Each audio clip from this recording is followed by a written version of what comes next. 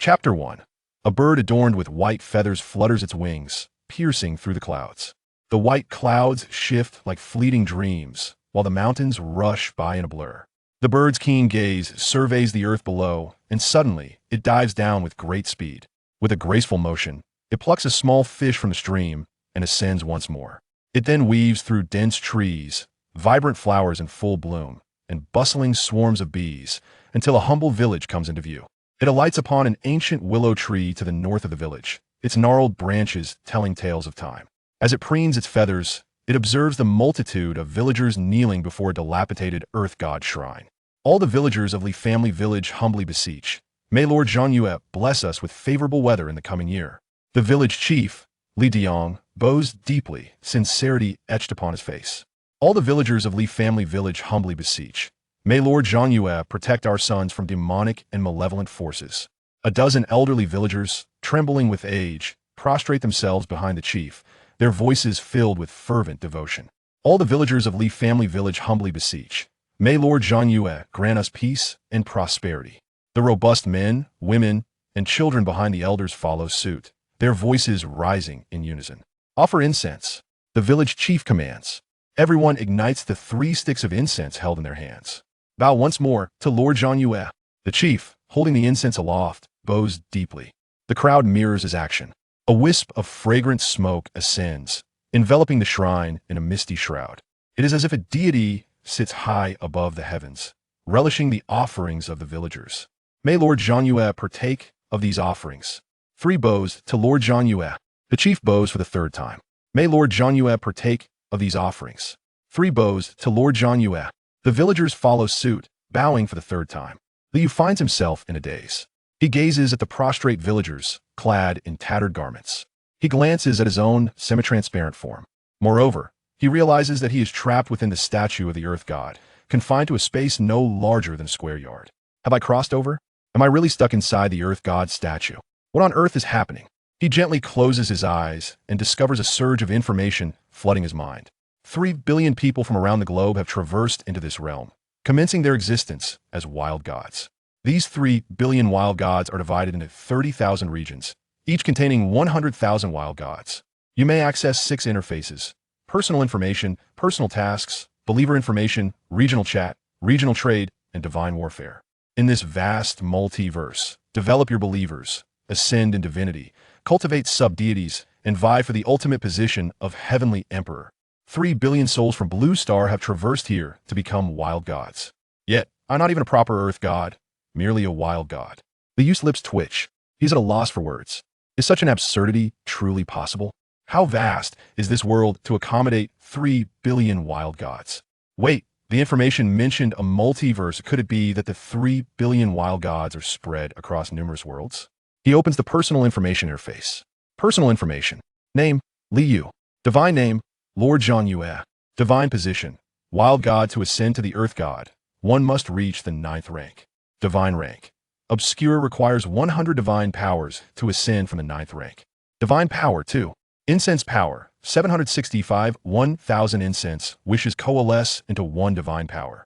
Divine arts. Dream invocation, 1 divine power. Golden blade technique, 1 divine power. Summoning of soldiers, 1 divine power.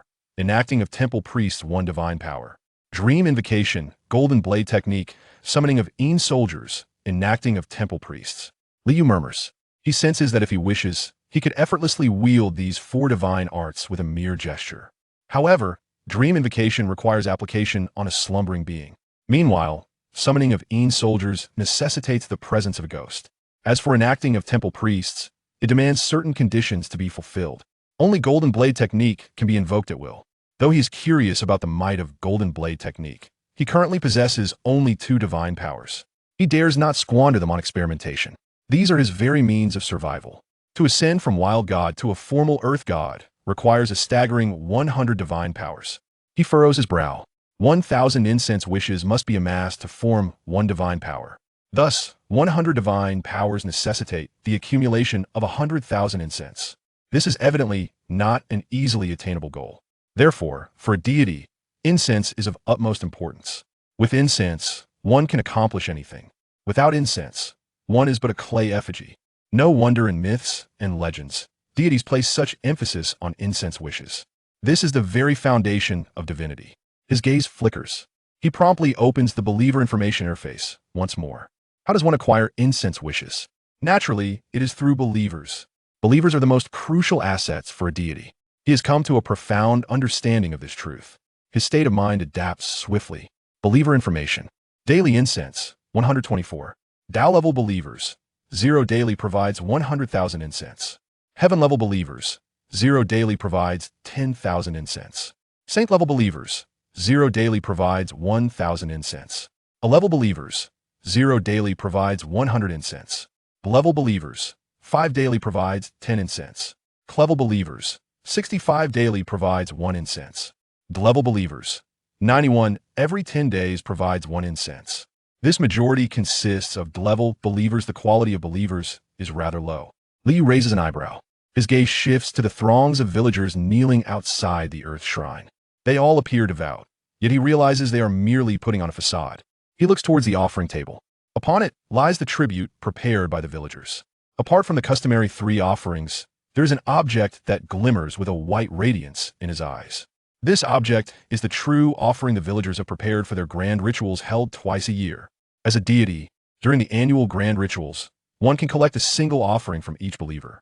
This offering will be enhanced by the divine rules, receiving a 20% boost. Moreover, the 2 grand rituals held each year can yield a substantial 10 days' worth of incense wishes. Liu muses. This knowledge has also manifested in his mind, providing him with a foundational understanding of divinity. Thus, the 2 annual grand rituals are of great significance to deities. After all, a single item's quality receiving a 20% enhancement is a rare boon for anyone. For wild gods like him, it is even more precious. Of course, there are requirements for the offerings presented during the grand rituals. They must not be tainted by any direct causation linked to a deity. In other words, only items acquired solely through the efforts of believers can serve as grand ritual offerings, thus receiving the enhancement of divine rules. He gently gestures. Instantly, the object radiating white light on the offering table levitates, soaring into his divine domain. The confined space of square yard is his divine domain. Your believer has completed a grand ritual. Your believer has offered you a first-tier strengthening herb. You have gained 1,240 incense wishes. Divine rules are enhancing. The offering you received, the first-tier strengthening herb, is subject to a hundredfold enhancement by divine rules. You have obtained a 4th-tier dragon blood flame herb. Liu is taken aback. A hundredfold enhancement? What is this?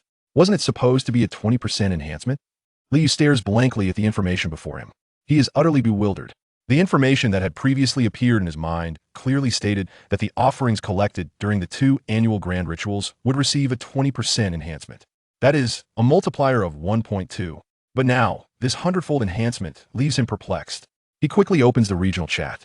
If he still had a physical form, he believes his heart would be pounding vigorously at this moment. Upon opening the regional chat interface, a flood of messages inundates the screen. Oh my! The offering for my believer is a first-tier Firefox corpse. The 20% enhancement is quite impressive. It has grown significantly. A 10-year strengthening flower has transformed into a 12-year one. Freshly made, high-quality vitality pills, enhanced by 20%, are being sold for just 3 divine powers. Is everyone adapting so quickly? I'm still in a daze. Is there any kind-hearted brother willing to lend me 2 divine powers? He'll return the favor once I regain my physical form. Looking for a partner. I'm a sweet girl from the south, seeking someone to keep warm with. My goodness, I have discovered, to my astonishment, a dog demon lurking outside my village of faithful believers. How terrifying. Is there a need for a first-tier greatsword? 2 strands of divine power for 1 blade. I can't believe it. I am utterly flabbergasted. The offerings for my believers are nothing but stolen wives. My believers are nothing but a den of bandits. It seems that the others indeed experience only a 2-fold enhancement, one observes. Yet my offering boasts a 100-fold amplification. Joy radiated from Liu's countenance. The disparity between a 100-fold enhancement and a mere 2-fold is staggering. A 2-fold enhancement merely augments the quality of a first-tier item slightly. But a 100-fold enhancement? It can elevate a first-tier item to the status of a 4th-tier item. The advantages of this are simply monumental. It appears that in this collective grand adventure, I possess a golden finger. He accessed the regional trade interface. Here, deities within the same region could trade amongst themselves, and any valuable items could be sold to the divine shop. However, the prices at the divine shop are unlikely to be favorable. In essence, the primary function of the divine shop lies in pricing items. Based on the information gleaned from the recent regional chat, he mused, the pricing of first-tier items in the divine shop is approximately 1,000 strands of incense power, equivalent to about 1 strand of divine power. Items enhanced by twofold would likely be priced around 1,500 strands of incense power. Clearly, their value exceeds twofold.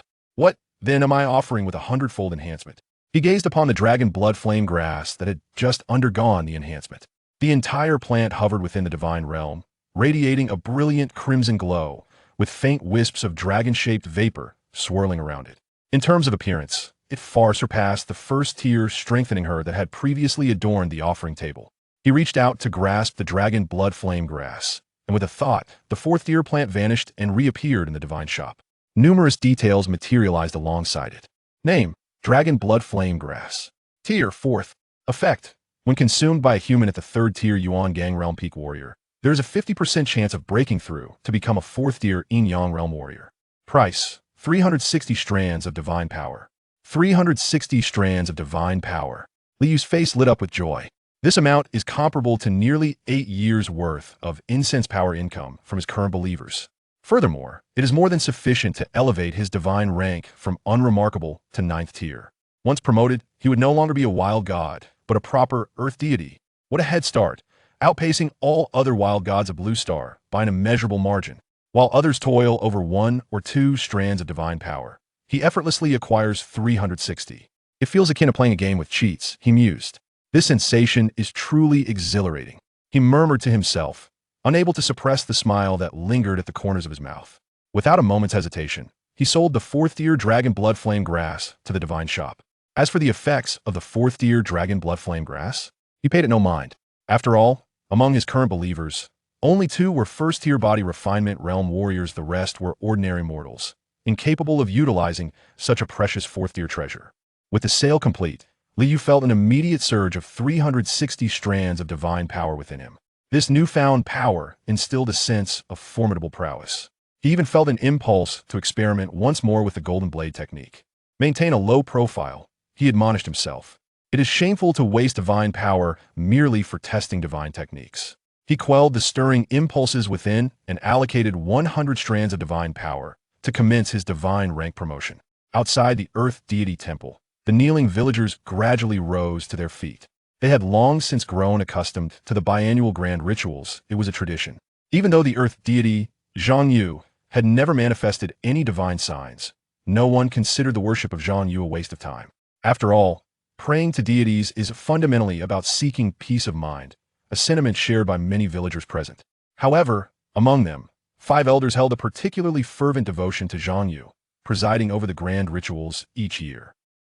One elder exclaimed, "Where has that strengthening herb gone?" Li Yuming, over 50 and hunched with age, was preparing to tidy the offering table, ensuring that the most precious strengthening herb was secured.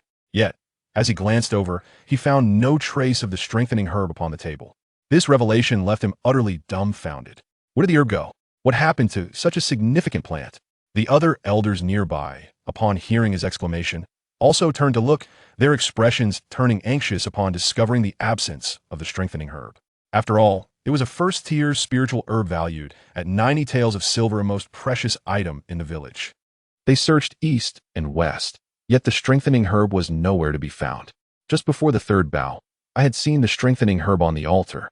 How could it have vanished so suddenly? Village Chief Li Diang frowned. The other villagers also dispersed, tirelessly searching around the Earth God Temple. Could it be that while we were kneeling in reverence to the Earth God Zhang Yue, some bird had snatched it away? Suggested one villager. Impossible, Li Diang shook his head. This is the Earth God Temple. No bird has ever dared to steal food from the altar. Then, a timid little girl, about 7 or 8 years old, ventured. Could it be that Zhang Yue himself enjoyed it? Upon hearing this, Chief Li Diang was momentarily stunned. The villagers were equally taken aback. Zhang Yue enjoyed it. A flurry of eyes suddenly turned towards the statue of the Earth God within the temple. Suddenly, a deafening clap of thunder erupted in the sky. The thunder was ear-splitting, as if the heavens were proclaiming something. The villagers of Li Family Village were startled and quickly looked up, only to find no sign of rain, just a dry thunder. Could it truly be that Zhang Yue had partaken of it? Li Yuming, hunched over, murmured to himself. He is the most esteemed elder in the village and one of the two martial artists who have attained the body refinement realm, although his advanced age has diminished his combat prowess. Should he become enraged, it would not be a challenge for him to dispatch 2 or 3 adult men. After all, in his youth, he had mastered the stone-shattering palm, undergoing 2 transformations of vitality and blood, endowing his strikes with immense power. Years ago, he could still shatter stones the size of a human head with a single blow. The village's most valuable assets have always been entrusted to his care. Notably, this strengthening herb has been safeguarded by him for 7 years without incident. During the biannual grand festivals, this herb is always presented on the altar of the revered deity. So how could it have gone missing this time? Surely it has been enjoyed by the deity. An elderly man, trembling as he spoke, cast a particularly devout glance at the statue of the earth god.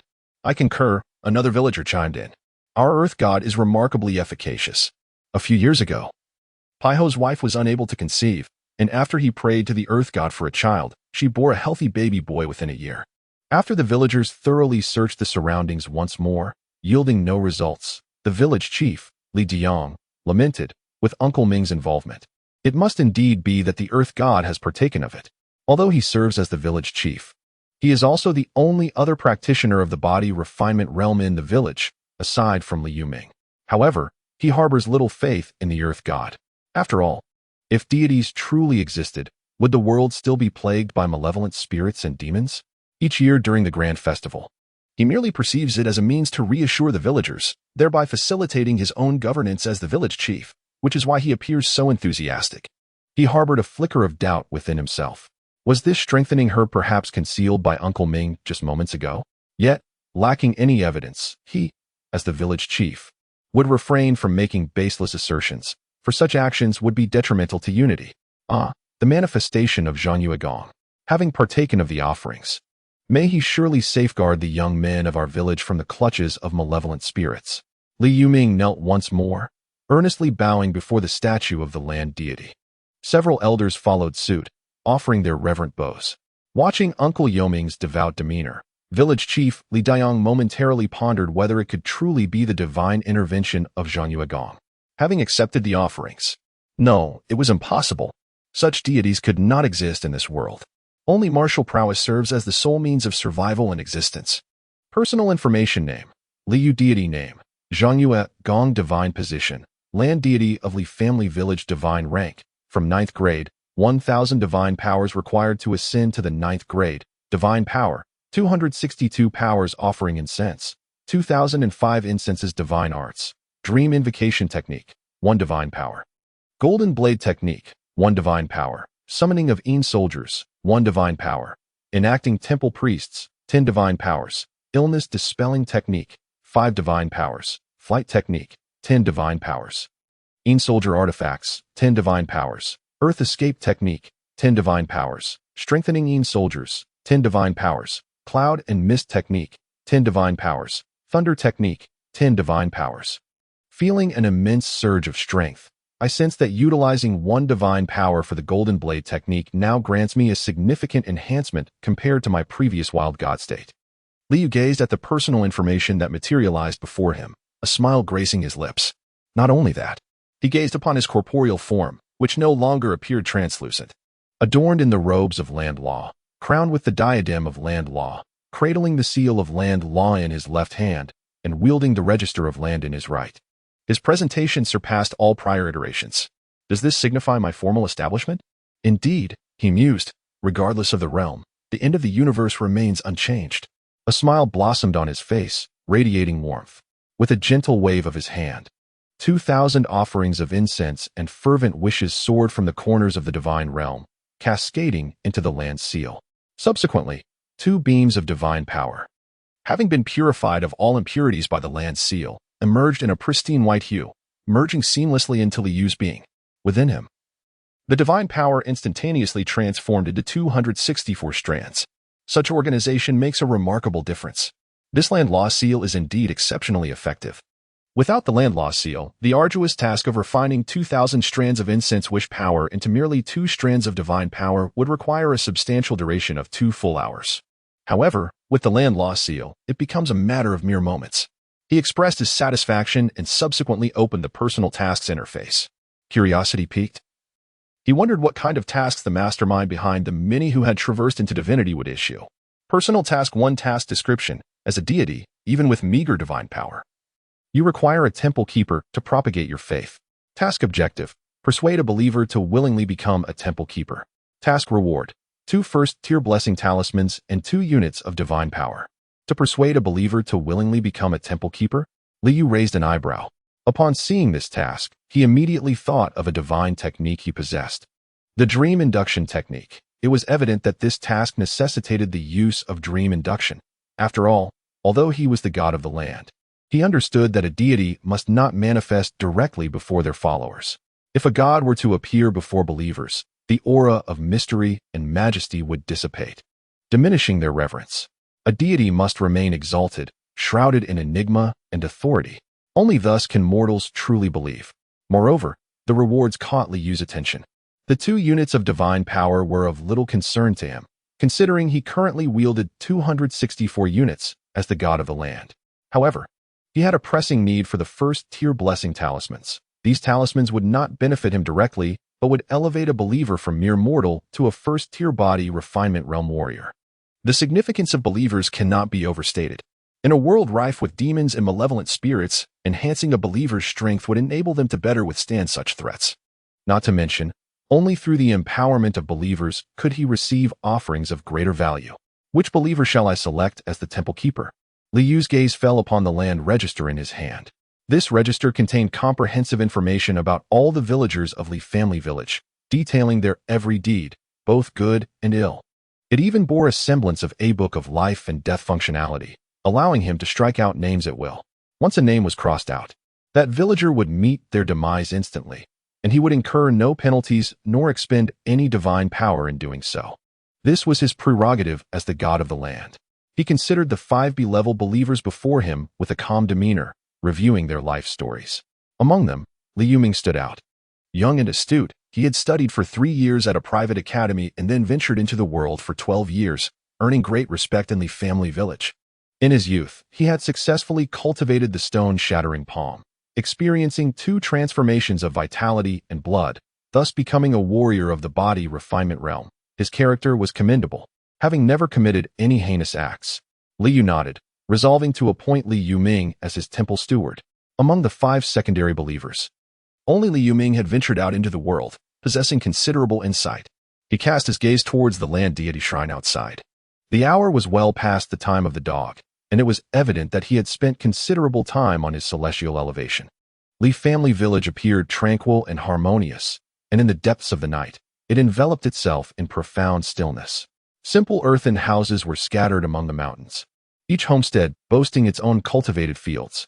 With the new year just having passed, remnants of unmelted frost still lingered in some of the fields.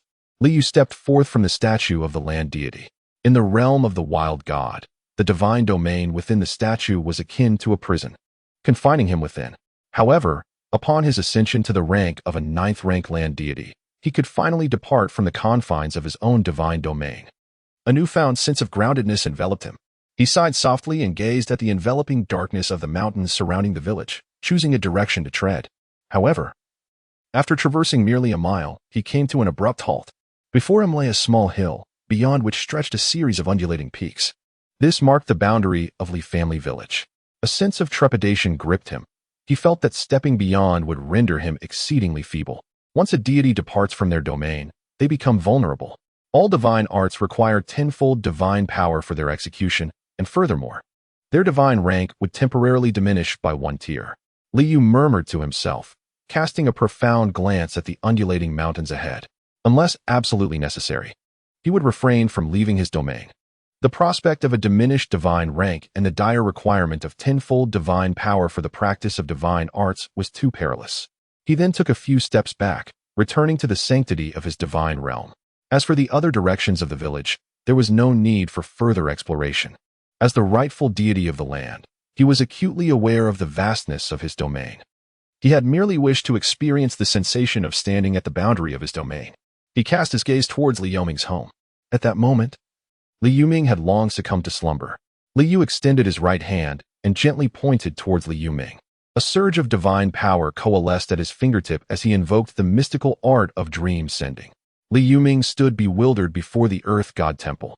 He was unaware of the reason behind his dream of the Earth Temple. Could it be attributed to the grand ceremony held during the day, where the precious strengthening herb was utilized by the esteemed public figure? To speak candidly, he remained somewhat skeptical. Although his devotion to the deity Zhang Yue was fervent, he was also discerning, aware of the nature of the world beyond. His faith in Zhang Yue was rooted in a deep yearning, a hope that one day a divine presence would descend, banishing evil and malevolence, allowing humanity to lead peaceful lives. Yet, did such a deity truly exist? He was unaware. Suddenly, a voice, lofty and imbued with boundless authority, resonated. Li Yuming. Li Yuming glanced around, questioning, "Who is calling me?" At that moment, he became acutely aware of how remarkably vivid this dream felt. Yet, he also recognized that he was indeed dreaming. This sensation was profoundly peculiar. The commanding voice of Li Yuming echoed again, seemingly descending from the heavens. Startled, Li Yuming turned his gaze skyward toward the temple of the land deity. There, a colossal and indifferent visage materialized, its eyes brimming with majesty. Looking down upon him from its elevated perch, it bore an uncanny resemblance to the deity enshrined within the temple. Zhang Yuegong. Li Yuming exclaimed in astonishment. Hastily dropping to his knees, he was filled with indescribable excitement. The deity of Zhang Yue had manifested. After so many years, he had finally witnessed the divine presence of Zhang Yue. Li Yuming. I am the rightful spirit of the land of Li family village, and it is my duty to protect it. However, the divine and the mortal are distinct. One must not speak lightly. Would you be willing to serve as my temple keeper, to walk amongst mortals on my behalf? The voice, both imposing and indifferent, reverberated throughout the expanse, resonating with divine authority. The faithful Li Yuming humbly accepted. Overwhelmed with joy, he quickly prostrated himself. Tomorrow at the hour of Qin, bow before me, and you shall become my temple keeper. Do not forget. The commanding voice echoed. Subsequently, the entire dreamlike realm shattered into fragments. Li Yuming awoke with a start, sitting upright in a sudden rush. The words "do not forget" continued to echo in his mind. Has Zhang Yu manifested his presence and conveyed a dream to me? He murmured softly. The memories from the dream were strikingly vivid, to the extent that it felt less like a dream and more like a scene he had genuinely experienced. The imposing visage of Zhang Yugong, with eyes that seemed to pierce the heavens and a voice imbued with infinite authority, was overwhelmingly real. What wrong? His wife, Zhao Jiuhua, stirred from her slumber, her eyes still heavy with sleep. Why are you up before the rooster crows? Jiuhua. I just received a dream message from Zhang Yugong, Li Yuming replied, his voice trembling. Only he understood the depth of emotion contained within that tremor. What? Zhao Jiuhua exclaimed. Zhang Yugong sent you a dream? You should go back to sleep. Who knows? You might dream of the city god sending you a message next. With that, she turned over and drifted back to sleep. Believe it or not, he insisted. Zhang Yugong has entrusted me with the role of temple steward, allowing me to represent him in the mortal realm. As he spoke, his voice quivered even more intensely, clearly overwhelmed with excitement. After all, this was a divine being representing the earth. What status did Zhang Yugong hold? He was the true deity of the land. From that moment on, Li Yuming was destined to embody a celestial deity traversing the mortal realm, a position of unparalleled reverence. Go to sleep. Stop the noise. If you sleep a little longer, you might become the earth god yourself, Zhao Jiuhua remarked with impatience. She had no faith in such deities. If the earth god truly existed, why did her third child succumb to illness? At that time, she and Li Yuming had earnestly sought the earth god's intervention. But was it of any consequence? Her third child still passed away. An ignorant and narrow-minded woman, Li Yuming thought it unworthy to engage further. With a grunt, he rose and donned his clothing. He needed to make preparations in advance. As soon as dawn broke, he would immediately head to the Earth God Temple to assume the role of the temple keeper. Considering the temple's limited space, he even planned to set up a simple shelter outside the temple, which would serve as his workspace. Within less than an hour, the sky began to brighten. Li Yuming promptly took his tools and roused his two sons from their slumber, and together they set off for the Earth God Temple. Uncle Yuming, what are you up to? The village chief, Li Diyang, inquired curiously upon seeing Li Yuming carrying numerous tools, while his sons lugged a ladder and a stool behind him. Oh, Diyang, Li Yuming replied with a sense of pride. Last night, the Earth God appeared to me in a dream and instructed me to become the temple keeper, to represent him on Earth from now on. Do not be too envious of your uncle Yuming. Village chief Li Diang was left in a state of astonishment. The earth god appeared in a dream. To represent the earth god on earth, he gazed at Li Yuming as if he were observing a fool. Soon, Li Yuming arrived at the earth god temple accompanied by his two sons. The temple was situated on a small mound to the north of the village, accompanied by an ancient willow tree on its left, its branches cascading gracefully. Da Sheng, Da Ming, quickly set up the shelter. Li Yuming commanded with a wave of his hand. With his sons present, there was no need for him to engage in such tasks himself. Father, are you truly going to become the caretaker of the earth god temple? Li Dishing asked with a pained expression. He is quite robust, towering over Li Yuming by a head, exuding an aura of strength and vigor. However, his martial arts aptitude is rather poor. At the age of 28, after practicing the stone-shattering palm for over a decade, he has yet to achieve a transformation in his vital energy and blood, thus failing to enter the body refinement realm and become a true warrior. Is there any doubt? The Duke of Zhangyue appeared in a dream, proclaiming that your father will be the earthly representative of the Duke of Zhangyue. Li Yuming cast a sidelong glance at his eldest son, whose hunchback straightened considerably. Li Dishing and Li Diming exchanged glances, both recognizing the resignation reflected in each other's eyes. They held no belief in the Duke of Zhangyue's prophetic dream, suspecting it was merely a whimsical fabrication of their father. Nonetheless, the brothers held a profound respect for their father and dared not contradict him. Ultimately, they resolved to heed their father's words without question. Without further ado, the brothers commenced the task of erecting a shelter, gathering wooden planks to assemble, a task not particularly challenging for them. Meanwhile, some elderly villagers, upon hearing the news, hurried over.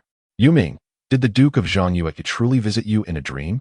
Li Yutang, leaning on his cane, inquired with wide eyes, trembling slightly. He is 5 or 6 years senior to Li Yuming, making him the eldest in the entirety of Li family village. Is it true, Yuming? Has Zhangyue Gong truly appointed you as the temple steward? Diang mentioned that you are to represent Zhangyue Gong in the mortal realm. Could it be that the rejuvenating herb from yesterday was indeed enjoyed by Zhangyue Gong? Of course, the rejuvenating herb must have been enjoyed by Zhangyue Gong. Why do you still doubt it? 7 or 8 elderly men stood before the earth god temple, exchanging words with palpable excitement. Li Yuming straightened his stoop back with determination and proudly declared to his fellow elders, everyone knows what kind of person I, Li Yuming, am. Last night, Zhangyue Gong truly visited me in a dream and instructed me to walk the earth on his behalf. From this day forth, do not call me Yuming anymore. Refer to me as the temple steward. A little further away, the village head, Li Diang, wore a peculiar expression. He studied Li Yuming's expression with great seriousness, sensing that it appeared somewhat genuine rather than performative. Nonetheless, the possibility of Zhangyue Gong appearing in a dream was utterly implausible. It must have been that Uncle Yuming simply dreamed of Zhangyue Gong on his own. His perspective aligns with that of brotherly Dishing. After all, he harbors no belief in the existence of deities. Martial arts is the sole truth.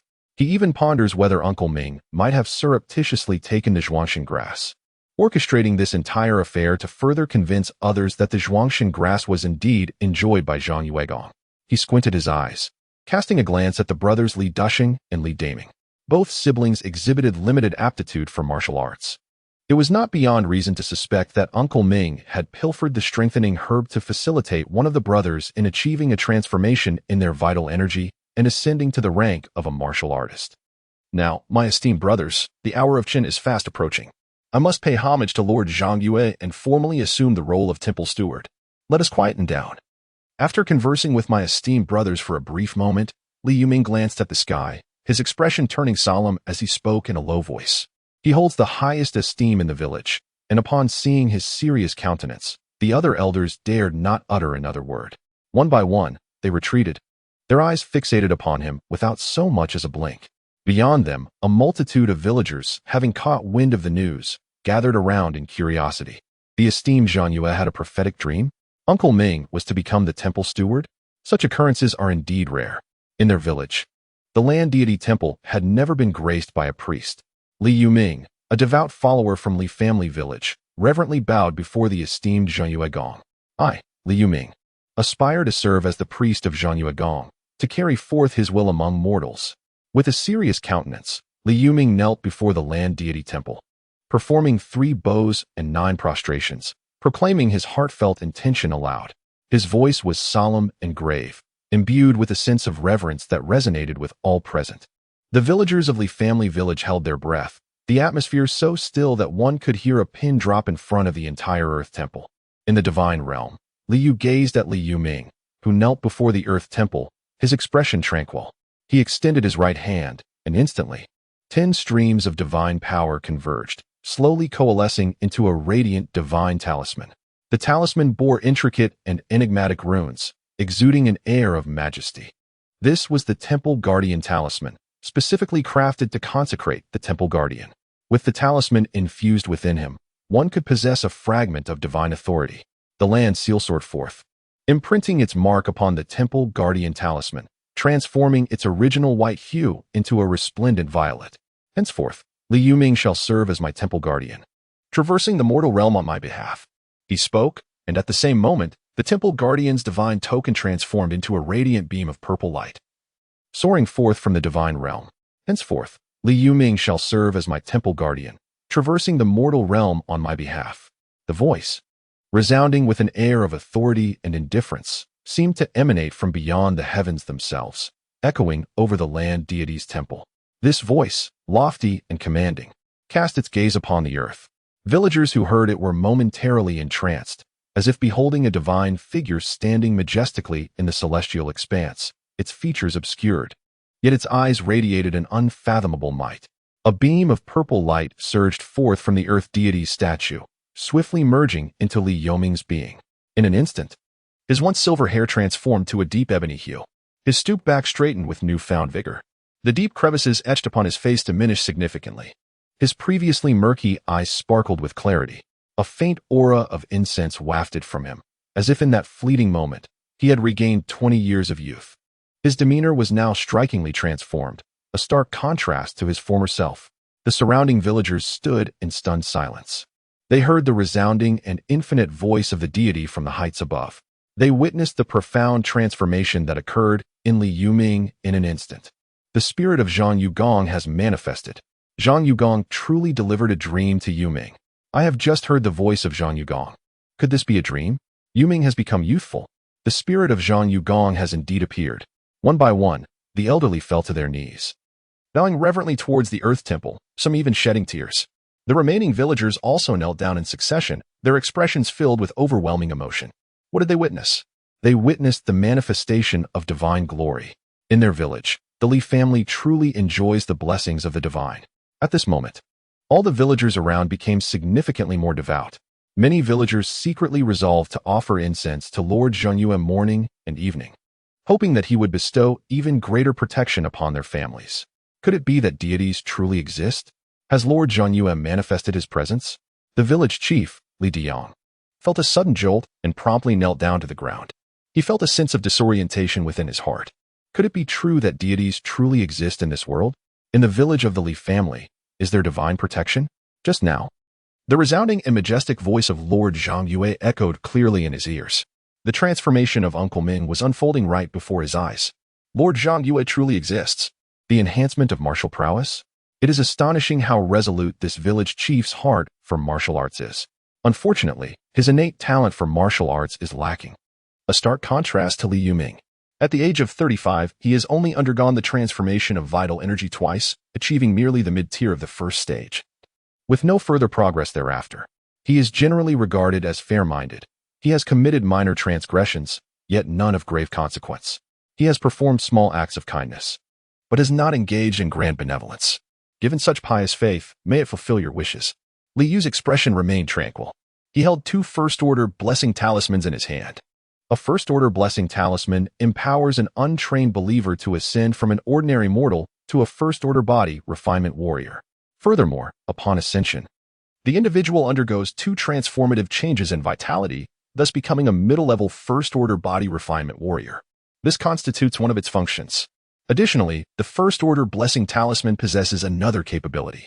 It allows a warrior already at the first-order body refinement level to elevate their cultivation by 2 minor realms, though they cannot transcend major realms. In other words, a warrior originally at the lower first order can directly ascend to the upper first order.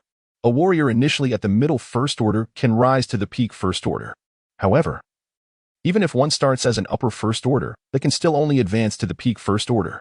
As for the other first-order blessing talisman, his gaze swept over the list of second-class believers. At this moment, the number of second-class believers had risen to 27. However, the majority were elderly or middle-aged, with only 2 young individuals. One was the 22-year-old Li Xiaowu, and the other was the 25-year-old Li Deming, the second son of Li Yuming. A family should not bask too excessively in glory. Let this first-tier blessing talisman be bestowed upon Li Xiaowu, he murmured to himself. As for the idea of selling a first-tier blessing talisman in the deity emporium, he had not the slightest inclination. Even though the blessing talisman was remarkable as a first-tier item, it would only fetch a meager 2 units of divine power at most within the deity emporium. As a dignified deity of the land, ranked at the 9th tier, does he truly lack such a modicum of divine power? With this thought in mind, a sudden thought crossed his mind. If he cannot sell it, does that imply he could purchase it instead? As a deity from the Blue Star who had traversed dimensions, he possessed the ability of regional trading. Any deity from the Blue Star could list items for sale within this regional trading system. Now, having arrived on the 2nd day of his journey, it was likely that many Blue Star deities had completed their initial personal quests and received their rewards. With 100,000 Blue Star deities in the region, it was reasonable to assume that someone would have listed a first-tier blessing talisman for sale.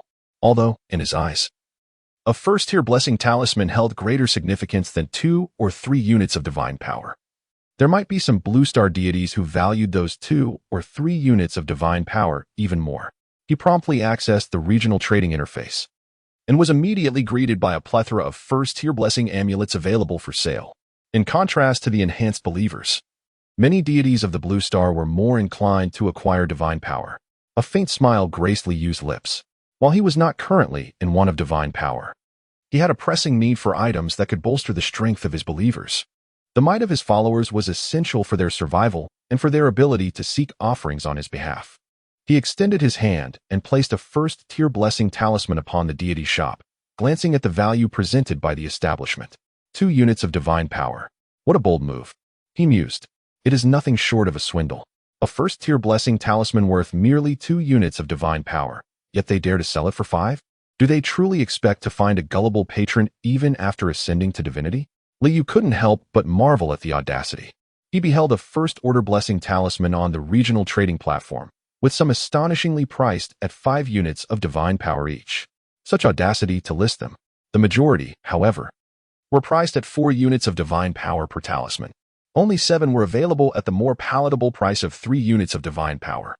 His gaze flickered as he proceeded to purchase all 7 of the first-tier blessing talisman priced at 3 divine powers each, expending a total of 21 divine powers. This left him with 234 divine powers. The 7 first-tier blessing talismans materialized out of thin air, joining the previous 2 that floated in the divine realm, radiating a white luminescence. He now possessed 9 first-tier blessing talismans. Li Yu's eyes once again turned to the believer information. There were 27 B-level believers, excluding 15 elderly individuals and farmers. Along with Li Xiaowu and Li Deming, 10 others were middle-aged, aged between 30 to 40. So be it, he mused. A family blessed with greater favor might inspire more fervent devotion. He also included Li Deming within the bestowal of the first-tier blessing talisman. After all, with 7 first-tier blessing talismans now in hand, there was no need for further frugality. Subsequently, he selected 6 individuals from the remaining 10 middle-aged men. As for the number of blessing talismans to be retained, they will be bestowed at a later time when there are more secondary believers. He harbored no such notion. After all, there was a first-tier blessing talisman available for purchase in the regional trade. Should the need arise in the future, he could always acquire it then. Moreover, he believed that obtaining a first-tier blessing talisman would not pose a significant challenge. The first-tier blessing talisman encompassed 6 martial arts techniques, allowing the selection of one to bestow upon the faithful. He contemplated the raging wind blade technique for this purpose. Swift and ferocious, it far surpassed the shattering stone palm practiced by Li Yuming, he murmured softly. With a gentle flick of his fingers, 9 first-tier blessing talismans promptly soared forth from the divine realm. Before the earth deity's shrine, many had already completed the 3 pivotal steps of bowing, incense offering, and making wishes, preparing to depart. Although the manifestation of Zhang Yue's divine presence was indeed exhilarating, life must go on. One could not linger eternally before the shrine, after all. Just then, 9 beams of white radiance erupted from the statue of the earth deity, darting into the bodies of 9 devout believers still kneeling in reverence, among them Li Deyong. In that fleeting moment, Li Deyong felt a resplendent white talisman materialize within him. The talisman blazed with brilliant white light, disintegrating into a torrent of vital energy that coursed through his entire being in the blink of an eye. His once merely transformed vitality, having undergone 2 metamorphoses, has completed yet another 2 transformations. His martial arts realm has ascended directly from a mid-tier body refining stage warrior to the pinnacle of the first-tier body refining stage warrior. Just 1 step remains before he can elevate to the second-tier treachery stage martial master. Simultaneously, the other 8 individuals, including Li Yoming's second son, Li Deming, erupted with formidable vitality. In an instant, they transitioned from ordinary mortals, having experienced 2 transformations, to mid-tier body refining stage warriors. Their prowess rivaled that of the strongest in the village before. Moreover, the fierce wind blade technique emerged in their minds, along with a wealth of insights regarding this martial art. As if they had diligently cultivated the fierce wind blade technique for an extended period, thus achieving the mid-tier realm. In a fleeting moment, Li family village gained 8 mid-tier warriors and 1 peak warrior of the first tier. This is the magnificent power of the divine. We express our profound gratitude for the blessings bestowed by Lord Zhangyue.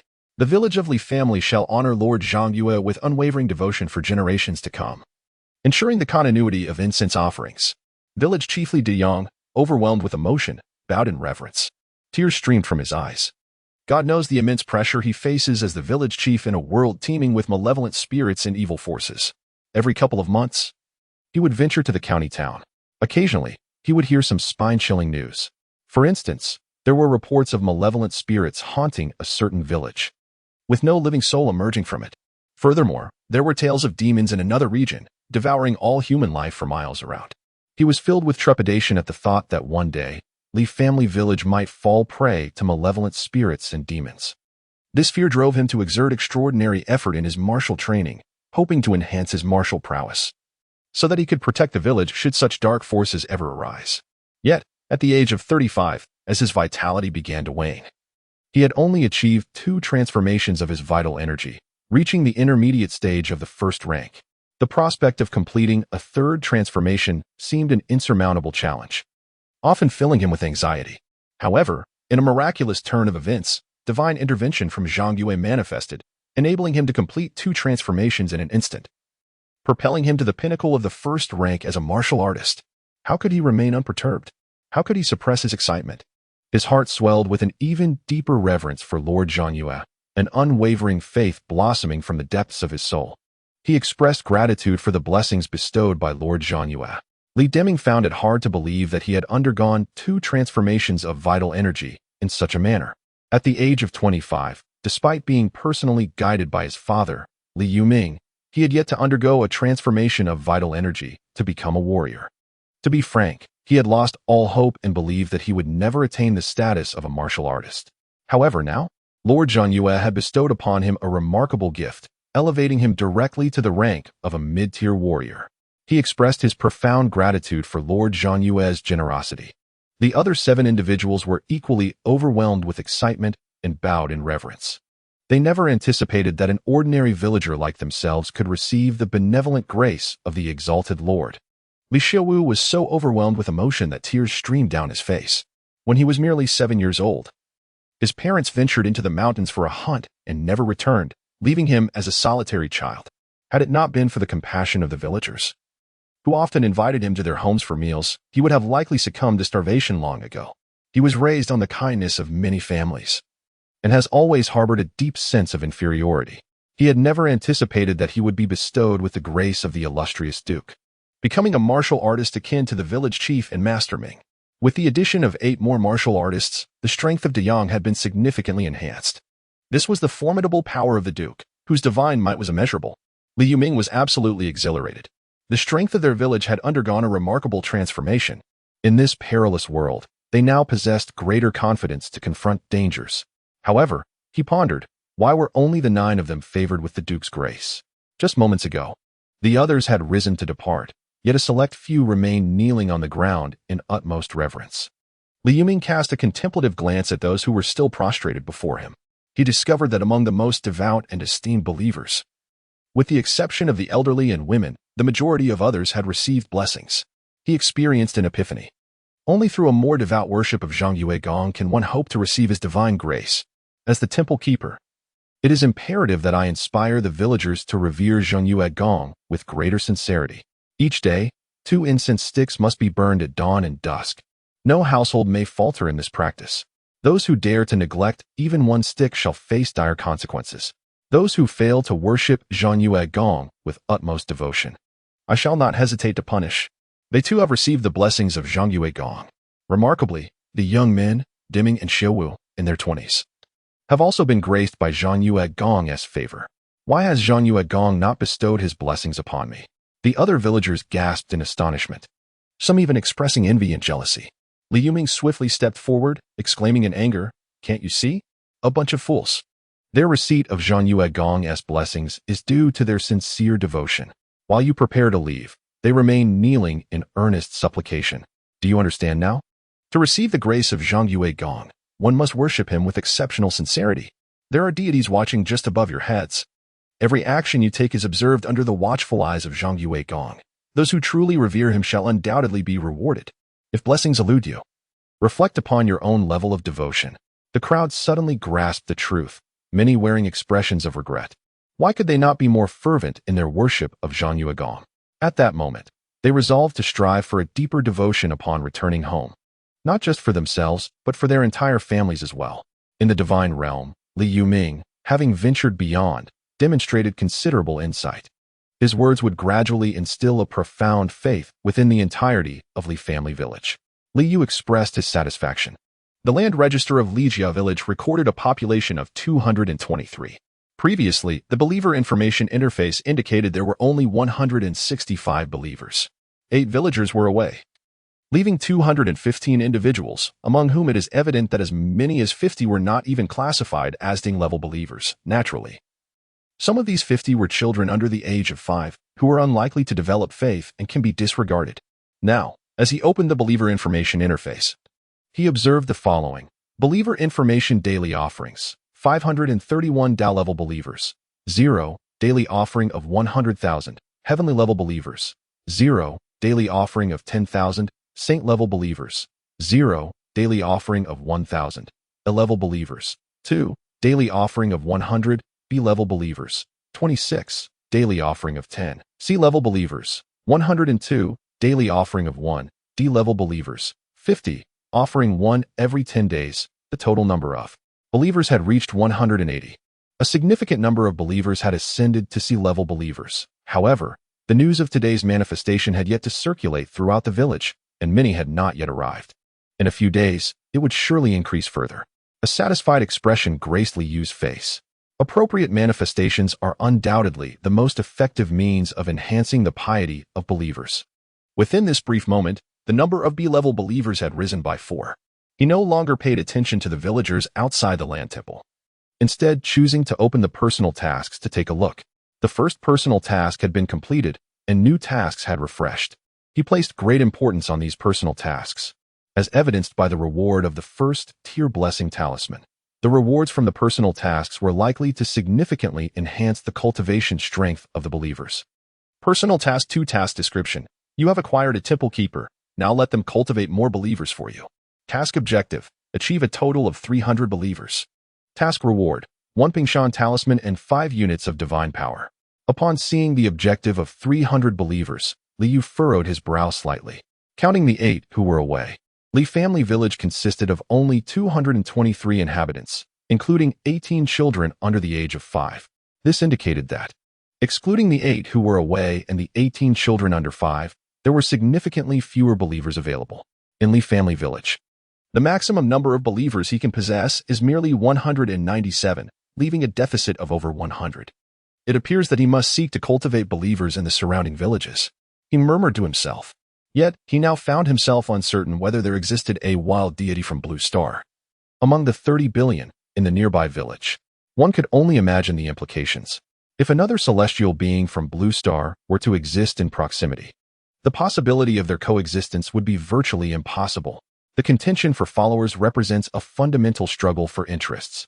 At this very moment, He suddenly comprehended why the deities in the mythologies of Blue Star would engage in divine wars, even to the point of eternal conflict, all for the sake of vying for belief. The faithful are the most invaluable assets of the gods. Desire for more followers? Often, one must snatch them from the grasp of other deities. Even if you refrain from seizing them, the other gods will come to take from you. Let Liu Ming arrange for someone to investigate, as long as we ascertain which villages have experienced sudden divine manifestations. We can discern whether the deities of Blue Star truly exist. His expression became tranquil. What of the other deities of the Blue Star?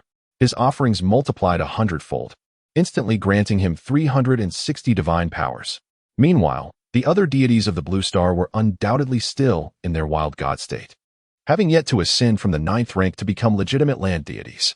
A higher divine rank is sufficient to effortlessly overpower an adversary. He opened the final interface of divine warfare to take a look. He had attempted to access this interface yesterday, but it remained inaccessible. He speculated that yesterday he belonged to the insignificant wild god, which prevented him from accessing this interface. Divine warfare activation conditions: ascend to the 9th tier of divinity and have been a deity for over a year. Requirements for activation: 100 paths of divine power. The higher the divine tier, the greater the divine power required. Activation effects: 1. A forced match with a deity whose tier is not lower than his own for divine combat, which is divided into 3 parts. 2. The first part. The battle of believers. Extraordinary believers from both sides engage in conflict. The side that loses in the battle of believers will see a reduction of 33% in the deity's power. 3. The second part. The battle of subordinate spirits. Both sides' subordinate deities or spectral soldiers engage in conflict. The side that loses in the battle of subordinate spirits will see a reduction of 24% in the deity's power. 4. The third part, the battle of deities. A brutal clash between deities ensues until one party is slain. Rewards of divine warfare: the losing side's remaining believers. Quintuple the divine power required for activation, a certain quantity of bestowed divine talismans, fragments of divine laws, and more. Is this what divine warfare entails? Liu felt a slight twitch in his eyelid. After perusing the contents of this interface, his first thought was that the puppet master was inciting them to slaughter one another. The rewards were indeed exceedingly lavish. Currently, the number of believers is insufficient. By merely initiating the divine warfare once and emerging victorious, one can immediately amass a considerable number of followers, thus fulfilling personal task 2. Furthermore, the rewards in divine power are substantial, including items such as the blessing tablet and fragments of divine laws. Undoubtedly, the divine warfare interface will inevitably lead to the demise of numerous deities from the Blue Star in the future. Just as horses do not thrive without night grass, individuals do not prosper without unexpected fortune, and the same holds true for deities. Should they acquire a windfall, their strength would ascend dramatically. He sighed, realizing that divine warfare could indeed bring deities a substantial fortune. However, it was fraught with peril. The deities matched in this contest would not be of a lower divine rank than oneself. What does it mean to be not lower? It signifies that the party opting for divine warfare may encounter beings of a higher rank, but certainly never one of a lower status. Only by abstaining from actively choosing to engage can one be compelled to participate in divine warfare against opponents of a lesser divine rank. Moreover, the divine conflict is divided into 3 segments, which underscores the significance of the believers in the affiliated deities. The strength of the believers in the affiliated deities directly influences the outcome of the divine battle. In other words, the power of the believers in the affiliated deities is intertwined with the very survival of the deities themselves. Will those deities from the Blue Star who have elevated their first-tier blessing talisman to a higher plane regret their decision once they attain the status of a 9th-tier land deity? He offered a gentle smile. Observing the ample reserve of 234 divine powers, he pondered for a moment. Ultimately, he decided to expend 160 divine powers to access the regional trade interface and procure 40 first-tier blessing talismans. Once this region witnesses a greater number of deities ascending from the 9th-grade land gods, the information regarding the divine warfare interface will undoubtedly prompt a substantial acquisition of first-tier blessing talismans from the regional trade interface. At that juncture, the price of these talismans is certain to rise, potentially reaching a state of high demand yet limited supply. After all, first-tier blessing talismans are currently exclusively available as a reward for Personal Task 1, with no mention in the rewards of Personal Task 2. He was left with 74 divine powers, which, albeit limited, would suffice for the time being. as casting a divine technique requires merely 10 divine powers. Moreover, no one has yet unlocked the divine warfare.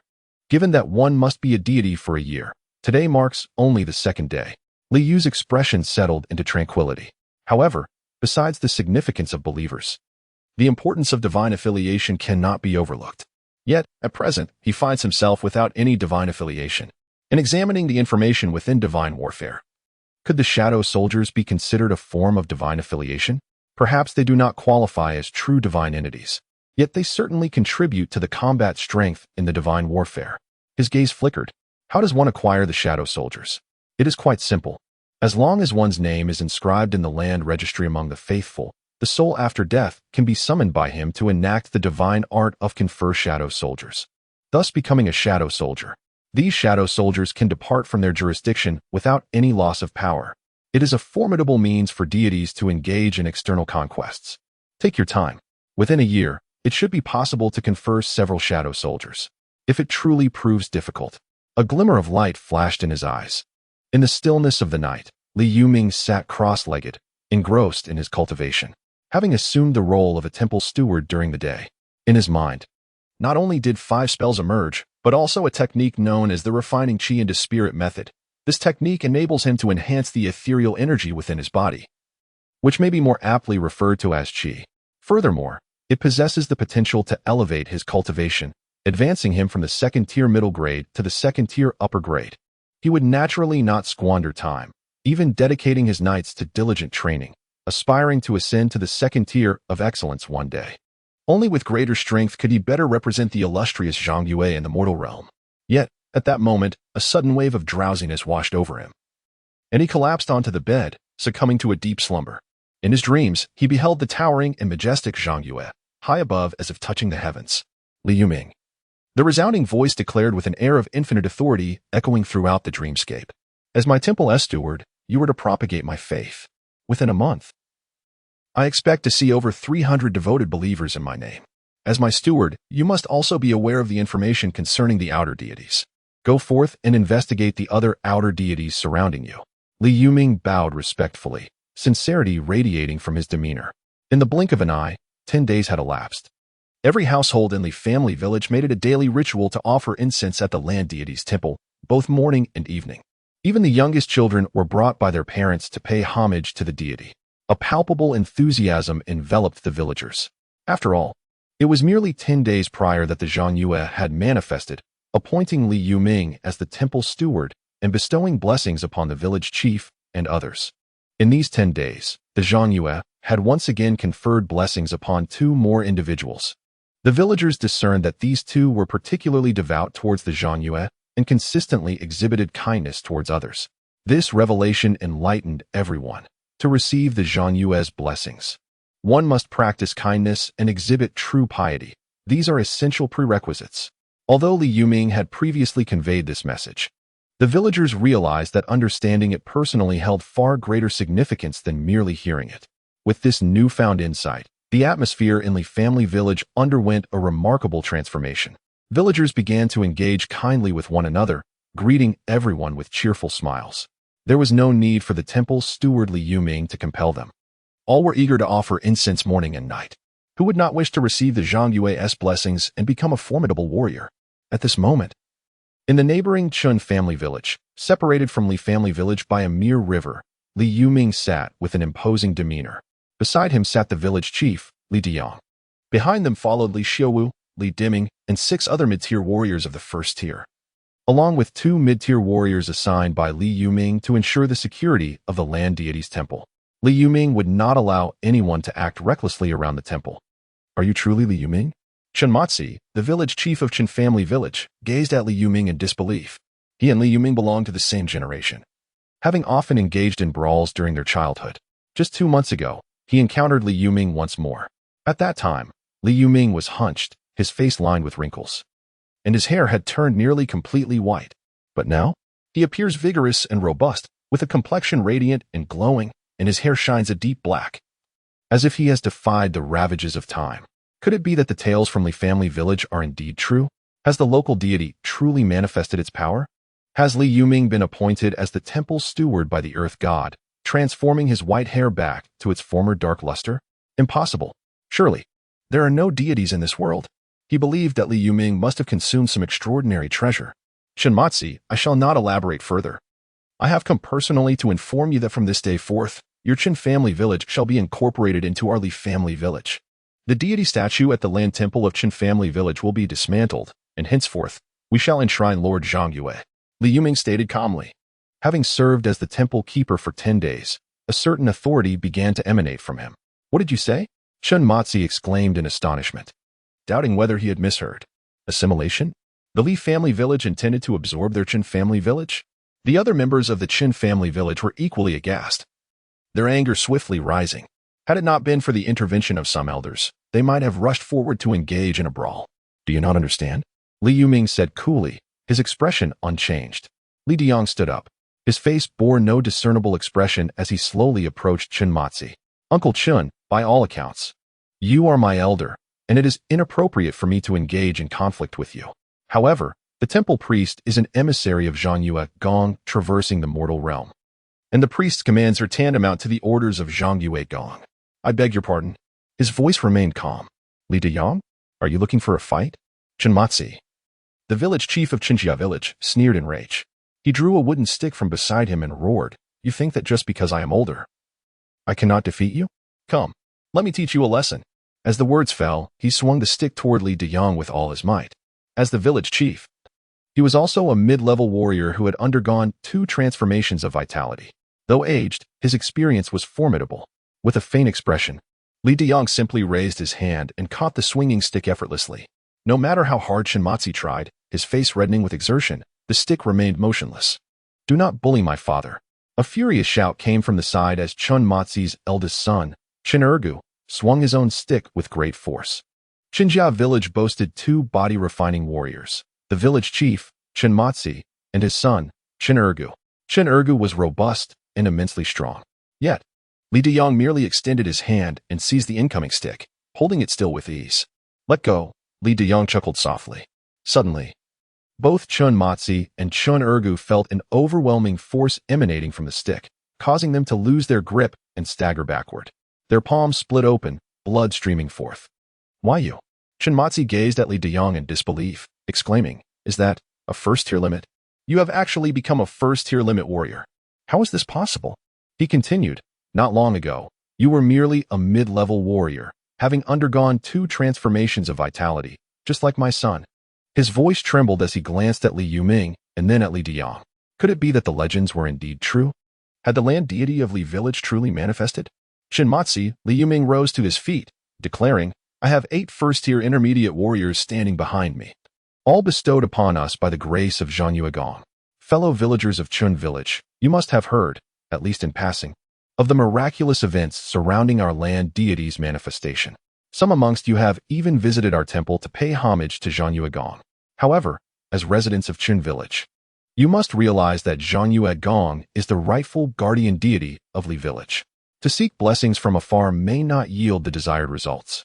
It would be far more beneficial to merge with our village, where you would enjoy the protection of Zhang Yue Gong and be shielded from the malevolent forces that plague our world. Furthermore, you too could receive the deity's blessings and ascend to become warriors. Many of you are familiar with the former states of these 8 individuals.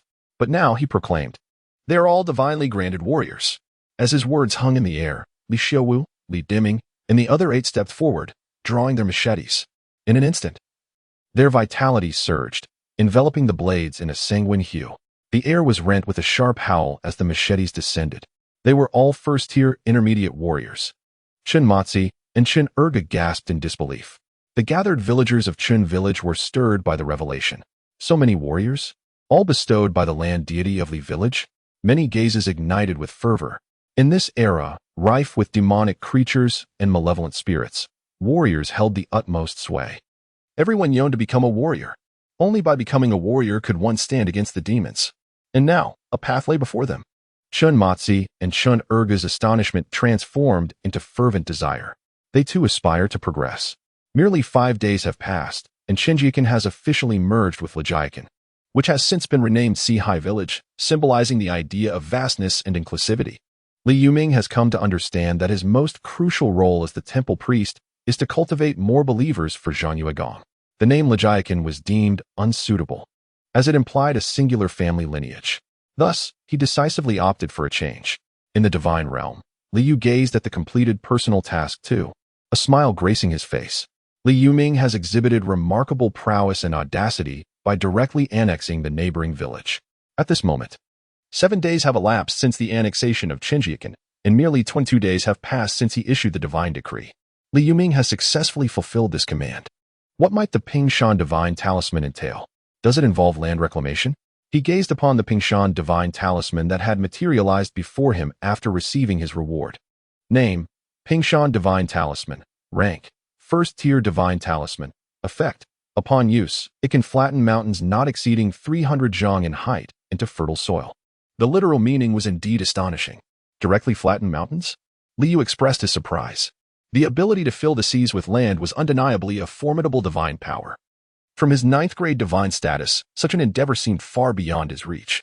Yet, having merely completed personal task 2, he had acquired a talisman imbued with such terrifying might. Although there were limitations, it could only level peaks under 300 zhang in height. The surrounding mountains of Sihai village were hardly towering, and none exceeded that height. He decided to keep this talisman for now, as Sihai village had no immediate need to flatten mountains. Furthermore, with so few believers at present, harnessing the power to fill the seas with land would be somewhat extravagant. He wondered if any deities from the Blue Star would be willing to sell the Pingshan divine talisman. With this thought, he reflected on the 17 days that had passed, during which the incense offerings had transformed into 11 strands of divine power, with 5 strands awarded for completing tasks and 1 consumed through a dream. He currently possesses 89 divine powers, and the daily harvest of incense and wishes has reached 782, almost every 3 days. He can acquire 2 additional divine powers. Over the course of a year, this amounts to more than 200 divine powers. Furthermore, the number of believers continues to grow. He opened the regional trading interface to take a look. However, to his dismay, there was not a single Pingshan divine talisman displayed. Perhaps he would check back in a few days. After all, he had only just completed his personal task 2, and it was likely that the majority of the Blue Star deities had not yet finished theirs. He murmured softly. However, it is certain that some deities of the Blue Star have accomplished it. After all, the first 2 tasks were not significantly related to the divine rank of the deities. Whether it be a 9th-rank land deity or an inconsequential wild god, both could swiftly complete the initial 2 tasks. Yet this 3rd task. He narrowed his eyes slightly, gazing at the 3rd personal task. Personal task 3 task description. As the number of your devoted followers continues to grow, your existence will inevitably attract the attention of the wolf demon on Thousand Wolves Mountain. It is prudent to take the initiative, eliminate the wolf demon, and safeguard your believers. Task objective: exterminate the wolf demon on Thousand Wolves Mountain. Task reward: 1 spirit field talisman, 5 level 1 blessing talismans, and 30 units of divine power. The wolf demon on Thousand Wolves Mountain. Liu murmured. From the prayers of his followers, he had gleaned some understanding of this region. Sihai village is situated to the west of Tsangmu town, approximately 20 li within a deep mountain range. Nestled within this mountainous expanse are 4 villages. To the north of these villages, within a mere 10 li, lies the highest peak of this mountainous territory. This peak is none other than Thousand Wolves Mountain. Thousand Wolves Mountain is home to a plethora of wild wolves, among which resides a terrifying wolf demon. Every 3 years, the wolf demon emerges, randomly selecting one of the 4 villages to capture and devour its inhabitants. It demands the sacrifice of 9 individuals before it is satiated. Remarkably, Li family village has been fortunate, having evaded the wolf demon selection for a full 9 years. In contrast, Chen family village was not so fortunate. 3 years prior, the wolf demon consumed 9 adult males there. This misfortune facilitated their swift incorporation into Li family village, resulting in the formation of Sihai village. For the fear of the wolf demon still lingers in their hearts. They yearn for the divine protection, seeking liberation from the torment of the wolf demons. They also aspire to become warriors, possessing the strength to combat these malevolent beings. The true power of the wolf demons inhabiting the Thousand Wolf Mountain remains a mystery. In comparison to the martial prowess of this realm, the lesser wild deities, if endowed with sufficient divine energy, would likely possess strength at the 2nd-tier limit. Meanwhile, a deity of the 9th rank, revered as a land god, would presumably command strength at the 4th-tier limit. The 4th-tier limit, in this world, is known as the Yin-Yang realm, and is regarded as the domain of masters. His gaze flickered. From his understanding, a master of the fourth-ranking young realm was considered an exceptionally formidable martial artist in this world. Of course, this was merely the perspective of Li Yuming, Li Deyong, and others. The exact status of a master at the fourth-ranking young realm in this world could only be clarified with a more comprehensive understanding of it. Nevertheless, being referred to as a master inherently implied strength. However, the tier of the wolf demons in Qianlang Mountain remained uncertain, as did the weakest tier of the demons and monsters in this realm. He murmured to himself. At this point, even the two most knowledgeable individuals in the village, Li Yuming and Li Deyong, could not elucidate. They only understood that only through martial practice could one contend against the demons. However, the precise level of martial artist required to confront such malevolence remained unknown. For now, let us observe how the other deities of the Blue Star accomplished this task. It is likely that everyone's starting point is quite similar, and the demons faced in the third task should possess comparable strength. His countenance remained serene. Although he had ascended to divinity, he still refrained from recklessness. After all, having attained godhood, how could one afford to be frivolous with life? He opened the regional chat interface and began to observe slowly, remaining silent and merely lurking in the shadows of the conversation. He believes that if someone were to undertake the third task, many would be eager to share it, even if they were on the brink of death. They would still find a moment to post it. The first two tasks were no different for everyone, and the third task should not deviate significantly from that pattern. He sat cross-legged in the divine realm, engrossed in observing the conversations of the deities from the Blue Star in this monotonous and tedious world. His greatest pleasure lies in observing the conversations of these sand-sculpted deities. Without the regional chat interface, he would scarcely know how to pass the time, considering his divine status. He need not invest time in cultivation. He merely needs to pay attention to the development of the believers. His leisure hours are abundant. Moreover, the information on the regional chat interface refreshes at an astonishing pace. There are far more idle deities than just him. Thus, he has been lurking for 3 days. His spirit slightly lifted as he finally discerned the divine live stream strategy for the third personal task. Dear brethren, I have noticed many inquiries over the past couple of days regarding the intensity of the demons in the third task, and today I am here to address that. The first 2 tasks were not particularly arduous, and many of my fellow brothers and sisters have completed them. However, the third task is of a different caliber. It is a quest for extermination of demons. As a lesser wild deity, our strength hovers around the second-tier limit, while the appointed temple priest likely resides at the first-tier apex. I have amassed 15 units of divine power, enabling me to execute the Golden Blade technique 15 times. I have just issued a divine decree instructing my temple priest to lure the target of the third task into the village. Wish me luck, as I shall personally confront the demons to gauge the intensity of the third task as objective for my brethren. After more than 2 hours, the adversary spoke again. The demons have entered the village. Evidence abounds. Wild boar demon. JPG. An hour later, Liu furrowed his brow. No further news? Could it be that he has perished? The regional chat buzzed with various updates. Why hasn't that brother continued the discourse? I am still awaiting news. I too am waiting. I am in a similar situation. If he succeeds, I will immediately send my priest to summon the task's target. Surely, he has failed? It cannot be. This third task is notoriously challenging. It seems that brother has indeed succumbed. Perhaps this task can only be accomplished after we ascend from the 9th rank. Let us disperse. Our brother has perished, and we must pay our respects. This world lacks an underworld. Where shall we send our offerings? Pray, we ourselves are deities. In time, we may become city gods. What use have we for paper offerings? Brother, we are merely wild deities now, and the distance to becoming a city god is still unknown. A moment later, Liu contemplated closing the regional chat interface, intending to step outside the divine realm to explore Four Seas Village. Presently, the area of Four Seas Village has nearly doubled. Consequently, the scope of his jurisdiction has also altered. This implies that other villages have merged into Four Seas Village, a recognition upheld by the divine laws. Through this mechanism, he can continuously expand the area of his jurisdiction. He even contemplated whether, if people were encouraged to establish villages in various locations, and subsequently integrate them into the realm of Sea High Village, his territory could be infinitely expanded. However, this remained merely a thought. He firmly believed that the stringent rules of the divine path could never hinder him, the formidable brother. Dear siblings, I have returned. I did not send a message. Yet I have not completed the third task either. Suddenly, this message flashed through the regional chat. In the regional chat, Everyone possesses a profile picture that is an authentic representation of themselves, rendering impersonation impossible. Thus, Liu immediately recognized that this individual was indeed the brother who had bravely tested the demons. He immediately regained his composure, attentively observing the speaker. I can responsibly inform everyone that the target of the third mission, a demon, possesses strength at the second-tier limit, comparable to our own.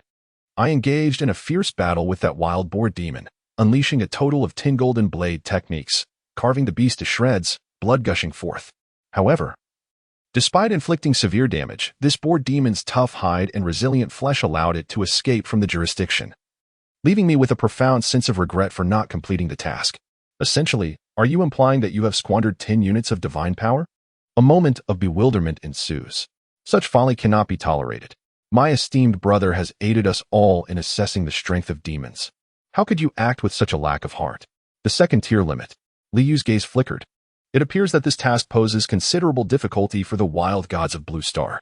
After all, the lesser wild gods possess strength at the second-tier limit, aligning with the mission's target. Nonetheless, even lesser wild gods are deities. The power of deities embodies the laws of the divine within the cosmos, significantly restraining demons and malevolence. With meticulous planning, even a lesser wild god holds the potential to vanquish a second-tier limit demon. A mere second-tier limit demon. There is no need for my direct intervention. Li Yuming can handle it. Li Yu maintained a calm demeanor. Li Yuming's strength is comparable to that of a mid-tier second-tier entity. Thus, he would naturally be unable to defeat a second-tier limit demon. However, as his temple priest, he can employ the summoning technique. When the priest performs the summoning technique, the deity may choose to respond or not. If the deity responds, the priest can channel divine abilities through the deity's form. However, the power of the divine abilities manifested through the priest's body is merely 1/3 of what the deity could achieve independently. Yet, the consumption of divine power remains unchanged. This ability, however, can be exercised beyond the jurisdiction.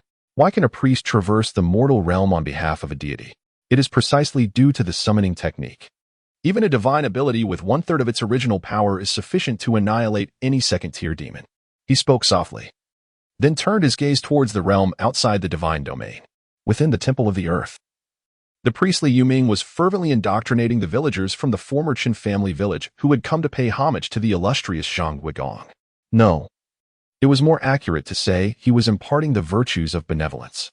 The 3-year cycle was approaching once more, heralding the descent of the wolf demons from the Thousand Wolf Mountain to feast upon the unwary. Yet now, you are the inhabitants of Sihai Village. We are under the protection of Zhang Weigong. As long as you devoutly worship him, lighting 2 incense sticks morning and evening without fail, you need not fear being seized by the wolf demons. The divine might of Zhang Weigong envelopes Sihai Village. This is a forbidden ground for demons and monsters. Li Yoming's impassioned voice stirred the villagers' spirits, igniting a fervor within them. With the protection of Zhang Weigong, there is no need to fear being taken by the wolf demons. Sihai Village stands as a sanctuary against the forces of evil. In these harrowing times, anyone who hears such words would be moved.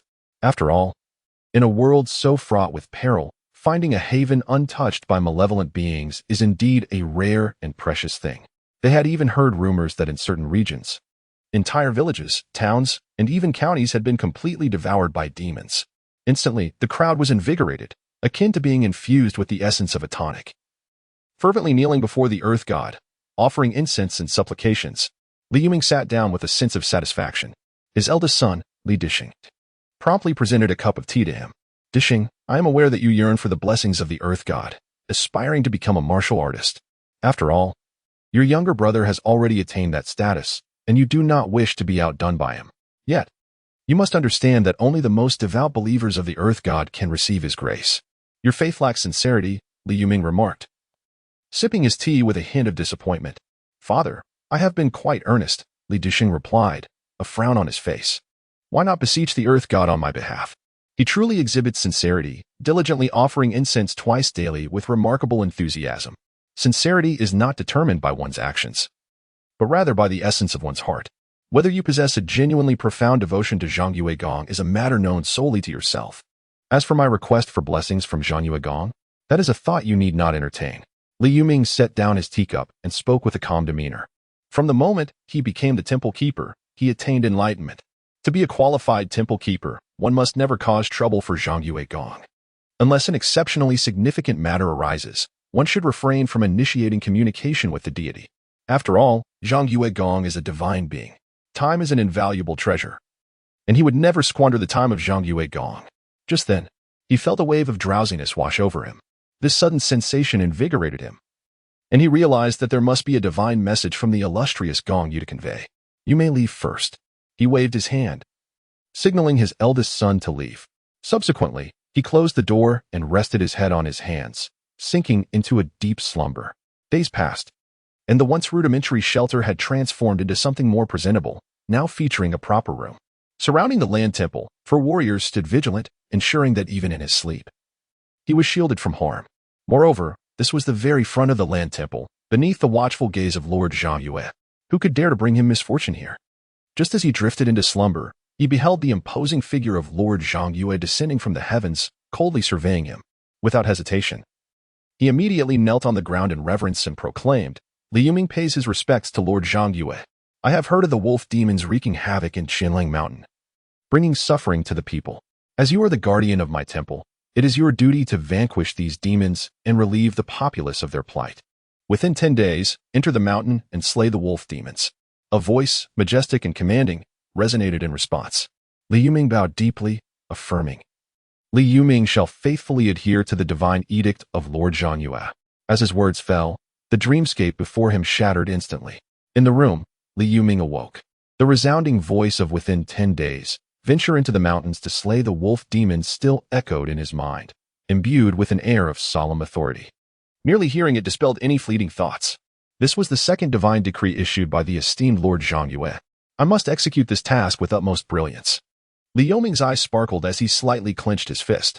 As the temple steward, fulfilling the divine mandate is of paramount importance. All that he possesses emanates from the divine. Presently, he stands as the sole temple guardian. Will there be other guardians in the future? For now, in his pursuit of perfection in serving Lord Zhang Yue, even if additional guardians arise, his position shall remain unshaken. He will continue to be the most valued guardian of Lord Zhang Yue. One must remain vigilant even in times of peace. He has always understood this principle. As for how to execute this oracle splendidly, he pondered for a moment, already formulating a plan. Opening the door, he gazed at his eldest son lingering outside and said, Go summon the village chief and the deputy chief. The village chief of Sihai village was naturally Li Diang, while the deputy chief was the former chief of Qinjia village, Chen Matzi. Soon, Li Diang and Chen Matzi hurriedly arrived. What's the matter, Uncle Ming? The 3 settled into the room, and Li Diang spoke in a solemn tone. Chen Matzi also turned his attention to Li Yuming. They were all well aware that Li Yuming would not seek them out unless a significant event had transpired. In matters concerning the village, Li Yuming was solely devoted to his faith, disregarding all other affairs. Nevertheless, within the village, his status was undeniably the highest. The divine oracle of Zhang Yue had been bestowed. Li Yuming's countenance grew solemn as he spoke of the oracle. Li Diang's expression instantly turned grave, prompting him to rise from his seat. Chen Matzi followed suit, standing alongside him. It had been 7 days since their integration into Sihai village, and 3 days ago, he had witnessed a divine blessing firsthand. An ordinary middle-aged man, while kneeling before the earth deity shrine, was enveloped by a beam of white light emanating from the statue, transforming him in the blink of an eye into a first-tier mid-level refinement realm warrior. This scene, witnessed with his own eyes, left him without any doubt regarding the existence of the deity Zhang Yue.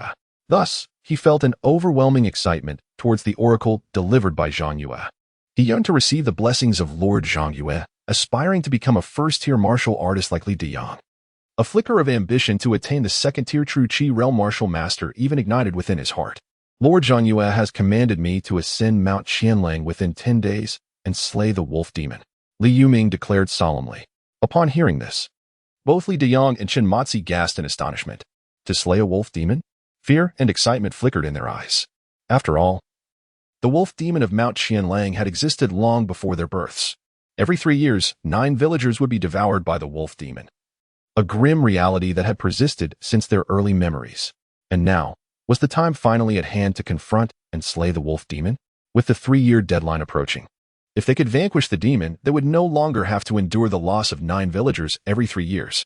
Their fear stemmed naturally from the demon's formidable power. Yet, contemplating the divine presence of Lord Zhang Yue, their trepidation dissipated. Before a deity, what was a wolf demon? Uncle Yiming sent me here, Li Diyang inquired with fervor. The threat of Mount Qianlang extends beyond our Sihai village. It also endangers Zhangjia village and Liaojia village.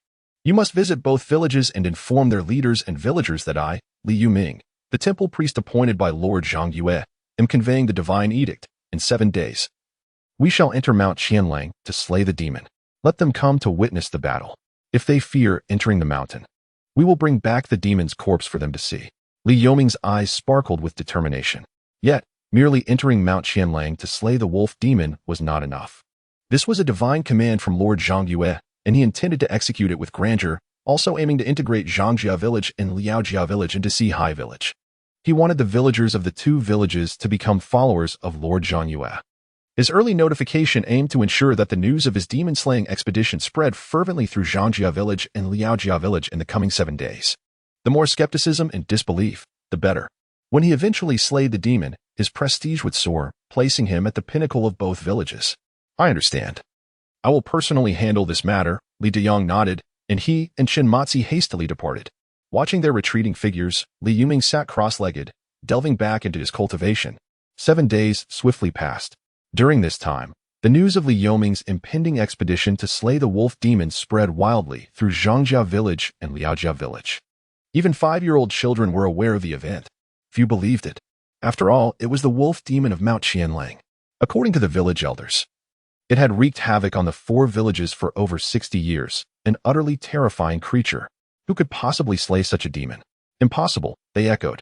Years ago, several martial masters had ventured into the mountains, claiming they would slay the wolf demon. And what was the outcome? Not a single one emerged. They were all devoured by the wolf demon.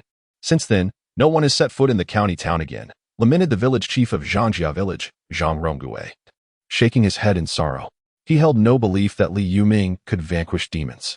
Although Zhangjia village and Liaojia village were separated by a considerable distance, a rugged 5 to 6 li mountain path, he was somewhat acquainted with Li Yuming. After all, he too had been a martial artist in his youth. Among the 4 villages, there were only a handful of martial practitioners, hence they were all familiar with one another. And now, an old man, much like himself, whose vitality had waned, audaciously claimed he would eradicate demons. Surely, he was merely delivering provisions to the wolf demons. Uncle, I have heard that Liaojia village is now known as Sihai village, and their local deity has manifested. Li Yuming has even become the temple steward, rumored to have received blessings from the deity, thus restoring his youth, remarked a young man nearby. Do you believe that? Zhang Ronggui scoffed, curling his lip in derision. A deity manifesting? Restoring youth? Surely, that is merely the fanciful tales spun from overindulgence in stories. Of course, I do not believe it. Isn't it said with such conviction? The young man chuckled. If Li Yuming can slay the wolf demon, he shall become my father. Zhang Ronggui retorted coldly. At that moment, several young men rushed over, panting heavily as they exclaimed, Uncle Ronggui, Li Yuming has entered Qianlang Mountain. A wave of astonishment rippled through the crowd, and Zhang Ronggui was particularly taken aback. He truly ventured into the mountains? Has Li Yuming lost his mind? No one has emerged alive from Qianlang Mountain for many years. Qianlang Mountain lay to the north of Sihai village, approximately 9 li away. Yet, amidst the rugged terrain, even 9 li was no trivial distance. At this very moment, Li Yuming led a group of 10 martial artists, including Li Deyong and Li Xiuwu. Meanwhile, the deputy village chief, Chen Matzi, remained behind with 4 other martial practitioners to guard Sihai village.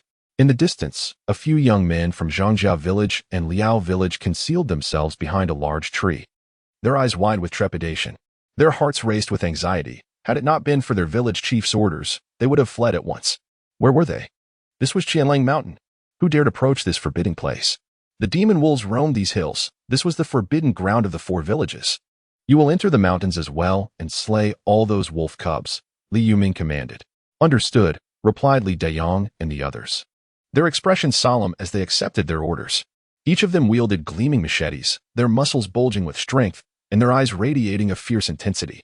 They were entirely transformed from their former selves. After all, they had ascended to the realm of body refinement, witnessing a profound metamorphosis in their vitality. Moreover, they had mastered the fierce wind blade technique, which set them apart. With their sharp blades in hand, a murderous intent surged forth. Enter the mountains, Li Yuming commanded with a solemn wave of his hand as he stepped into the depths of Qianlang Mountain. Li Deyong and his 10 companions followed closely behind, slightly dispersing. They had all entered. One could hardly recognize Li Xiaowu, who appeared as if he had been reborn. And Li Yuming, is that truly the venerable elder? He seemed scarcely older than 30. The young men from Zhangjia village and Liao family village exchanged astonished glances. Could it be that the land deity of Sihai village had genuinely manifested? Was the rumor of Li Yuming receiving blessings and regaining his youth true? Had Li Xiaowu and the others also been graced, becoming warriors? No matter how remarkable the rumors, they remain just that, rumors. Yet now, witnessing the dramatic changes in the people of Sihai village with their own eyes, they found it hard to dismiss the possibility. Let us wait, Zheng Qianan said in a low voice. If they were truly able to slay the wolf demon, it would undeniably confirm the reality of the land deity's manifestation in Sihai village. He is the most outstanding young man in Zhangjia village, on the brink of a transformative journey in his vital essence. It is estimated that within a year or two, he shall undergo this metamorphosis, ascending to the refined body realm and becoming a martial artist. Let us retreat a distance, suggested the young man from the Liao family. The others nodded in agreement and promptly withdrew to a safe distance. The Qianling mountain forest is dense with towering trees and low shrubs, blanketed in a thick layer of pristine snow. As the group ascended the mountain, white vapor escaped from their mouths. Suddenly, a chilling howl pierced the air, and a wild wolf with emerald eyes emerged, fixating its gaze on Li Yuming and his companions, drool dripping from its fangs. Behind it, more wolves followed, each larger and more menacing than the last, exuding an air of ferocity. Eliminate them all, Li Yuming commanded, his expression unwavering. Kill. Li Deyang responded with a fierce shout, leading the charge. He is a warrior of the first-tier limit. At this moment, the village's sole crude blade rests in his grasp. In a swift motion, he rushes forward, closing the distance to a wild wolf in mere strides, and brings the blade down with unparalleled speed, like a flash of lightning. It is indeed the wind blade technique. The crude blade pulses with the vitality of life, emanating a faint crimson hue as the air is rent apart. Before the wild wolf can even react, the blade has severed its head. Blood spurts forth from the slain beast. With a howl, the remaining wolves unleash their fury, charging towards the villagers. Kill. Li Xiaowu shouts fiercely, his eyes ablaze with murderous intent. The wind blade technique unfolds as he deftly avoids the wolves' assault, striking with precision. The wolf's head soars into the air. The other villagers, fueled by an indomitable spirit, though inexperienced in battle, find within their minds the genuine enlightenment bestowed by the divine blessing talisman regarding the wind blade technique. One by one, they appeared to have mastered the fierce wind blade technique for many years, effortlessly vanquishing all 15 wild wolves in mere moments.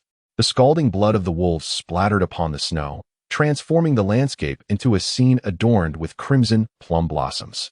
Proceed forward, Li Yuming said calmly. He ascended the mountain with 10 companions.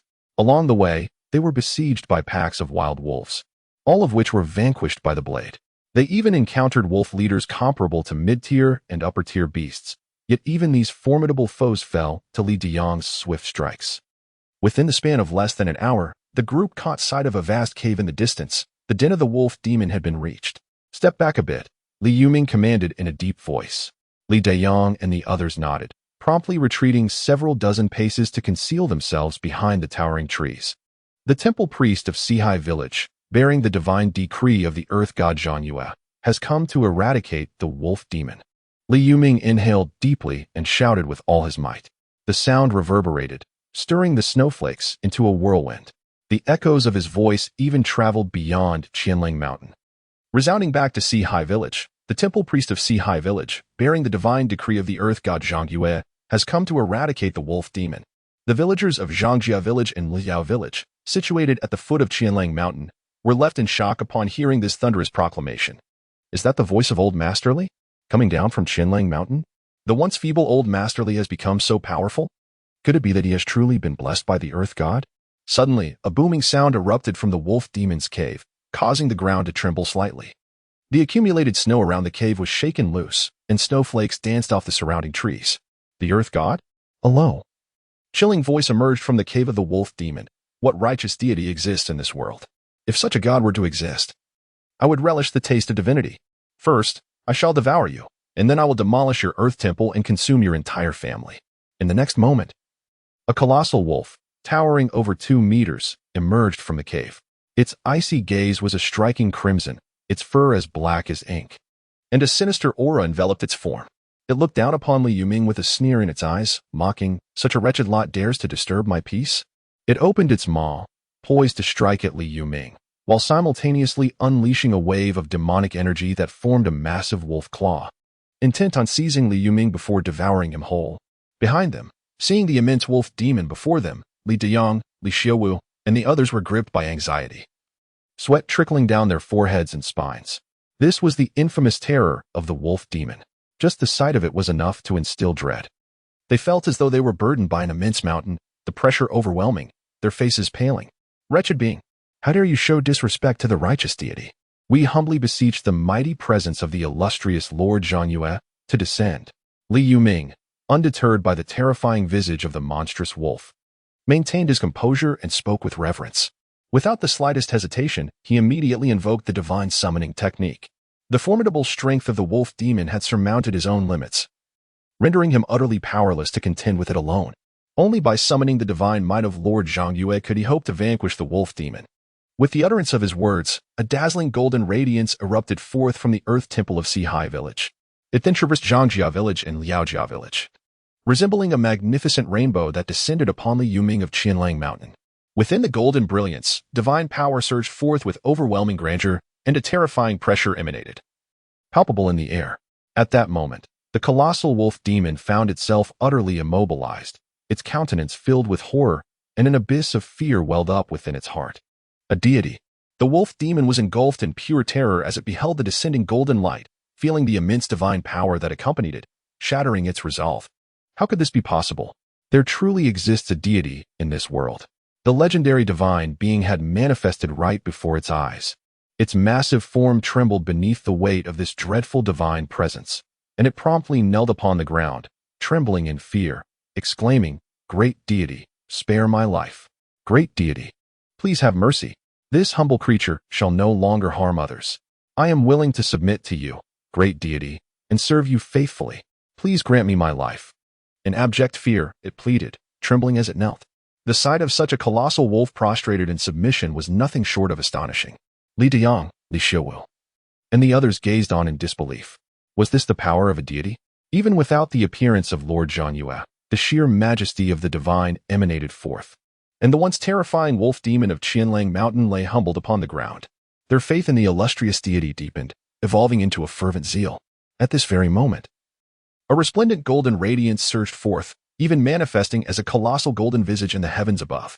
The features of the face remained indistinct, yet its eyes shone with clarity, exuding an air of indifference and authority.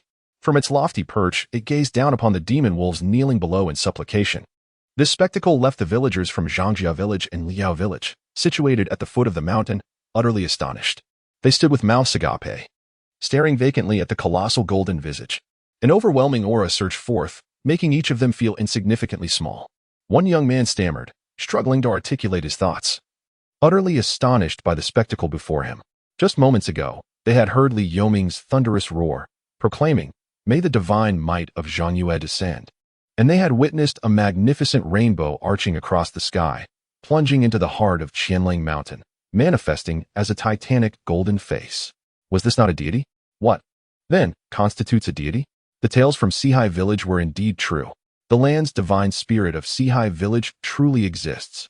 Overcome with emotion, the group immediately knelt upon the ground, their eyes reflecting exhilaration, reverence, and awe.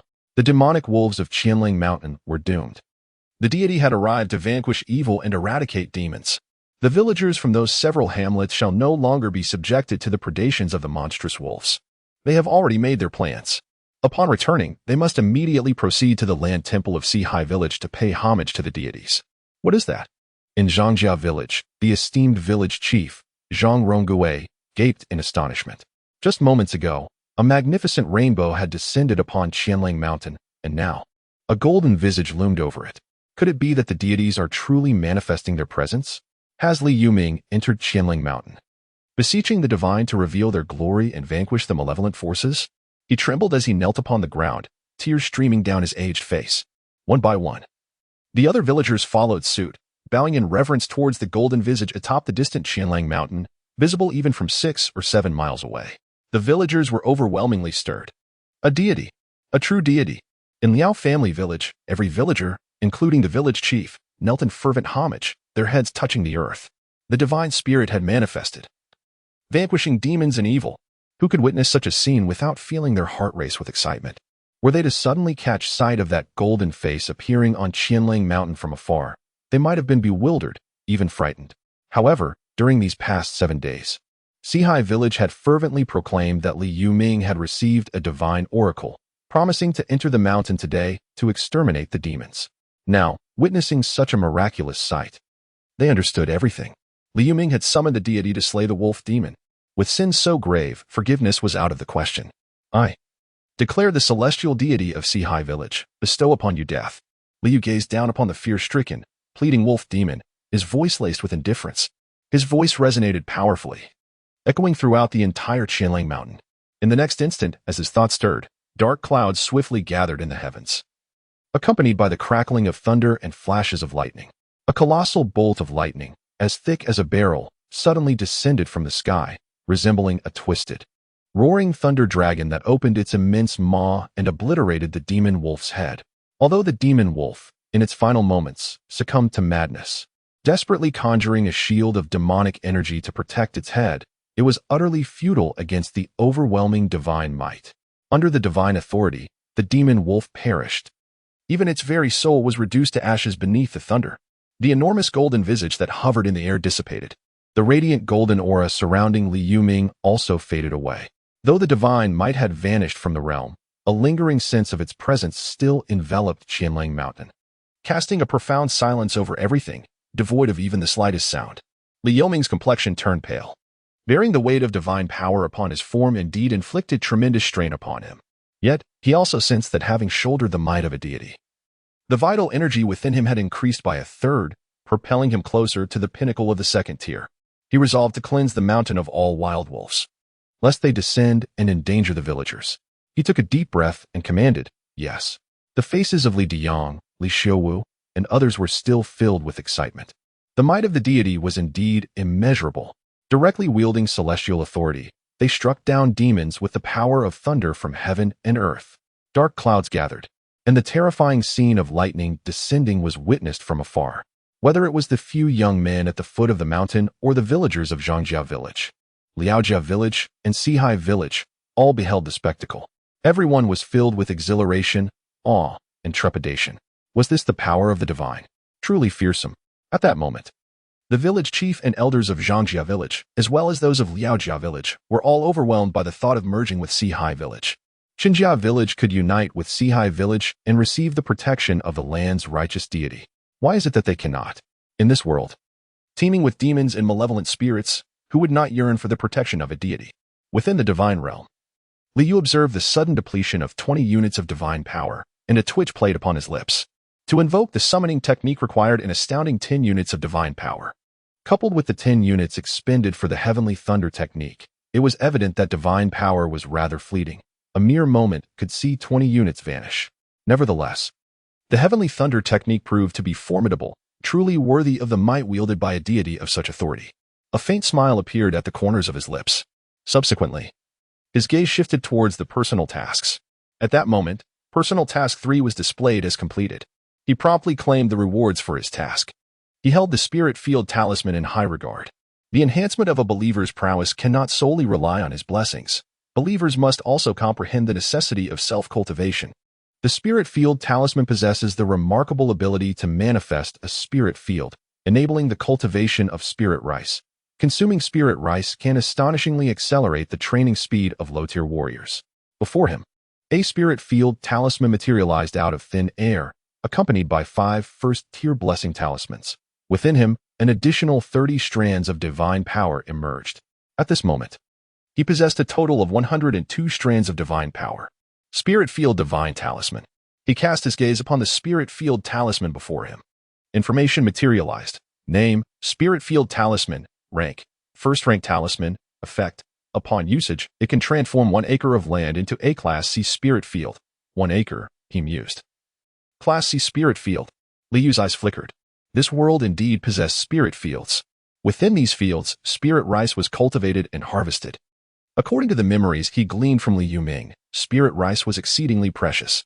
The rarity of spirit rice stemmed naturally from the scarcity of spirit fields. As far as Li Yuming was aware, there existed only 1.5 acres of spirit fields in the county, a vital asset belonging to the most formidable faction in the region. Moreover, that 1.5 acres was merely a Class D spirit field, far inferior to the Class C spirit field. He could utilize the spirit field talisman for now. However, this was also a divine opportunity. He would wait to employ it until he had incorporated those 2 villages into the Sea village. One wondered how many more believers would be garnered from this endeavor of vanquishing the wolf demon. He murmured to himself, and to his surprise, he discovered that yet another grade A believer had emerged. Li Xiaowu. Unexpectedly, the 3rd grade A believer turned out to be him. He held a vivid impression of Li Xiaowu, having previously perused his life story. Orphaned at a young age, he grew up relying on the kindness of strangers. With an appealing appearance and a sharp intellect, it was no wonder that when he had only 2 blessing talisman to bestow, he chose Li Xiaowu over Li Deming. This decision underscored Li Xiaowu's exceptional qualities, as he certainly stood out among the youth of Sea village. TSK, he mused. Being orphaned had already laid the foundation for a protagonist's archetype. He smiled slightly. Of course, regardless of who the protagonist may be, under his governance, that individual is his devoted follower. Now that he has ascended to the rank of an esteemed believer, it is time for further advancement. His expression remained unperturbed. In his possession lay a total of 39 first-tier blessing talisman. He harbored his own thoughts on the matter of blessings. Only upon reaching the B-level believer tier could one receive his benediction. The elderly and mature women could undergo a singular disease purification ritual, ridding themselves of ailments and restoring their health. Meanwhile, middle-aged individuals and young men and women could obtain a first-tier blessing talisman, thus becoming warriors. However, blessings could not be dispensed too frequently. An occasional blessing would serve to deepen one's faith, or perhaps a concentrated large-scale bestowal could suffice. Personal task 3 had been accomplished. He pondered what personal task 4 might entail. Li Yu's gaze turned towards the personal tasks. He did not harbor any aversion towards personal tasks. After all, tasks devoid of penalties and solely offering rewards are universally appealing. The personal tasks interface opened, revealing a new task. Personal task 4 task description. The wolf demon has been vanquished. You can now develop in peace for a time. However, as your faith grows stronger, it will inevitably attract the attention of malevolent entities. Task objective. Achieve a believer count of 1,500. Task rewards. 5 first-tier blessing talismans, 1 second-tier blessing talisman, and 40 units of divine power. A congregation of 1,500 believers would surely draw the attention of malevolence. Li Yu furrowed his brow. In this realm, demons and malevolent spirits were rampant. According to Li Yoming's memories, Sea village was situated beneath Sangmu town, which in turn belonged to Xian County. Within Sangmu town, malevolent spirits lurked. There existed a paper effigy shop, its origins lost to the annals of time, yet it would occasionally manifest. Any being that beheld this paper effigy shop would be transformed into a paper figure within. This was the legend of the malevolent spirit of Sangmu town. All who had glimpsed the shop had already perished. The demons were formidable, and the malevolent spirits were enigmatic. Both demons and malevolent entities posed a great threat to deities. Li Yu's countenance hardened. Xianlang Mountain merely harbored demons that plagued a few rural villages. Yet in this world, countless more powerful demons resided. The malevolent spirits, however, were even more inscrutable. Regrettably, he was still far from attaining the 9th grade. The road ahead was long and arduous. He murmured softly, a palpable sense of urgency weighing upon his heart. His immediate priority was to swiftly accomplish his personal tasks in order to receive the rewards they promised. The greater the number of believers, the more divine power he could amass. The stronger the believers, the more prestigious the offerings he could acquire during the grand festival next year. With such exponential growth, the benefits he reaped would be significantly magnified. However, with only 1,500 believers across the 4 villages, they could barely gather 1,000. Thus, it became imperative for the 4 Seas village to expand outward. His expression remained tranquil. However, all things must come in due time. The ascension of deities requires patience. The villagers of Sea returned to their hamlet, exuberantly carrying numerous wild wolves. A throng of elders, women, and children gathered around, their faces alight with joy. Just how much wolf meat could be procured from such a bounty? This would sustain them for quite some time. In these trying times, Merely surviving the year without succumbing to hunger was already a significant achievement for the villagers. To consume meat, that was the epitome of luxury. Only during the new year could they catch a glimpse of flesh. The rest of the time, they subsisted on coarse grains and vegetables. Thus, encountering such a plethora of wild wolves was undoubtedly exhilarating. Regardless of the taste of the wolf meat, it was still meat.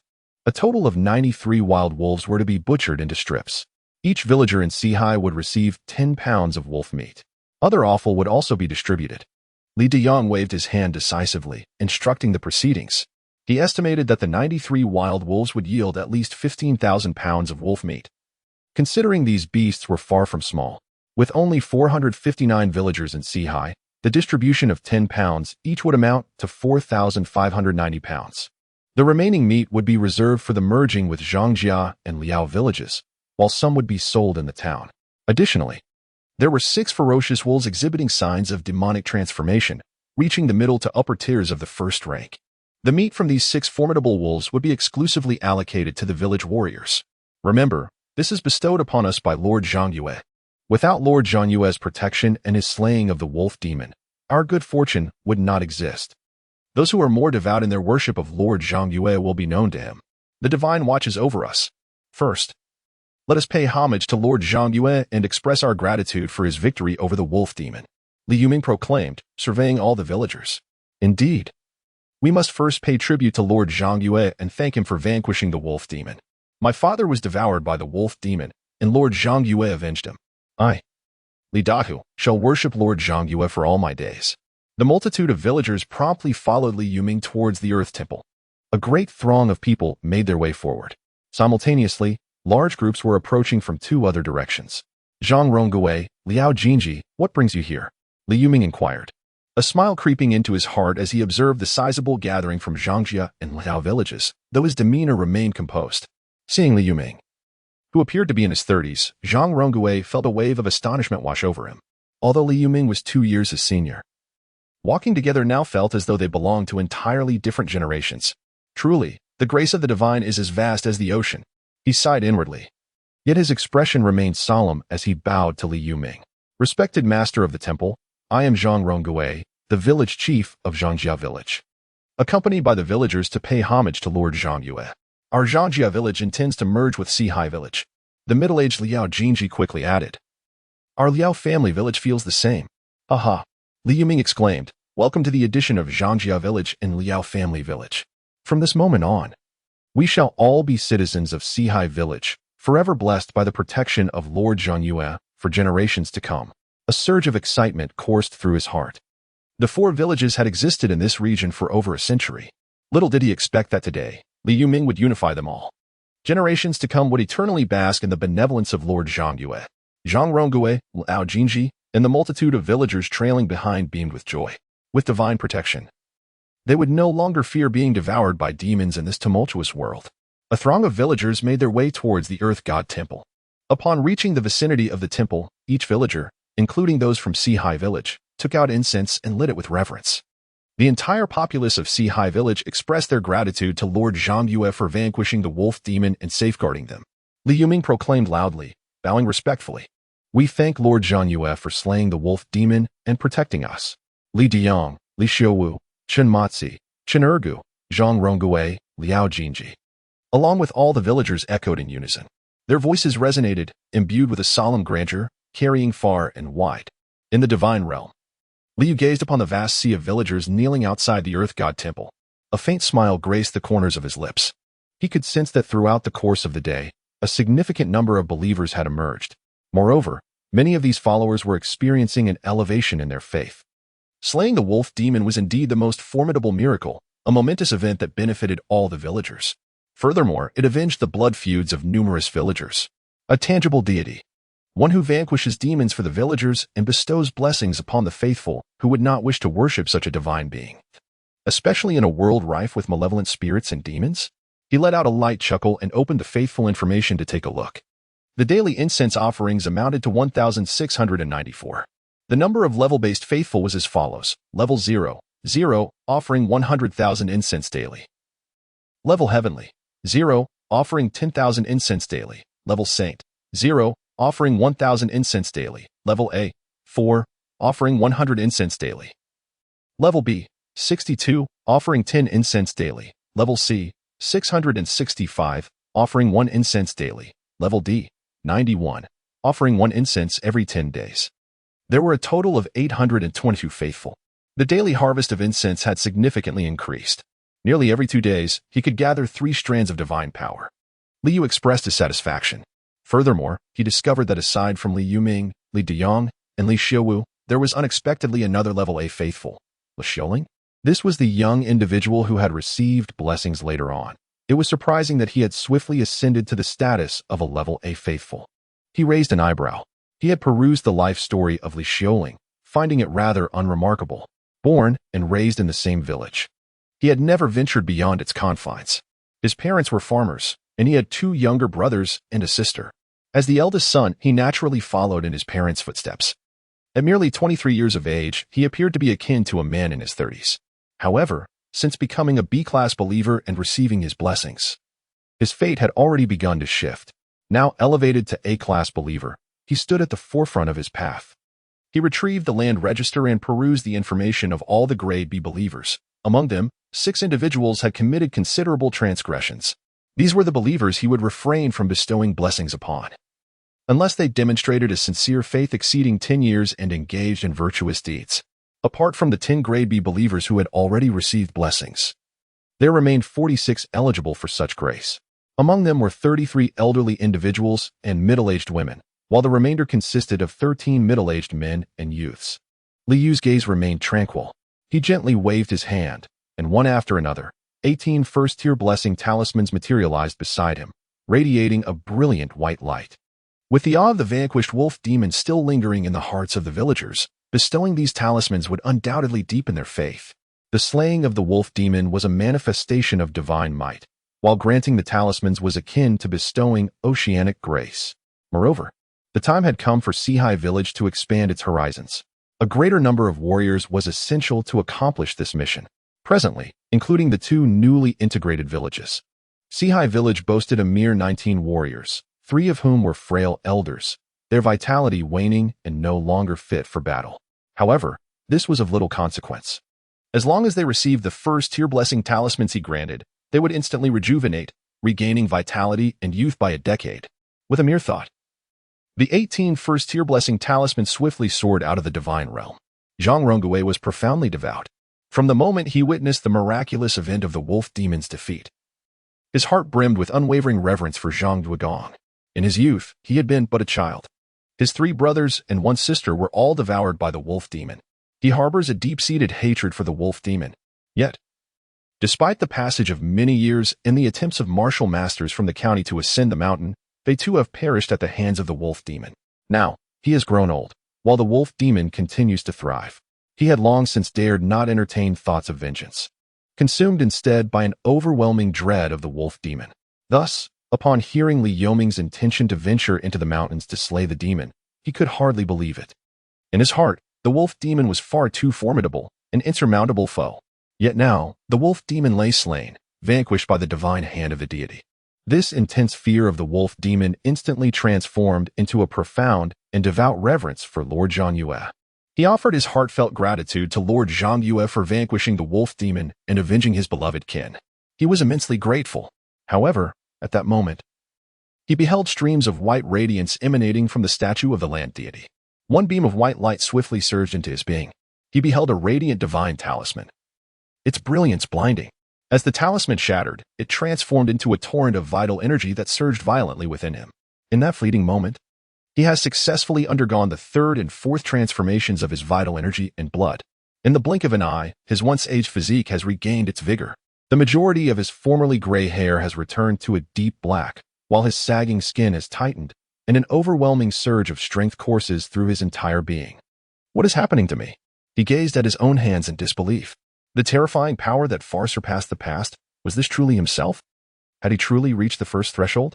He glanced around and noticed that among the crowd, there were a dozen individuals pulsating with the vitality of blood and energy, evidently having undergone multiple transformations of their essence. Is this the blessing of the divine? Have I truly been favored by the great deity? He murmured to himself, and then, with profound reverence and tears streaming down his face, He prostrated himself before the statue of the earth deity. Expressing his gratitude, Zhang Rongui is thankful for the benevolence bestowed by Zhang Yue. In this moment, Zhang Rongui was willing to dedicate his entire life to our divine being. He seemed to emanate a radiant light, as if he had discovered the very essence of life's purpose. Li Yuming gazed in astonishment at Zhang Rongui, Chen Matzi, and Liao Jingxian. These three, of his own generation, were also warriors who had undergone the transformation of vital energy not once, but twice. As time flowed by, Li Yuming, Zhang Rongui, Chen Matzi, and Liao Jingxian are indeed the pillars of the four villages. It is unexpected that they have all received the blessings of Lord Zhang Yue. It seems that these venerable gentlemen hold a profound faith in Lord Zhang Yue. A smile graced his face. However, upon reflection, it is understandable. As the pillar of the village, the weight of responsibility rests heavily upon them. The safety and well-being of the entire village hinge upon their shoulders. Now, with the divine intervention of Zhang Yue Gong, slaying the wolf demon, their faith is undoubtedly fervent. He then turned his gaze towards Li Xiuwu and Li Xiuling. These two individuals are the only ones who have received blessings twice. They have now ascended to the first-tier limit of the refinement realm martial artists. To receive such blessings twice speaks volumes of their devout faith in Zhang Yue Gong, perhaps rivaling even my own. He pondered within himself. Regarding this matter, he felt nothing but joy, devoid of any other thoughts. The villager's faith grew ever more devout, which signified the increasing success of his role as the temple keeper. Presently, the village boasted 6 first-tier ultimate warriors and 26 first-tier mid-level warriors. He cast his gaze over the 13 additional warriors among the villagers, his heart swelling with joy. Such a multitude of warriors was an unimaginable prospect in the past. Previously, the combined total of their 4 villages amounted to merely 8 warriors, essentially 1 elderly warrior and 1 middle-aged warrior per village, with no new generation yet cultivated. Yet now, they had gained so many. All of this was a gracious gift from Lord Zhang Yue. Furthermore, he firmly believed that in the future, even more villagers would receive Lord Zhang Yue's blessings and rise to become warriors. In the deep of night, when all was silent, Li Yu emerged from the divine realm. Standing upon the ground, he gazed at the crescent moon, clear as water, hanging in the vast sky, his expression serene. With a gentle lift of his hand, the surrounding moonlight converged, coalescing into a strand of luminous brilliance upon his palm. According to myth, demons could consume the essence of the moon to undergo transformation. From this strand of moonlight, one could discern that such legends were not mere fabrications. Indeed, within this glimmering light resided a frigid energy. Yet, his gaze fell upon his domain. In an instant, all the moonlight within his territory converged, resting in the palm of his hand. Yet, even with the entirety of the moonlight gathered, it amounted to merely a single beam, slightly more resplendent than before. The energy contained within this beam was exceedingly scarce. The ethereal energy of the moonlight was far too dispersed. I surmised that even throughout an entire night, the collected moonlight from his entire domain would scarcely equate to 1/10 of a divine power. He shook his head. This was hardly comparable to the fervent devotion offered by A-grade A believer. Meanwhile, the scope of his jurisdiction had once again broadened significantly. He sensed it. It was nearly 3.2 times the size of the original Li family village. Astonishingly, certain areas of Zhang family village and Liao family village fell outside my designated jurisdiction. Now, the extent of my jurisdiction has reached 50 hectares, neither more nor less. Is this area of jurisdiction the utmost limit attainable at the 9th-tier divine rank? He murmured to himself. Fortunately, whether it be Zhangjia village or Liao family village, the dwelling places of the villagers lay within his jurisdiction. The essence of moonlight over an expanse of 50 acres had yet to yield even a fraction of divine power. For ordinary demons, even if they were to consume the essence of the moon, it would be utterly impossible for them to gather all the lunar essence from a 50-acre domain as he had done. 50 acres indeed encompassed an impressive 5,000 mu. Thus, relying on the consumption of lunar essence to augment one's own strength proved to be an arduous endeavor. He pondered that, akin to the previous wolf demon, which consumed the essence of the moon for a century, it was likely only after such an extensive period that the total accumulation of lunar essence could possibly reach the level of 10 divine powers. No wonder the demons resorted to devouring humans. Solely relying on the consumption of lunar essence for cultivation was excruciatingly slow. Humans, being the spirits of all things, possessed a fervent willpower born from faith that surpassed the demon's consumption of lunar essence over an unfathomable duration. To consume a single human might equate to years of cultivation. Liu sighed. Yet, this did not justify the demon's insatiable hunger for human flesh, since he has become the rightful deity of the land. It is only natural for him to protect humanity. After all, humanity serves as his source of faith. Each individual loss diminishes the offerings and devotion directed towards him. He took a few steps and swiftly arrived at the site of the long-abandoned Yuanliao village, standing beside an ancient well that had been neglected for many years. The well was covered with a lid, which was further weighed down by several stones. The aura of the supernatural. He gazed at the ancient well. From the moment Liao family village became his jurisdiction, the well had revealed all its secrets to him. Within the depths of the well lingered a dense aura of malevolence and resentment, indicating the presence of spectral entities beneath. With a gentle wave of his hand, the stones and the cover of the well were sent soaring into the air. As the rightful deity of the land, he only expended divine energy when employing his supernatural powers. However, it is important to note that being a land deity did not render him powerless in the absence of such abilities. On the contrary, even with merely the fundamental capabilities of a 9th-tier land deity, his strength would not fall short of a 3rd-tier pinnacle. At this moment, a mere flick of his sleeve was sufficient to send the stones and the cover of the well flying, requiring no divine energy whatsoever. And there were not merely one, but multiple spectral entities present. His expression was serene, adorned in the robes of the land deity, crowned with a diadem befitting his stature, and holding the seal of his divine office. He spoke softly, "Will you not come forth to pay your respects to this deity? Must I descend to seek you out?" As his words echoed, a more intense aura of ghostly energy surged forth from the ancient well, coalescing into 2 spectral forms. The first apparition was that of a young man, appearing no older than 17 or 18 at the time of his death. His gaze directed at Liu filled with trepidation.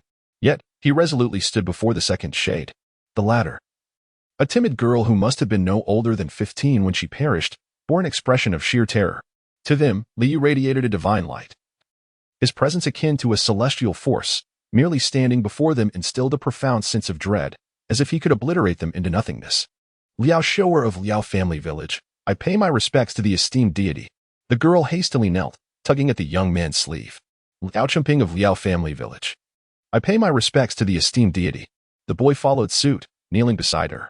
Both bore a dense aura of ghostly energy, yet lacked the bloodthirsty malice of a malevolent spirit. It was evident they had not harmed the living. Why do you linger in the realm of the living? From whence do your grievances arise? Liu inquired calmly.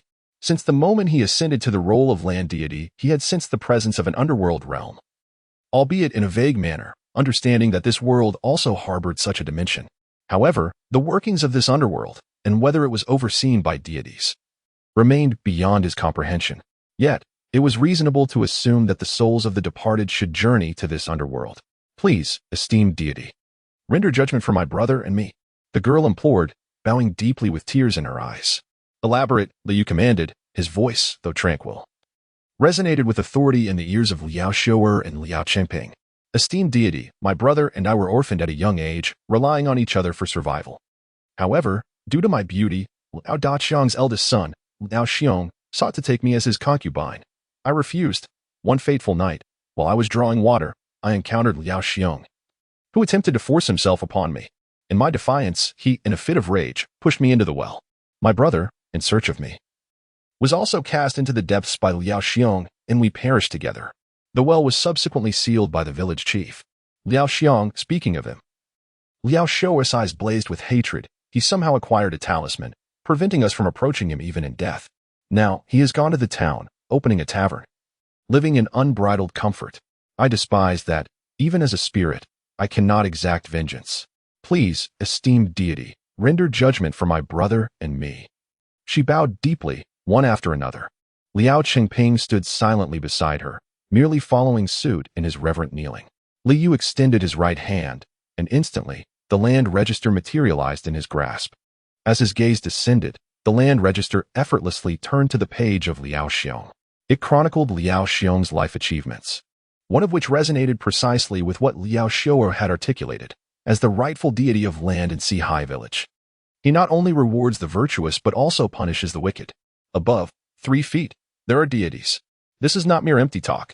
As villagers within his dominion, every detail of our lives from the moment of our birth is meticulously recorded in the land register. Every good deed and every misdeed is accounted for, without exception. Concerning your matters, the deity will naturally take charge on your behalf. Furthermore, I am in need of spectral soldiers and ghostly messengers. Would you, siblings, be willing to serve under my command as spectral soldiers and ghostly messengers? He gazed down at Liao Xiu'er and Liao Qingping, inquiring. The second part of the divine war pertains to the battle of the subordinate deities. The spectral soldiers also fall under the purview of this divine conflict. Moreover, numerous matters require the assistance of my spectral soldiers and ghostly messengers.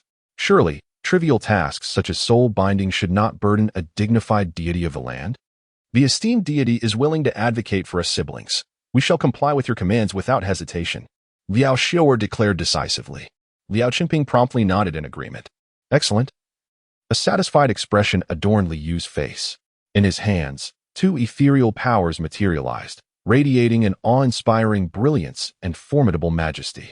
Gradually, these two powers coalesced before him into two grayish-white divine talismans. Each talisman bore intricate and obscure runes, exuding an air of divine authority. This was the Een Soldier talisman. By merging it with the essence of a spirit, one could decree it to become a Een Soldier. The Een Soldiers themselves were categorized into two distinct types. The first was dedicated to warfare, while the second pertained to the apprehension of souls, akin to the roles of soldiers and officers in the mortal realm's hierarchy. However, in the realm of the underworld, the officers were transformed from Een Soldiers. Thus, to appoint an officer, the Een Soldier talisman was employed, albeit with subtle differences in the runes inscribed upon it. These nuances could be deftly manipulated by him during the formation of the Een Soldier talisman. I proclaim the land deity of Sihai Village. Bestow Liao Xiu'er the title of officer for Sihai Village. I decree Liao Qingping as the officer for Sihai Village. The resounding voice echoed in the ears of the siblings. And in the next moment, the two talismans transformed into radiant beams of light, merging into their very beings. Instantly, their previously ethereal forms solidified with newfound substance. Moreover, they were adorned with eerie black robes, emblazoned with the pronounced character on both the front and back. This character subtly emanated a trace of divine power, distinguishing their essence from that of ordinary spirits. Furthermore, an illusory chain manifested around their waists. This was the soul-binding chain, although currently composed of merely gathered ghostly energy. Its efficacy in soul apprehension was amplified by the divine power bestowed upon the character. Thank you for your divine grace, Liao Xiu'er and Liao Qingping exclaimed in astonished gratitude, promptly bowing in reverence. They all felt an overwhelming surge of power coursing through them. In the past, they could only bully ordinary people, and no martial artist dared to approach them. However, now they believed that even the most vigorous martial artist could be faced without fear. Go forth, commanded Li Yu. Retrieve Liao Xiong's soul. The recently appointed Een Soldiers could only be considered as reserved ghost messengers. Their strength was not significantly greater than that of a mid-tier first-level martial artist. Only through his tenfold divine power could he cast the divine technique-enhanced Een Soldier, allowing the Een Soldier to ascend to the rank of a formal-class ghost messenger. A D-class ghost messenger possessed strength that was only slightly inferior to that of the Temple Master Li Yuming, comparable to a lower-tier second-level martial artist. Furthermore, if he were to employ the divine technique Een Soldier artifact, bestowing the Een Soldier with a magical artifact, the soldier could elevate to the status of a C-class Een Soldier, resulting in a dramatic increase in power. As a ninth-tier righteous deity, the most formidable of his Een Soldiers would only reach C-class.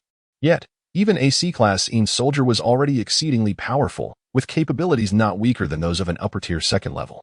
Such Een Soldiers were more than sufficient for his needs. Yes, Liao Xiu'er and Liao Qingping's eyes sparkled with excitement as they bowed respectfully before swiftly making their way towards the town. The character embroidered upon their robes emanated a subtle divine power, enabling them to move with astonishing swiftness, far surpassing that of galloping steeds. With a single step, Li Yu had already returned to the divine realm. In Songmu town, the night enveloped the place in a profound stillness, interrupted only by the whispering winds. Liao Xiong, reeking of alcohol, staggered out from the town's sole establishment of entertainment.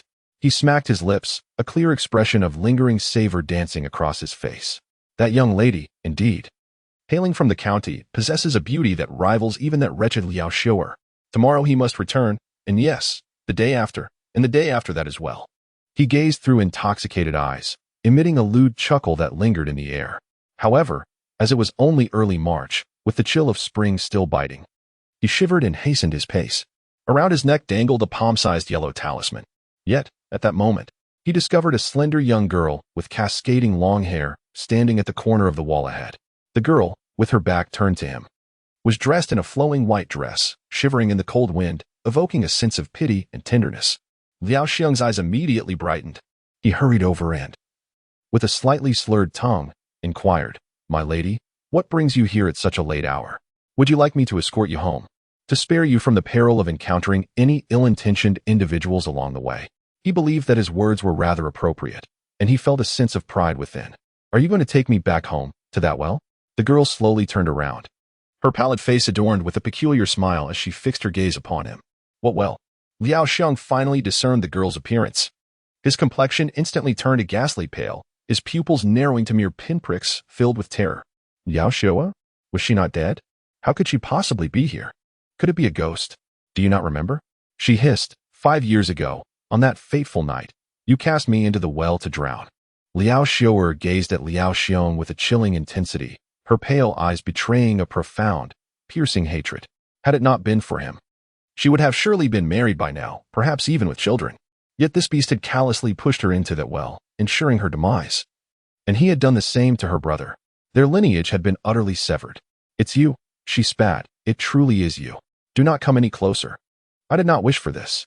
It was you who forced my hand. Had you surrendered to me, I would not have cast you into that well. This is all your own doing." In a state of sheer panic, Liao Xiong collapsed to the ground, crawling backward while screaming in utter despair. His heart was utterly consumed by terror. Liao Xiong had inexplicably transformed into a ghost and was now seeking him out. "You beast!" Suddenly, Liao Qimping burst forth. Clad in ghostly attire, his countenance darkened, wielding an ethereal soul-binding chain that he swung fiercely at Liao Xiong. The talisman hanging around Liao Xiong's neck flickered momentarily. Yet, a glimmer of divine power coursed through the ethereal chain, shattering the talisman instantly. This very talisman, which had thwarted their sibling vengeance for 5 long years, crumbled effortlessly beneath the might of the spectral chain. "Liao Qimping, you too have become a ghost." Liao Xiong screamed in terror, utterly paralyzed by fear. He never anticipated that the siblings he had cast into the well years ago had transformed into vengeful spirits, now seeking retribution. Moreover, the talisman bestowed upon him by the Taoist had inexplicably shattered. "Brother," Liao Xiong tugged at Liao Qimping, preventing the ethereal soul-binding chain from striking Liao Xiong. Liao Qimping gazed at his sister in confusion. This wretch had caused their demise. No amount of torture could quench their thirst for vengeance. The decree of the divine merely instructed them to capture his soul. Until the master issued further commands, they could not resort to personal retribution. Liao Xiong inhaled deeply and shook her head. Although her hatred for Liao Xiong was profound, compelling her to unleash the ethereal chain upon him for a thorough torment. She recalled tales from her past. She understood that any high-ranking individual disdained their subordinates acting on their own accord.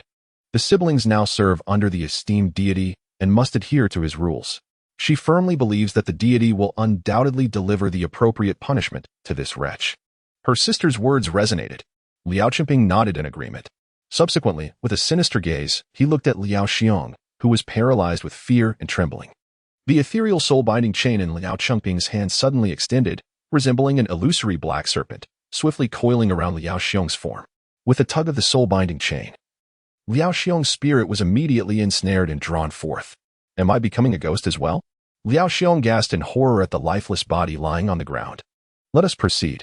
In an instant, Liao Xiong's white dress transformed into that of a ghostly enforcer as she headed towards the direction of Sihai village. The soul-binding chain extended 3 yards, pulling Liao Xiong's ghost along with it. The tranquil town remained eerily silent. Although Liao Xiong's terrified cries had surely reached the ears of nearby villagers, none dared to emerge and investigate. No one was brave enough to utter a sound. In fact, many townsfolk appeared pale and trembled in fear. "They have just heard the word ghost. Has someone encountered a spirit? Please do not come to our home." The townsfolk nearby are fervently praying. Outside the earth deity temple, Li Yuming, who was in a deep slumber, suddenly felt a chilling presence, awakening him from his dreams. From where does this eerie aura emanate? He was somewhat astonished. This was indeed the land temple, under the watchful gaze of Lord Zhongyue. Could it be that some malevolent spirit dares to venture here? He pushed open the door, a surge of qi coursing through his body and flowing into his eyes. Immediately, He beheld two spectral figures clad in the garb of minor officials, kneeling reverently before the earth deity's shrine. One of the spirits held a chain in its grasp, the end of which was bound to another ghost, whose face was etched with sheer terror. Liao Chengping, Liao Xiao'er, Liao Xiong? He spoke with a hint of astonishment.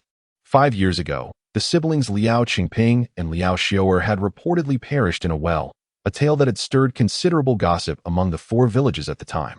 There were even whispers suggesting that Liao Xiong was responsible, yet the absence of evidence led the matter to fade into obscurity.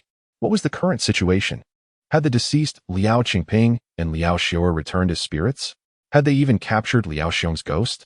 Could it be true that Liao Chengping and Liao Xiao'er were indeed pushed into the well by Liao Xiong to drown? Uncle Yuming, Liao Xiao'er exclaimed in surprise. Can you see us? The 4 villages were not far apart, and her mother hailed from Li village, so she often visited. I am the temple priest of Zhongyue Gong, traversing this realm on behalf of the deity, which naturally allows me to perceive you, Li Yuming replied. You both are clad in the attire of the underworld officials, kneeling before Zhongyue Gong. Could it be that you have received his grace? Li Yuming's eyes flickered with realization. So, the revered deity was indeed Zhongyue Gong. Uncle Yuming had become the priest of the revered deity's temple. Liao Xiao'er quickly grasped the situation and said, Uncle Yuming, we have been granted the honor of serving as ghost officials under Zhongyue Gong. Ghost officials? Li Yuming nodded in understanding, expressing his comfort. Though misfortune has befallen you both, to serve as ghost officials under Zhongyue Gong after death is indeed a stroke of fortune. After all, I have watched you both grow. In fact, their maternal grandfather was a cousin of his, albeit one who had long since passed away. He promptly returned to the room, no longer inquiring further. He serves as the temple guardian of Zhongyue Gong, acting on behalf of Zhongyue Gong in the mortal realm, overseeing matters of the earthly domain.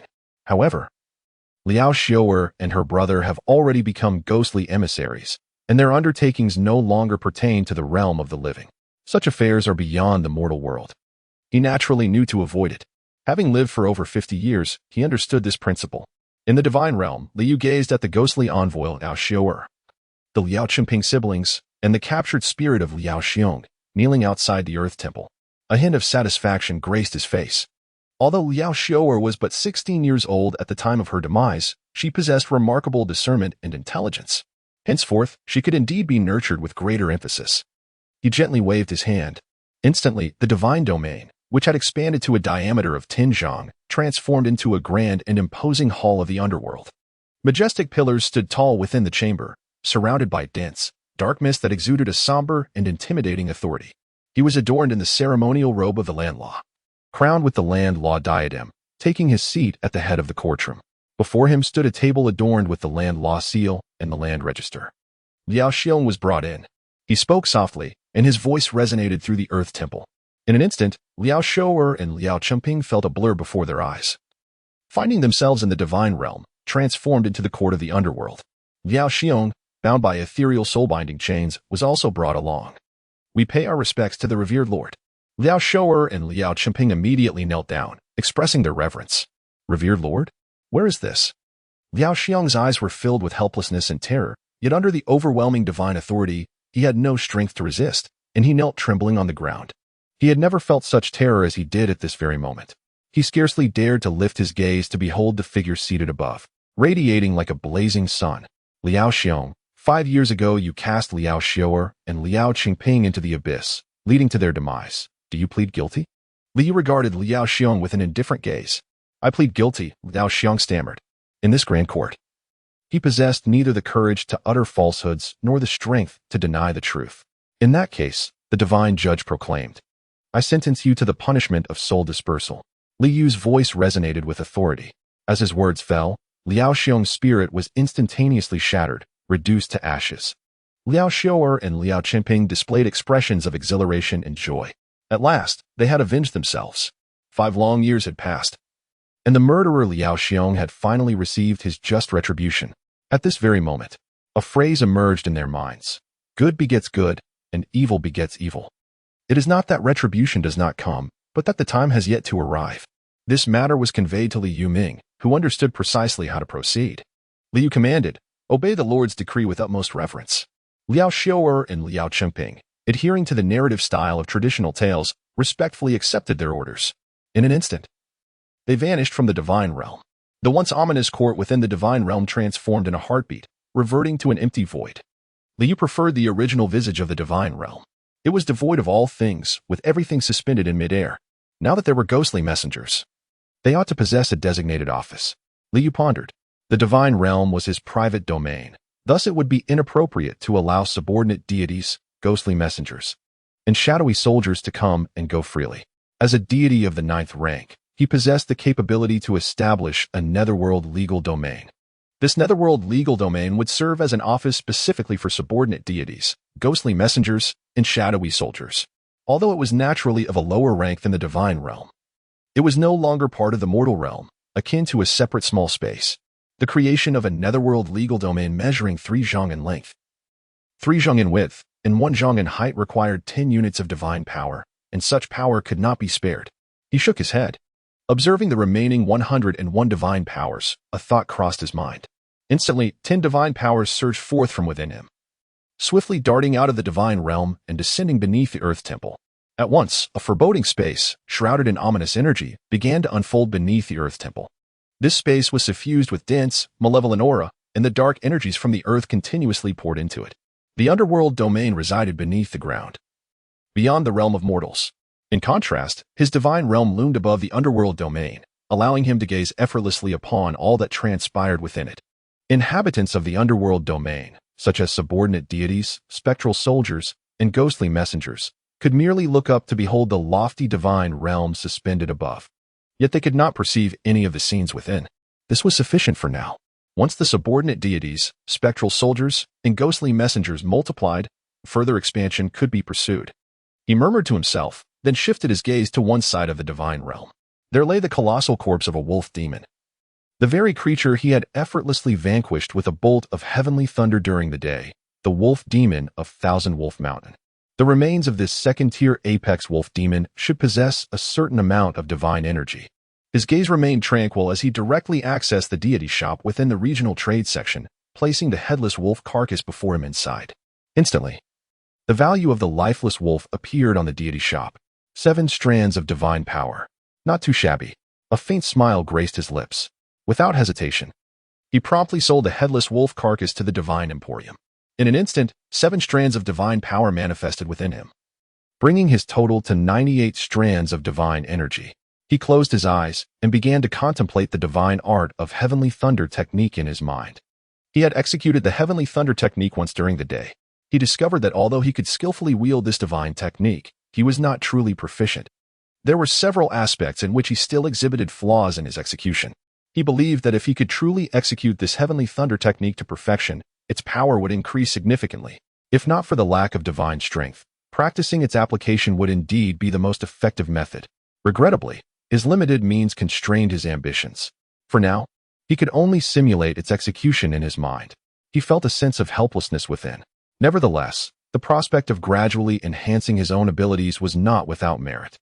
After all, aside from the divine technique Heavenly Thunder Art, he also mastered 3 other divine arts: fog technique, flight technique, and earth escape technique, all of which posed similar challenges.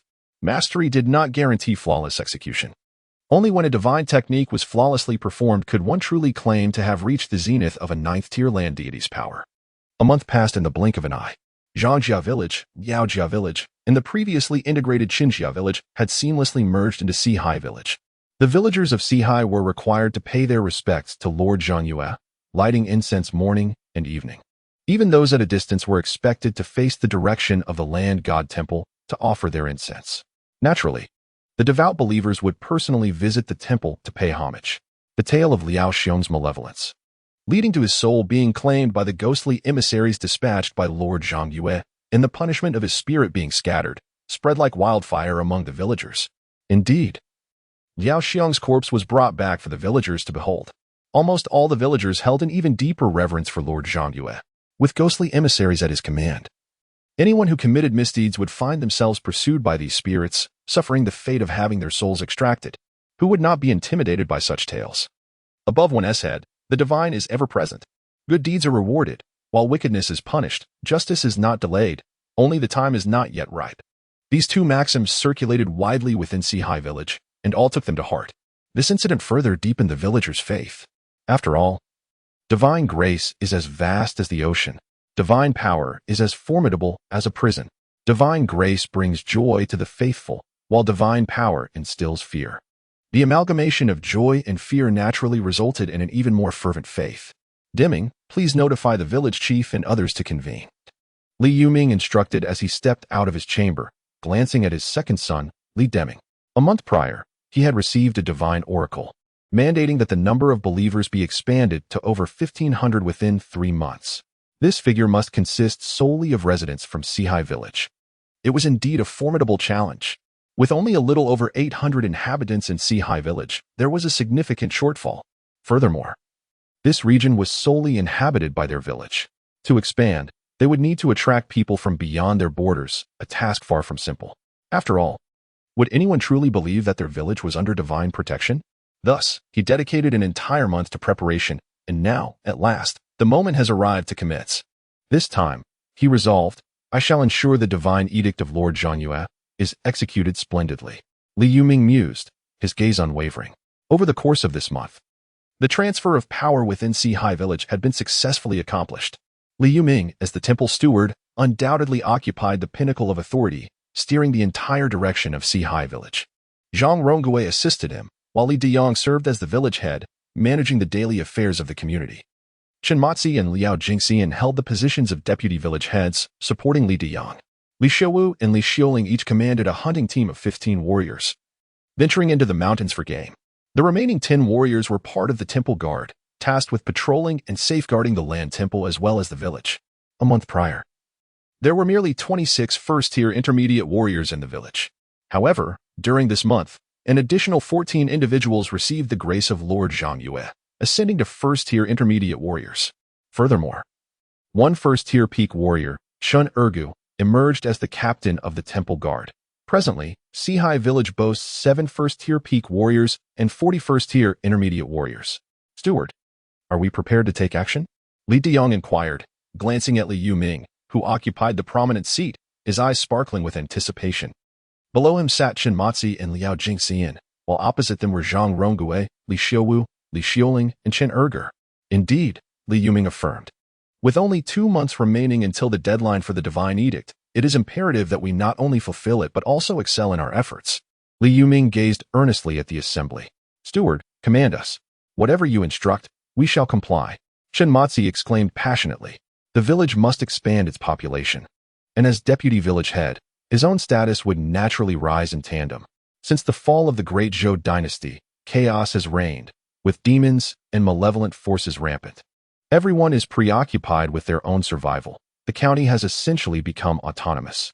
Even the villages and towns operate independently. Li Yuming surveyed the assembly, leaving aside the broader world. Even here in Songmu town, countless members of our human race suffer under the torment of these demons. To spread our faith, we must forge a path through strength. His voice carried a hint of grimness. The crowd's gaze was fervent, their blood surging with excitement. Diyang, how many of the new houses have you constructed? Li Yuming directed his gaze towards Li Diyang. 120 structures have been erected, Li Diyang promptly replied.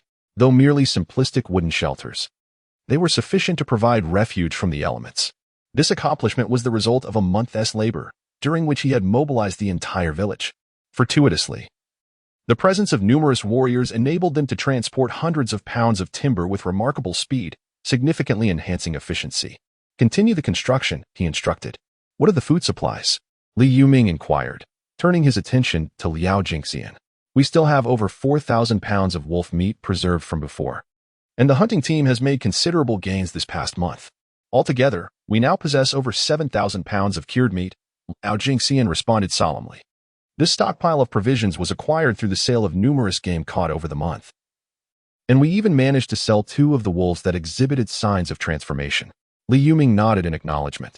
Housing and sustenance were among his strategies to entice outsiders to join Sihai village. In this era, having a roof to shield from the rain and enough food to stave off hunger represented the pinnacle of luxury for many. These 2 essentials were also the primary reasons for his wait of a month. Rongui, Xiaowu, and Zuling, accompany me out of the village. Bring the hunting team along. He issued the command. Yes, esteemed temple guardian. The 3 immediately complied. In the divine realm. Has it begun? Liu observed Liu Ming leading the group out of Sea High Village, his expression serene. As the terrestrial deity of Sea High Village, the faithful could only offer incense within his jurisdiction to garner the blessings of incense power. It could be said that the divine realm constitutes the very core enveloped by the principles of the divine path. In contrast, the underworld domain pertains to the periphery shrouded by the same divine laws. As for the jurisdiction, it merely represents the radiating area of the divine principles. Thus, if one were to venture beyond his jurisdiction, the divine laws cease to exist. Therefore, offering incense outside of his jurisdiction would yield no incense power. Without the generation of incense power, how could he attain it? Nonetheless, this past month has granted me the acquisition of 52 strands of divine strength. A hint of satisfaction appeared at the corners of his mouth. Through the regional chat, he learned that the other believers of the Blue Star Wild Gods were not so numerous. He is now able to acquire a remarkable 1,922 units of incense wish power each day. In contrast, the celestial deities of the Blue Star typically garner only 600 to 700 units daily, with some receiving merely 300 or 400. This disparity underscores the significance of wielding the resplendent celestial might to vanquish demons, thereby forging the image of an unparalleled deity. It also highlights the impact of bestowing a total of 47 first-tier blessing talismans. He smiled slightly. The remaining Blue Star Wild Gods, even after completing the personal task 3, could possess at most 7 first-tier blessing talismans. With the diminished divine grace bestowed, the believer's faith naturally wavers. Furthermore, to slay the demons, one must first lure them into the designated territory before engaging in combat within it. Additionally, the demons are often not inferior to the deities in strength. Prolonged battles, even if victorious, could tarnish the deities' reputations. Of course, the outcome largely depends on individual tactics. Some individuals are inherently suited to become deities, and perhaps their daily accumulation of incense and willpower surpasses that of others. Nevertheless, it is of little concern. There are still less than 4 months remaining until the grand festival, where the offerings will be magnified 100-fold. A glimmer of anticipation shone in his eyes. Regarding the matter of offerings, he refrained from conveying a divine oracle to Liu Ming. After all, offerings must remain untouched by any direct causality of the deities. To relay the matter of offerings as a divine oracle to Liu Ming would establish a direct connection. Thus, the offerings must rely solely on Liu Ming's own initiative. Nevertheless, he believed that as his temple steward, Liu Ming was indeed quite competent, and he anticipated that this year's second grand festival would undoubtedly feature commendable offerings. Subsequently, he opened the regional chat interface and typed another message. I am seeking a batch of spiritual rice seeds, with no restrictions on variety. Please contact me if available. For the past month, he had diligently sent out a message almost every day. After all, he had yet to utilize the spirit field divine talisman he had obtained. Solely due to the absence of spiritual rice seeds, he had also contemplated the possibility of having Liu Ming devise a means to acquire it. However, Lingmi is distinct from Lingmi seeds. The Lingmi occasionally sold in the county town cannot be utilized as seeds. Lingmi is rather unique. Only a select few exceptional specimens from each harvest can serve as seeds. These seeds are certain to be meticulously chosen, as they represent the lifeblood of the county's most formidable faction, which would never entertain the thought of selling them externally.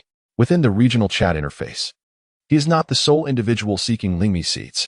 After a month's time, there are indeed several who have completed the personal task 3 of vanquishing demons, achieving the status of Blue Star deities. Upon fulfilling personal task 3, one is rewarded with a spirit field divine talisman. Naturally, possessing the spirit field divine talisman necessitates the acquisition of Lingmi seeds. Otherwise, the establishment of a spirit field would be utterly futile. He initially held little hope, merely sending a routine message. To his surprise, a female deity named Chuzwei contacted him almost immediately. I possess a batch of white jade spiritual rice seeds, requiring 20 strands of divine power. Would you be interested? 20 strands of divine power? Liu pondered. He currently possesses 150 units of divine power. However, for him, 20 units of divine power still constitute a considerable amount. He speculated that the female deity known as Chu must have inquired with numerous Blue Star deities who were seeking to purchase spiritual rice seeds. However, it is likely that no transactions were finalized. After all, the price is rather steep. Of course, in 3 months' time, this price would no longer appear exorbitant. Yet, with only a little over 2 months having passed since everyone ascended to divinity, divine power remains exceptionally precious, thus making it seem somewhat costly. "What is the quantity?" He replied, "If the quantity is substantial, it would not be a loss. After all, if we can sow the spiritual rice earlier, we shall also reap the rewards sooner." As a resource capable of significantly enhancing the cultivation speed of believers, the spiritual rice will undoubtedly become a sought-after commodity in future regional trade. Approximately 5 gene, Chuyu responded. 5 gene is indeed sufficient to fully cultivate an acre of spiritual fields. Liu nodded gently. In his possession, he held but a solitary spirit field talisman, capable of manifesting merely one grade C spirit field. Naturally, he had observed within the regional trade interface that others were offering spirit field talismans for sale. However, the prices were exorbitantly high, with the most affordable one demanding a staggering 150 units of divine power. At this juncture, he believed that aside from himself, few would possess the means to purchase such an item. Even he, at present, could not justify expending 150 units of divine power on a single spirit field talisman, for that amount constituted all of his divine strength. Nevertheless, he had long harbored a plan to accumulate divine power. Previously, he had refrained from executing it, considering the limited divine power possessed by the other deities of Blue Star. Yet now, after more than 2 months, although the deities of Blue Star had not yet amassed sufficient power to ascend from the 9th tier of divinity, they surely possessed a considerable amount of divine strength by now. He did not haggle with Chuyu, but promptly opted to engage in a transaction with the other party. The items involved in the exchange would manifest detailed information, making it evident whether they were seeds. After a brief moment, within him, 20 strands of divine power dissipated, while before him appeared 5 pounds of white jade spirit rice seeds. Each grain of the white jade spirit rice was plump and smooth, exuding a lustrous sheen akin to that of jade. This represented a first-tier spiritual item, which, when consumed, could significantly accelerate the nurturing speed of one's vitality and blood, making it one of the most suitable spiritual rices for mortals and cultivators in the body refinement realm. Furthermore, with persistent consumption over many years, even those with the most modest of talents could achieve 4 transformations of their vitality and blood, ultimately becoming cultivators at the pinnacle of the first tier in the body refinement realm, thus paving the way to cultivate a grade C spiritual field. He cast his gaze beyond the temple grounds. However, after a moment's contemplation, he resolved to bide his time.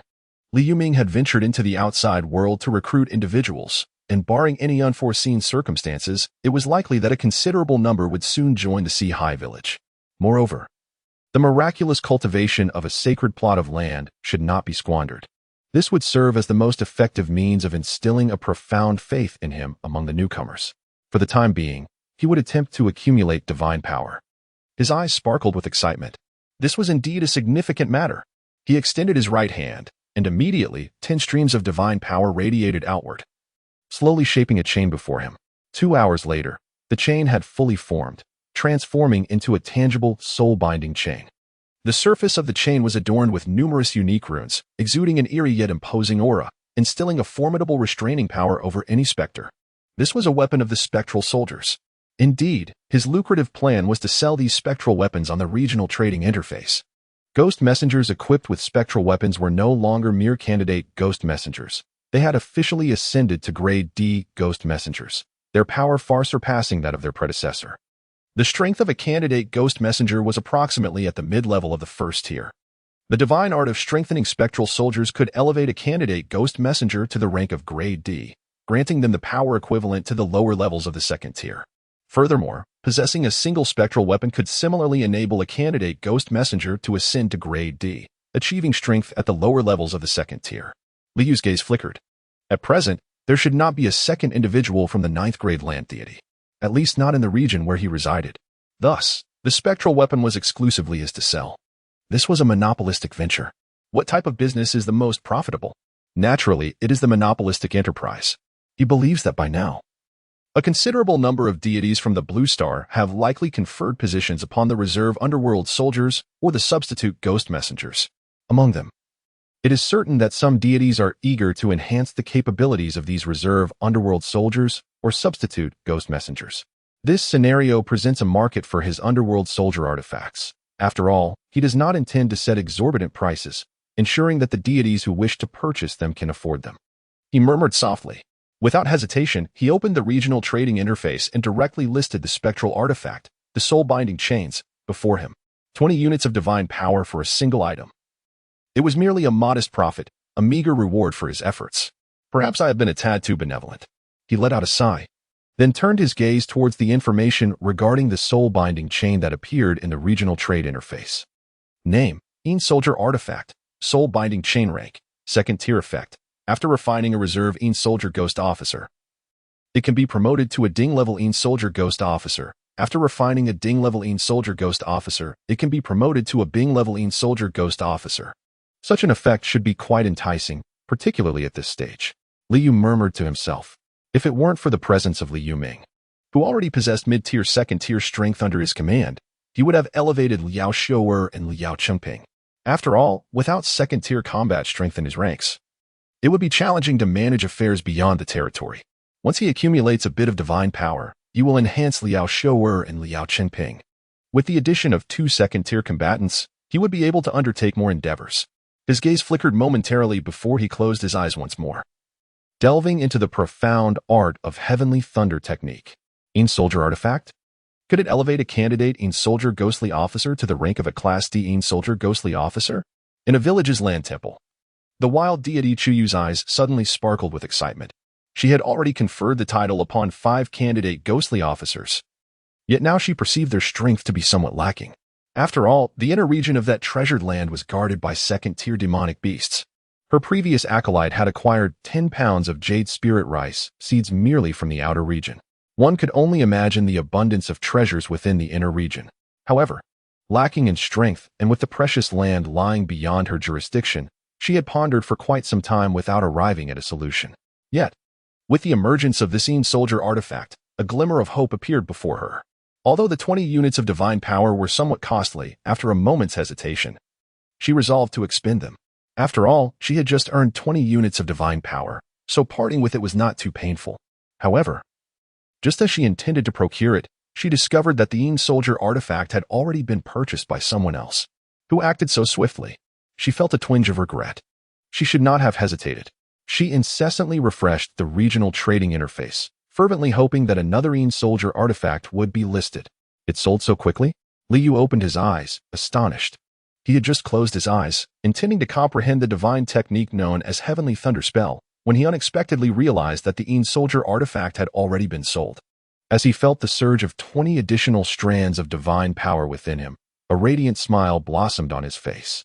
With each ebb and flow, he gained an extra 10 strands of divine strength. The sensation was undeniably exhilarating. At that moment, he finally understood the source of pleasure for those unscrupulous merchants. However, he reminded himself that he was not a merchant driven by greed. He was engaged in virtuous deeds, striving to enhance his strength and service to the deities of the Blue Star. Continue. I shall persist in my contributions. He felt a surge of excitement within him and promptly began to invoke the mystical art of Een Soldier's magical artifact once more. Although it required 2 full hours to completely coalesce into a Een Soldier's magical artifact, there are 12 hours in a day.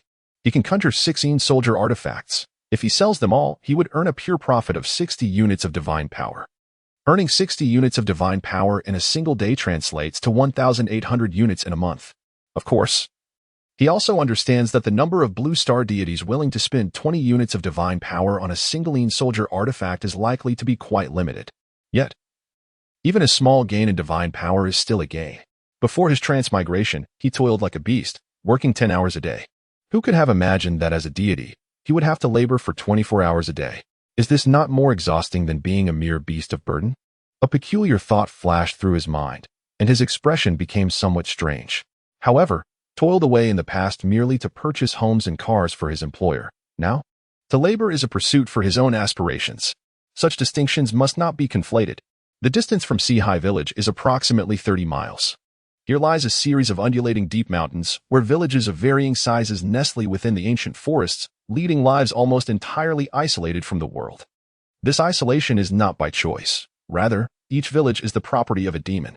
This area is referred to by the citizens of Tsangmu Town as the land of multitudes of demons, regarded as a forbidden zone.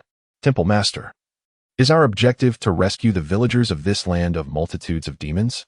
Zhang Rongui gazed at Li Yuming with astonishment. This place is teeming with demons.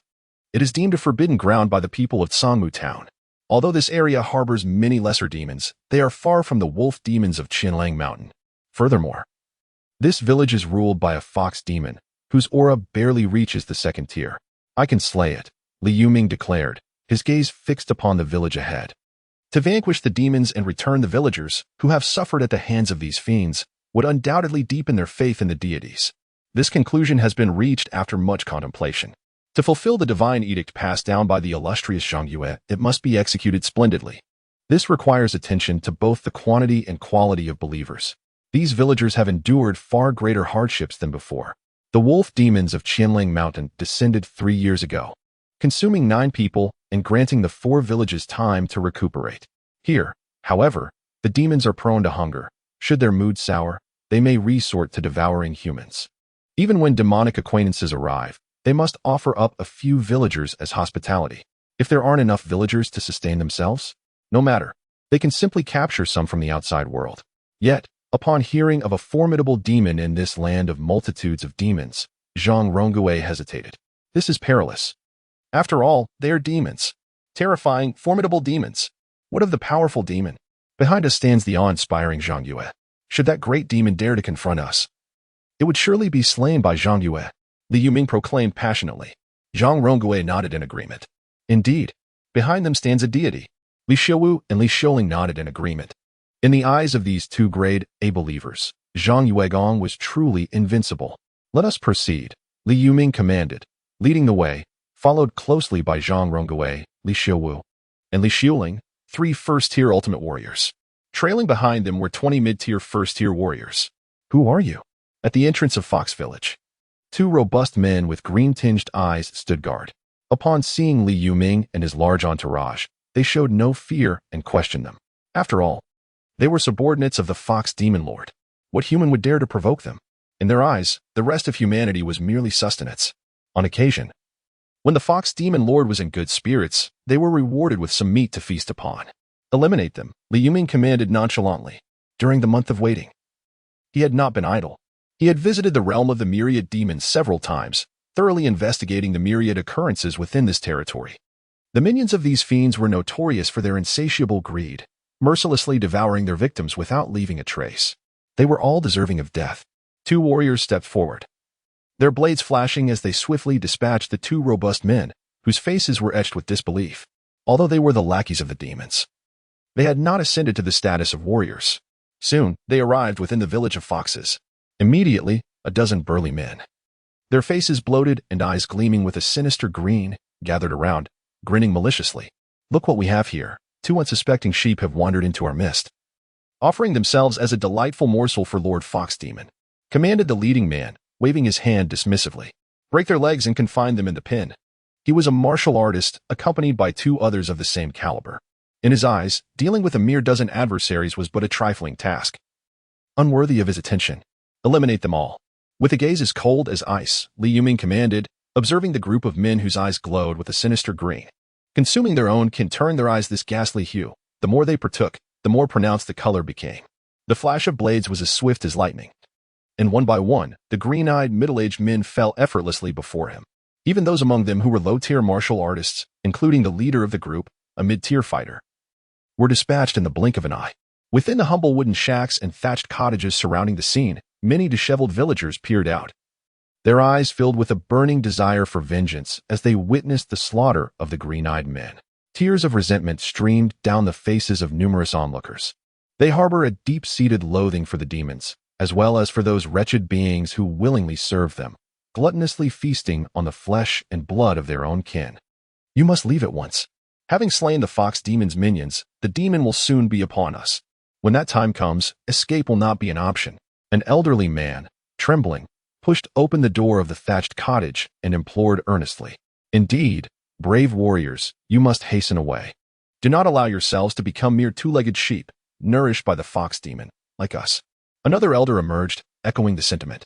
Observing the 2 elders and the remaining villagers who were furtively peeking from within, Li Yuming spoke with solemnity. Fellow villagers, I am Li Yuming, the temple priest personally appointed by the land god, Zhang Yue. I have come to slay the fox demon on your behalf. Upon hearing this declaration, the villagers of Fox Village erupted in disbelief, unable to fathom such audacity. Slaying the fox demon? Such an extraordinarily formidable creature could not possibly be challenged by mere mortals. They dismiss Li Yoming's mention of the land god as mere self-aggrandizement. Quickly, depart. The two elders urged anxiously. The fox demon is already upon us. Li Yoming turned his gaze forward.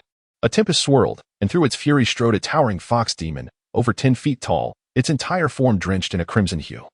Exuding an aura of terror, the villagers, paralyzed by fear, scurried beneath their beds, trembling uncontrollably. The two elders collapsed to the ground, their faces ashen. The fox demon has arrived.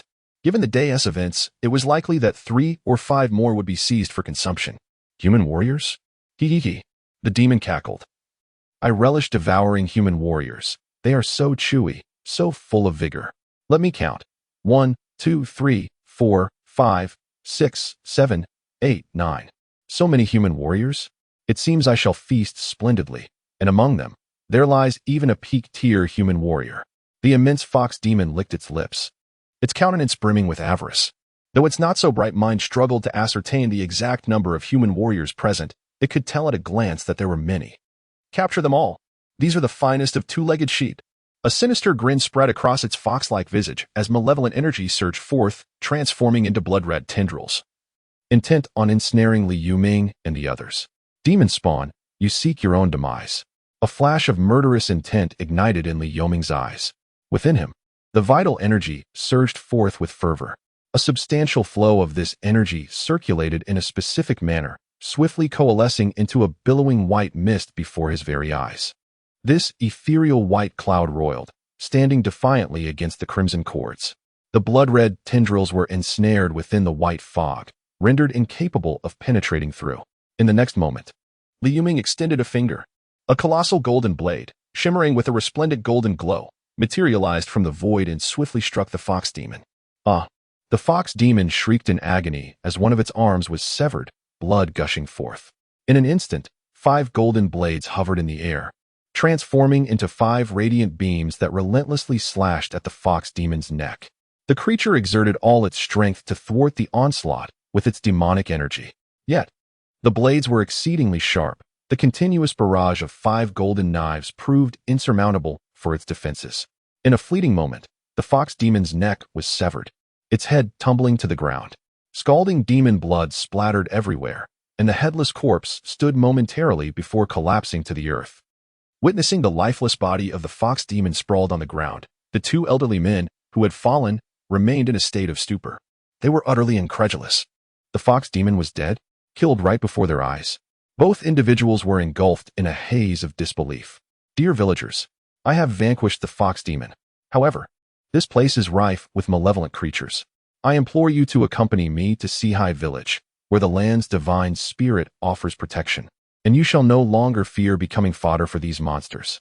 In Sihai village, each household will receive a dwelling, and every individual will be granted 5 pounds of meat and 100 pounds of grain, Li Yoming declared solemnly. His voice, empowered by the chi within, reverberated throughout the entire fox village. The villagers, who had originally been trembling in fear within their homes, were taken aback. What? Had the fox demon already been slain? Could it be that they did not hear incorrectly? The other party actually claimed to have slain that exceedingly terrifying fox demon? Gradually, some individuals began to peer through the cracks of their houses, and they were met with the astonishing sight of the colossal fox demon's lifeless body sprawled upon the ground. Their eyes widening in disbelief. Was the fox demon truly dead? A courageous villager had already rushed forward, gazing at the authentic corpse of the fox demon before him. And with tears of joy streaming down his face, he exclaimed, "The fox demon is indeed dead." More and more villagers emerged, and eventually the entire community gathered, their hearts brimming with emotion as they beheld the lifeless form of the fox demon on the ground, nearly all of them shedding tears. Their loved ones had all fallen victim to the fox demon. Now that the demon has been vanquished, vengeance has finally been served. Benefactor, an elderly man, trembling, approached Li Yoming and bowed deeply. With a choked voice, he lamented, "My 3 sons, 1 daughter, 2 daughters-in-law, and 4 grandsons have all been devoured by the fox demon. Benefactor, having slain the demon, I have no means to repay you, but I vow to dedicate my next life to express my gratitude."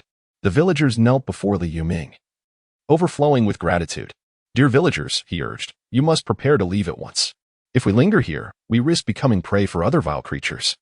Li Yoming assisted the elderly man to his feet and spoke with a grave tone. The villagers nodded eagerly, yearning for the chance to escape this place. With such a formidable benefactor watching over them, their future seemed to hold promise. As dusk settled, Li Yuming, accompanied by a multitude of villagers from the Fox Village, finally returned to Sihai Village. Upon witnessing the wolf meat hanging at every doorstep, the Fox villagers could scarcely believe their eyes. Every household in Sihai Village had meat? What divine existence was this? They had long lost track of the years without tasting even the slightest morsel of meat. Yet, the scent of it was often in the air, though it was merely the fox demons feasting upon the unfortunate. Chenmatsi, you shall take their registrations. Liao Jingxian. Allocate them housing, meat, and grain. For those who are solitary and without a home, arrange a house for 4 of them, commanded Li Yuming. The villagers of Fox Village numbered a total of 112, with only 3 elderly and 6 children among them. The scarcity of the elderly was a testament to the harshness of their existence, while the few children were a result of the fox demons' predilections. Let us rest for the night, and tomorrow we shall take them to the Earth Deity Temple to offer incense. Li Yuming continued his directives. The others accepted their tasks and busied themselves immediately. The villagers of Sihai stood curiously nearby, casting warm smiles towards the timid residents of Fox Village. For the villagers of Fox Village, everything here felt dreamlike. Bathing. In Fox Village, one could only wash themselves the day before they were to be consumed as food. Eating meat, being full, wearing clothes that cover their bodies. These were luxuries they had only dared to dream of. Yet now, they found all of this within reach.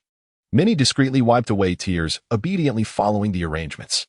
Thus, over the course of a month, Li Yuming returned with more than 1,100 individuals from the land of demons, having slain 7 demon beasts, all of whom had just attained the 2nd level of power and posed no challenge to Li Yuming. After all, he was not a mere martial artist but a temple steward consecrated by the deities. The chi within him allowed him to wield the small golden knife technique and the small cloud and mist protection technique, both of which significantly enhanced his damage against demons compared to martial artists of the same tier.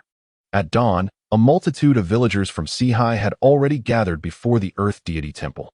A large area had been cleared in front of the temple, where both the original villagers of Sihai and the newcomers from the land of demons, who had joined over the past 2 weeks, were now kneeling on the ground. All were quietly offering incense and praying. Even the recently joined villagers exhibited a profound sense of devotion.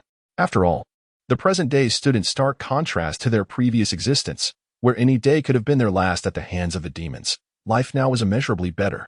Whether it was the temple keeper Li Yuming or the villagers of Sihai Village, they all conveyed to them that all of this was a benevolent gift from Lord Zhangyue. Moreover, they proudly recounted the various miraculous events that had transpired in the village, leaving the listeners in a state of astonishment, and inadvertently fostering a deep and fervent devotion to Lord Zhangyue. In the divine realm, Liu gazed upon the multitude of villagers kneeling before the Earth Temple, a smile gracing his lips. His personal mission had been accomplished. The requirement of 1,500 believers had been fulfilled. It was time to manifest the divine once more, to further deepen their faith. He murmured softly, his gaze serene. Having ascended to divinity for over 3 months, he had fully acclimated to the sensation of looking down upon all beings from his lofty position. Liu accessed his personal tasks, claiming the rewards for Task 4. Instantly, 40 strands of divine power materialized within him. Before him, 5 first-tier blessing talisman and 1 second-tier blessing talisman materialized out of thin air, totaling 925 units of divine power, approaching the milestone of 1,000. Over the course of this month, 76 pieces of soldier artifacts had been sold. However, in the past week, another deity from Blue Star had ascended to the rank of a 9th-tier Earth deity, beginning to encroach upon his business. Consequently, the prices had plummeted. A single soldier artifact now fetched merely 12 units of divine power, yielding only a meager profit of 2 units. Liu chuckled softly. He remained indifferent. After all, he had amassed a substantial amount of divine power through the soldier artifacts. Recently, he had just ascended from the 9th rank as a deity of the Blue Star. And with the onset of a price war, his profits had significantly dwindled, rendering him unable to accumulate much divine power. Moreover, he was on the verge of advancing to the true 9th rank. At that point, his divine techniques would become even more formidable, perhaps enabling him to craft 3rd-tier soldier artifacts. Should he succeed in producing 3rd-tier soldier artifacts, he would hold a monopolistic position. Conversely, the 1st-tier blessing talisman had begun to appreciate in value. Now, the lowest price was 5 units of divine power per talisman. In a month's time, as more individuals ascended from the 9th rank and accessed the Divine War interface. Recognizing the significance of believers, the price was likely to rise further. Li Yu's expression remained tranquil. Initially, he had purchased 41st tier blessing talismans in one go. Over the past month, he had acquired an additional 21st tier blessing talismans, 10 of which he procured at 3 units of divine power each, while the other 10 were purchased at 4 units of divine power each. He gazed upon the multitude of devotees gathered outside the Earth God Temple, gently waving his hand. Instantly, a divine field talisman soared into his grasp. In the next moment, the divine field talisman ascended from the divine domain. Outside the Earth God Temple, countless worshippers knelt upon the ground, reverently bowing towards the exalted deity in fervent prayer. Suddenly, a resplendent golden talisman erupted from the statue of the Earth God, radiating an astonishing divine light, accompanied by an overwhelming aura that commanded the heavens and the earth. The talisman traversed the sky, expanding rapidly until it reached the size of an acre. This acre-sized talisman, shimmering with golden brilliance, hovered above the heads of the gathered faithful, leaving them in a state of utter astonishment, their mouths agape in disbelief. When have they ever witnessed such a miraculous sight? Even the temple keeper, Li Yuming, bore a trace of astonishment in his eyes. He had not anticipated that this time Lord Zhanyue would manifest such a magnificent miracle. Lord Zhanyue has revealed his divine presence. A miracle. The miracle of Lord Zhanyue. May he bless my son with lifelong health, free from illness and disaster. May he ensure my family is well fed and warmly clothed, no longer suffering from hunger and cold. The villagers were enraptured, continually bowing in reverence. Lord Zhanyue displayed his divine power. Surely he was watching over them at that moment. The new villagers, witnessing this miracle for the first time, were particularly exhilarated. Lord Zhanyue truly exists. It turns out that the temple priest and the other villagers had not deceived them. Sihai village is genuinely under the protection of a deity. From this day forth, they shall also be graced by the protection of the deities, no longer destined to become fodder for demons. Many wept tears of joy, prostrating themselves with utmost reverence, displaying profound devotion. Having once dwelled in the realm of monsters, where each day posed the peril of becoming prey, they now fully comprehend the rarity of such blessed days, free from the shackles of fear and dread, under the guardianship of divine benevolence. They express their profound gratitude for the protection bestowed by the revered Zhanyue Gong. In midair, a divine talisman, vast as an acre, soared upwards, swiftly descending upon a vacant plot near the Earth Deity Temple. Instantly, this patch of land shimmered with golden radiance, as if a celestial force were transforming the very soil itself. Moments later, the golden light dissipated, revealing a field imbued with spiritual energy, manifesting as wisps of ethereal mist that floated upwards, as though it had transformed into a realm of immortals. The mist lingered, delicate and elusive. What is this? Li Yoming's pupils constricted tightly, his eyes reflecting an overwhelming joy and excitement. A spiritual field. The ethereal mist was indeed a spiritual field. Zhanyue Gong had bestowed upon them a parcel of spiritual land. Behind him, the village chief Li Diang, deputy chief Chen Matzi, and Liao Jingxian, among others, were momentarily struck with awe, their faces alight with exhilaration. A spiritual field. Such treasures were scarce even in the county, with only 1.5 acres existing. Cherished by the county's most powerful families as their lifeblood. Now, their Sihai village had also been graced with a spiritual field, with the protection of Zhanyue Gong.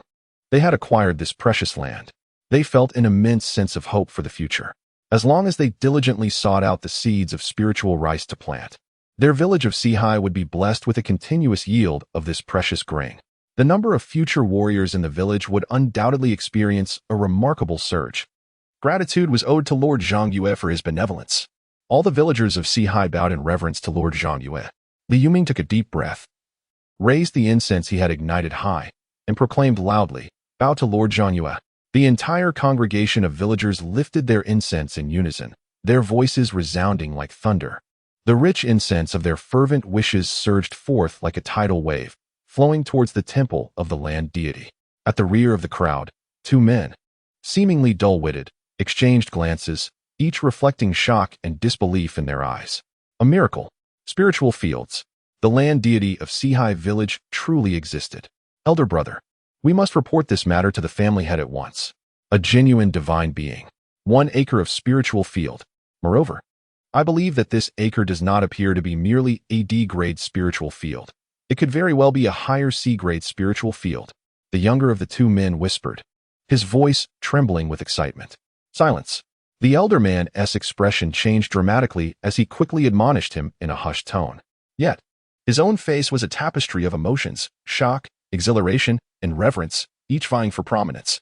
The two brothers initially ventured into the land of monsters to gather medicinal herbs, only to find themselves captured and confined within a sheepfold by malevolent individuals. They had long succumbed to despair, uncertain of when they would be devoured by the malevolent fiends. After all, what kind of place was the land of demons? Those who entered the sheepfold were merely two-legged sheep, destined to become fodder for the monsters. However, to their astonishment, they encountered a formidable human warrior who vanquished the demons. This warrior even brought them back here, providing them with shelter and sustenance. As if that were not enough, they discovered that a genuine deity resided here. What shall they do? Should they report the situation here to the head of the family? Yet, the two remained oblivious.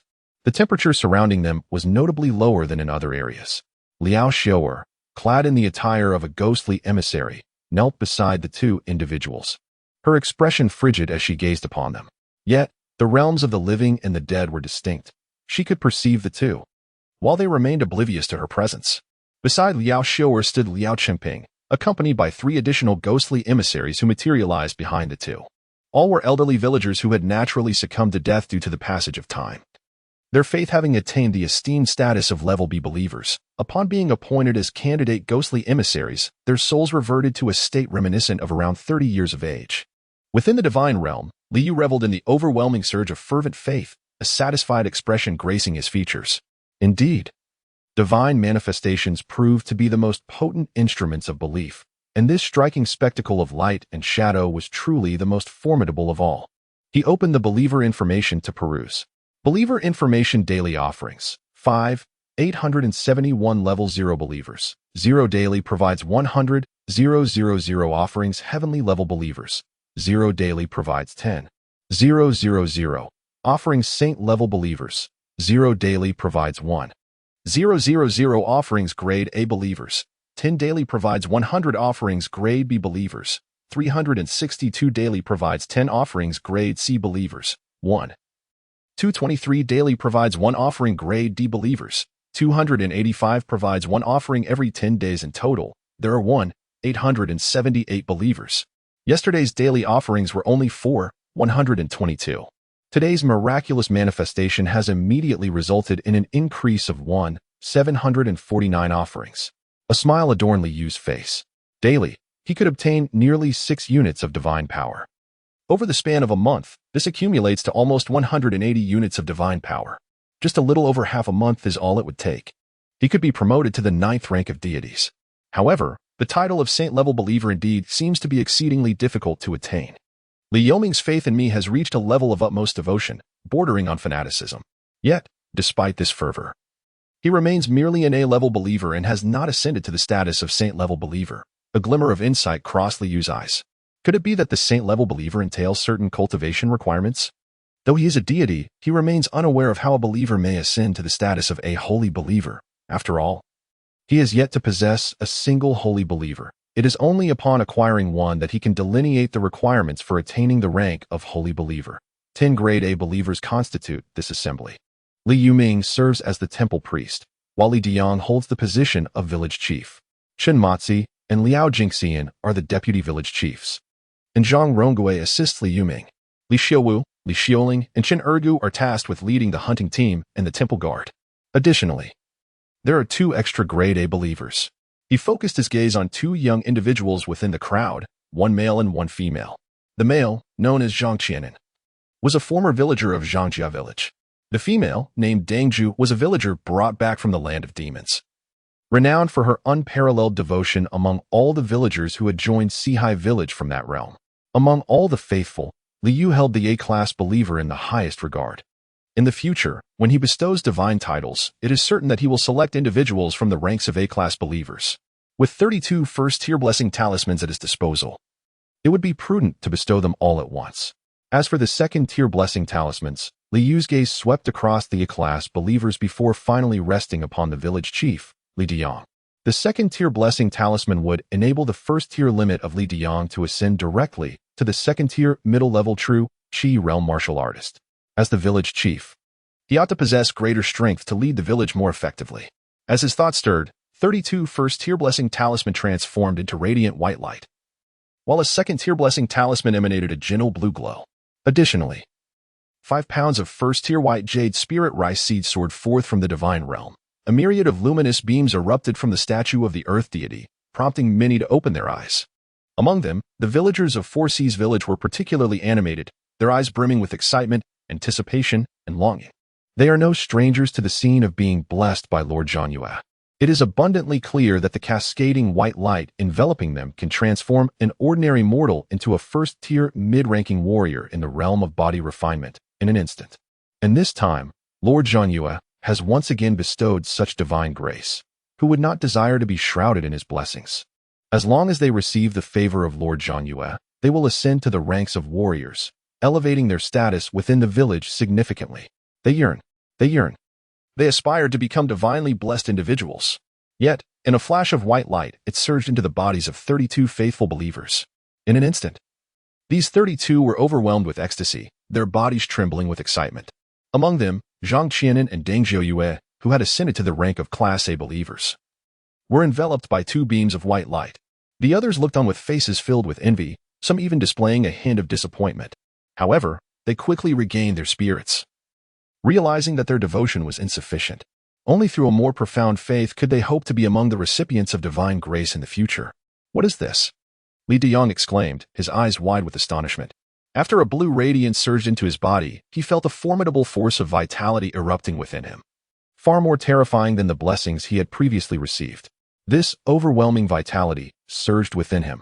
The barrier that had previously obstructed him, which he had attempted to breach 4 or 5 times to no avail, was instantly shattered.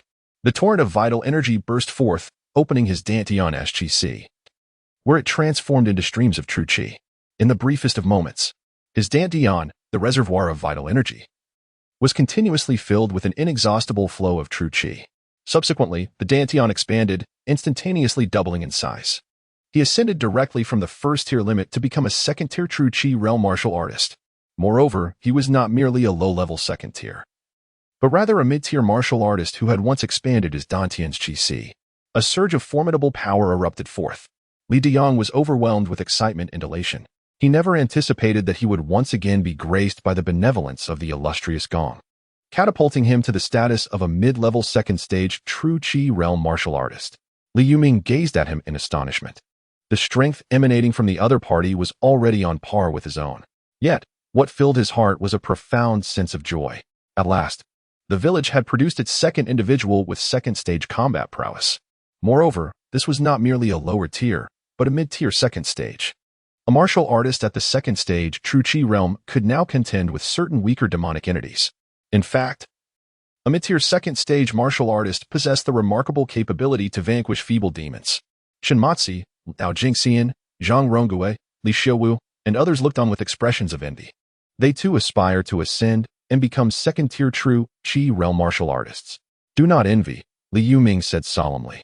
As long as you possess unwavering faith in Zhongyue, you will undoubtedly rise to the second tier and become martial artists. There is even a possibility of advancing to the third tier and becoming a primordial force realm grand martial artist. The others nodded, their eyes filled with longing. A third-tier primordial force realm grand martial artist. They fervently prostrated themselves, offering their most devout faith to the exalted deity. Meanwhile, Li Yoming's gaze was fixated on an additional bag resting before him. His face expressed a blend of curiosity and excitement. This marks the first occasion the illustrious monarch has bestowed a gift.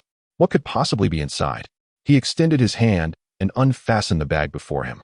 Instantly, a radiant hue of white jade materialized before his eyes. Li Yoming's face was instantly alight with ecstatic joy. Spirit rice seeds. Lord Zhongyue had granted him an acre of spiritual land, and now he had bestowed upon him the seeds of spirit rice. The villagers of Sihai can commence the cultivation of spirit rice. In the stillness of the night, Li Yu cast his gaze upon the ghostly envoy, Liao Xiuwu, kneeling outside the earth temple, and spoke with a calm demeanor. What troubles you? Liao Xiuwu replied respectfully, respected deity. 2 individuals from the Wei family of Tsangbu town have been discovered as spies within the village. Should we apprehend them? Having served as a substitute ghostly envoy for 2 months, she had never taken it upon herself to make decisions. Furthermore, She approached her responsibilities regarding soul-reaping tasks with utmost diligence. There is no need to concern ourselves with this matter, Liu responded with tranquility. Spies. This bore little significance for him. At most, it would merely leave the Wei family of Tsangmu town in a state of uncertainty. After all, for the human inhabitants of this realm, the existence of a genuine deity was exceedingly difficult to fathom. Speaking of which, Liu mused inwardly. I wonder where the nearest celestial being from Blue Star resides. He initially believed that there should be deities of the Blue Star in the vicinity. However, after more than 3 months, there has been not a whisper regarding the manifestation of any other divine beings. This is quite evident. Even the nearest deity of the Blue Star may still be quite distant. His gaze fell upon Liao Xiu'er, who was kneeling outside the land temple. After more than 2 months of observation, Liao Xiu'er had demonstrated commendable abilities, and most importantly, she understood the nuances of discretion. It was time for her to advance. Liao Xiu'er, from this day forth, I bestow upon you the title of official Ghost Envoy. Furthermore, I grant you the soul-binding artifact Soul Chain and elevate you to the rank of Level C Ghost Envoy, commanding a host of ghost envoys. He gently raised his hand, and 10 streams of divine power surged forth from his being, transforming into a reinforced soldier divine talisman that soared through the air, landing upon Liao Xiu'er. Instantly, a surge of ghostly energy enveloped Liao Xiu'er, her form visibly solidifying, even a flush of vitality gracing her visage. The dark garb of the ghostly envoy she wore deepened in hue, subtly revealing an aura of authority from the netherworld. Following this, a chain of soul binding, dark as ink and imbued with an ominous depth, flew forth and landed in Liao Xiu'er's grasp. With the soul-binding chain in hand, the ghostly energy coursing through her intertwined with the chain, and in mere moments she refined it, allowing a formidable wave of ghostly power to erupt from within, causing her aura to swell once more. In the blink of an eye, Liao Xiu'er transformed from a mere first-tier mid-level candidate Ghost Envoy into a third-tier upper-level Ghost Envoy, transcending the ranks to become a Ding-level Ghost Envoy. Thank you for your divine grace, Liao Xiu'er exclaimed, her body trembling with the overwhelming force she now felt, a power she had never dared to imagine. At this moment, the other 4 candidate Ghost Envoys in the Netherworld domain also materialized from the ground, kneeling in awe, their faces alight with envy as they gazed upon Liao Xiu'er. Liu Tang, the deity intoned, from this day forth, I appoint you as a formal Ghost Envoy of Ding level, to assist Liao Xiu'er in leading the Ghost Envoys. Liu's gaze turned to Liu Tang, speaking in a calm tone. He was the eldest elder of Li family village, one of the original 5 B-level believers. After a fall over half a month ago, he had perished. His spirit was brought back by Liao Xiu'er and was now conferred the rank of candidate Ghost Envoy. Again, 10 streams of divine power surged forth, coalescing before him into another reinforcing soldier divine talisman before exiting the divine domain and merging with Liu Tang. Ghostly energy surged within him, propelling him from first-tier mid-level to second-tier lower level, thus becoming a Ding-level Ghost Envoy. Thank you for your divine grace, Liu Tang replied with utmost reverence. Beside him, Liao Qingping appeared somewhat disheartened, yet the knowledge that his sister had ascended to a third-tier Ghost Envoy brought him great joy. The other 2 candidate Ghost Envoys, however, exhibited no sense of disappointment whatsoever. In their lifetime, they were mere second-class believers, and now, in death, they have been elevated by the decree of the divine to the status of ghostly emissaries. What more could they possibly desire? The grace of the revered deity is indeed a personal honor. Should the deity withhold such grace, it simply signifies that one's own efforts have fallen short. What did you say? Is there truly divine protection over the village of Sihai? In the grand hall of the Wei family in Sangmu town, the head of the Wei clan gazed in astonishment at the middle-aged man below. He harbored some doubts, questioning whether the other party had been rendered foolish by the demons of the abyss. How could one utter such absurdities? In this world, where could any deities possibly exist? Only demons and malevolent spirits roam. Even if there were deities, they would surely be mere disguises donned by demons, simply to feast upon humanity more effectively. Is there not a venerable river deity residing in the Shunling River outside of Sangmu town? Is it not the case that every month a priestess selects 3 individuals to be offered to the River Lord as sustenance? How, one might ponder, does this divine being partake in the consumption of mortals? He inquired. Eating humans? The middle-aged man displayed a look of astonishment, hastily shaking his head. Master, that is a genuine deity, one that does not consume humans. Wei. What gods exist in this world? They are merely demons in disguise, all seeking to devour humanity, the head of the Wei family remarked. Upon hearing this, a hint of hesitation immediately crossed Wei Wei's face. Demons in disguise? He felt a twinge of uncertainty. After all, he had only spent a little over half a month in Sihai village. Perhaps the esteemed Lord Zhang Yue had simply not arrived at mealtime yet. Yet, how could demons bestow spiritual fields? And how could so many villagers in Sihai village become warriors? Or was it possible that the spiritual fields were merely an illusion crafted by the demons? Were they granted the status of warriors solely to facilitate better feasting? Contemplating this, he swallowed the words that had nearly escaped his lips and refrained from mentioning the matter of the spiritual fields. Since you have returned, do not think of leaving again. The realm of the demons was shaken by the demise of 7 of their kind at the hands of Sihai village. I have heard that the great demon of the demon realm has been stirred. It is likely that this formidable demon will descend from the mountains to devour that demon, which masquerades as a deity in Sihai village, and abduct the villagers as sustenance. The patriarch of the Wei family spoke with reverence. The great demon of the demon realm holds a prominent position within our Tsangmu town. It is truly terrifying. Hearing this, Wei Wei's complexion paled, and the color drained from his face, revealing a glimmer of fear in his eyes. That is the very demon that forged the realm of demons. It is said to be a mountain lord, not weaker than the river god of Shunling, who governs our Tsangmu town. They have been adversaries for decades. I shall summon my brother back, Wei Wei declared immediately. He returned to the town to report the news, while his younger brother remained in the village of Sihai. At that moment, anxiety welled up within him. What if the great demons from the land of monsters had already descended upon Sihai village? Was it not possible that his brother could be devoured by one of those formidable fiends? Regardless of whether the deity of Sihai village was merely a disguise for a demon, how formidable could it truly be, confined to a single village? In contrast, the great demons from the land of monsters were renowned for their terrifying might. The head of the Wei family nodded and sighed, saying, "Hurry there and back." He appeared exceedingly fatigued. After all, as the patriarch of the Wei family, the largest clan in Tsangmu town, he bore an immense burden. Each year, the River Lord demanded the sacrifice of 2 warriors, as decreed by the oracle. One of these warriors must be provided by the Wei family. Should the Wei family fail to comply, they would have to brace themselves for the wrath of the River Lord. He dared not withstand the wrath of the River God. Thus he could only desperately strive to ensure his clan bore offspring, laboring to cultivate warriors to be offered to the River God as sustenance. This was the fate of the Wei family. The Wei family could only persist in this manner, yet at the very least, they were required to offer only 1 soul each year to the River Lord, ensuring the family's legacy could endure.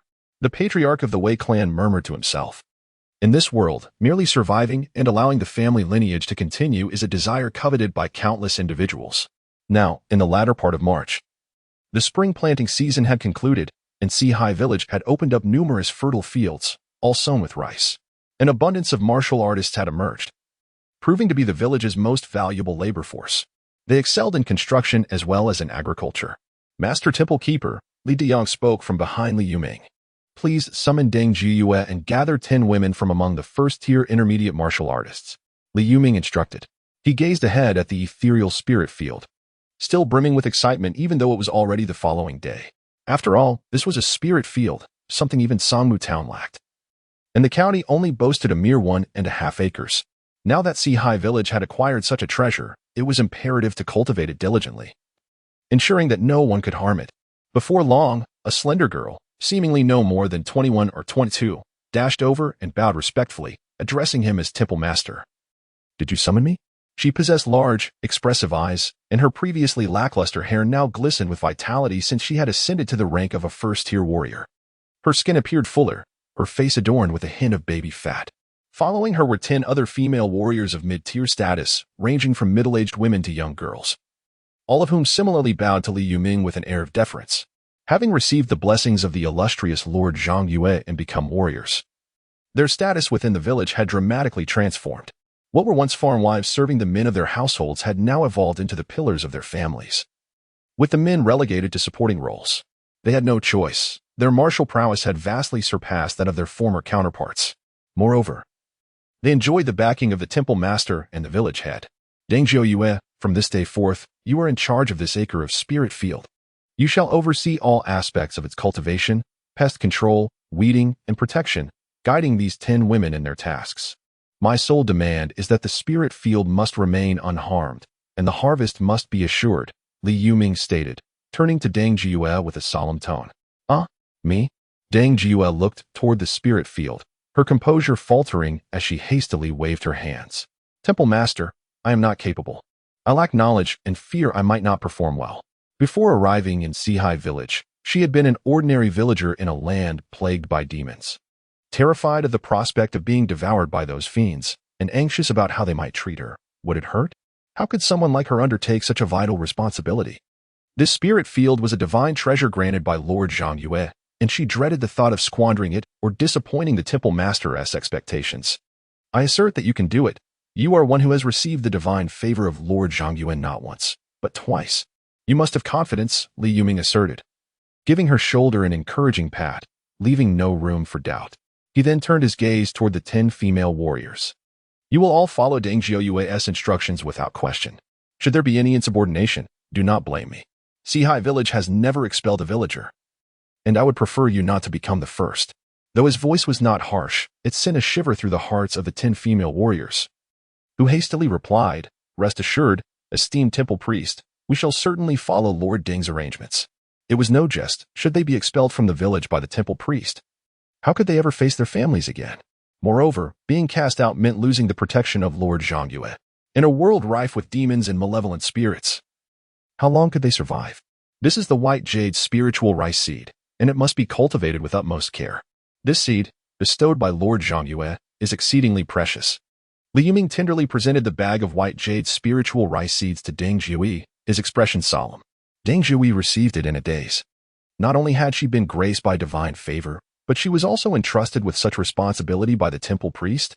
2 sacred items had been entrusted to her.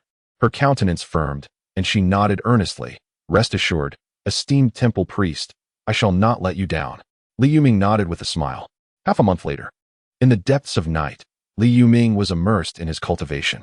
Suddenly, 3 earth-shattering roars of beasts echoed from afar, shaking the mountains. Demons? He was abruptly awakened, stepping out of his room to discern the source of the sound.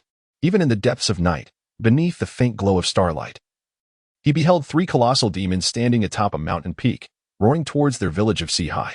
These were the 3 leaders of the demon horde from the land of monsters. Li Yuming's gaze turned icy. The land of monsters was home to numerous demons, most of whom possessed limited power, primarily at the second tier's lower ranks, with a few at the middle and upper tiers. Yet among them were 3 demon leaders who had reached the pinnacle of the second tier, rivaling the wolf demons of Qinlang Mountain. Above these 3 leaders loomed an even more formidable demon. He is aware that the 3 demon leaders have come seeking him, undoubtedly linked to his previous slaying of 7 demons in the land of monsters, which resulted in a significant influx of captives. However, he is utterly untroubled. For where is this place? This is Sihai village. It is the domain of Lord Zhangyue. He still vividly remembers the awe-inspiring scene atop Qinlang Mountain, where the formidable presence of Lord Zhangyue manifested, commanding the very thunder of heaven and earth, annihilating the wolf demons in a single strike. What were those 3 demon leaders before Lord Zhangyue? Merely harbingers of their own demise. At this moment, the villagers of Sihai village emerged from their homes, many of whom were martial artists with keen eyesight, gazing unwaveringly at the 3 demons perched upon the distant mountaintop, their faces betraying no fear. In a place blessed by Lord Zhangyue, how dare the demons act with such impudence? On the mountaintop, a bear demon, towering over 3 zhang, glared with blood-red eyes, its arms bristling with black fur like steel needles. It looked down upon the increasingly illuminated Sihai village and bellowed, Who dares to enter the realm of my demonkin and slay my subordinates? Come forth and meet your doom. Beside it stood a dog demon, rising upright and nearly reaching 4 zhang in height, licking its lips as it surveyed Sihai village, drool dripping incessantly.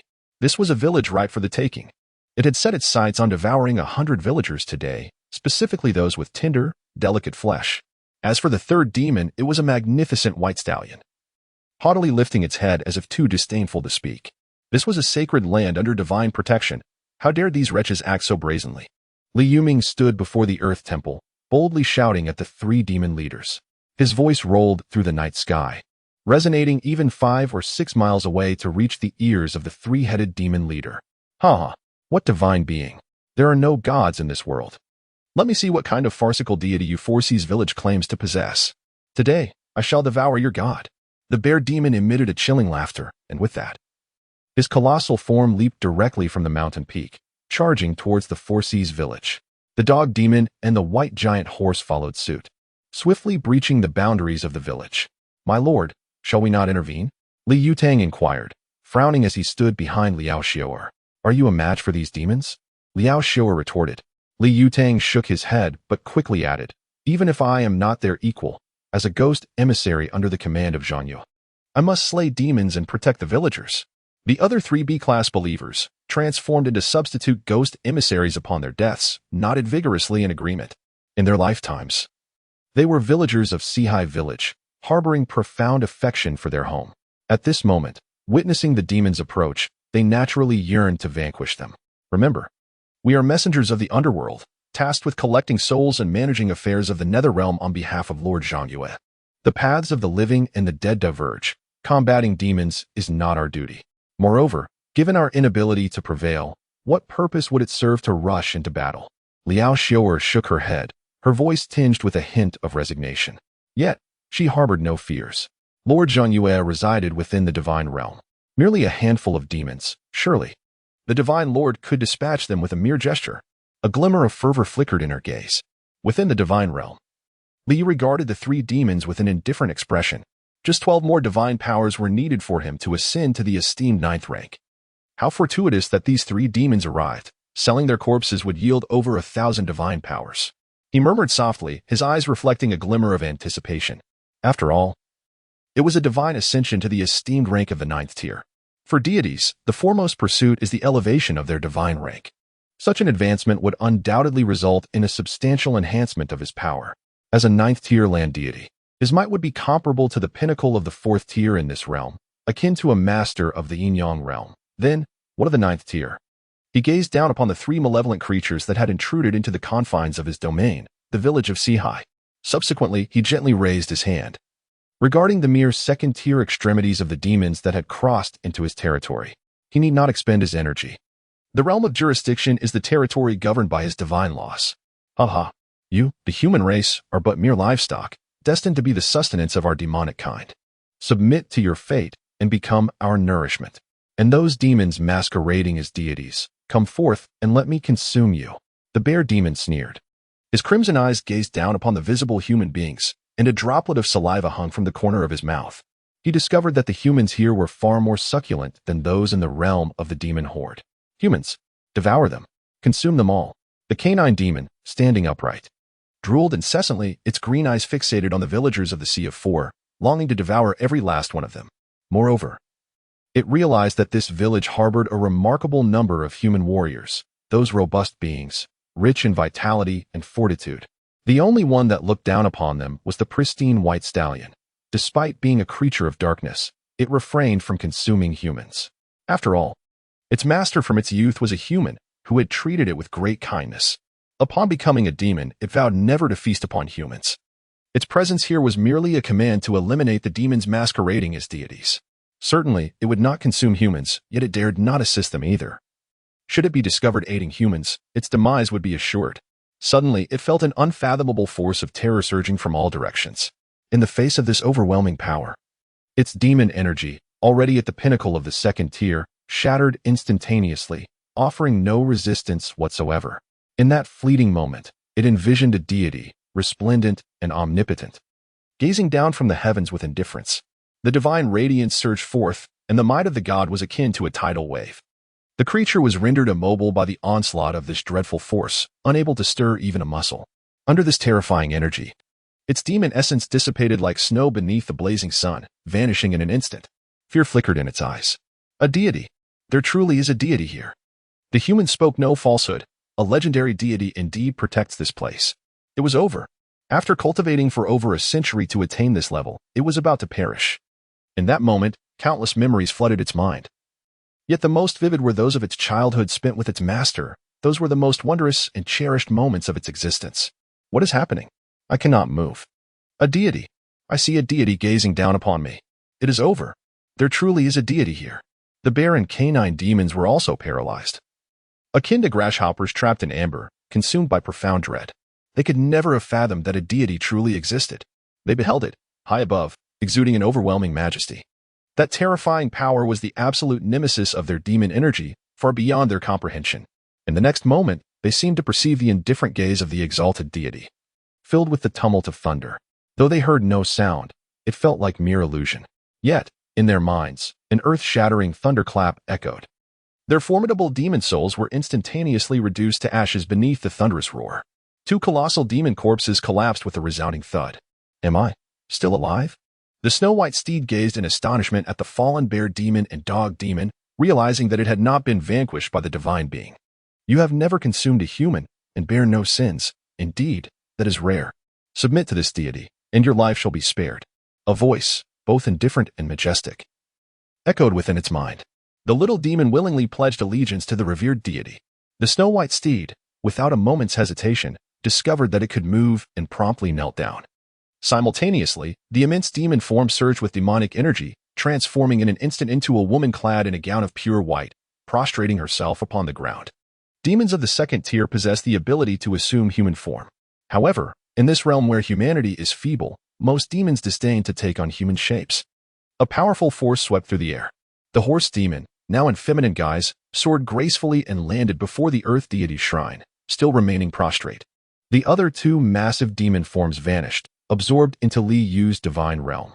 Gratitude to the illustrious Lord Zhang Yue for vanquishing demons and safeguarding the village of Sihai. Li Yuming cast a glance at the prostrating horse demon, then bellowed loudly, bowing towards the shrine. Gratitude to the illustrious Lord Zhang Yue for vanquishing demons and safeguarding the village of Sihai. The warriors of Sihai village shouted with fervor and devotion, kneeling before the shrine. Gratitude to the illustrious Lord Zhang Yue for vanquishing demons and safeguarding the village of Sihai. The villagers of Sihai united in exultant chorus, their spirits soaring with excitement and fervent devotion. They once again witnessed the formidable might of Lord Zhang Yue. The powerful and terrifying demons stood no chance against his divine authority. In their village, the blessings of the illustrious Zhang Yue have ensured that they are no longer threatened by malevolent forces. Many residents promptly returned to their homes to fetch incense, igniting it in reverence at the land deity temple. The fragrant smoke wafted gracefully, enveloping the temple in a mystical haze, transforming it into a realm akin to paradise on earth. Within the divine realm, Li Yu gazed upon the two vanquished demon corpses, their malevolent spirits dissipating into nothingness. He promptly accessed the divine shop. The valuation for each of the corpses was set at 8 units of divine power, surpassing that of the demons from Qianlang Mountain by 1. This discrepancy likely stemmed from the fact that the head of the Qianlang Mountain demon had been obliterated by the heavenly thunder technique, while these two demon bodies remained intact. Li Yu mused to himself. With a mere thought, the two demon corpses were swiftly sold to the divine shop. Currently, there were no items available for purchase within the divine shop. It was solely a platform for him to sell his wares. Whether the shop would offer items for sale in the future remained to be seen. With a total of 1,004 units of divine power amassed, he finally had enough to advance to the 9th rank. Li reflected, having traversed this realm for nearly 4 months. At long last, he had accumulated sufficient divine power to elevate his status. This achievement was greatly aided by the unwavering support of the deities from the Blue Star. Without the sale of 76 soldier artifacts, yielding 760 units of divine power, how could he possibly have reached this milestone? A smile lingered at the corners of his mouth. After all, in the beginning, the number of his faithful followers was scant, and their devotion was not particularly fervent. The daily offerings of incense and wishes were insufficient to coalesce even a single thread of divine power. However, it was unfortunate that this bear demon and dog demon were limited to the 2nd tier of cultivation, rather than possessing the 3rd tier prowess of true demons. Otherwise, he mused, I would have been able to fulfill my personal quest as well. A hint of regret lingered on his face. With a flicker of thought, he accessed the Personal Tasks interface, where he beheld the displayed Personal Task 5. Task 5 Task Description. You have gradually come to realize that this world is rife with demons, and the human race has largely fallen prey to their malevolence. A fire of indignation burns within you, compelling you to eradicate these fiends in defense of humanity. Task Objective. Slay 2 3rd-tier demons 02. Task Rewards. 10 1st-tier blessing charms, 2 2nd-tier blessing charms, and 60 units of divine power. Let me ascend to the 9th rank first. At that time, I shall contemplate how to vanquish the 2 3rd-tier demons. His expression remained tranquil. The 3rd-tier demons posed little challenge to him. After all, a 9th-grade land deity was not weaker than a 4th-tier young realm master. Even without the use of divine power, within the confines of his jurisdiction, he would not fall short of a 3rd-tier Yuan Gang realm grand martial artist. Yet, All of this hinged upon the presence of the divine laws that governed the jurisdiction. Naturally, even if he were to invoke the summoning technique, with merely a third of its power, he could still vanquish any third-tier demon. For a ninth-grade deity, this task held no difficulty. However, it was not a feat that any mediocre wild god could accomplish. The first 4 tasks could be completed by such lesser beings, but beginning with the 5th task, the prowess of a ninth-grade deity became requisite. Liu pondered, recognizing that the personal tasks evidently escalated in their requirements. He closed his eyes, and within him, 1,000 streams of divine power surged forth, enveloping his entire divine form in a radiant glow. Upon ascending to the status of a ninth-grade land deity, he had already sculpted his divine body. It was this divine form that enabled him to exert the strength of a third-tier pinnacle without expending any divine power within his jurisdiction. At this moment, under the torrent of 1,000 streams of divine energy, his divine body began to undergo a transformation. He was evolving from a ninth-grade divine body to a true ninth-grade divine body. Moreover, Liu sensed that his divine soul was also expanding. His dominion expanded alongside the growth of his spirit, reaching out toward the surrounding villages. The rules of the divine path were germinating, permeating, and surging. Thunder rumbled in the heavens, as if a tempest were about to descend. At this moment, all the villagers, having completed their worship of the illustrious deity, had returned to their slumber. Even Li Yuming had retreated to his quarters, once again immersed in his cultivation. In front of the earth deity's shrine, only the horse spirit, transformed into human form and adorned in a flowing white gown, remained kneeling on the ground. The revered deity had not permitted her to rise, and she dared not do so. As the thunder cracked, she glanced up at the sky with a hint of trepidation. She sensed an overwhelming terror looming above, her heart pounding in fear that the great horror concealed in the heavens might descend and scatter her soul. Thunder? Li Yuming emerged from his chamber, gazing upward. However, he could discern nothing of significance and thus returned to his practice.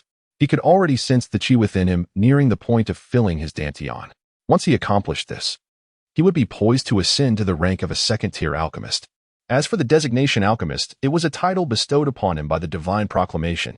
The priests of the deity's temple are all alchemists, distinct from the martial alchemists. In the realm of myriad demons, the landscape is a tapestry of undulating mountains, each nestled against one another. At this moment, over 30 miles away from the Fox village, a peak erupted with an intense and overwhelming crimson demonic aura. This demonic energy coalesced into a blood cloud, sweeping away more than 20 human beings from the village at the mountain's base and lifting them skyward. The remaining villagers trembled momentarily, yet their expressions had long since grown numb as they continued with their tasks.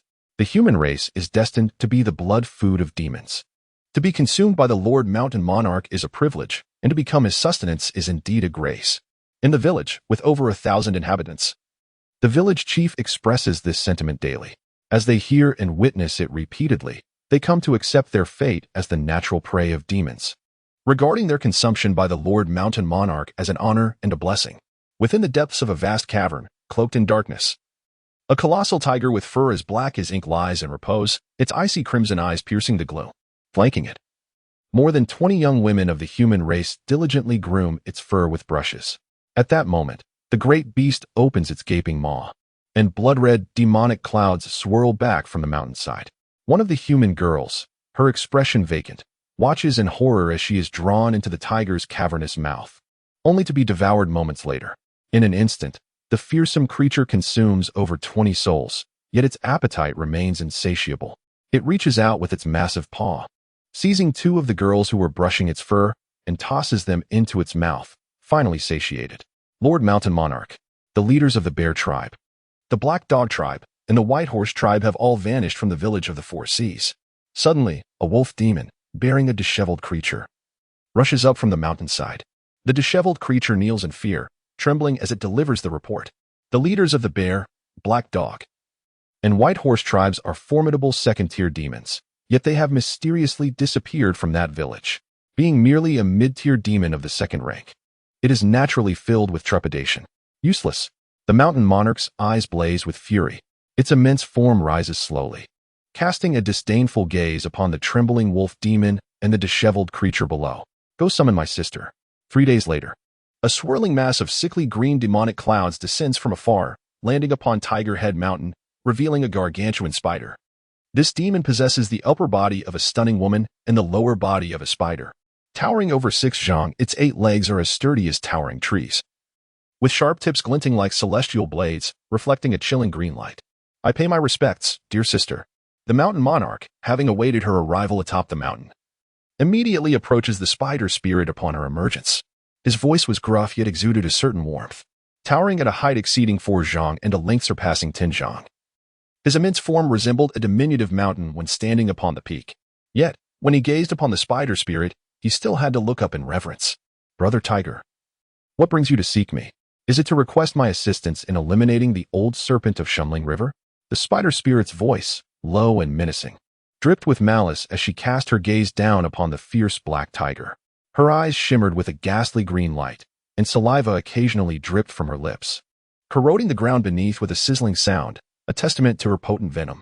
Dear sister, Brother Tiger will handle the old serpent of Shunling River himself. If you intervene, it may provoke the ancient venomous serpent of Baifangze. The mountain lord shook his head, then smiled widely. Sister, please come inside. Brother Tiger has prepared 30 delectable young maidens for you, ensuring your satisfaction. The spider spirit's exquisite visage lit up with delight. Brother Tiger truly understands me. To maintain the most enchanting form among the human race, I must consume more of their kind. Only the essence of human girls can mask my own demonic aura. In the blink of an eye, her colossal form pulsated with demonic energy, transforming into a charming young maiden, completely unclothed and possessing an exquisite figure. As she leaped onto the mountain lord's back, he set forth towards his cave, feeling a twinge of helplessness. This sister, despite her superior power, preferred to mingle among the frail humans and often indulged in playful romantic games with human scholars, something he found utterly incomprehensible. To him, the weak humans were merely food. What was there to enjoy?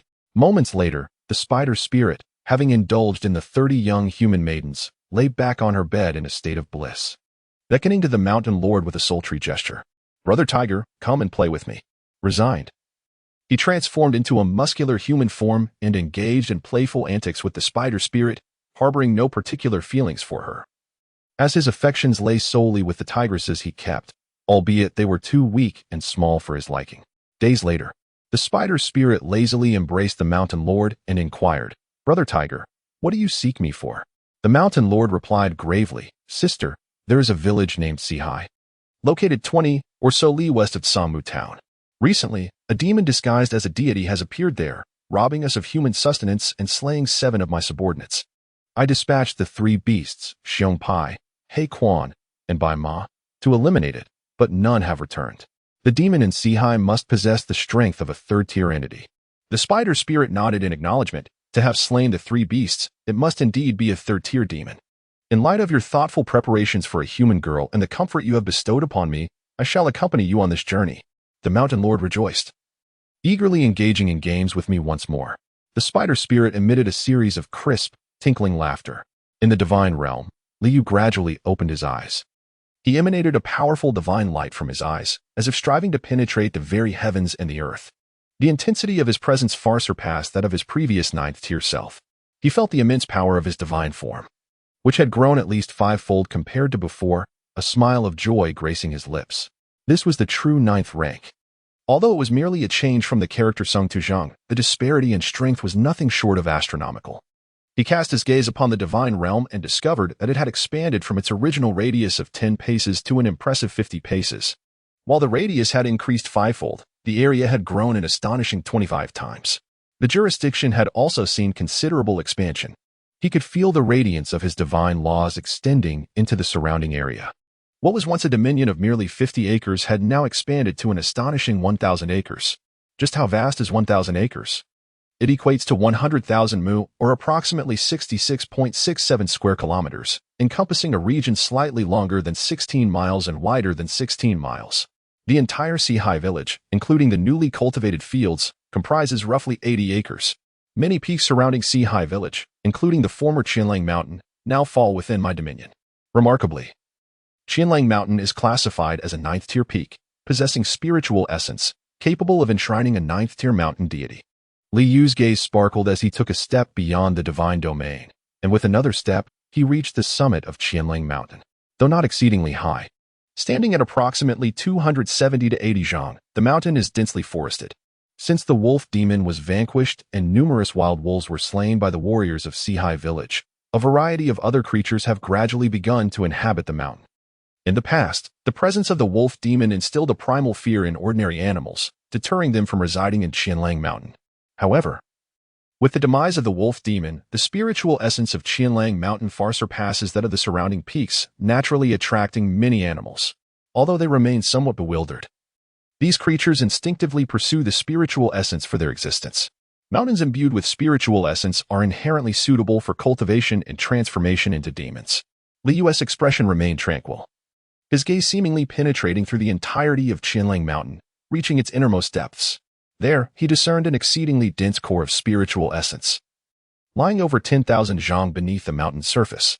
This core pulsated like the heart of a living being, slowly expanding and contracting.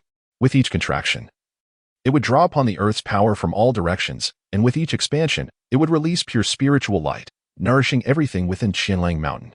Alas, he lamented, I possess no fragments of divine laws, rendering me unable to enshrine a mountain deity upon Qianlang Mountain. A trace of regret flickered across his face. Having attained the 9th rank divine tier, he was now capable of bestowing titles upon 2 9th rank subordinate deities.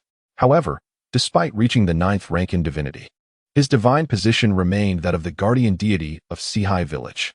Thus, he was unable to appoint a land deity and could only confer the title of mountain deity. There could only be one land deity in Sihai village, and he needed to ascend further in rank to bestow the title of land deity. Yet, the bestowal of deities required fragments of the divine laws. Liu pondered to himself, how might one acquire fragments of the divine laws? The only method he currently comprehends is the divine warfare. By initiating the divine warfare, he can obtain fragments of divine laws upon achieving victory, which can be employed to consecrate subordinate deities. The strength of these subordinate deities directly influences the outcome of the divine warfare. As the year draws to a close, it is likely that many deities from the Blue Star will commence their divine warfare. His eyes were tranquil, yet he felt no fear towards the divine warfare. Instead, there was an air of anticipation. After all, he believed that with his current strength, he had undoubtedly ascended to the pinnacle among all deities of the Blue Star. With a mere thought, he accessed his personal information to examine the changes following his promotion to the 9th rank. Personal information name, Liu divine name, Zhangyu Gong divine position, land deity of 4 Seas village divine rank. 9th rank requires 15,000 divine power to ascend from the 8th rank. Divine power, 10 units incense offerings. 61,320 units divine arts. Enhanced priesthood, 100 divine power. Thunder technique, 50 divine power. Wind invocation, 50 divine power. Enhanced mist technique, 50 divine power. 3rd tiering soldier artifact, 50 divine power. Secondary enhancement of Een soldiers, 100 divine power. 5-fingered divine mountain, 50 divine power. Earth vein power, 100 divine power. Enfeoffment of subordinate deities, 300 divine power. He had acquired 9 divine arts of the 9th rank. However, to cast a 9th rank divine art, a minimum of 50 divine power was required. As he had just been promoted and his divine power was still limited, converting the accumulated incense offerings would suffice to perform only 1 9th rank divine art. Liu shook his head. Nevertheless, having reached the position of a 9th rank land deity, even without employing any divine arts within his jurisdiction, his power would not fall short of a 4th tier pinnacle Yinyang realm master, equivalent to his previous self at the 9th rank. If he expended 10 units of divine power to cast a 9th rank divine art, his strength could ascend to a 5th tier lower cavern realm grandmaster. By consuming 50 units of divine power to execute a 9th rank divine art, his prowess could further elevate to a 5th tier pinnacle cavern realm grandmaster. Transitioning from the 8th to the 9th rank represented a significant elevation in power within this realm. A smile graced the corners of his mouth. This was the deity who wielded the laws of divinity. The magnitude of his strength's enhancement far surpassed the imagination of the warriors and demons of this realm. The wolf demon of Qianlang Mountain had trained for over a century, yet its cultivation remained at merely the 2nd tier limit. How long has it been since he ascended to divinity? In reality, it has merely been 4 months. In this brief span, he has transformed from an inconsequential 2nd tier wild deity into a being comparable to a 5th tier pinnacle, the Zheng Jiupin land deity, with a single stride. He traversed a distance of 12 miles, arriving at a new location. This place was a valley nestled between 2 towering peaks, adorned with a vibrant array of blossoms that filled the air with their enchanting fragrance. Bees diligently gathered nectar from the flowers, transporting it to a colossal hive nearby, towering at a height of 7 or 8 zhang. Upon witnessing the divine presence, why did they not pay homage? Li Yu, with an expression of indifference, hovered in mid-air, gazing down upon the immense hive. The exterior of the hive had begun to glisten, indicating the passage of time and the formation of crystalline structures. Suddenly, a queen bee, as thick as a water barrel, emerged from the hive and tumbled to the ground, transforming into a woman clad in a yellow dress. Her pallid face bore an expression of unease as she knelt before him, exclaiming, "Queen Bee pays her respects to the esteemed deity." Her aura was significantly more potent than that of the wolf demons of Qinlang Mountain, having reached the intermediate level of the 3rd tier. Yet, sensing the vast and terrifying divine might emanating from Li Yu, her body trembled in fear. She understood that the deity above could crush her with a mere fingertip. "You bear no sins, having not consumed the essence of others for your cultivation. Are you willing to submit to this divine presence?" Li Yu regarded the queen bee with a detached gaze, feeling a sense of satisfaction within. This queen bee, at the intermediate level of the 3rd tier, commanded a hive containing 12 second-tier male bees and over 100 first-tier worker bees. Yet, he regarded them with little concern, viewing them merely as insignificant creatures. What truly brought him joy was the fact that the queen bee had produced spiritual honey of the 2nd tier, an achievement that surpassed a century of accumulation. Within this hive, a considerable quantity of 2nd-tier spiritual honey now resided, representing a substantial income for him. Whether sold to the divine shop or to other deities of the Blue Star, it promised him a significant amount of divine power. Moreover, as long as the queen bee remained alive, the production of 2nd-tier spiritual honey would be inexhaustible. The little demon expressed a willingness to serve the esteemed deity, and the queen bee, overwhelmed with joy, prostrated herself in reverence. Moments ago, she had been filled with trepidation, uncertain of how this divine being would judge her. She had even harbored fears that a mere gesture from the deity could spell her demise. To her astonishment, the deity was willing to accept her as a subordinate. This was a legendary god, and she would now be a servant to a divine entity. Excitement surged within her, with the protection of the esteemed deity. Might she no longer remain confined to this deep valley, but instead allow her offspring to venture farther afield in search of nectar? Li Yu extended his hand and took away 90% of the spiritual honey from the hive. "This honey is commendable. Continue your efforts in its production. If I am satisfied, I may grant you the title of a subordinate deity, ensuring your longevity and allowing you to bask in the radiance of eternal years." His voice was indifferent, calm, and authoritative. The lifespan of deities far surpasses that of mortals and demons. Even the lowest-ranking deities, those of the 9th tier, boast an astonishing lifespan of 10,000 years. When one ascends to the 9th rank of deities, this lifespan doubles, reaching a terrifying 2,000 years. However, he did not place much importance on longevity. The myriad dangers posed by the demons and malevolent entities in this world are overwhelming. Moreover, the other deities of Blue Star also represent a significant threat. It is nearly impossible to survive until the end of a 2,000-year lifespan while remaining at the 9th tier rank. Yet, a lifespan of 10,000 years is an unimaginable temptation for any mortal or demon. To become a deity? To enjoy 10,000 years of existence? The queen bee's breath quickened, her eyes slightly reddening with excitement as she fervently declared, "Rest assured, my lord, I shall dedicate myself entirely to the production of honey." At that moment, she had already quietly resolved within herself to showcase her finest skills, intending to brew a batch of 3rd-tier spirit honey as an offering to her esteemed lord. The mere thought of becoming a deity made her body tremble with anticipation. It was almost beyond her imagination. Li Yu nodded in acknowledgement. He took a step forward and had already returned to the divine realm. This recent expansion of the territory revealed only the spiritual essence of the Thousand Wolf Mountain and this particular spirit bee. No other anomalies were found in the remaining areas. Although there were a few peculiar creatures exhibiting signs of transformation into demons, he paid them no heed. The creatures displaying such signs possessed only the strength of the 1st tier, which was just sufficient to provide the villagers of Sea Village with some training. It was essential for them to understand that outside the confines of Sea Village, malevolent beings still roamed freely. Only then would the villagers' faith deepen in sincerity. This horse demon. Li Yu's gaze fell upon the horse demon, still kneeling outside the Earth God Temple. It had been 10 days since he had slain the bear demon and dog demon. This time, it took him 10 days to ascend from the 9th grade to the true 9th grade. Of course, during the promotion, he was not entirely inactive. He could still exert the strength of the 9th grade. Interesting, he mused. Having knelt before the Earth God Temple for 10 days, this horse demon had surprisingly become a B-class believer. However, what could this horse demon actually do? Liu pondered. The queen bee could produce honey for him, which equated to an unending source of divine power. But what could the horse demon contribute? Write it. Rushua knelt anxiously before the Earth God Temple, her complexion pale. Although 10 days of kneeling would not leave her physically drained, the lack of acknowledgement from the deity during this time only heightened her unease. She was increasingly apprehensive about how the esteemed deity intended to deal with her. During these 10 days, at first, many people were fearful of the kneeling horse demon. Although it had taken on human form, demons still inspired dread. However, after witnessing the creature kneeling day after day before the Earth God Temple, the villagers of Sihai gradually grew accustomed to its presence. The esteemed Zhang Yue had his reasons for commanding this horse demon to kneel. And the temple priest informed them that this horse demon had never consumed human flesh, which is why Zhang Yue spared its life. Fear had dissipated among the villagers. Do you have a name? Suddenly, a voice of distant authority echoed in Rushua's mind. She immediately jolted and, in a rush of reverence, prostrated herself more earnestly on the ground. Esteemed Lord, this little demon is named Rushua.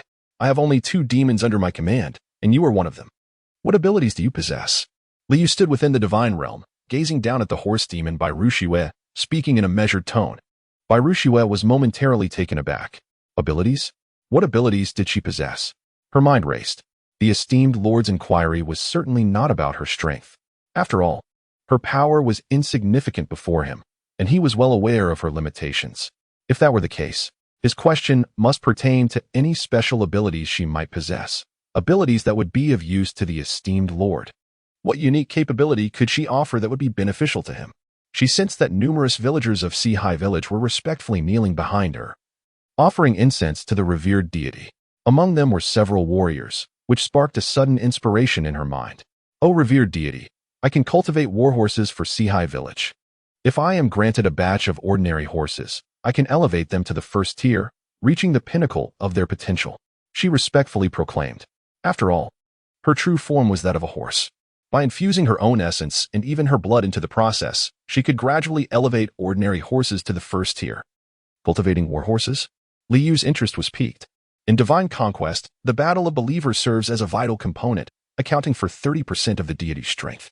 Therefore, he places particular emphasis on the power of his believers. Undoubtedly, at the first and second tiers, the combat prowess of cavalry is exceptionally formidable. If he could acquire a batch of first-tier or even second-tier warhorses, the first-tier warriors and second-tier martial masters of Sihai village would be able to charge forth, their might surpassing those of significantly stronger opponents. However, the sole challenge lay in how to integrate the first-tier and second-tier warhorses into the battle of believers. This battle permits only believers to participate, which means that for the first-tier and second-tier warhorses to engage, they must first become his believers. Yet, this task posed little difficulty for him. After all, Rushua had been nurtured under his domain, naturally enveloped by his divine aura, making it easy for her to become a believer. Conversely, it would be exceedingly challenging for external demons to transform into believers, particularly since they must not have consumed human flesh. The divine path is rooted in humanity, and humanity serves as the cornerstone of the divine path. Demons that have feasted upon humans are fundamentally at odds with the human way and are thus unwelcomed by the divine. This criterion effectively excludes 99% of demons. In this world, demons that refrain from consuming humans are exceedingly rare. Hence, upon discovering that the horse demon had not feasted on humans, he was compelled to accept Rushua. Thus, you shall cultivate horses in Sihai village. He gazed down upon Rushua and issued a gentle command. Rushua dutifully complied with her master's wishes. A wave of relief washed over her, and she rejoiced in her heart, for she understood that she had successfully become a subordinate of this esteemed master. From that moment forth, she would no longer be a mere demon, but rather a devoted follower of a revered deity.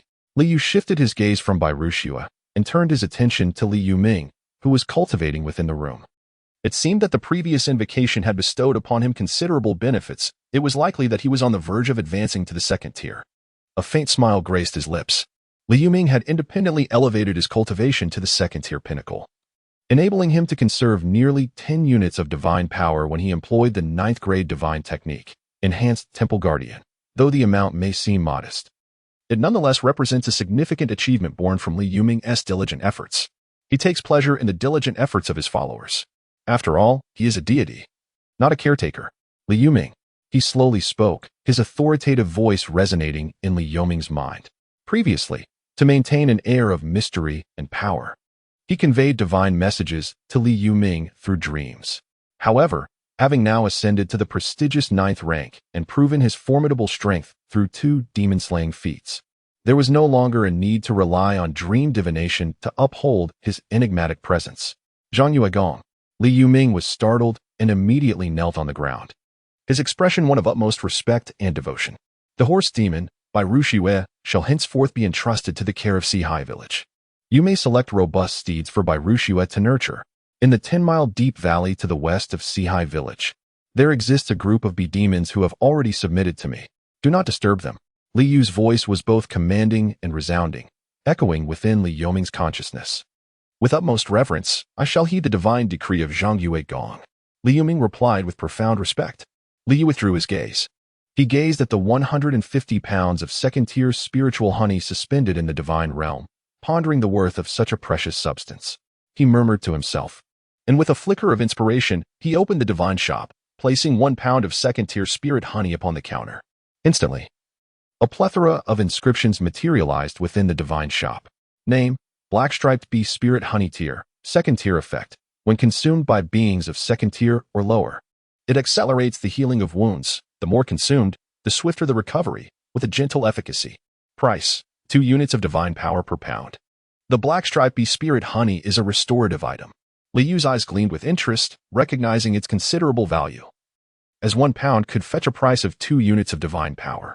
The 150 pounds of black-striped bee spirit honey in his hands represents 300 paths of divine power. Previously, he diligently sold 76 pieces of Een soldier artifacts and earned only 760 units of divine power. Yet, a mere swarm of bee demons discovered during the expansion of his territory has yielded him 300 units of divine power, and this bounty continues to flow incessantly. This clearly illustrates the abundance of treasures in the world. As long as the territory keeps expanding, even greater treasures will be uncovered. The divine shop offers 2 units of divine power per pound. I have listed it in the regional trade at 4 units of divine power per pound. One could hardly deem this exploitative. He murmured softly, without hesitation. He directly listed 50 pounds of black-striped bee spirit honey to test the waters, each pound priced at 4 units of divine power. If he managed to sell all 50 pounds, it would amount to 200 units of divine power. However, he estimated that sales would be challenging. After all, there were not many who had ascended to the 9th tier of divinity, as most were diligently accumulating divine power to strive for the realm of the 9th tier true deity. Such restorative items were not urgent necessities, and few deities would be inclined to purchase them. In a region bustling with 100,000 deities, although the number of buyers may be scarce, there would still be some interested. There was no rush. Li Yu maintained a calm demeanor. He possesses remarkable patience, as there are no fees for listing items in the regional trade. Should an item fail to sell, one simply withdraws it. However, at that moment, he suddenly sensed the presence of 2 demons encroaching upon his territory, a spider spirit and a tiger spirit. He cast his gaze forward, his expression indifferent. Is this the place? The spider spirit abruptly halted, sensing an unusual atmosphere.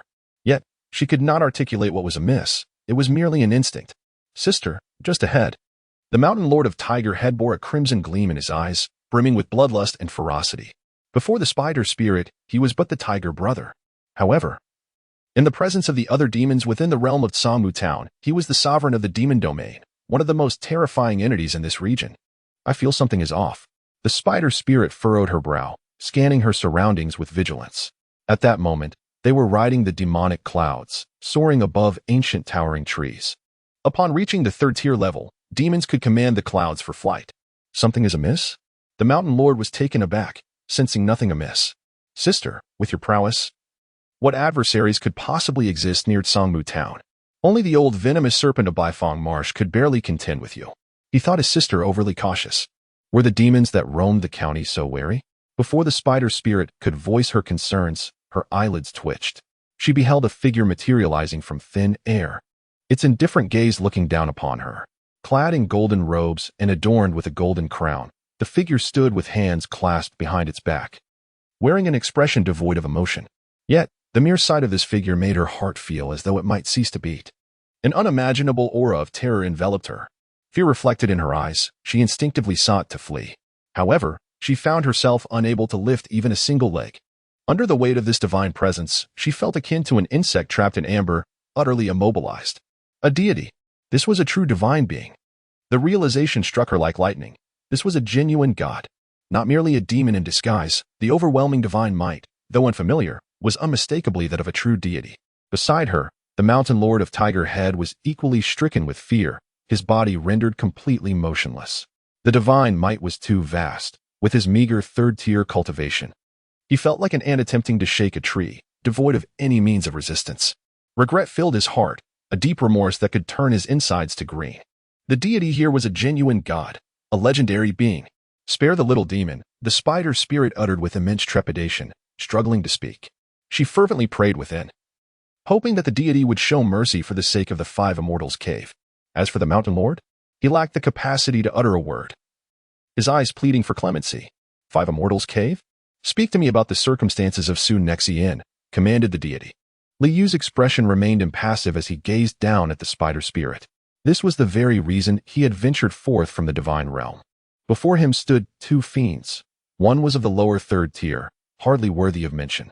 The other, however, possessed the cultivation of the upper third tier. Although it posed little challenge to him, it was nonetheless significantly more powerful than the demons typically found in the vicinity of Tsamu town. He speculated that it might have originated from Xian County. Upon hearing the mention of Wuxiandong, he surmised it pertained to the demonic forces of Xian County. His understanding of the circumstances in Xian County was rather limited at present. Moreover, the queen be under his command and by Rushiwei, one concealed within the deep mountains and the other merely at the second-tier limit, were likely unaware of much as well. To know oneself and to know one's adversary is to ensure victory in 100 battles. He must comprehend the influence and strength of Xian County, the spider spirit. Realizing that it could speak normally, suppressed the fear within and hastily uttered, "Esteemed deity, I hail from the five immortals' cave, where we boast five revered lords, each a formidable entity of the fourth tier. Even within the confines of Xian County, our five immortals' cave ranks among the top 10 demonic forces." It first clarified its origins and elucidated the might of the five immortals' cave, intending to exert pressure on the other party. It was not a mere insignificant spirit but a being of considerable lineage. Though the surrounding pressure was terrifying and divine might overwhelming, it sensed that this power resided within the fourth tier. Hence, it deduced that the deity before it must also possess strength at that level. Moreover, the five immortals' cave was home to five fourth-tier great demons, which should warrant some caution from the deity. As long as caution prevailed, it would not dare to slay it. What is the cultivation level of the strongest demon within Xian County? Li Yu's tone remained indifferent. He did not inquire about the human race, knowing well that their strength was vastly inferior to that of demons. Heavenly Ape Mountain rightfully holds the title of the foremost demonic power, with the Heavenly Ape ancestor having ascended to the limits of the fourth tier. One of our esteemed lords from the five immortals' cave frequently attends to the Heavenly Ape ancestor and shares an excellent rapport with him. The spider spirit responded promptly, presenting the Heavenly Ape Mountain, fearing that the reputation of the five immortals' cave might not suffice to placate the deity. Now, with the backing of the Heavenly Ape ancestor, it felt assured that the deity would not dare to slay it. After all, that is the Heavenly Ape ancestor, the mightiest demon in Xian County, possessing the limits of the fourth tier. The limits of the fourth tier, indeed, there seemed to be quite a number of fourth-tier demons within Xian County, Li Yu pondered. The five immortals' cave, with its five fourth-tier demons, merely claimed to be within the top 10. Clearly, there are several other forces with even greater strength. Yet merely fourth tier? To him, fourth-tier demons were inconsequential. Even those at the peak of the fourth tier who dared to encroach upon his domain could be effortlessly extinguished with a mere divine spell, even if they did not enter his domain. Sending the temple keeper Li Yuming to confront them and employ the summoning technique would still lead to their annihilation. A third of the power of the ninth-rank divine technique could still easily obliterate fourth-tier demons at their limits. Esteemed deity, the little demon inquired, "May I take my leave?" "Rest assured, I shall promptly report to the five lords upon my return, and you shall certainly receive a visit from them on a chosen day. My five lords cherish friendships, particularly with esteemed beings such as yourself." The spider spirit spoke in a humble tone. Nearby, the mountain spirit's eyes darted around, as if to say, "Sister, do not forget about Brother Tiger. Bring Brother Tiger along." It was merely a demon of no remarkable background, who, by chance, ascended to the third tier of the lower echelon and promptly established a realm for its kind. It envisioned a day when it would elevate itself to a fourth-tier great demon, transforming the realm of its kind into a formidable power within the confines of Su County. Leave? Liu gazed indifferently at the two demons before him, one that feasted on human flesh, steeped in sin, having entered the domain of this deity. Did they still dare to wish for survival? In his indifferent gaze, a hint of thunder began to surge. Instantly, a terrifying thunderous sound erupted in the minds of the spider spirit and the tiger spirit, akin to the resounding roll of thunder. Within the thunderous roar lay an overwhelming divine power, exuding sheer terror. The third-tier lower-ranked Lord of Tiger Head Mountain widened his eyes in shock. His demon soul shattered in an instant, leading to his demise. However, the third-tier upper-ranked spider spirit let out a wretched scream, only to be enveloped in a burst of white light. Within this radiant glow, the ethereal figure of a human scholar emerged, uniting to form a vast righteous aura that shielded the spider spirit's demon soul, granting it a fleeting chance of survival. Intriguing, mused Liu, noting how the cultivation method had appropriated the righteous energy of human scholars to create a protective aura for the demon's soul. This was the first time he had encountered such a profound technique among the demons. The monsters he had previously slain, including the recently deceased tiger spirit, had seemed rather mundane. The tiger spirit had even lacked the knowledge to condense a ghost, clearly unaware of such a skill. Yet, the spider spirit was far too weak. Although his gaze wielded the power of thunder capable of obliterating demon souls, hovering around the level of a low fourth tier, it was still beyond the spider spirit's capacity to withstand with mere techniques. "Ah!" it shrieked. "You have slain me. But the great ones of the five immortals sect will not let you go." The spider spirit cried out again, its eyes filled with resentment as it glared at Liu. It seethed with hatred. Hatred towards that accursed tiger spirit for having summoned it to confront such a formidable presence. It also loathed the deity before it, who showed no regard for its background as a demon of the five immortals' cave. Regret flooded its mind. Regret for having succumbed to the allure of the tiger spirit's strength and agreeing to accompany it here. Had it not come, it could have continued to lurk among the humans, occasionally feasting on a few scholars and their families, complemented by some human maidens. What bliss that would have been. In the next moment, the righteous aura was obliterated beneath the thunderous sound, and the demon soul of the spider spirit was swiftly extinguished. Two massive demon corpses plummeted from the sky, only to vanish in an instant, having been collected by Liu into his divine domain. The corpses of third-tier demons should yield a considerable amount of divine power, Liu thought, a satisfied smile gracing his lips. Most importantly, he had successfully completed his personal quest. These two demons had indeed been quite obliging, offering themselves right to his doorstep. He stepped forward and found himself once again within the divine realm. Observing the two demon corpses, he promptly accessed the deity's shop and disposed of these abominable remains. Although the corpses of demons could be consumed by the faithful, as their flesh and blood were potent sources of vitality, the essence of these man-eating fiends was tainted with an overwhelming malevolence. Overindulgence in such corrupt blood could adversely affect one's disposition, leading to a descent into cruelty and savagery, particularly when there was a significant disparity in cultivation levels. Thus, he refrained from bestowing the demons he had slain upon the faithful. As for those hunted by the faithful themselves, that was beyond his purview. If they were capable of the hunt, they were entitled to partake. Remarkable, he mused, noting that the corpse of the third-tier lower tiger demon fetched an impressive 45 units of divine power, while the third-tier upper spider demon commanded an astounding 92 units. Liu felt a sense of gratification. With this influx of 137 units of divine power, he was finally liberated from the constraints of merely wielding a single 9th-rank divine art as a 9th-rank land deity. He accessed the personal tasks interface and claimed the rewards for his 5th personal task. Instantly, 10 first-tier blessing tokens and 2 second-tier blessing tokens materialized before him. Additionally, he felt an increase of 60 divine powers within him. At that moment, his divine power had reached a total of 268. This significantly bolstered his sense of security. After all, although the spider demon had mentioned that the most formidable creatures within the realm of Xian County were merely 4th-tier limits, one could never be too cautious in the event of a 5th-tier demon passing through. He still needs to retain some divine power for unforeseen circumstances, allowing him to cast the true 9th-rank divine art at least 3 times. The descent of 3 instances of the true 9th-rank divine art would be sufficient to severely injure even a 5th-tier limit demon, compelling it to flee in disarray. if not leading to its demise. This tiger spirit is a third-tier demon from the realm of myriad demons. In that realm, third-tier demons have perished, and even second-tier limit demons have met their end. It is high time that the large population of humanity in that area be gathered into Sea High Village, thereby augmenting the village's numbers and significantly increasing the ranks of its believers. He murmured softly.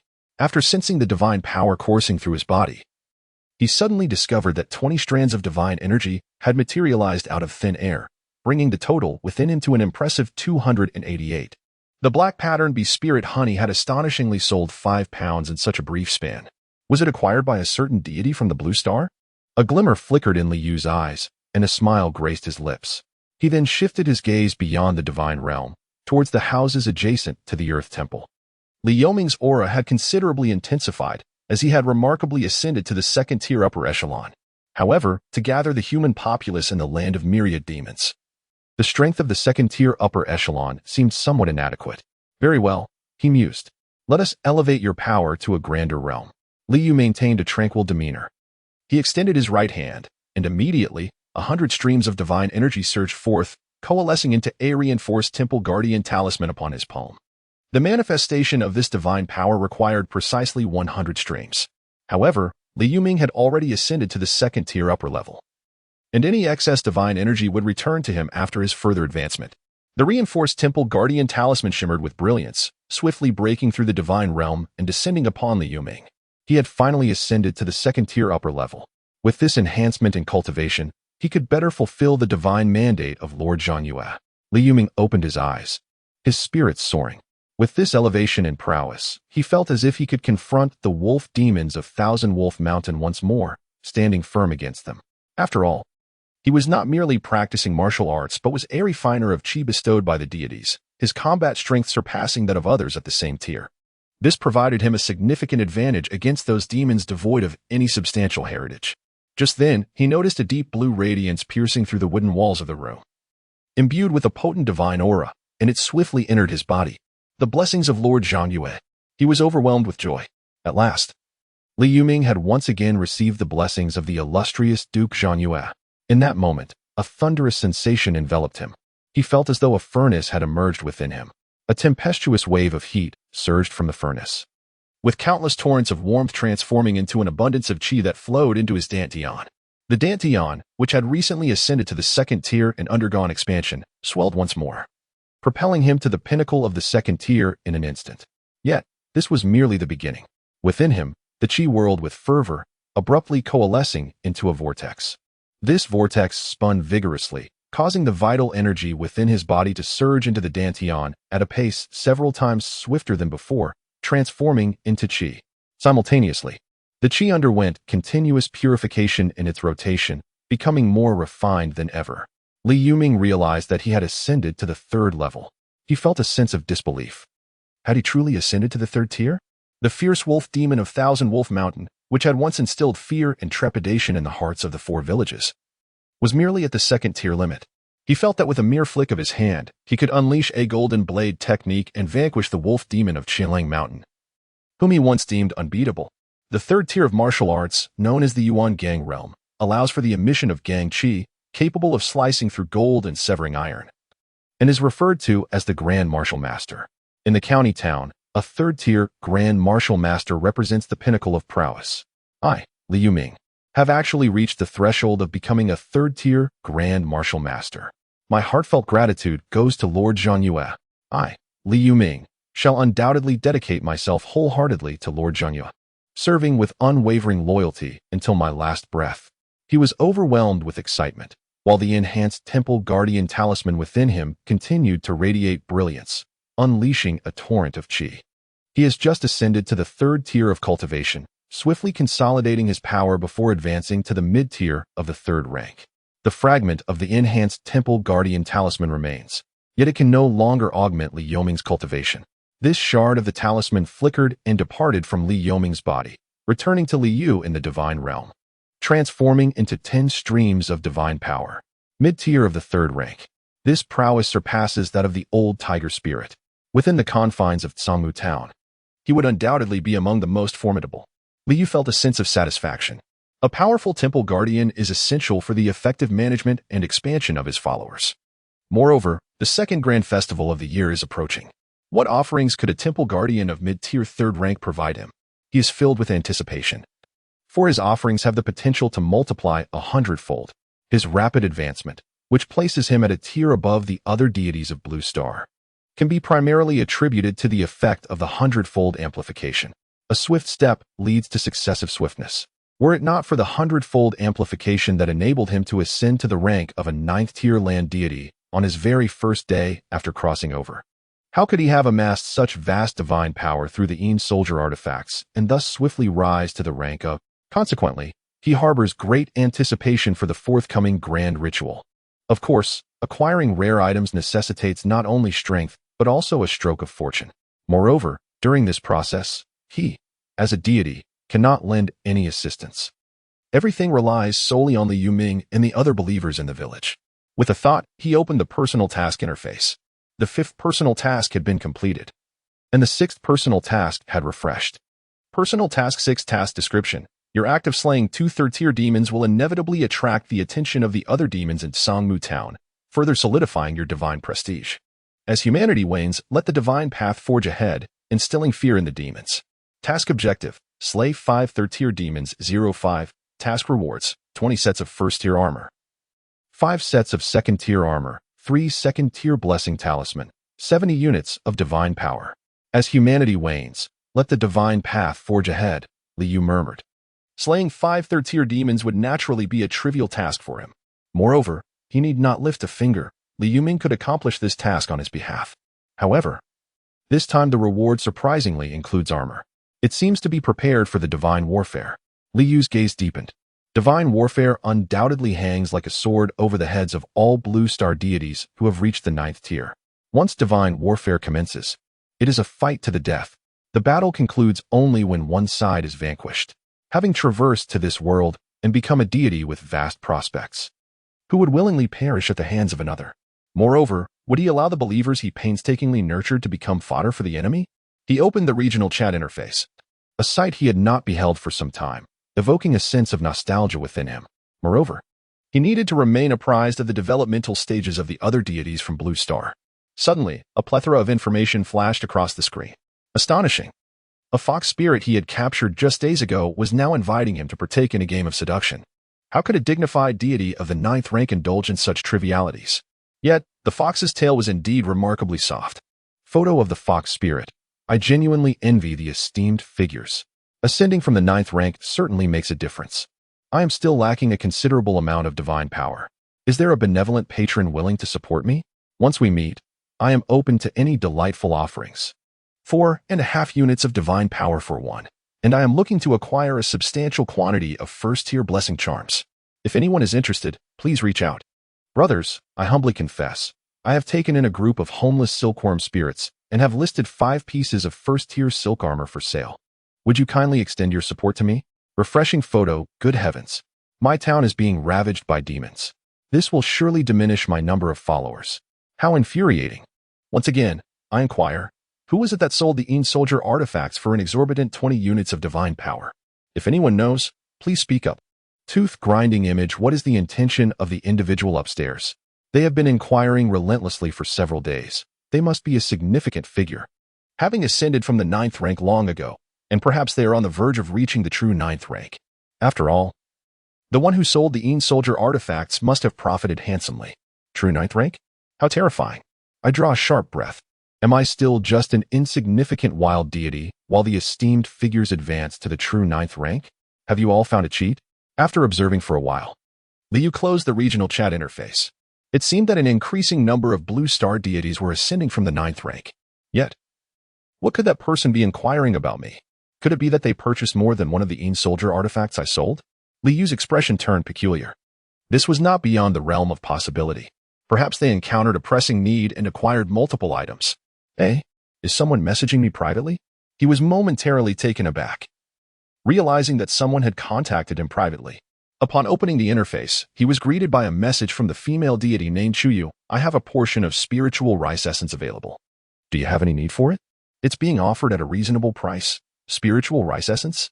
Liu's eyes sparkled with interest. The essence was derived from the leftover stalks of spiritual rice after harvest, meticulously refined to form a concentrated extract. The primary function of the spiritual rice essence was straightforward. It expedited the growth rate of spiritual rice. Typically, Bai Yu Lingmi required 4 years to reach maturity. However, within a grade C spiritual field, it could mature in just 1 year. This is one of the advantages that grade C spiritual fields hold over grade D spiritual fields, allowing for a quicker maturation process. Furthermore, the spiritual rice essence could further shorten this duration. With the application of a single portion of spiritual rice essence, a 1-acre spiritual field could reach maturity in merely 2 months. Notably, 1 portion of spiritual rice essence generally required the stalks from 20 acres of spiritual rice for its extraction. How do you intend to sell it? He replied, stating that 1 acre of white jade spirit rice, cultivated in grade B spirit field, should yield approximately 300 pounds. However, if planted in a grade D spirit field, the yield would only be around 200 pounds. This 300 pounds of white jade spirit rice could potentially enable the village to cultivate an additional 30 body refining warriors. Although they would all be low-tier, first-level body refining warriors, they would still be warriors. The influx of such a substantial number of warriors would significantly enhance the productivity of Sihai village across various sectors. In terms of value, it should be around 60 to 70 units of divine power. 30 units of divine power, responded the female deity named Chuyu. That is exorbitant. I will offer you 20 units of divine power. That is unacceptable. At the very least, I require 28 units of divine power. How about 22 units of divine power? As a gesture of friendship, 27 units of divine power, and that is my final offer. 23 units of divine power, and that is my upper limit.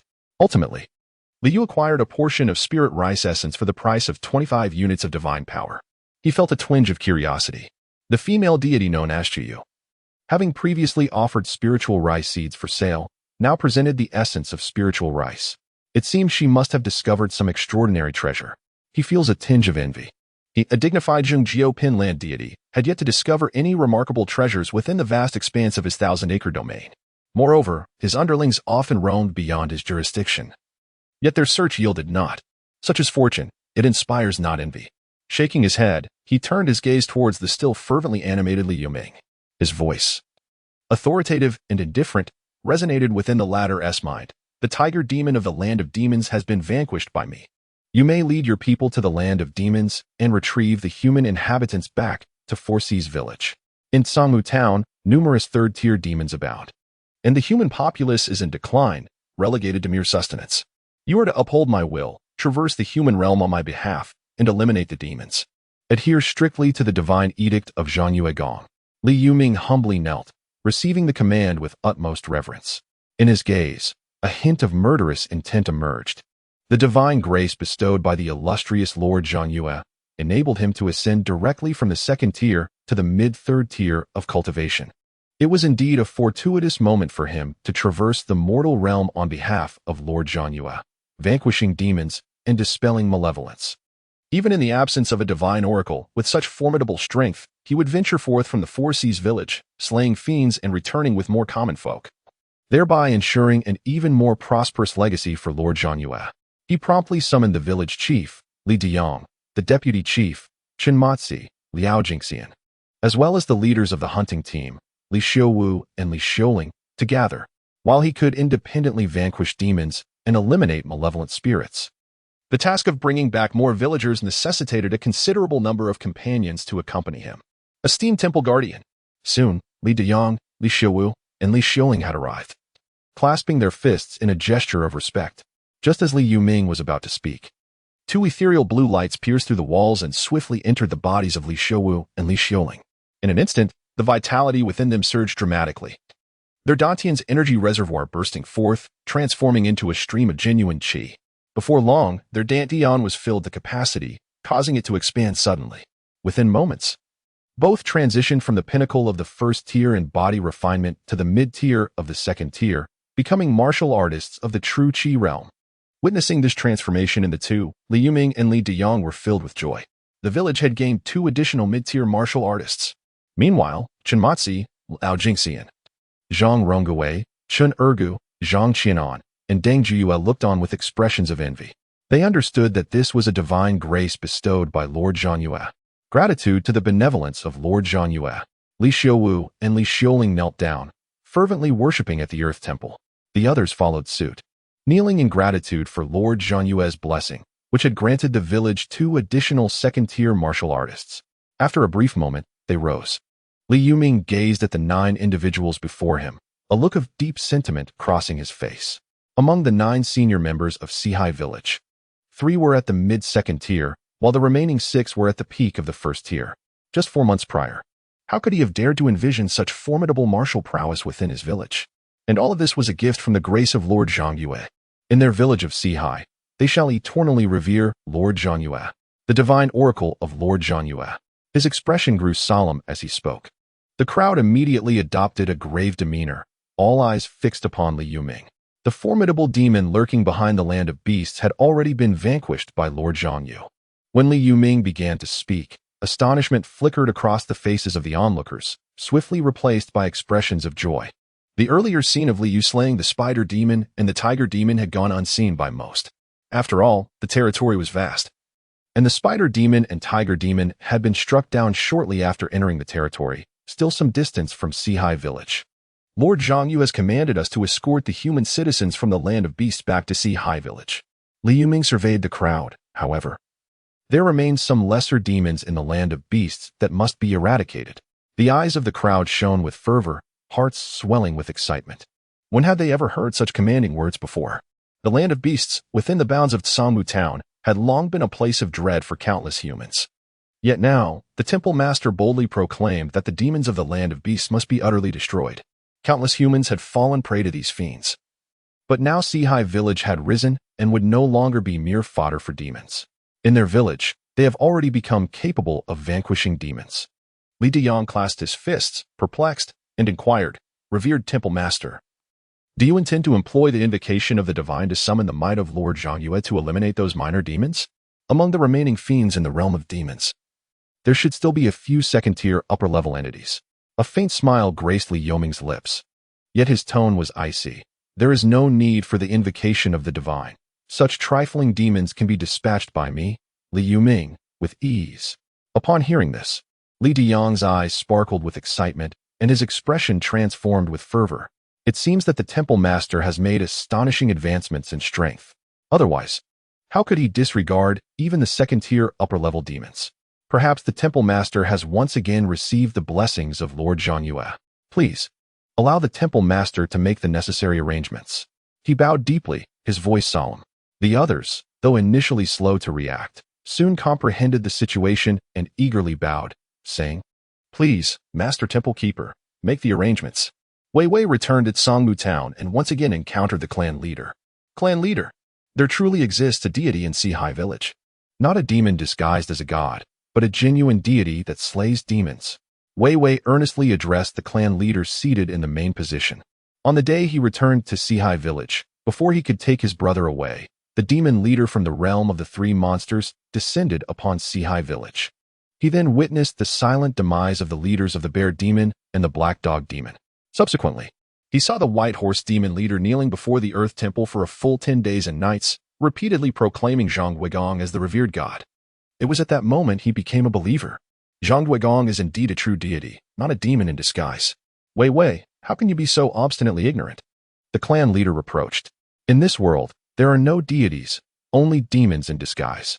Before long, this so-called deity of Sihai Village will also demand sacrifices of human lives. The clan leader, utterly unconvinced, spoke earnestly.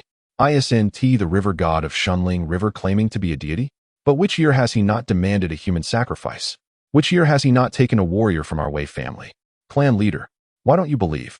Zhang Yuegong is a true deity who does not consume human lives. Wei Wei exclaimed, stamping his foot in frustration. Pausing for a moment, his expression turned grave as he looked at the clan leader and said solemnly, "Clan leader, the mountain lord of the realm of demons is dead. Do you know this?"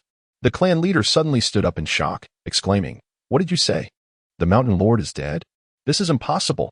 Who in the vicinity of Tsangmu town could slay that mountain lord?" A tempest surged within his heart. The mountain lord of the land of monsters. He was an adversary of the river lord of the Shunling River for decades, a demon of the same caliber. Throughout the entirety of Tsangmu Town, he was one of the most fearsome demons. How could he have met his sudden demise? The mountain lord of the land of monsters perished at the hands of Zhang Yuegong yesterday.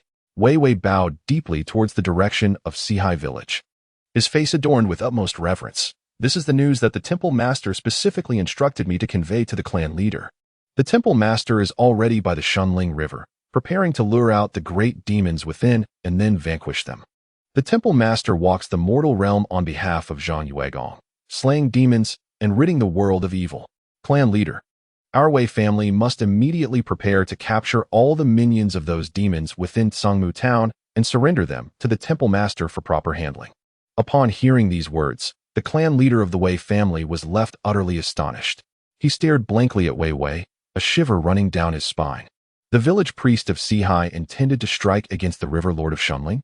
How could such a mere priest dare to lay hands on the esteemed river lord of Shunling? He harbored not a shred of belief that the other party could vanquish the lord of the Shunling River. His heart was consumed by a profound sense of dread and unease. If the lord of the Shunling River were to be provoked, how many lives would be lost in Tsangmu Town? He immediately rushed out in a state of anxiety. He must intervene to prevent the other party. It is imperative not to provoke the river god of Shunling. However, at that moment, a chilling bellow echoed from the direction of Shunling River. Resonating like thunder, by the decree of the land deity, I, Li Yuming, the temple priest of Sihai village, have come to vanquish the demons. Come forth and meet your demise, fiends of Shunling River.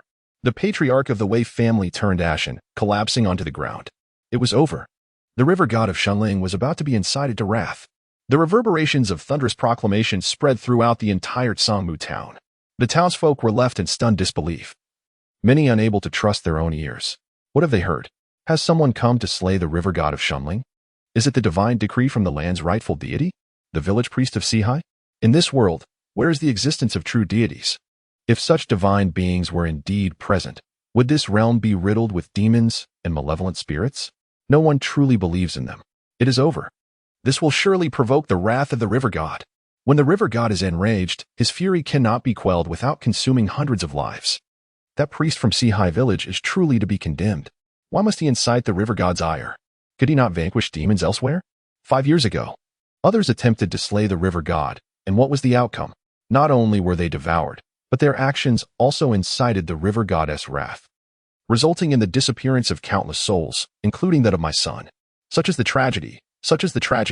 I implore the river god to remain calm. This matter bears no relation to our town of Tsangmu. I beseech the river god to temper his anger.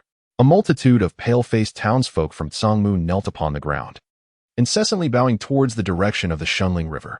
They are engulfed in profound terror and fear. The river god looms with an unimaginable dread. It is utterly inconceivable that anyone could defeat the river god. The human race is exceedingly feeble, utterly incapable of rivaling the demons and monsters. Furthermore, when the river lord is enraged, he threatens to consume a multitude of individuals. They trembled at the thought of their wives, children, and loved ones being devoured by the river lord. Previously, the river lord claimed the lives of merely 3 individuals each month. With such a multitude residing in the town, the odds of being chosen seemed slim. Yet, when angered, the river lord could sweep away and consume over 100 souls, placing their dear ones in peril. The entire town, engulfed in fear, succumbed to a chilling command from Li Yuming. Even the formidable Wei family, the most powerful clan in the town, quaked in trepidation. What of the other townsfolk? Li Yuming stood silently by the banks of the Shunling River, perched upon a willow tree. He cast a glance at the town behind him, engulfed in a haze of fear and trepidation, and sighed inwardly. Such is the plight of our humankind. The human race wanes, while the demons and monsters flourish. Those who come to eradicate these fiends only instill greater terror and even resentment towards their presence among the townsfolk. It is not surprising, for the demons of the Shunling River have long dwelled here, establishing an entrenched authority in the hearts of the people of Tsangmu Town over the course of decades. Time and again, heroes have ventured forth to vanquish these evildoers, only to be devoured by the very monsters they sought to destroy. Each attempt to slay the demons incites them further, leading to a ravenous onslaught upon the townspeople. How lamentable!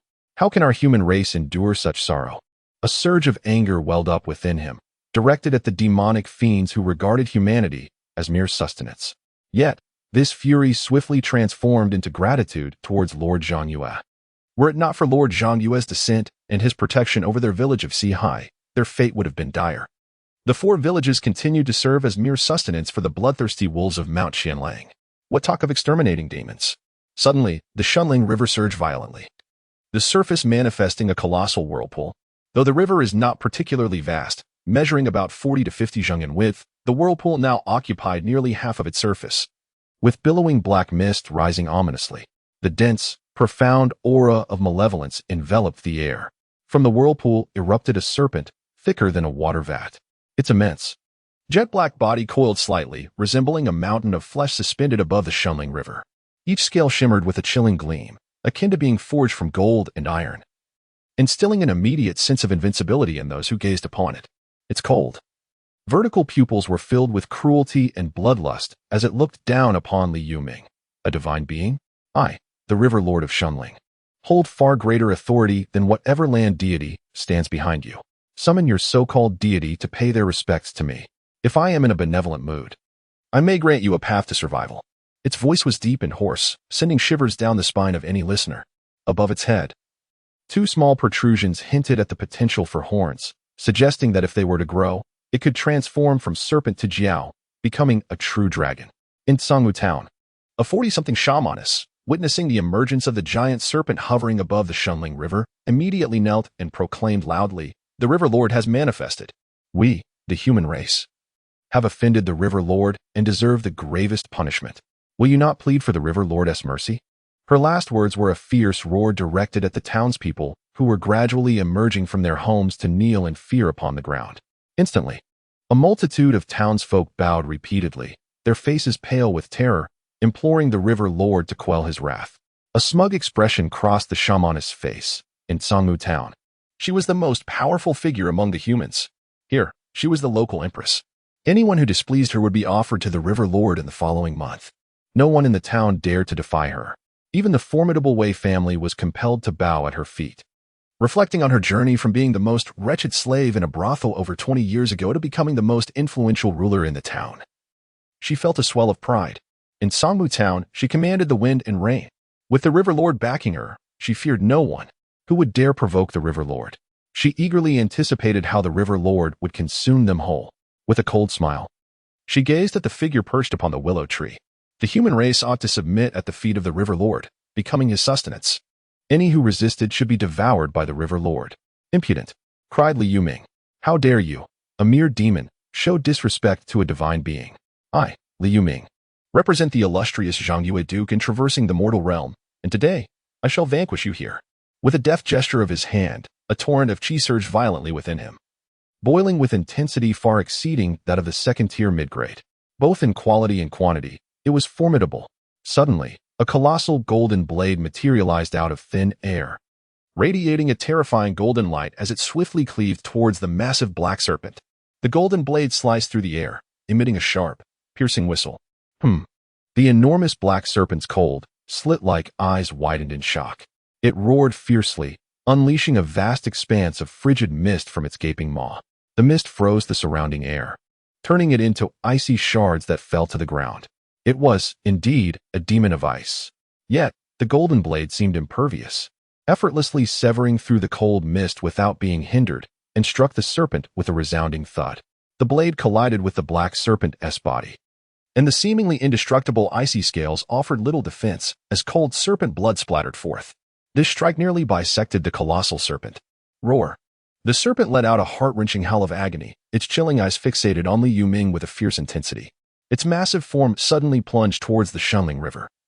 Driven by fear, this human's methods were uncanny. A single blow had wounded it, and the creature sensed that Li Yuming possessed the strength of a mid-tier third stage, a level higher than itself. However, it believed that once it returned to the water, even a mid-tier third stage would be no match for it. The river was its domain. Attempting to flee, Li Yuming's expression turned icy as he swept his sleeve with force. The surging qi erupted forth, coalescing into a mist upon the surface of the Shunling River. Previously, he had acquired the spell minor mist shielding technique. Now, after receiving the blessing from the sovereign, he found that it had transformed into minor mist art. Its applications were boundless. The great black serpent crashed into the mist as if it were colliding with a mountain. utterly unable to penetrate the billowing clouds to reach the Shunling River. Anger and disbelief flickered in its cold, slit-like eyes. How could this be? Slice. The murderous intent in Li Yoming's gaze surged. From all directions, 5 enormous golden blades materialized, and a thunderous bolt descended from the sky. This time, the blessing not only transformed minor mist shielding technique into minor mist art, but he had also learned another spell, the minor thunder technique. Boom. The massive black serpent was struck by the thunder. Its body momentarily paralyzed, and then it was cleaved into 6 pieces by the 5 colossal golden blades. Cold serpent blood rained down. The severed segments of the serpent's body crashed upon the mist, floating lifelessly, devoid of any vitality. In its once fierce and cold eyes, only despair and silence remained. The river god of Shunling was slain by Li Yuming. In the nearby Tsangmu town, merely 7 or 8 yards away, all the townsfolk who witnessed this spectacle stood agape, their expressions a mix of shock and horror. What did they witness? The river lord has been severed into 5 or 6 pieces. In that moment, they all questioned whether they were ensnared in a dream, for how could such an astonishing scene unfold before their eyes? This was the river lord. He had arrived in Tsangmu town 60 or 70 years ago, a formidable demon against whom no human had ever dared to resist. The very mention of the river lord was enough to frighten children, for he had consumed countless lives in Tsangmu town over the decades. How could this be? The river lord had been slain. How could such a lowly human tribe dare to defeat the river lord? The oracle's complexion turned ashen as she sank to the ground, murmuring in disbelief. From all directions, the townsfolk glared at her with fierce hatred. Kill this old witch. With a furious roar, dozens, even hundreds, surged forward, launching an assault on the oracle. Though she was a mid-tier practitioner of the body refinement realm, among the townsfolk were also martial artists. A few strikes brought her down, and then a throng of citizens descended upon her, beating her to death. In the Wei household, what did you say? The river lord has been slain? The head of the Wei family looked at the excited and agitated clansman who had brought the news, disbelief etched on his face.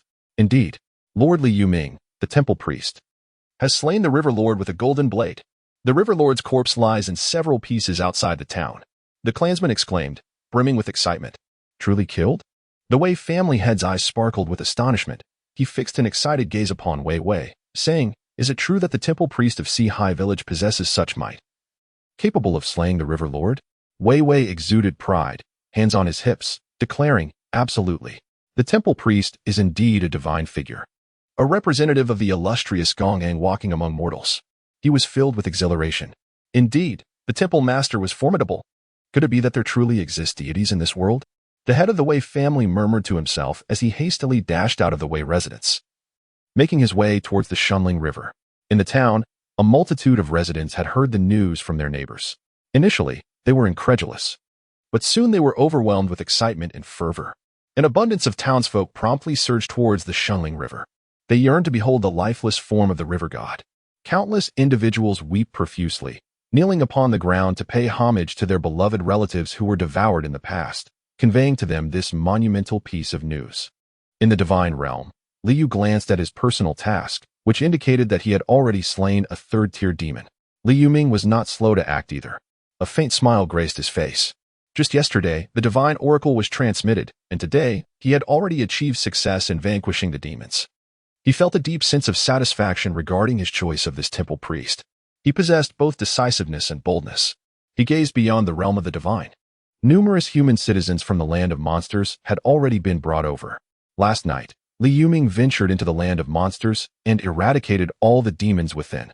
Today, the hunting team was sent to the land of monsters to rescue more people, while he himself sought to vanquish the third-tier demons. The population of Sihai village was steadily increasing. After the second grand ceremony, Sihai village would be upgraded to a town. As for his promotion to the 8th rank of the divine hierarchy, Li's eyes flickered.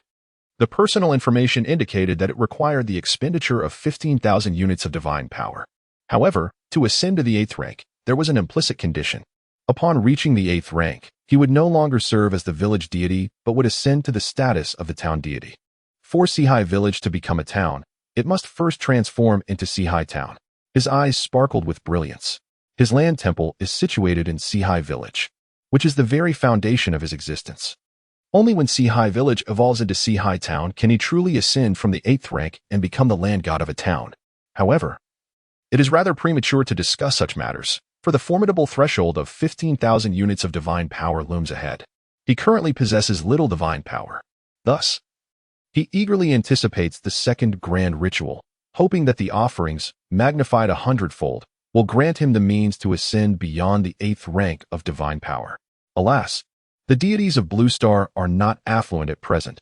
The third terrene soldier artifacts are certainly not easy to sell. He shook his head. There are still few deities at the 9th rank of land.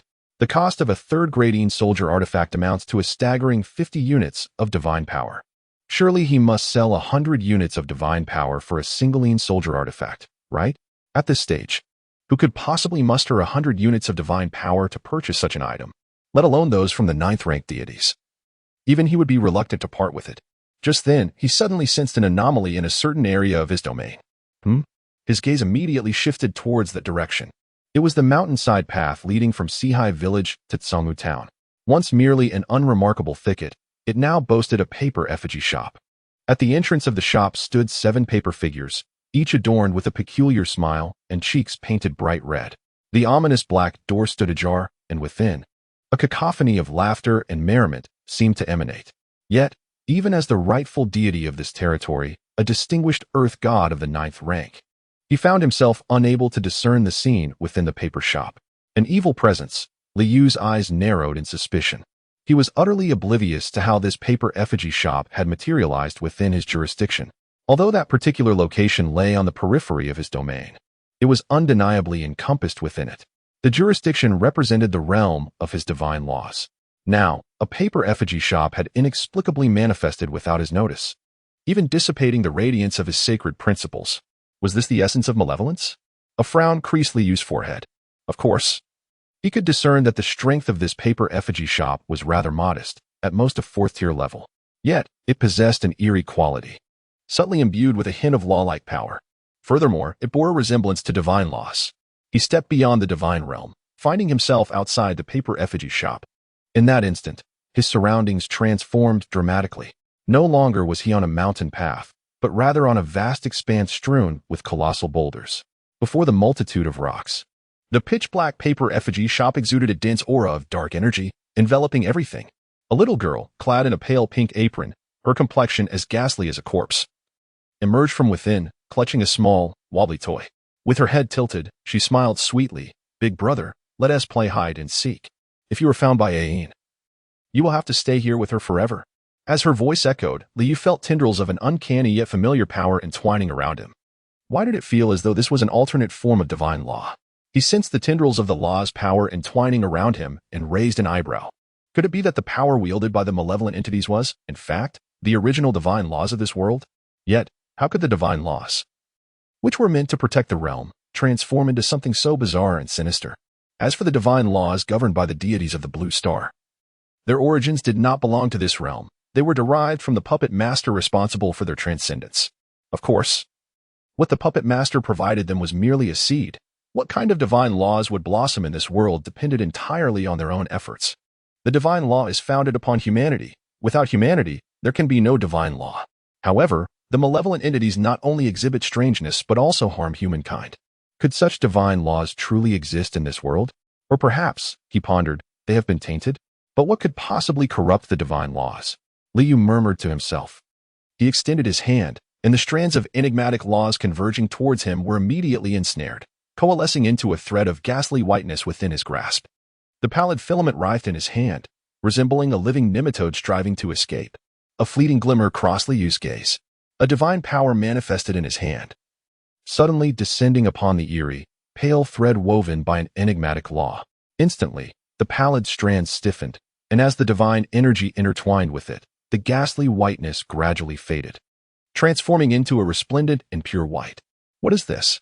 Liu exclaimed in astonishment. He merely attempted to purify using divine power. To his astonishment, this peculiar law was indeed purified by the divine energy. No, it was not purification. Rather, the divine power activated the inherent force of the law, obliterating the strange energy that was entwined within, restoring it to its original essence. Fragments of the divine law. These are fragments of the divine law. A brilliant light shone in Liu's eyes. His previous feelings were not mistaken. This malevolence indeed harbors a trace of divine law's power. However, it has been tainted by an unknown and sinister force, transforming it into a malevolent entity. Now, upon encountering divine power, it is as if it has found refreshing rain after a long drought, instantly awakening the inherent grandeur of the divine law, obliterating the insidious force that had infiltrated it. He initially believed that to obtain the fragments of divine laws, one could only achieve this by vanquishing the other deities of the blue star in the divine warfare. However, he was taken aback to discover that the malevolent entities of this realm harbored the very essence of divine law. The fragments of divine law are indispensable for consecrating divine entities. With a sufficient quantity of these fragments, he could enshrine a deity, even if not utilized for that purpose. The fragments of divine law are exceedingly valuable, capable of being exchanged for substantial divine power at the divine emporium.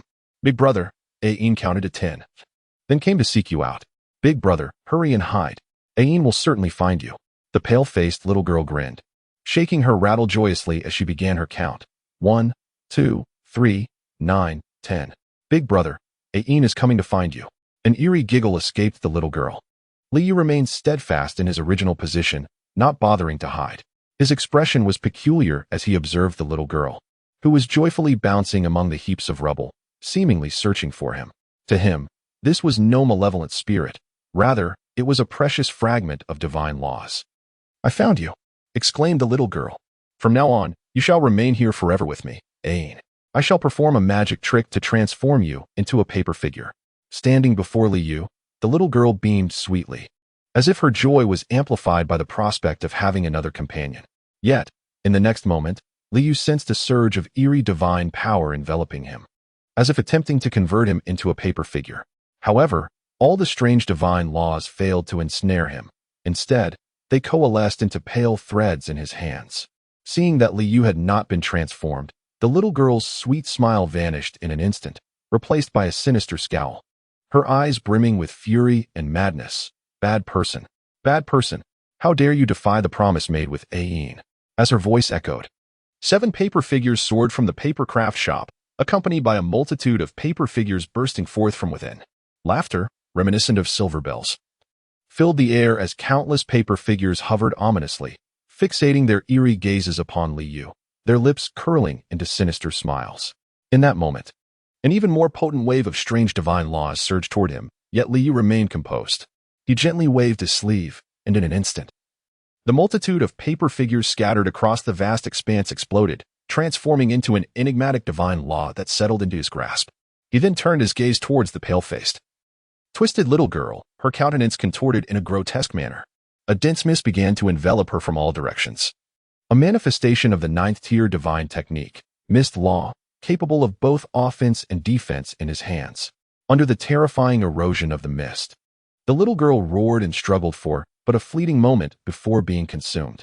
A profound and peculiar force of divine law descended into Liu's hands, leaving behind the remnants of the paper workshop. With a gentle gesture, he summoned a tempest in the heavens, where thunder roared and lightning flashed. A cataclysmic bolt descended. The paper effigy shop was instantly enveloped in blinding light, a devastating radiance obliterating all in its path. The entire establishment erupted, transforming into a torrent of enigmatic divine laws seeking to disperse. Yet, unbeknownst to him, the surroundings had long since become shrouded in a thick mist. The arcane divine laws surged and struggled, but in an instant, they were ensnared, coalescing into a diminutive sphere resting in Liu's hand. Its intensity reached the utmost limit of the 4th tier. Even a 9th-tier deity would find it impossible to dismantle this paper effigy shop. For the human race and the demonic entities, the 4th-tier limit would likely not lead to destruction but rather to entrapment within. Liu marveled at his fortune. Fortunately, as a rightful 9th-tier deity, he could effortlessly annihilate it. Indeed, it was precisely because he held the rank of a 9th-tier land deity, with a jurisdiction extending over 1,000 acres, encompassing a vast area, that he encountered this paper effigy shop. Had he remained as a 9th-tier land deity with a jurisdiction of merely 50 acres, the likelihood of encountering the shop would have diminished significantly. He could discern that this paper effigy shop lacked consciousness, merely operating in accordance with the bizarre principles of the divine way. Even the speaking little girl exhibited no awareness. He gazed at the eerie, pale white orb of divine laws coalescing in his hand. A surge of divine energy erupted within him. 1, 10, 50. As 90 strands of divine power flowed in, the strange aura emanating from the orb dissipated entirely, transforming into resplendent, pure fragments of divine law, dazzling like shards of sunlight. Only 116 strands of divine power remained. Liu felt a sense of helplessness. Who could have anticipated an unexpected encounter with malevolent forces? The casting of 2 ninth-tier divine techniques, coupled with the activation of the divine law's power, had directly consumed 71 strands of divine energy. He pondered the worth of this fragment of divine law and whether it would yield any access. He murmured softly, taking a step back into the divine realm. Subsequently, he opened the deity shop, placing the fragments of the divine path before him. However, placing them did not imply an intention to sell. Name: fragment of the divine path quality, from the 9th rank quantity, 100 units effects. 1. Can be utilized to confer a 9th rank deity. Each conferral requires the consumption of 200 units of 9th rank divine path fragments. 2. Can be used to alleviate the divine energy consumption of a particular divine technique. Every 50 units of 9th rank divine path fragments can reduce the divine energy consumption of a 9th rank divine technique by 50%, or a righteous 9th rank divine technique by 10%. 3. 4. Price: 1,000 units of divine energy. The fragments of the 9th rank divine path. Interesting. Besides being able to confer a 9th rank deity, they surprisingly also mitigate the divine energy consumption of a divine technique. Liu was somewhat astonished. Moreover, this 100 units of 9th rank divine path fragments astonishingly held a value of 1,000 units of divine energy.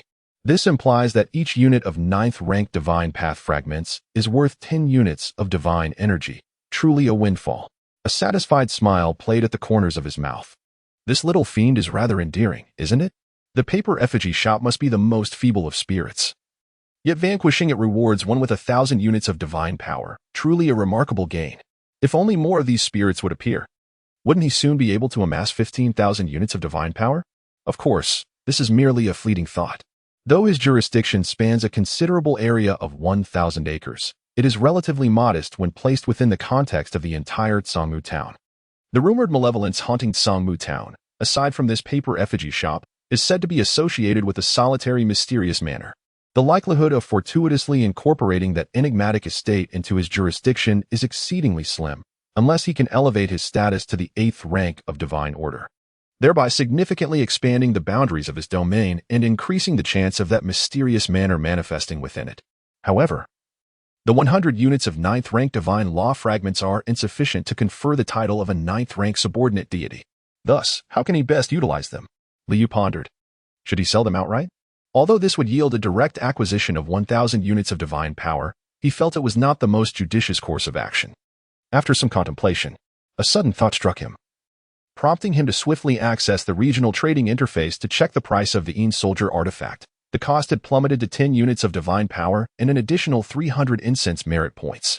The base cost amounted to 10 units of divine power, with the surplus of 300 incense merit points serving as a meager reward for his toil. This price seemed to have reached its nadir.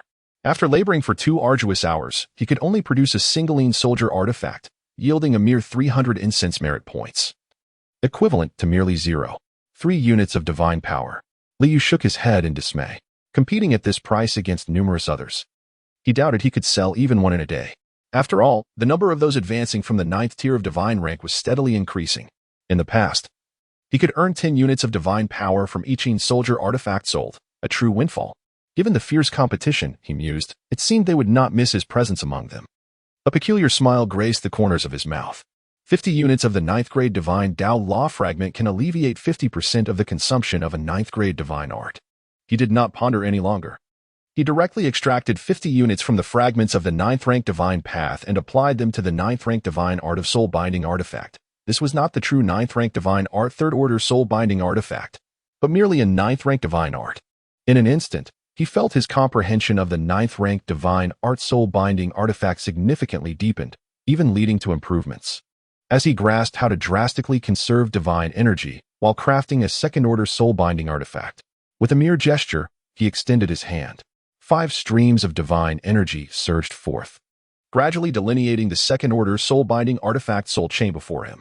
Just half an hour later, he successfully completed the refinement, and a 2nd tier Een Soldier artifact, the soul binding chain, floated before his eyes. Previously, when he was at the 9th grade divine level, It took him 2 hours to forge a second-tier soldier artifact. Now, at the current 9th grade divine level, he required only half an hour for the same task, achieving an efficiency increase of 4-fold. Liu felt a sense of satisfaction. Consequently, within a span of 12 hours, he could produce 24 second-tier soldier artifacts, while you all would still need to earn some remuneration for your efforts. I can directly reduce the price to 10 units of divine power. He smiled gently, without hesitation, and promptly listed the second-tier soldier artifact before him on the regional trading interface for the price of 10 divine powers. He could hardly believe that a second blue star deity could emerge, offering the same price of 10 divine powers. With 10 divine powers on the market, he still had a profit of 5.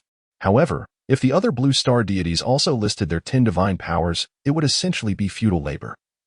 Who would undertake such a task? If someone were to do so, he could further reduce the price, although this profit could not compare to the past. When a second-tier ghostly artifact would yield 10 divine powers, the current efficiency was notably higher, and the goods were offered at cost price. Surely, those from the 9th tier of blue star deities would prefer not to waste their time refining. They could simply purchase them for 10 divine powers. What a splendid opportunity this presented. The sales figures would likely be impressive. Liu, diligently work for the welfare of all the deities of Blue Star. He smiled and continued enthusiastically crafting the second-tier soldier artifact. He firmly believed that the 50 units of divine law fragments valued at 500 divine power would soon be recouped. What the heck? Which deity is it that is selling a ghostly weapon for merely 10 units of divine power? The ghostly weapon he had painstakingly crafted over 2 hours would yield no profit? Is this working for free? Must the competition be so fierce?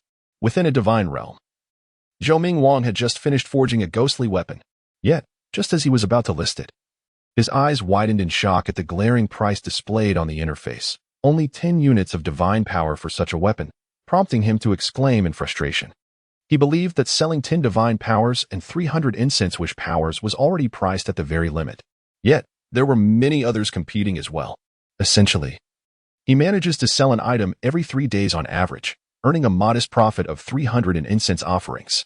Over the span of 10 days, he can accumulate a single unit of divine power. However, it seems that profit has dwindled. He now sells at cost price, raising questions of competition. It has become utterly unfeasible to continue in this manner. One can only wonder how long this can persist. I find it hard to believe that you can work tirelessly without compensation. Should you persist in this approach, I shall cease the crafting of spiritual artifacts and instead procure them directly from you. He gritted his teeth. In the next moment, he discovered that the ominous artifact had already been purchased by someone else. Yet, he felt no envy. Instead, he let out a cold laugh. While he might envy others for their profits, he could only scorn those who labored for nothing, muttering fool within the confines of his mind. However, 2 hours later, he discovered that the other party had once again listed 4 pieces of spectral artifacts, each priced at 10 divine powers. Is there still stock available? How could there be such foolish individuals after becoming deities?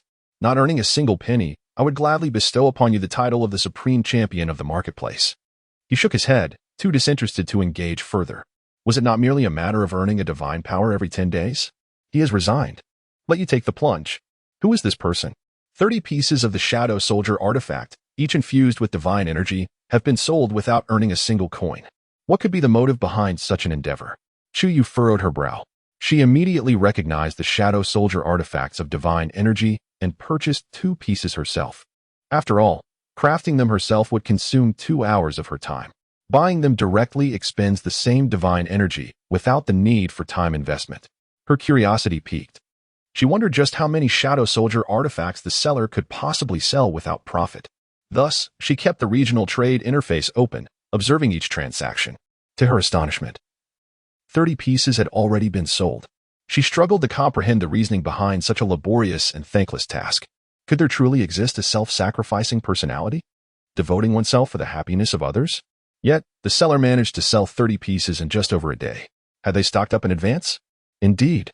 In a vast forest, one finds all kinds of birds. Shaking her head, she closed the regional trade interface, losing interest in further observations. An increasing number of deities from Blue Star have begun to notice this phenomenon. In the regional chat interface, many are engaged in discussions. Liu, while crafting second-tier Shadow Soldier artifacts, also opened the regional chat interface to observe. Indeed, I have already been dubbed the strongest contender. A faint smile graced his lips. In just over a day, he had sold 30 sectarian soldier artifacts, yielding a net profit of 150 units of divine power. This was an astonishing increase compared to the previous sales of 20 units of divine power per item. With 100,000 blue star deities, it is estimated that around 1 or 2,000 have ascended from the 9th rank, even if only a portion of them are in need of sectarian soldier artifacts. It constitutes a significant market. Furthermore, as time progresses, an increasing number of deities will ascend from the 9th rank. Liu felt a sense of satisfaction. In a few days, he would recoup the costs of 50 units of 9th rank divine law fragments. From then on, every additional sale would contribute to pure profit. His heart brimmed with enthusiasm. As long as within this region of 100,000 blue star deities, no other deity obtained the fragment of the 9th rank divine path law, he could continue his enterprise indefinitely. Li Yuming had just slain yet another third-tier demon. Very well, very well. With just 3 more third-tier demons left, he would fulfill his personal task. Liu smiled. He suddenly radiated a glimmer of brilliance, which coalesced before him into a vast circular mirror. Upon this mirror, the perspective of Li Yuming materialized. As his temple guardian, he naturally possessed the ability to perceive all that Li Yuming beheld. While delving into the crafting of the soldier artifact, he could not further comprehend the divine arts. However, it was effortless to allocate a fragment of his consciousness to attend to other matters. The recently vanquished third-tier demon was a centipede demon from Poison Dragon Ridge. Thus, Li Yuming should proceed to slay the fox spirit residing in 100 Fox Mountain next, he mused. He was well aware of the demonic situation in Tsangwu Town. After all, under his command was a leader of demons hailing from a realm of myriad fiends. Nevertheless, the demons of Tsangwu Town were merely third-tier inferiors, rendering them inconsequential in his eyes. Thank you, my lord, for ridding Poison Dragon Ridge of the demons. A multitude of tattered commoners knelt before Li Yuming, tears streaming down their faces as they offered their reverent gratitude. They are overwhelmed with joy, shedding tears of elation. The malevolent beast that has plagued their Poison Dragon Ridge for a staggering 80 years has finally met its demise. The people of Delongling need no longer fear the threat of being devoured by monsters. There is no need for gratitude towards me. I, Li Yuming, am the temple priest personally appointed by the esteemed Lord Zhangyue. My mission to eradicate these malevolent beings is in accordance with the divine decree of Lord Zhangyue. If you wish to express your thanks, direct it towards the land deity of our Sihai village, Lord Zhangyue. Li Yuming proclaimed solemnly. May I inquire, esteemed sir, is Lord Zhangyue truly a deity? An elder questioned. The remaining 1,000+ individuals raised their heads, gazing at Li Yuming, who stood atop a massive stone, their eyes reflecting a tapestry of emotions, excitement, gratitude, skepticism, and confusion. They expressed their gratitude to Li Yuming for vanquishing the demons. Yet, they could not bring themselves to believe in the divinity he spoke of, for deities were but ethereal legends. Indeed, it is true, Li Yuming declared solemnly. Over 4 months ago, our village of Sihai, like you all, was ensnared by the demons, destined to be their sustenance. However, with the arrival of the illustrious Lord Zhangyue, who wielded the radiant path of divinity to slay the demons, our village has flourished. Lord Zhangyue has graciously bestowed upon us a multitude of warriors to eradicate the fiends. Our village is often graced by divine favor, a sanctuary enveloped in celestial blessings. If you desire, you may accompany me back to the village, to bask in the divine radiance of Lord Zhangyue, and henceforth be free from the malevolent clutches of demons. Li Yuming bowed deeply towards the direction of Sihai village, speaking with great reverence. Yet, despite his earnest declarations, the villagers of Dulong Ridge remained skeptical. Nevertheless, a few individuals displayed resolute expressions and respectfully proclaimed, I wish to accompany the village priest back to the village to pay homage to the true deity. Li Yuming smiled. Once you enter my Sihai village, you shall understand that I, Li Yuming, have not spoken falsehoods. He remained indifferent to the villagers' distrust of him. After all, very few among the human race could believe in the existence of deities without witnessing their divine might firsthand. However, this was of little concern to him. A portion of the people had ventured forth, and in due time, they would return with a wealth of information, inevitably prompting more to embark on the journey. Moreover, he did not desire an overwhelming surge of individuals rushing to the site. In the village of Sihai, there was little room to accommodate so many people. Esteemed guests, those willing to settle in Sihai village are to register with Liao Jingxian. I bear a divine mandate, and must venture elsewhere to vanquish demons and slay monsters. Farewell. Li Yuming clasped his fists. Then, his body floated away like a willow leaf, vanishing in the blink of an eye within the confines of Dulong Ridge, leaving Liao Jingxian to oversee the subsequent matters with 5 warriors from Sihai Village. The villagers of Dulong Ridge bowed in the direction where Li Yuming had disappeared. 2 days later, Li Yuming gazed upon the colossal carcass of a fox beneath him, gradually calming the surging qi within his body. All around lay numerous smaller fox demon corpses, all slain by his hand. Lord Temple Keeper, Li Xiuwu, accompanied by others, arrived and, upon witnessing the scene of carnage, immediately bowed in respect. Send these demon corpses back to Sihai Village, Li Yuming commanded. Each time he vanquished a demon, he instructed his men to return the bodies to Sihai Village. As long as they were placed before the land temple, they would be claimed by the great Zhongyue Gong. He was evidently aware of the utility these demon corpses held for the esteemed Zhongyue Gong and would not let them go to waste. Only those first-tier demon corpses that Zhongyue Gong had not claimed would be distributed among the village's warriors for sustenance. Understood, Lord Temple Keeper, Li Xiuwu acknowledged. Accustomed to such tasks, he had previously brought back numerous demon corpses from the land of the myriad demons. However, at that moment, a massive ice spear hurtled through the air from the distance, exuding an astonishing chill, as if it sought to shatter and freeze Li Yuming in a single blow. Moreover, a searing plume of toxic smoke and a sharp wind blade surged from 2 other directions. The last 3 great demons of Tsangmu Town sought to assail me in unison? Is that all you have? A fierce killing intent flickered in Li Yuming's eyes, his gaze sharp. He had not unleashed his full strength when he defeated the 3 great demons before.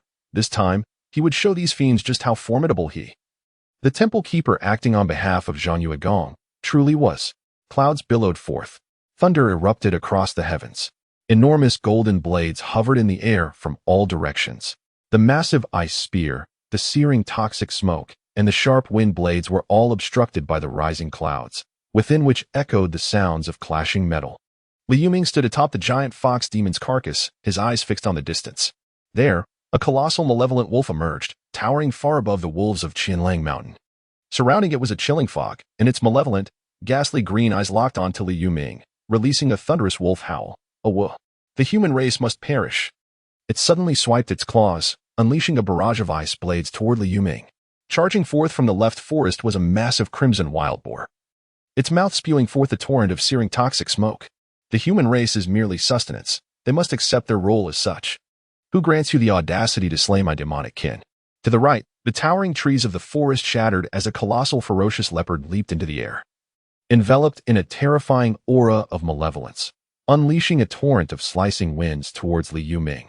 Each blade of wind tore through the air, producing a stunning sonic boom. Are you afraid? Do you fear that I, Li Yuming, shall invade your lair and vanquish you at your feet? Li Yuming scoffed. He gently waved his sleeve, and instantly, a mist enveloped the surroundings, transporting Li Xiuwu and the others 100 zhang away. Subsequently, he charged fiercely towards the colossal wolf that was advancing directly before him. Heavenly thunder, descend. His eyes shimmered with a remarkable brilliance as he extended a finger. Instantly, a thunderbolt descended from the heavens, striking directly upon the colossal wolf. The lightning flickered violently, reducing the surrounding underbrush to charred remnants and pulverizing stones into dust. The monstrous wolf emitted a pained howl. 3 radiant golden blades descended upon it. Stunned by the thunder, its massive form stood rigid, unable to evade the onslaught. In desperation, it unleashed a barrage of ice shards in a futile attempt to defend against the golden blades. Yet, the blades were far too sharp. The enormous ice projectiles were effortlessly sliced apart, and even as a multitude of icy shards continued to assail, they were relentlessly cleaved by the golden swords. With a resounding impact, the golden blade struck the wolf, causing a profuse spurt of blood. Thankfully, the ice shards had diminished much of the blade's potency, preventing an instant demise. If you cannot kill me, then I shall be the one to end your existence. The enormous wolf roared, towering like a small mountain, and unleashed another volley of ice shards towards Li Yuming. Meanwhile, the other 2 formidable demons had closed in. With searing toxic smoke and a myriad of slicing winds enveloping Li Yuming, the trio of great demons presented an overwhelming force, an indomitable presence in Tsangmu Town. Is that all you've got? Li Yuming retorted coldly. His form suddenly sank into the ground, vanishing in an instant. All attacks from the 3 formidable fiends struck nothingness. This was the second spell he acquired during his recent enhancement, aside from the minor thunder technique, namely the minor earth escape technique. In that fleeting moment, both the colossal wolf and the scarlet wild boar, along with the gigantic ferocious leopard, were momentarily taken aback. It was also at this instant that Li Yuming appeared behind the massive wolf. The golden blade re-emerged, swiftly cleaving the beast in two, sending wolf blood splattering. Without allowing the scarlet wild boar and the giant leopard time to react, Li Yuming once again sank into the earth, disappearing from sight. "Damn it!" the fiends exclaimed. "This human possesses the power of earth escape. How can this be? Are humans not solely attuned to martial arts? How can this one command the powers of thunder, golden blades, mist, and earth escape?" The gigantic leopard, filled with both shock and fury, roared. As fiends, they often possessed innate abilities, but typically only one. Only those with a legacy could learn a greater array of techniques. Clearly, they were not among those. With a thunderous crash, lightning struck down, and the golden blade reappeared. Moments later, Li Yuming surveyed the 3 additional corpses of the great fiends at his feet, a triumphant smile gracing his lips. All the great fiends in Sangmu town had been vanquished by him. Ha! Today, I, Li Yuming, slay demons here. As a practitioner of the human race, I shall wield my power with abandon, exterminating demons and fiends. His heart was brimming with joy. This sensation was utterly delightful. What of the demons? In the past, they regarded humanity as mere prey, yet today, they were vanquished by him, Li Yuming. He gazed at the cliff ahead, and in a moment of inspiration, a golden blade materialized, inscribing the words, "Li Yuming, the temple priest of Sea Village, in service to the land's righteous deity, has delivered the divine decree," vanquishing the 4 great demons of Sangmu at this site. Behind him, Li Xiaowu and the 10 martial artists who had accompanied him were filled with admiration. The temple priest is formidable. The temple priest is majestic. In the divine realm, a smile graced Li Yu's face as he witnessed Li Yuming's battle unfold before him. He acknowledged Li Yuming's innate combat talent. It was indeed impressive to defeat 3 lower-ranked demons while maintaining a mid-level 3rd-stage realm. Had it been any other mid-level 3rd-stage martial artist, they might have fallen victim to those 3 demons. Li Yuming's application of spells was commendable, despite several flaws. They did not overshadow his brilliance. Li Yu felt a sense of satisfaction. As he contemplated, he had already accessed the personal tasks.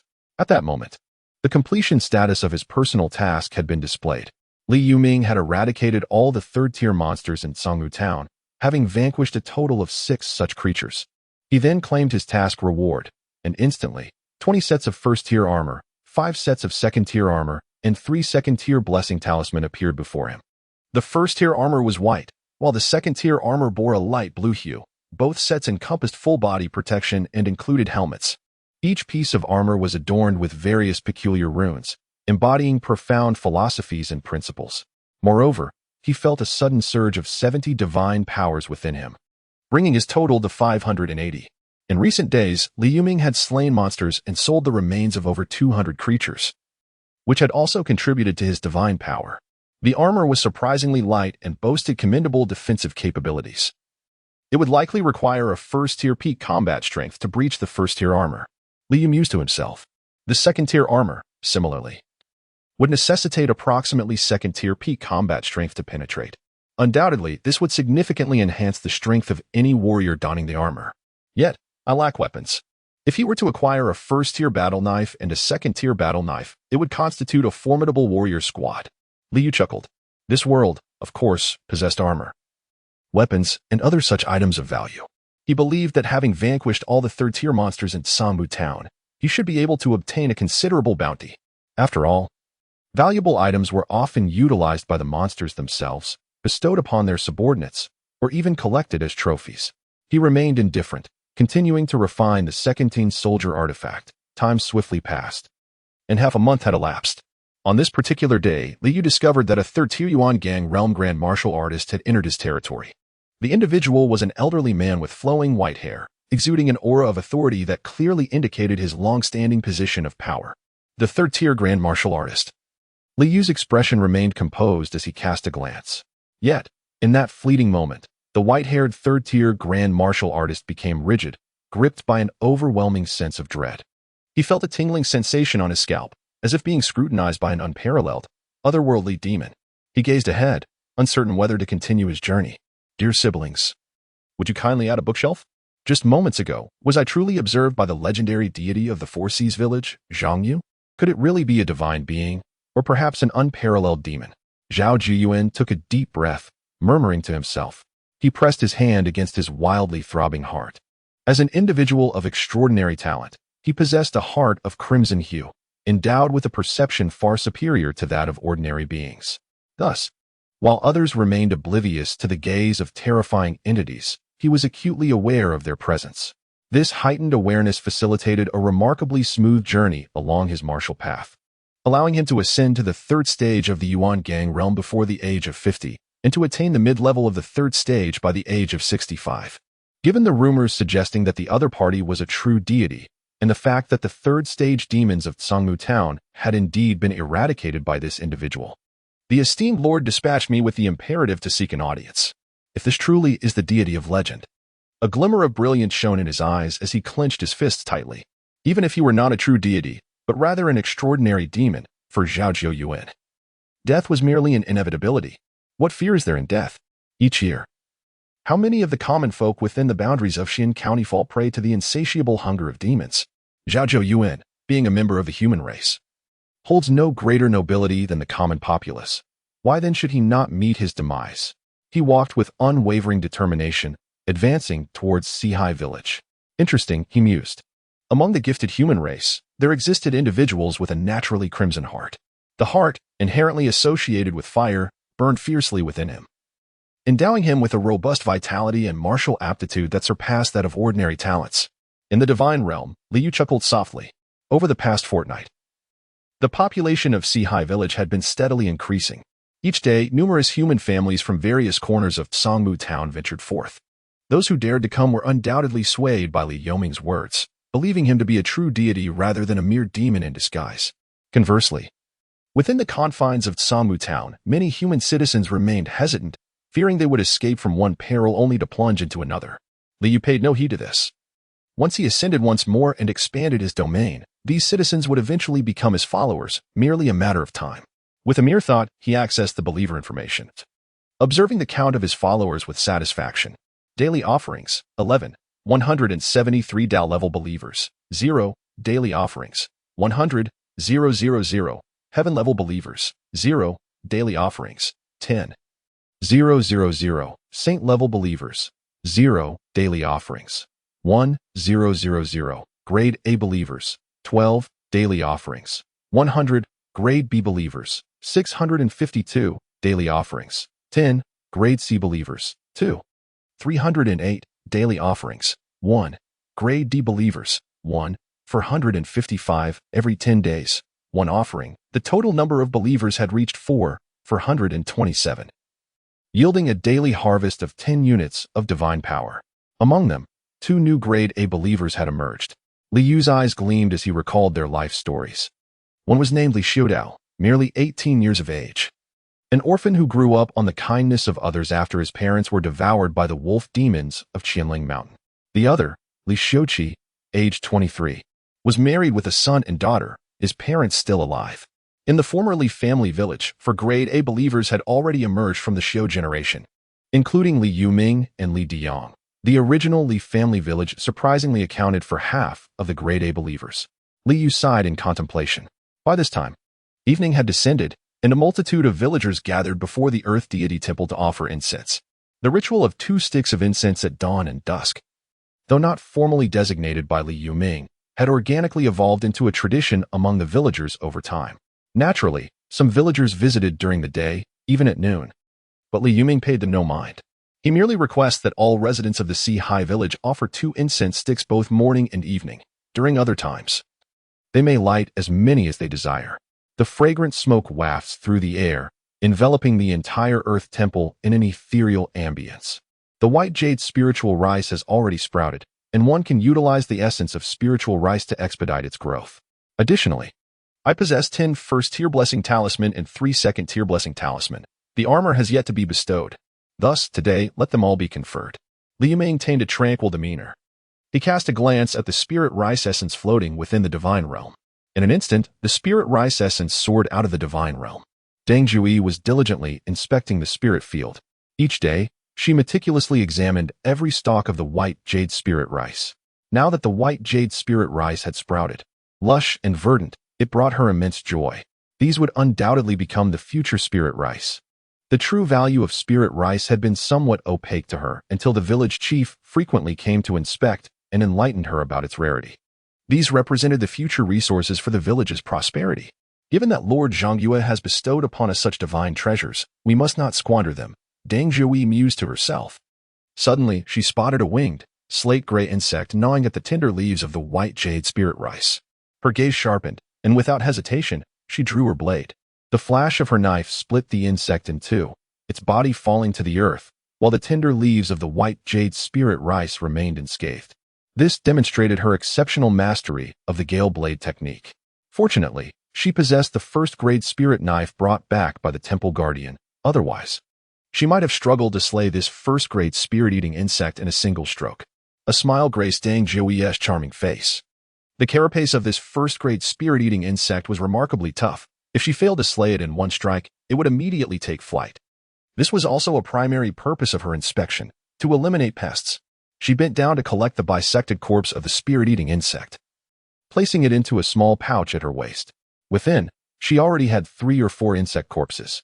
She typically managed to kill 4 or 5 spirit-eating insects daily. According to the temple guardian, once dried, each corpse could fetch over 10 taels of silver. Deng Zhuyi was quite astonished upon hearing this for the first time. After all, in the realm of myriad demons, even a single tael of silver was immensely valuable. Now, the insect corpses she collected daily could yield 60 or 70 taels of silver, further illuminating the preciousness of this spirit rice. She had already resolved in her heart that even if she were to perish, she would never allow anyone to destroy this sacred spirit field. At that moment, she noticed a brilliant white radiance soaring from the Earth Temple. A divine gift from Lord Zhongyue? Deng Zhuyi felt a shiver and quickly knelt upon the ground. She then beheld the dazzling white light showering an abundance of starlight, twinkling as it cascaded over all the white jade spirit rice in the spirit field. To her astonishment, she noticed that the tender branches of the white jade spirit rice, touched by the starlight, shot upward at a visibly rapid pace. A grade B spirit field, white jade spirit rice essence. This extraordinary scene was also witnessed by Zhao Jiyuan, who was being led towards the Earth Temple by the divine guard of the Sihai village. He trembled, exclaiming in astonishment. Within the confines of Xuanqing, there exists merely an acre and a half of spiritual farmland. This fact is well known to Zhao Jiyuan, for that acre and a half of spiritual land lies firmly within the grasp of his family. However, that acre and a half is merely classified as a grade D spiritual field, significantly inferior to the grade C spiritual field before him. A tempest of astonishment surged within him. Within the humble confines of Sihai village, there existed a parcel of grade B spiritual farmland. The worth of a mere acre of such land rivaled that of 7 or 8 acres of grade D spiritual farmland. Furthermore, Sihai village had inexplicably acquired seeds of the jade spirit rice, cultivating the exquisite jade spirit rice. This represented the finest of the first-tier spiritual rice. The spiritual rice cultivated by the Zhao family is, in terms of efficacy, somewhat inferior to the illustrious white jade spiritual rice. Moreover, he was astonished to witness the essence of spiritual rice cascading down. This spectacle left him in a state of dizzying awe. The essence of spiritual rice, indeed, is an extraordinarily valuable substance. It requires the stalks of over 20 acres of spiritual rice for its extraction, a process that is both intricate and challenging. The Zhao family has been rooted in the county for over a century, yet they have only extracted 2 portions of the spirit rice essence. After selling these 2 portions, they acquired resources that nurtured 2 formidable warriors of the 3rd Tuyuan gang realm. Now, such a precious substance as the spirit rice essence has been carelessly spilled. This essence is known to accelerate the growth of 2nd-tier and even 3rd-tier spirit rice. It is astonishing that it has now been wasted on 1st-tier spirit rice. He felt a pang of heartache. This was equivalent to a formidable 3rd-tier Yuan gang realm grandmaster. He inhaled deeply. Lord Zhao, what troubles you? Shen Ergu inquired, gazing at Zhao Zhuoyuan with a look of perplexity. He is the chief of the temple guard, responsible for the safety of the land temple and the village. Within the land temple, there are also the revered priest and the esteemed Zhang Ronggui, yet he believes that the village's security requires his attention more urgently. Thus, he positions himself at the village entrance each day. Upon Zhao Zhuoyuan's arrival at the village entrance, he immediately perceives an extraordinary aura emanating from him. After a brief interaction, he learns that Zhao comes from the county town specifically to pay homage to Lord Zhongyue. This revelation fills him with pride. Look, Our Sihai village is under the protection of Lord Zhangyue, and even the dignitaries from the county town are aware of it. Moreover, they have come to pay their respects. Without hesitation, he promptly leads Zhao Zhou to meet the priest. It's nothing, Zhao Zhou replies, taking several deep breaths before continuing to follow Chun Ergu toward the land temple. As they walk, he cannot help but glance back multiple times at the essence of the spiritual rice scattered across the sacred fields, feeling a profound ache in his heart. However, he is soon astonished by the sight of countless villagers kneeling before the land temple. At least 3,000 to 4,000 souls are prostrated on the ground, igniting incense in their hands as a thick cloud of smoke rises, enveloping the temple. He yearned to discern the statue of the earth god within the temple. Yet the swirling smoke obscured his vision entirely. Nevertheless, even through the haze, he was enveloped by an overwhelming sense of dread and majesty. The longer he gazed, the more profound that authority became, compelling him to bow his head in reverence, too intimidated to look directly at the statue any longer. Could it truly be a deity? The aura of command it exuded felt distinctly different from that of an unparalleled demon. He murmured softly to himself, his eyes filled with hope. At that moment, he suddenly beheld radiant beams of white light and 3 ethereal blue glimmers emanating from the statue of the earth deity, swiftly darting into the bodies of the villagers kneeling on the ground. However, the 3 ethereal blue glimmers specifically descended upon the 3 foremost kneeling warriors, each at the pinnacle of the first tier. He is a grand martial artist of the 3rd tier, the Yuan Gang realm, and naturally possesses the keen ability to discern a first-tier peak martial artist at a glance. Upon witnessing the 3 individuals being infused with the ethereal azure light, he observed as their vitality surged dramatically. In the blink of an eye, these 3 first-tier peak martial artists ascended to the 2nd tier, the true Qi realm, and within a mere breath, they transcended to the mid-level of the 2nd-tier true Qi realm martial artists. Zhao Zhuyuan's eyes widened in astonishment. He rubbed his eyes vigorously, disbelief still evident in his gaze. How could this be possible? Just moments ago, they were clearly warriors at the 1st-tier pinnacle of the body refinement realm, yet in the blink of an eye, enveloped by that pale blue radiance, they had ascended to the 2nd-tier mid-level of the vital energy realm. He was utterly astonished, his eyes nearly bulging out of their sockets. How could such an incredible event exist in this world? He was born with a heart as crimson as fire, endowed with extraordinary talents, and his progress in martial arts was notably swift. However, it took him nearly 7 or 8 years to ascend from the 1st-tier limit to the mid-2nd tier. Yet now, before his very eyes, others effortlessly achieved the same elevation from the 1st-tier limit to the mid-2nd tier in the blink of an eye. What is there to be astonished about? The illustrious Lord Zhangyue, in his benevolence, often bestows divine grace upon us, allowing the common folk of Sihai village to become 1st-tier warriors and 2nd-tier masters. Chen Erge cast a sidelong glance at Zhao Zhou, who stood beside him, utterly astonished and gasping in disbelief. He felt an overwhelming sense of pride, a profound superiority, regarding the other with the gaze one might reserve for a simpleton from the countryside. What of someone from the county town? They could not possibly possess the insight of Chen Ergu. Was this divine favor? Zhao Zhou stammered. He turned his gaze towards the villager, who had just been infused with the radiant white light. To his astonishment, the individual, who had recently been an ordinary mortal, had already undergone not just one, but multiple transformations of vitality, becoming a mid-tier martial artist. Among them, 2 had even ascended to the pinnacle of the 1st tier. The scene before him had a profound impact on him. To attain the status of a martial artist, one requires resources and innate understanding. Yet, within this Sihai village, it appeared that such achievements could be attained effortlessly, even elevating to the rank of a 2nd-tier martial master. Before long, he beheld another cascade of white and pale blue light descending. This time, however, the radiance did not merge with the villagers, but instead settled before a middle-aged man who appeared to be in his 30s. As the white and pale blue light dissipated, it unveiled 20 exquisite sets of 1st-tier armor and 5 intricately inscribed sets of 2nd-tier armor. The finest 1st-tier and 2nd-tier armors left Zhao Zhou in a state of numbness, staring in disbelief. Was this truly the legendary Sihai village blessed by divine guardianship? He began to genuinely believe that the illustrious Lord Zhangyue of Sihai village was not a mere facade of an extraordinary demon, but a true deity. Shortly thereafter, Li Yuming, who had already collected the 1st-tier and 2nd-tier armors, approached with a slight smile. I am Li Yuming, the temple priest of Sihai village. May I ask how to address you, esteemed guest? Zhao Zhou, looking at the formidable figure who had single-handedly vanquished the 6 third-tier demons of Tsangmu town, bowed deeply. I am Zhao Zhou of the Zhao family in Chuanqing, here on the orders of the county magistrate to express gratitude for your slaying of the demons in Samu town. Li Yuming shook his head, still smiling. I merely acted upon the divine mandate of Lord Zhang Yue. All is due to his compassion for humanity.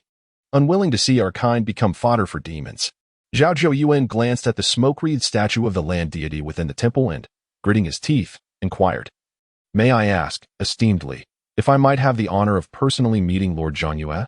Upon hearing this, Li Yuming's smile faded, replaced by a hint of coldness in his gaze. "Impudent!" Chen Erge roared in anger, pointing an accusatory finger at Zhao Zhou. "How dare you? I kindly brought you here to pay homage to Lord Zhang Yue, and you entertain such thoughts. What right do you have to seek an audience with him?" Li Yuming gestured for Chen Erge to cease, then regarded Zhao Zhou with a measured gaze. "Your desire to meet Lord Zhang Yue is not for me to decide. However, I must inform you that even as the temple priest, I do not possess the privilege to stand before him. If you truly wish for an audience, you must kneel here and offer your sincere worship. Whether you may meet Lord Zhang Yue is entirely at his discretion." With that, he disregarded Zhao Zhou, returning to his dwelling. He harbored no concern whatsoever that Zhao Zhou might act foolishly or commit any indiscretions. After all, under the formidable might of the illustrious Duke Zhang Yue, no one dared to entertain ulterior motives. As the priest of the Zhang Yue temple, he has observed that the divine presence within the Earth God temple has grown increasingly formidable. Humph! Chen Erge scoffed softly, leading his companions back to the village entrance to maintain their vigil. Zhao Zhou took a deep breath, purchased a stick of incense from a villager, and after igniting it, knelt upon the ground, respectfully bowing as he proclaimed, "Zhao Zhou of the Zhao family in Xian County humbly requests an audience with the illustrious Zhang Yue Gong." Within the divine realm, Li Yu remained expressionless, paying no heed to Zhao Jin kneeling before the Earth God temple, indifferent to the other's intentions. He is currently reluctant to pay heed to the matters at hand. After all, his jurisdiction has yet to encompass even Sangmu town. How could he possibly concern himself with the affairs of the county? Unless the fourth-tier demons from the county venture into his territory, personally seeking their demise. But is this a likely scenario? With that time, he would be better off crafting additional second-tiering soldier artifacts to sell on the regional trading interface. Over the past fortnight, he has successfully forged 360 second-tiering soldier artifacts. This is no longer merely a matter of working from 9 to 6. It has entailed 2 weeks of relentless toil. Nevertheless, as a 9th-grade deity, such a feat of endurance is hardly remarkable. In this span of time, he has accumulated 1,800 units of divine power. The sales have been exceptionally robust. Essentially, whatever he forges, he manages to sell. This period indeed marks a veritable explosion of 9th-grade land deities. It is estimated that over 10% of the 100,000 deities in this region have ascended to the rank of 9th-grade land deities. These newly ascended deities are all prospective clients. After all, spending the same amount of divine power without the need for personal crafting is an exceedingly advantageous arrangement. His face was adorned with a radiant smile. The decision to utilize 50 units of 9th-grade divine law fragments to mitigate the cost of the 9th-grade divine artifact, soldier proved to be remarkably astute. 50 units of 9th-grade divine law fragments equate to a value of 500 units of divine power. Over the course of merely half a month, he has accumulated an impressive total of 1,800 units of divine power. What is a little hardship in the grand scheme of things? In the vast realm of Blue Star, there exists no deity who would begrudge toil. At this moment, the divine power within him has reached an astonishing level of 3,030 units. Initially, after Li Yuming vanquished the monsters, the subsequent return of the demon corpses yielded him over 300 units of divine power. Furthermore, in this fortnight, the fervent offerings from his believers have allowed him to consolidate an additional 120 units of divine power.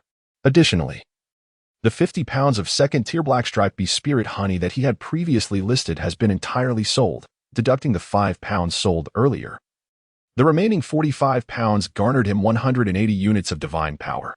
In 1 month, the second grand sacrifice of the year will take place. He murmured to himself, harboring great anticipation for the upcoming grand ritual. After all, the offerings amplified 100-fold would suffice to satiate his hunger at once. As his thoughts stirred, he accessed the personal tasks. Personal task 7 task description. Your reputation for vanquishing demons and monsters on behalf of humanity has spread far and wide. However, this will also attract the attention of more formidable foes.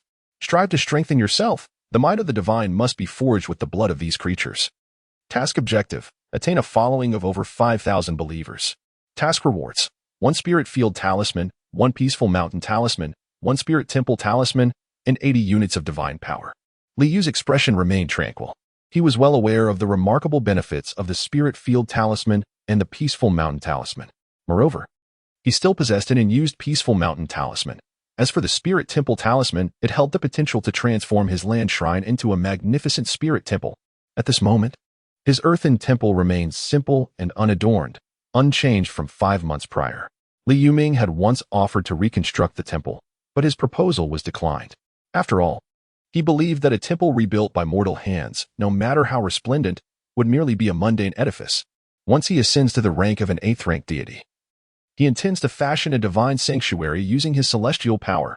Although this endeavor would deplete a considerable amount of divine strength, he deems it worthwhile, as it represents his own prestige. However, for now, by completing the personal task QI, he can acquire a spirit temple talisman, which would enable him to transform the modest earthen temple into a spiritual sanctuary directly.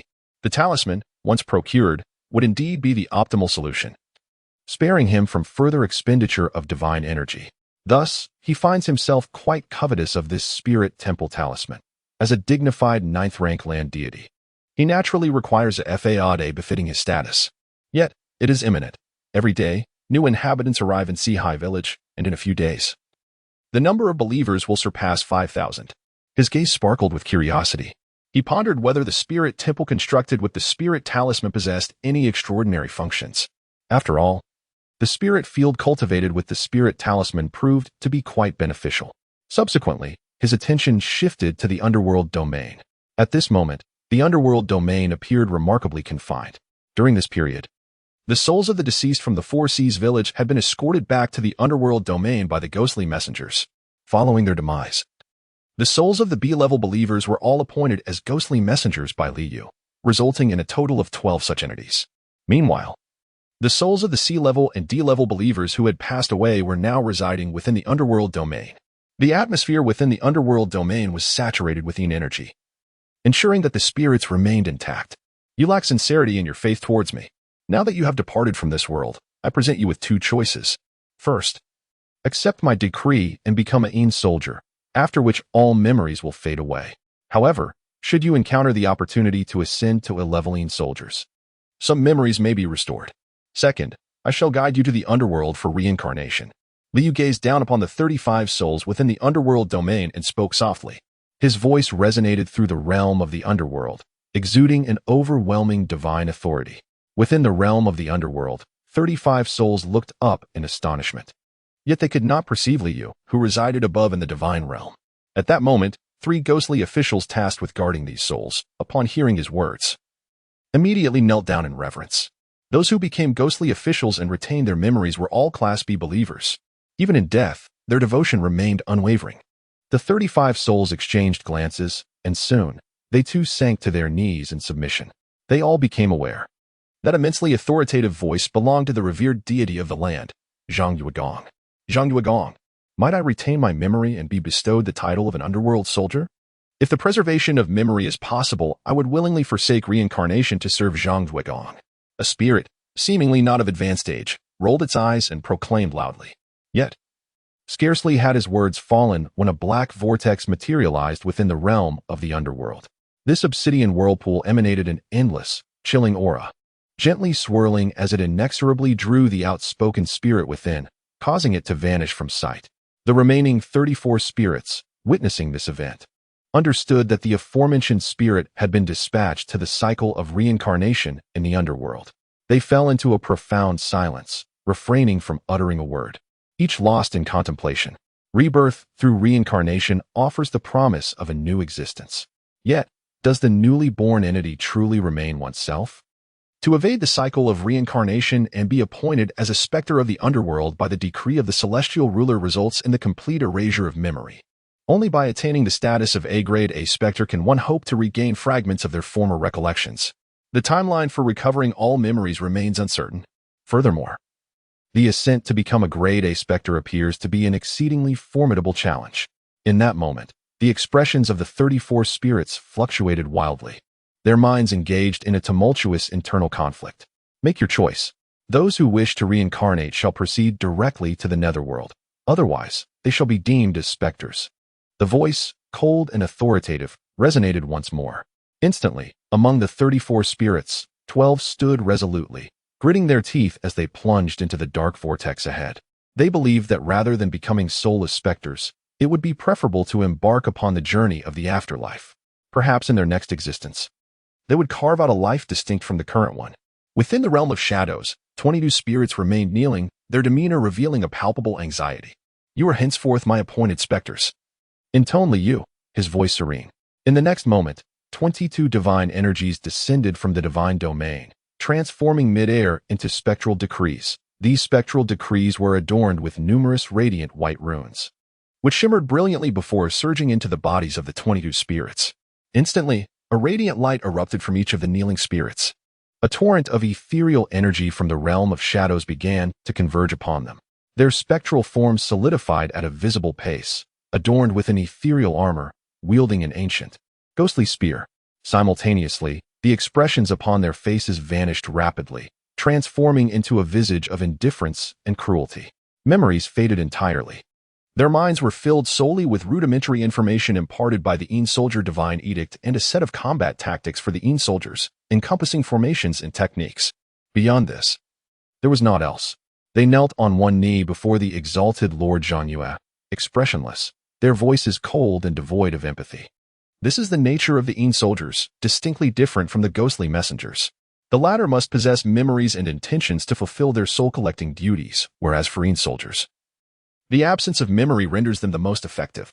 They are bound to follow orders without question. The duty of the Een Soldiers is to safeguard the Een realm and confront the demons and specters that the ghostly messengers cannot. I hereby appoint you as the captain of the Een Soldiers, designated as A-level C Een Soldier, Liu declared with a casual gesture. Instantly, 10 streams of divine power descended, merging into one of the Een Soldiers, enhancing him with the reinforced Een Soldier Divine Edict.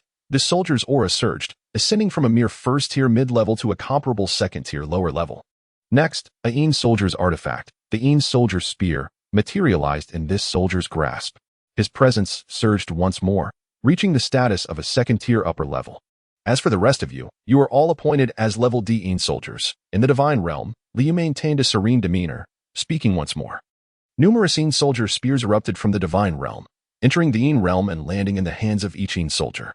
Instantly, the Een energy within the entire Een realm flourished, elevating the remaining 21 Een Soldiers to level D Een Soldiers, their strength rivaling that of the second-tier lower level. Go forth, Liu commanded, his gaze directed towards Qianling Mountain. And with a gentle wave of his hand, 100 streams of divine power shot forth, carving out a Een realm beneath Qianling Mountain. This Een realm measured 10 zhang in length, 10 zhang in width, and 1 zhang in height. Since the Een Soldiers had been established, they could not intermingle with the ghostly messengers. This Een realm served as a military camp specifically created for the Een Soldiers. The 22 Een Soldiers bowed once more, then expressionlessly exited the Een realm beneath the Earth Temple. Proceeding towards the Een realm at Qianlang Mountain, Li Yuming was instantly stirred. He emerged from the chamber, his gaze falling upon 22 spectral soldiers clad in ancient armor, their cold weapons glinting ominously as they tread upon the shadowy earth, sending a shiver down his spine. Meanwhile, kneeling before the earth deity, Zhao Jiyuan's eyes widened in astonishment. In the haze of his vision, he too beheld the 22 spectral soldiers marching upon the dark soil. The spectral soldiers commanded the retreat of all spirits in their path. He murmured softly, contemplating the ancient legend. Despite his extraordinary talents and a heart of crimson hue, this was his inaugural encounter with the fabled spectral warriors traversing the realm. This experience only deepened his conviction. The deity honored by the villagers of Sihai, known as Zhang Yue, was indeed a genuine divinity. After all, the ancient tale spoke of these spectral soldiers as the martial servants of the deities, waging battles against demons and malevolent forces on their behalf. Thus, he pondered. He began to sincerely devote himself to the worship of the exalted deity, for he pondered that perhaps only through genuine faith could he truly encounter this divine being. A total of 242 units of divine power were consumed. Within the realm of the gods, Liu maintained a serene expression. His gaze then shifted to the spectral messengers, who had returned in entirety to the shrine after being stirred. Among the 12 spectral messengers, Liao Shua held the rank of C-class Spectre, while Li Yutang was designated as a D-class Spectre. The remaining 10 were all reserve spectral messengers. It would be prudent to elevate their ranks as well, for I, Li Yu, am not a miserly deity, he murmured softly to himself. In the next moment, his gaze fell upon Liao Shua and Li Yutang, and a voice of commanding authority resonated in their minds. You have both worked diligently. I hereby bestow upon Liao Shua the title of Grade B Ghost Officer and Li Yutang the title of Grade C Ghost Officer. As the words echoed, silence followed. He gently snapped his fingers. First, 100 strands of divine power coalesced to form a secondary strengthening soldier divine talisman, which flew out from the divine realm and merged into Liao Shua's body. Subsequently, 10 strands of power coalesced to create a strengthening soldier divine talisman, which soared from the divine realm and integrated into Li Yutang's being. Instantly, the sinister energy around Liao Shua surged, propelling her from the second-tier upper level, surpassing the second-tier limit, and ascending to the third-tier lower level. She became the second individual within the realm of Sea High Village, aside from the temple priest Li Yuming, to possess third-tier combat prowess. Meanwhile, Li Yutang naturally advanced to the second-tier upper level. Grateful for the benevolence of Zhang Yue, the two knelt on the ground, expressing their sincere gratitude. They were all filled with joy. After all, their strength had significantly increased. Who wouldn't be delighted? Meanwhile, Zhao Juyuan, who caught a glimpse of this scene, appeared utterly numb. How could a being of the third-tier lower rank come into existence so effortlessly? What did it mean for him, who had toiled for 50 or 60 years to attain the third-tier middle rank as a grand martial artist? Within the divine realm, Li Yu cast a glance at the 10 ghostly figures. With his divine power now abundant, he naturally sought to enhance the overall quality of these specters. After all, weak specters would hinder the soul-reaping process. With a gentle snap of his fingers, 10 second-tier ghostly artifacts, the soul-binding chains, flew forth from the divine realm and landed upon the 10 ghostly figures. For him, crafting second-tier ghostly artifacts required merely 5 units of divine power. A trivial matter given his current capabilities. Instantly, the dark energy surrounding the 10 aspiring specters surged, elevating them from the first-tier middle rank to the second-tier lower rank, transforming them all into D-class specters. We are eternally grateful for your grace and bestowal, the 10 specters proclaimed with utmost reverence. Their emotions were stirred. The enhancement of their capabilities was one aspect, but equally significant was the acknowledgement they received from the esteemed Zhang Yugong, symbolizing his endorsement of their endeavors. Naturally, they were elated and exhilarated to gain recognition from the deity they devoutly worshipped. Among them, Lao Chimping was particularly overwhelmed with joy. At last, he no longer remained a mere substitute ghost envoy. Once again, he expended 160 units of divine power. Li murmured softly. The ghostly artifacts he crafted were the fruits of his labor over the past 2 days and were not intended for sale. He then immersed himself once more in the rhythm of forging ghostly artifacts. These ghostly artifacts consisted not only of the soul-binding chains but also included the ghostly war spear, demon slayer sword, and soul-extracting whip, among others.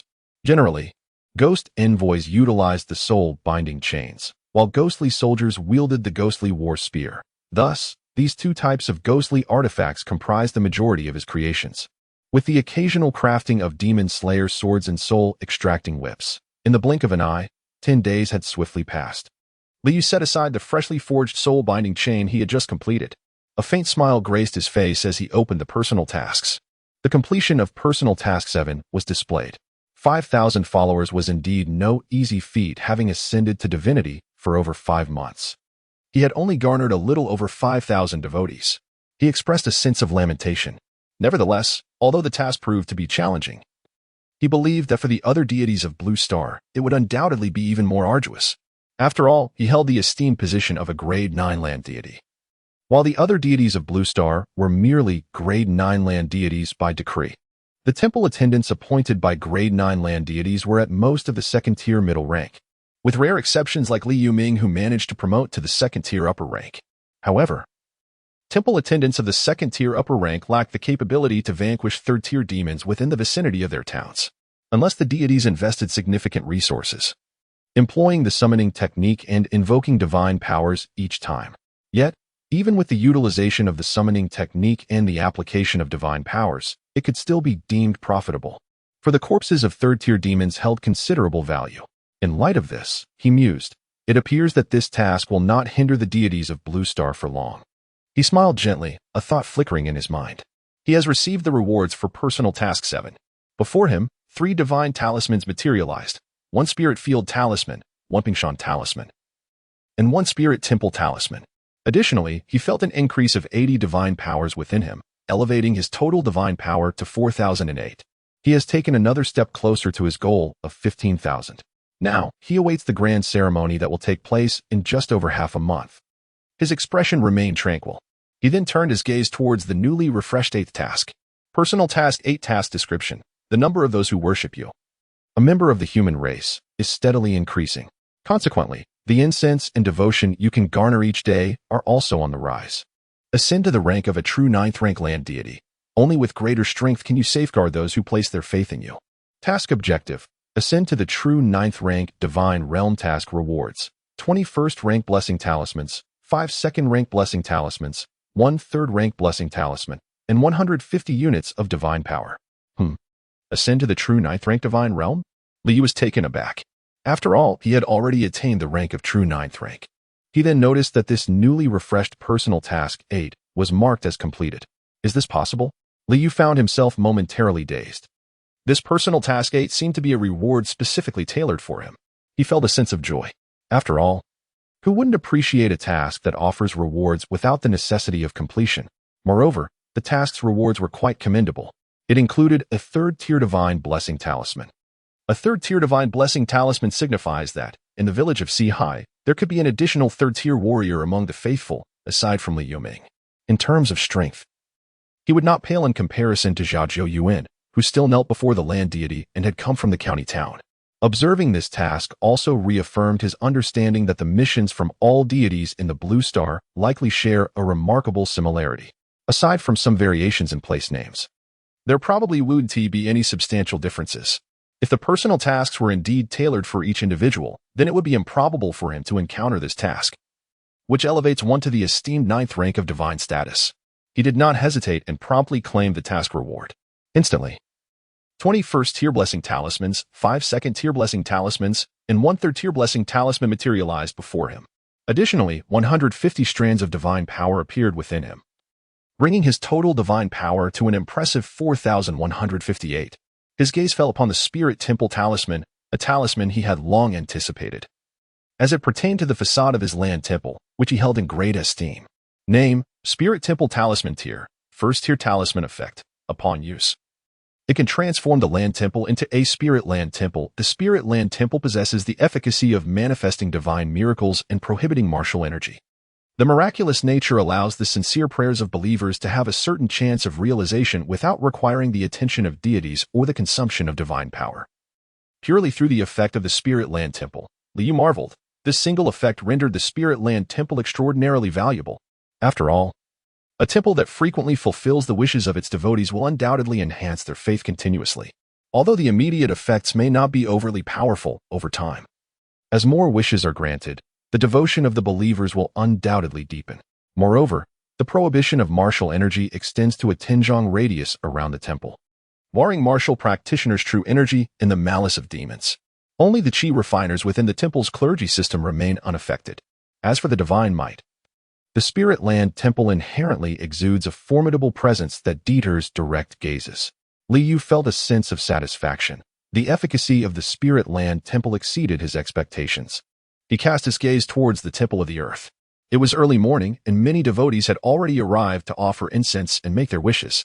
Li Yuming, serving as the temple keeper, knelt at the forefront, leading the multitude of worshippers in their reverent prostrations. Zhao Zhiyuan knelt beside him, his face adorned with an expression of sincere devotion. Liu felt a twinge of surprise. This individual had knelt for 10 days and had indeed come to believe in him, attaining the status of a secondary believer. His faith surpassed that of many villagers in Sihai village, which genuinely astonished him. However, he paid it no mind, for he had no shortage of secondary believers. With a mere thought, he swiftly projected the divine temple talisman into the divine realm. Bow to the illustrious Lord Zhongyue. Incense was lit. They bowed again. Second bow. Third bow. Li Yoming's expression turned solemn as he knelt at the very front, holding the incense aloft, and proclaimed loudly. Behind him, 4 to 5,000 devotees knelt in a vast expanse, yet they appeared remarkably orderly, following his commanding shouts in their worship. Zhao Zhiyuan, despite having witnessed this before, could not suppress the awe that swelled within him. After the fall of the great Zhou dynasty, as demons roamed freely and malevolent spirits wreaked havoc, humanity had been reduced to mere prey. He had never before seen such spirited and vigorous citizens of the human race. Is this what it means to be divine? He has come to understand that the divine manifestation of Lord Zhongyue has, in just over 5 months, utterly transformed everything in Sangmu town. When will the majesty of Lord Zhongyue encompass the entire county? He harbored a fervent anticipation within his heart. At that moment, he beheld a resplendent golden talisman soaring forth from the earth deity temple, subsequently hovering above it, radiating a brilliant light akin to an additional blazing sun emerging in the heavens. The luminosity was dazzling, and the divine might was overwhelming. Not a trace of demonic energy could be felt. Instead, under the weight of the divine presence, any trace of malevolence was subdued. Witnessing this spectacle, Zhao Jiyuan's final vestige of doubt evaporated entirely, and he fully embraced the belief that Zhongyue Gong was indeed a deity. What is this? Liu Ming gazed upward, captivated by the unfolding scene. He recalled the divine talisman that had transformed into a fertile field. All the faithful kneeling on the ground lifted their gazes, their hearts brimming with excitement and fervor. Particularly, the villagers who had recently joined the Sea Village over the past 2 months were witnessing such a resplendent miracle for the first time, and they were overwhelmed with emotion. Their devotion to the illustrious public figure soaring to new heights. The dazzling spectacle of divine light and shadow served as the ultimate catalyst for faith. A thunderous roar resonated through the heavens. The radiant talisman suddenly elongated, forming a colossal structure in midair, measuring 15 zhang in length, 10 zhang in width, and 3 zhang in height. This magnificent edifice, adorned with emerald railings, paved with jade, and topped with glazed tiles, exuded an awe-inspiring and formidable divine majesty. Suddenly, the immense structure descended with a thunderous crash. All the faithful gaped in astonishment, their eyes wide with disbelief. They beheld a magnificent edifice forged from divine symbols, completely replacing the once modest earthen temple. The original structure was exceedingly simple, a remnant from the era of Li family village, featuring merely a statue of the earth god and a humble offering table. It scarcely deserved the title of a temple. However, what stood before them now was a veritable sanctuary. It boasted a courtyard, a grand entrance, and a plaque inscribed with the 4 characters Earth Spirit Temple, alongside a colossal statue visible through the entrance. The statue, situated in the main hall, towered far above the previous Earth God figure, majestic as a giant, casting its gaze upon all. This was the Earth Spirit Temple, constructed by the unparalleled divine power of Zhongyue Gong. Liu Ming exclaimed fervently, "This is the true temple." He originally believed that constructing a humble temple for the illustrious Zhongyue Gong with ordinary materials was utterly unworthy of such a revered deity. Only the magnificent and imposing spirit temple before him was truly deserving of Zhongyue Gong. The divine power was indeed formidable. Zhao Jiyuan gasped, his expression one of profound astonishment. Witnessing such a miraculous event filled him with exhilaration and fervor. A deity, a genuine god materialized from the annals of legend into the realm of mortals. The other villagers shared in his excitement, their hearts racing with joy. This extraordinary miracle once more affirmed the existence of the great Zhongyue Gong, who had continuously watched over their village of Sihai. With the blessings of Zhongyue Gong, their descendants would never again fall prey to demonic bloodlust. Many were moved to tears. A multitude of those who had merely been Bing-level believers at that moment ascended to Bing-level believers. Some of the original Bing-level believers even advanced to E-level believers. After a considerable time, the villagers gradually calmed from their fervor and rose to return home. Just then, a worried shout echoed from afar, "Father!" Zhao Jian was taken aback and swiftly turned to see a middle-aged man striding towards him, led by Chen Ergu, his countenance haggard and filled with urgency. It was his only son, Zhao Inian. "Inian, what has transpired?" Upon noticing the anxious expression on his son's face, Zhao Zhou heart sank, and he immediately inquired. "Yongyuan has committed a grave offense. He has slain the 4th son of the 3 kings of drunken Demon Mountain." Zhao Inian exclaimed, his voice tinged with distress. "What?" Zhao Zhou's body swayed, his eyes suddenly reddening. How could he be so reckless? He has only one son, Zhao Inian. Likewise, Zhao Inian has but one son, Zhao Yongyuan. Their lineage now follows a solitary path, with Zhao Yongyuan as the sole grandson. Drunken Demon Mountain is among the top 10 demonic forces within the jurisdiction of Xian County. Drunken Demon Mountain boasts 4 formidable kings, each a 4th-tier great demon. His grandson has slain the offspring of a 4th-tier demon. How could he possibly escape retribution? Father, Yuan has been concealed within the county town by my arrangement, yet it will not be long before he is discovered. Once Yuan is found, he will inevitably be sent to Drunken Demon Mountain. Tears welled in Zhao Yinyan's eyes as he knelt before his father, bowing his head in supplication. Father, Yuan is your only grandson. You must save him. He is merely a practitioner of the true Qi realm at the second stage, unable to save his son. However, his father, a formidable martial artist at the third stage of the Yuan gang realm, serves under the county lord. He believes that his father's strength should be sufficient to rescue his son. Zhao Zhou closed his eyes, then rose to his feet and walked outside without uttering a word. Regardless of the circumstances, he is determined to return. His only grandson cannot be allowed to face death. Moreover, he is acutely aware that his grandson harbors a deep-seated aversion to evil. Having undoubtedly witnessed the fourth son of the three great kings of Drunken Demon Mountain inflicting harm upon the human populace, which spurred him to take action. Furthermore, his grandson possesses extraordinary talent, having already achieved a second-tier status at such a young age. It is highly likely that he will surpass his own accomplishments in the martial arts in the future. Zhao Yinyan promptly followed closely behind, and the two of them swiftly departed in tandem. Li Yuming observed calmly, shaking his head, not overly concerned. He is the temple steward of Sihai Village. His duty is solely to fulfill the divine mandate of Zhang Yue and to safeguard the villagers of Sihai. In the divine realm, Li Yu naturally witnessed this scene. Fascinating. This individual, after observing the miraculous signs I just displayed, unexpectedly ascended to the rank of a grade A believer. It appears that those with greater insight, once they embrace faith, find it increasingly effortless to cultivate an unwavering devotion. Perhaps this is intrinsically linked to their inherent resolute will. For those of steadfast determination, once they choose to believe and fully accept my existence, their unwavering conviction will render their faith profoundly devout. His gaze was peculiar. In the past, Li Diyang exhibited a similar demeanor. In a brief span, his faith surged to the exalted rank of a grade A believer. Very well, he declared. Now that you have attained the status of a grade A believer, I shall bestow upon you a token. As for your survival, that shall depend solely on your own resolve. Li Yu extended his hand, and instantly, 30 strands of divine power surged forth, coalescing at his fingertips into a spiritual talisman of the 9th rank divine art. This talisman contained the essence of the 9th rank divine art known as cloud and mist technique. The divine talisman was purely crafted from condensed divine energy, yet it required thrice the amount of divine power. Moreover, the power unleashed from it was merely 1/5 of what he could achieve by wielding the divine art himself. This ability was granted to him only after his ascension to the true 9th rank. The efficacy of this divine talisman paled in comparison to the summoning techniques employed by temple priests, making this his inaugural usage of such an artifact.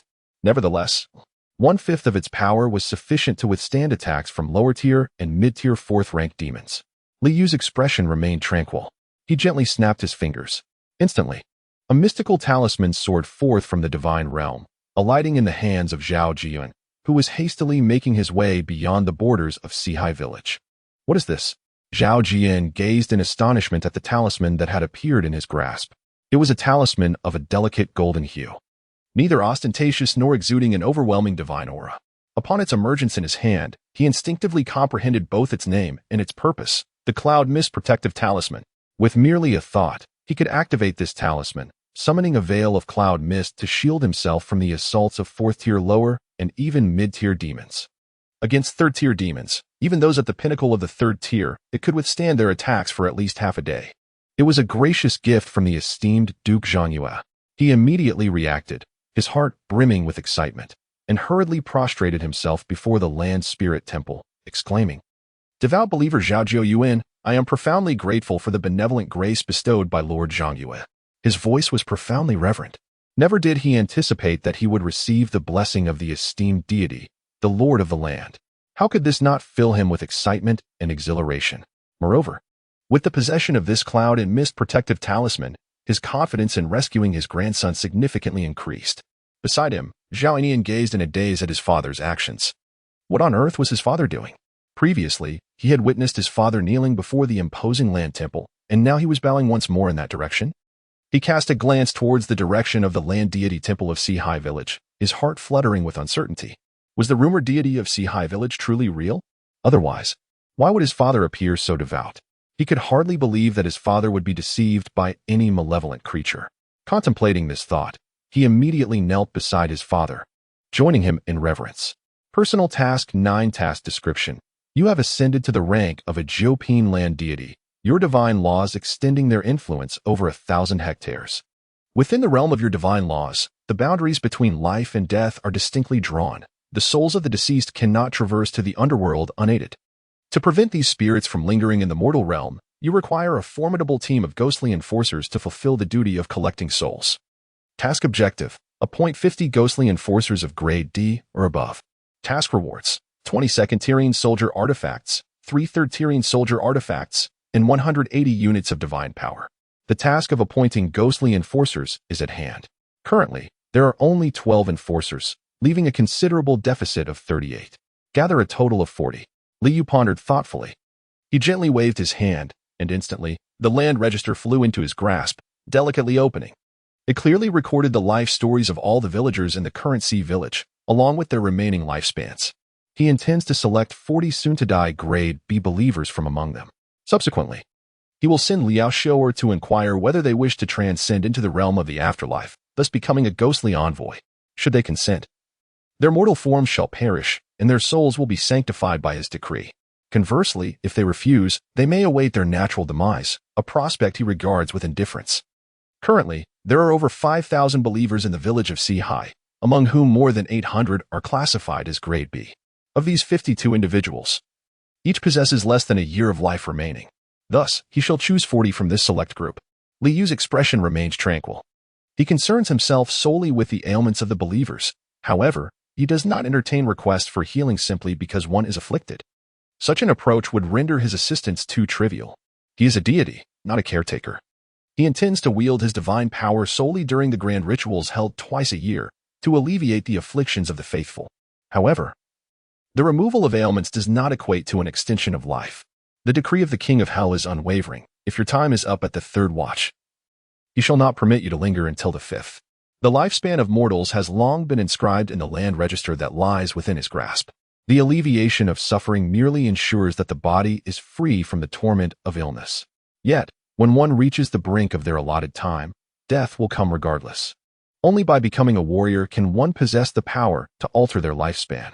Naturally, as the master of the land register and the deity presiding over the rights of the village, he too possesses the ability to modify the lifespans of mortals. However, such an act requires a considerable expenditure of divine power. Under normal circumstances, he would refrain from such interventions. Life and death are predestined. To alter this fate would contravene the principles of divinity. His gaze fell upon the divine realm below, into the depths of the underworld domain. With a gentle wave of his hand, 90 strands of divine power surged forth, instantaneously merging with the underworld domain. In that moment, the domain began to expand. Growing from its original dimensions of 30 feet in length, 30 feet in width, and 10 feet in height, to a spacious realm measuring 100 feet in both length and width, while maintaining a height of 10 feet. The area increased to more than 11 times its original size, creating a far more expansive and open environment. After all, it would not do to confine 50 ghostly messengers within cramped quarters. Liao Xiu'er. His authoritative voice resonated in Liao Xiu'er's mind. As the village of Sihai gradually expands and the number of villagers increases, I command you to establish the soul gathering department, dedicated solely to the matter of soul collection. You shall temporarily assume the position of the inspector of the soul gathering department, with the Yutang serving as the deputy inspector. The soul gathering department shall initially consist of 50 ghostly emissaries. I shall provide you with a list of faithful souls nearing the end of their lifespans. You are to inquire if they wish to serve in the soul gathering department entirely based on their voluntary consent. With an increased number of emissaries, the need for an organized institution arises. Thus, I have directly established the soul gathering department. Upon hearing this, Liao Xiu'er immediately knelt to the ground, her heart brimming with unexpected joy, and respectfully declared, I shall certainly manage the soul gathering department diligently and fulfill the duties of soul collection with unwavering dedication. She was overwhelmed with excitement. Previously, she had merely been the leader of the ghostly emissaries, but now, with the establishment of the soul gathering department by the revered deity, she had ascended to the role of inspector, a position of authority. Perhaps, in the future, she might even have the opportunity to become a deity herself. With this thought, her heart raced with exhilaration, and she secretly vowed to work even harder to fulfill her responsibilities in soul collection, ensuring that no mistakes would occur. As night fell, Liao Shou'er did not delegate the task to others, but personally set out to inquire whether the souls on the list were willing to join the soul-gathering department. Li Yujin, too, was among the earliest elders of Lijia village.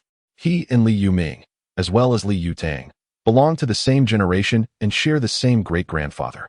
In other words, his grandfather and the grandfathers of Li Yuming and Li Yutang are biological brothers. Li Yujin, who was peacefully slumbering within the confines of his home, was suddenly roused by someone calling his name. He groggily opened his eyes, only to find the room enveloped in a thick haze of fog. He took a couple of gentle breaths and found the mist to be quite soothing. "Who called me?" he spoke, trembling as he sat up from the bed, gazing toward the doorway. There, the mist thickened, and he could vaguely discern a figure clad in the garb of a ghostly envoy, a soul-locking chain dangling from its waist. Upon sighting this apparition, a jolt of fear surged through Li Yujin's heart. This was indeed a ghostly envoy. The village priest, Li Yuming, had long warned all villagers that should they encounter such an envoy at their door, it signified the end of their earthly days. He had advised them not to resist, but to follow the envoy without hesitation. The image of the ghostly envoy had been drawn for all villagers to recognize. Thus, he could immediately identify the figure at the door as a ghostly envoy. Now, with the envoy arriving, it seemed he had already departed from this world, having had no chance to bid farewell to his children. Yet, passing away without pain or calamity could be considered a blessing in itself. He rose to his feet, unhurried and composed, bowing to the ethereal figure at the door. "I am Li Yujin, and I am grateful to the esteemed emissary for coming to guide me." At his age, he had long ceased to fear death. "Li Yujin, you are mistaken," Liao Shou'er replied with a smile, standing at the misty threshold. "You still possess 12 days of mortal life. It is not yet your time to depart. However, the Lord of the Divine has established the Soul Retrieval Department, dedicated to the task of collecting souls, and there currently exists a vacancy for a soul collector. As your earthly life approaches its end, would you be willing to join the Soul Retrieval Department as a ghostly emissary?"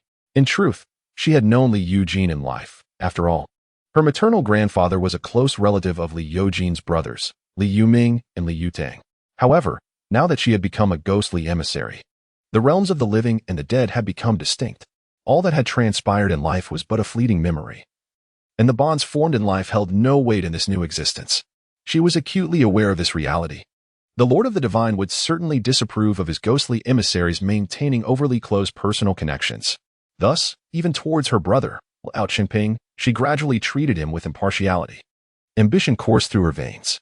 In the Valley of the Bee Demons, she had once overheard the third-tier Queen Bee mention it. The Lord of the Divine had personally stated that should the Queen Bee perform admirably, she might even receive a decree to become a deity under his command, enjoying an existence of millennia. If the Queen Bee had such an opportunity, she firmly believed that if she excelled, she too would find her chance. Therefore, she resolved to engage in daily self-reflection, ensuring that she managed all affairs to the best of her ability. Become a ghostly emissary? Li Yujin was taken aback. He was, in the early days of Li family village, a devout believer of Zhang Yugong, even before the deity began to manifest his divine powers. At times, he pondered that had it not been for his lack of knowledge, spending his life toiling in the earth, perhaps he would have been the one to become the temple steward. Now, he finds himself with the opportunity to serve as a ghostly envoy, dedicated to Zhang Yugong. He was instantly filled with excitement, not to mention that he had merely 12 days of life remaining, even if he had several years left. He would not hesitate for long. This was an opportunity to become a subordinate of the illustrious Lord Zhang Yue in a single leap. Serving under Lord Zhang Yue, the deity of the land, undoubtedly promised a vast and prosperous future. Although he lacked experience, he was never content with mediocrity in his youth. He had also practiced martial arts alongside Li Yuming, but his innate talent was woefully inadequate, preventing him from transforming his vital energy over time, which ultimately led to his abandonment of the pursuit. The old man willingly chose to enter the soul-snatching division and become a ghostly envoy. He immediately saluted Liao Shou'er once more, his voice imbued with palpable excitement. Liao Shou'er, however, exhibited little surprise, for such opportunities were rare. She nodded slightly and stated, "I am temporarily assuming the role of the inspector of the Soul Retrieval Division, overseeing all matters pertaining to it. Tomorrow night, I shall escort you to the Soul Retrieval Division. After dawn, take a moment to address your family regarding your affairs. There is no need to conceal the matter of becoming a ghostly envoy. It may be proclaimed openly. However, once you join the Soul Retrieval Division as a ghostly envoy, You must refrain from intervening in worldly matters, and you shall no longer have the chance to meet your family. As she spoke the latter part, a hint of sternness crept into her tone. After becoming the inspector of the Soul Retrieval Division, it was her responsibility to ensure the conduct of all ghostly envoys. Any misstep on their part would reflect upon her, thus she could not permit even the slightest error among her subordinates. As for allowing the announcement of the ghostly envoy status, she deemed it a means to bolster the villagers' devout faith in the illustrious public good, and hence would not impede it. Understood, Li Eugene replied with a sudden seriousness. Liao Xiaoer nodded and departed from Li Yotong's home. As she left, the dense fog gradually dissipated. Li Eugene then felt an immense pulling force, turning to see his own body lying upon the bed. The force drew him back into his corporeal form. Suddenly, Li Eugene's eyes flew open.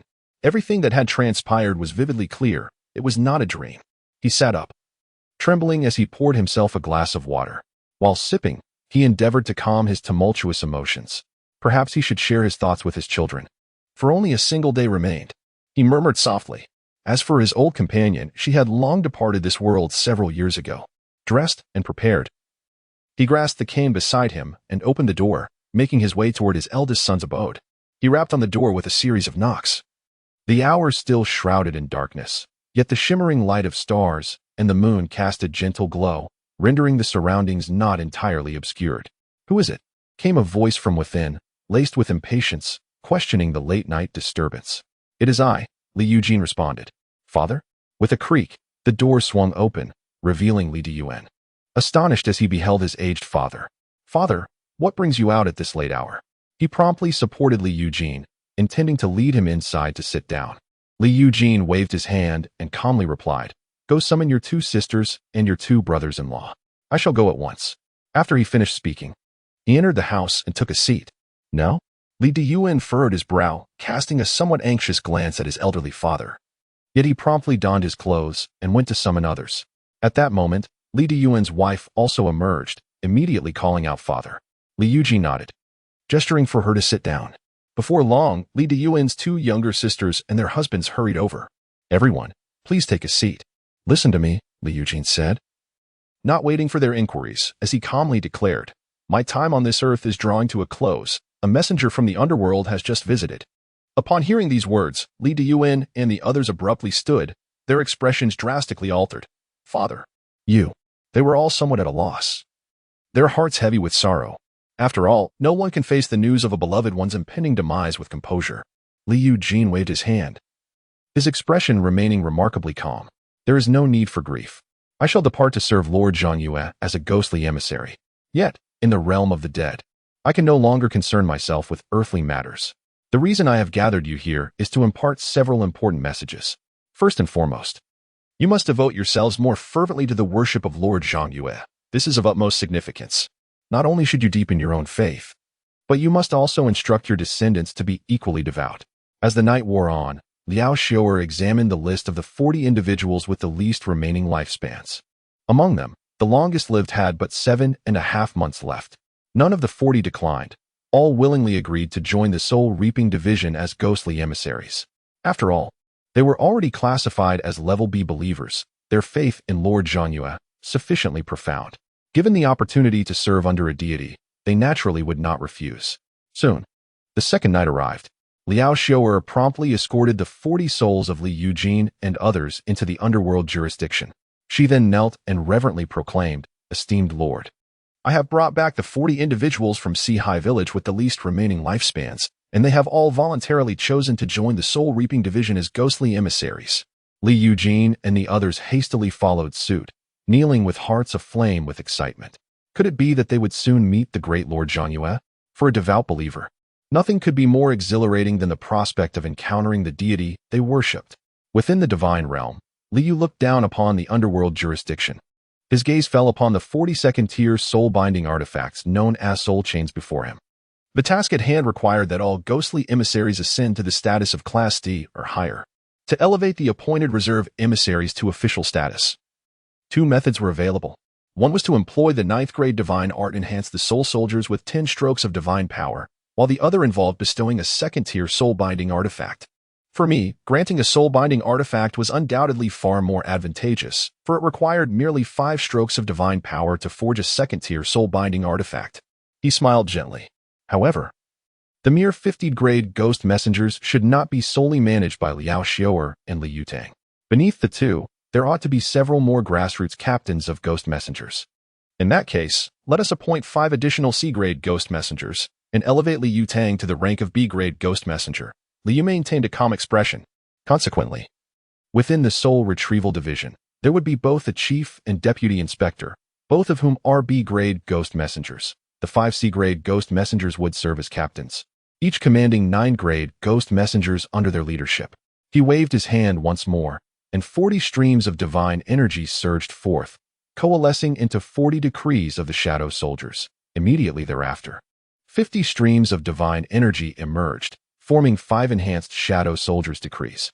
Another 100 streams of divine energy materialized, consolidating into a single second enhanced shadow soldier's decree. I am the rightful deity of the land in the Four Seas village. Henceforth, I decree you to be ghost messengers of the Soul Retrieval Division, entrusted with the solemn duty of soul retrieval. I implore you to be diligent and conscientious, never neglecting your responsibilities. He gazed down upon the 40 spirits within the realm of the underworld, his voice resonating with authority, a divine presence sweeping across the space. In the realm of the underworld, Li Eugene and the other 39 individuals became increasingly exhilarated. Prostrating themselves on the ground, we shall faithfully adhere to the divine decree of Lord Zhanyue.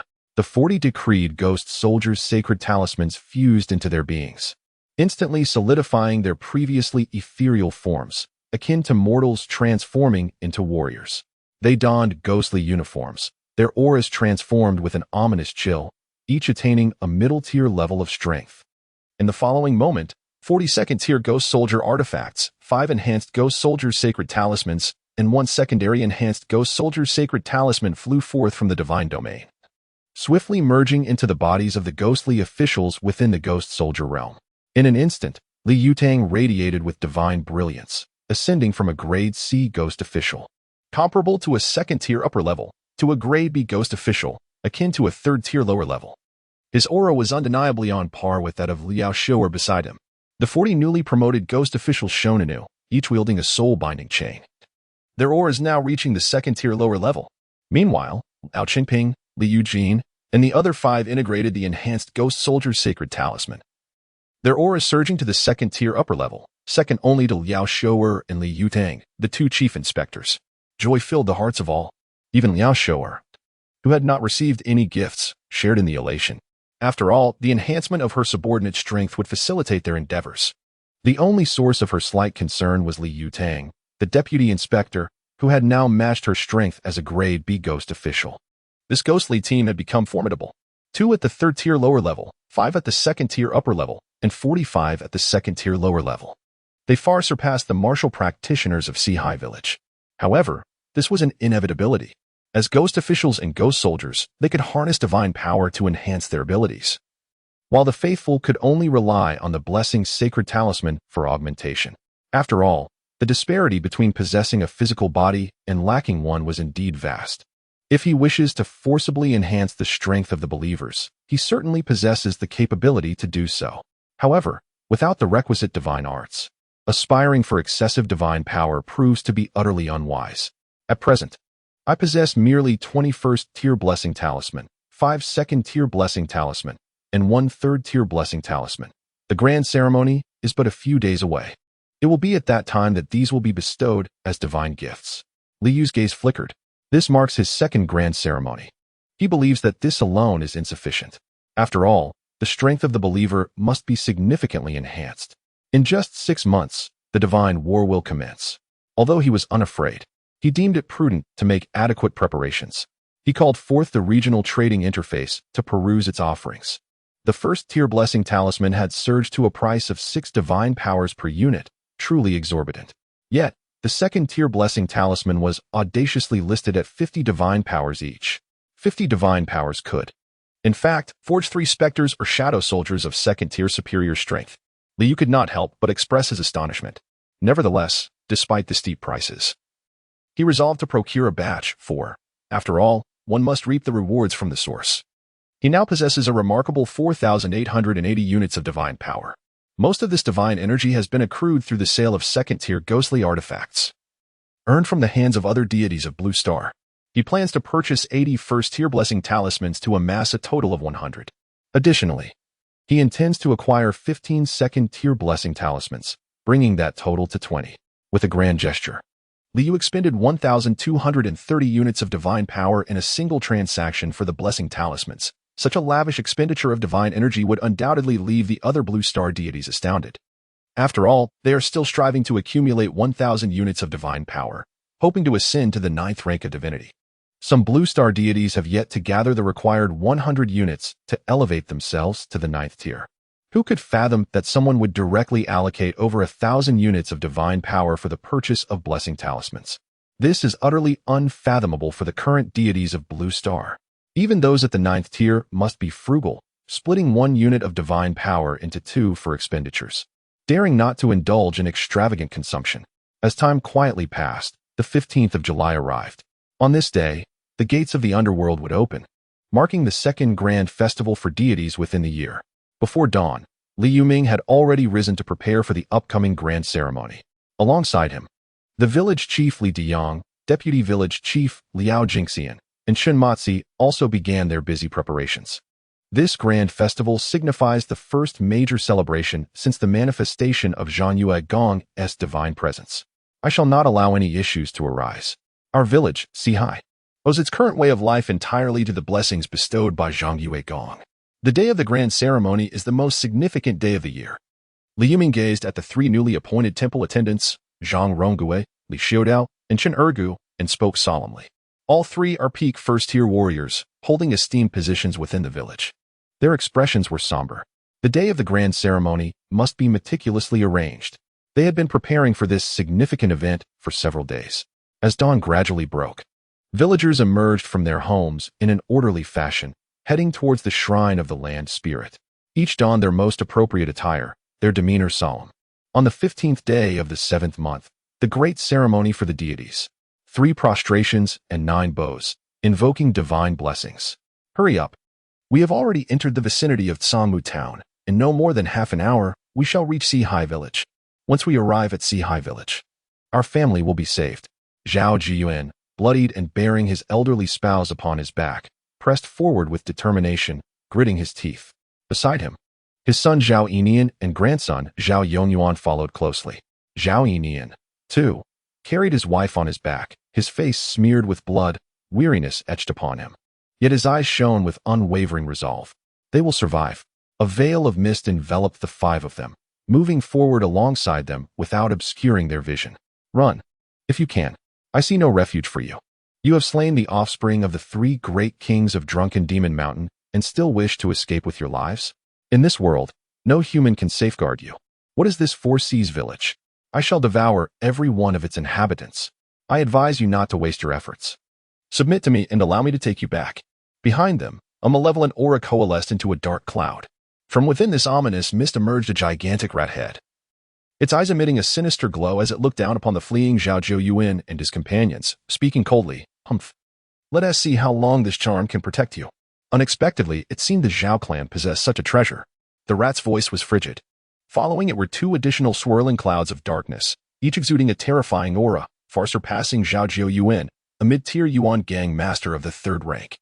Zhao Jiuyuan ceased to speak, instead shouldering his elderly companion and hastening towards the direction of 4 Seas village with his son and grandson. His eyes brimmed with hope. As long as he reached Sihai village, a domain of the illustrious Zhang Yugong, a sanctuary of the divine. Before such a deity, these 3 demons would surely stir no tempest. Soon, it is almost upon them. Sihai village. Within the Earth Spirit Temple, a colossal statue of the Earth God loomed, its indifferent gaze surveying all below. Li Yuming stood outside the temple, his expression grave. A pristine offering table was positioned at the forefront, adorned with 3 sacrificial offerings and an item shrouded in red cloth. Behind him stood 11 individuals: Li Diyang, Liao Jingxian, Chen Matzi, Zhang Ronggui, Li Xiuwu, Li Xiuling, Chen Ergu, Deng Jiua, Zhang Qianan, Li Xiudao, and Li Xiui. The 11 individuals, now the upper echelon of Sihai village, possess martial prowess that reaches no less than the 1st-tier limit. Among them, Li Diyang, Liao Jingxian, Chen Matzi, Li Xiuwu, Li Xiuling, and Zhang Qianan have all attained the mid-tier level of the true Qi realm martial masters. Revered temple priest, all the villagers have arrived, Li Xiu declared solemnly. Although he appeared youthful, he possessed an extraordinary composure, even surpassing the seasoned Li Xiuwu and Li Xiuling in steadiness.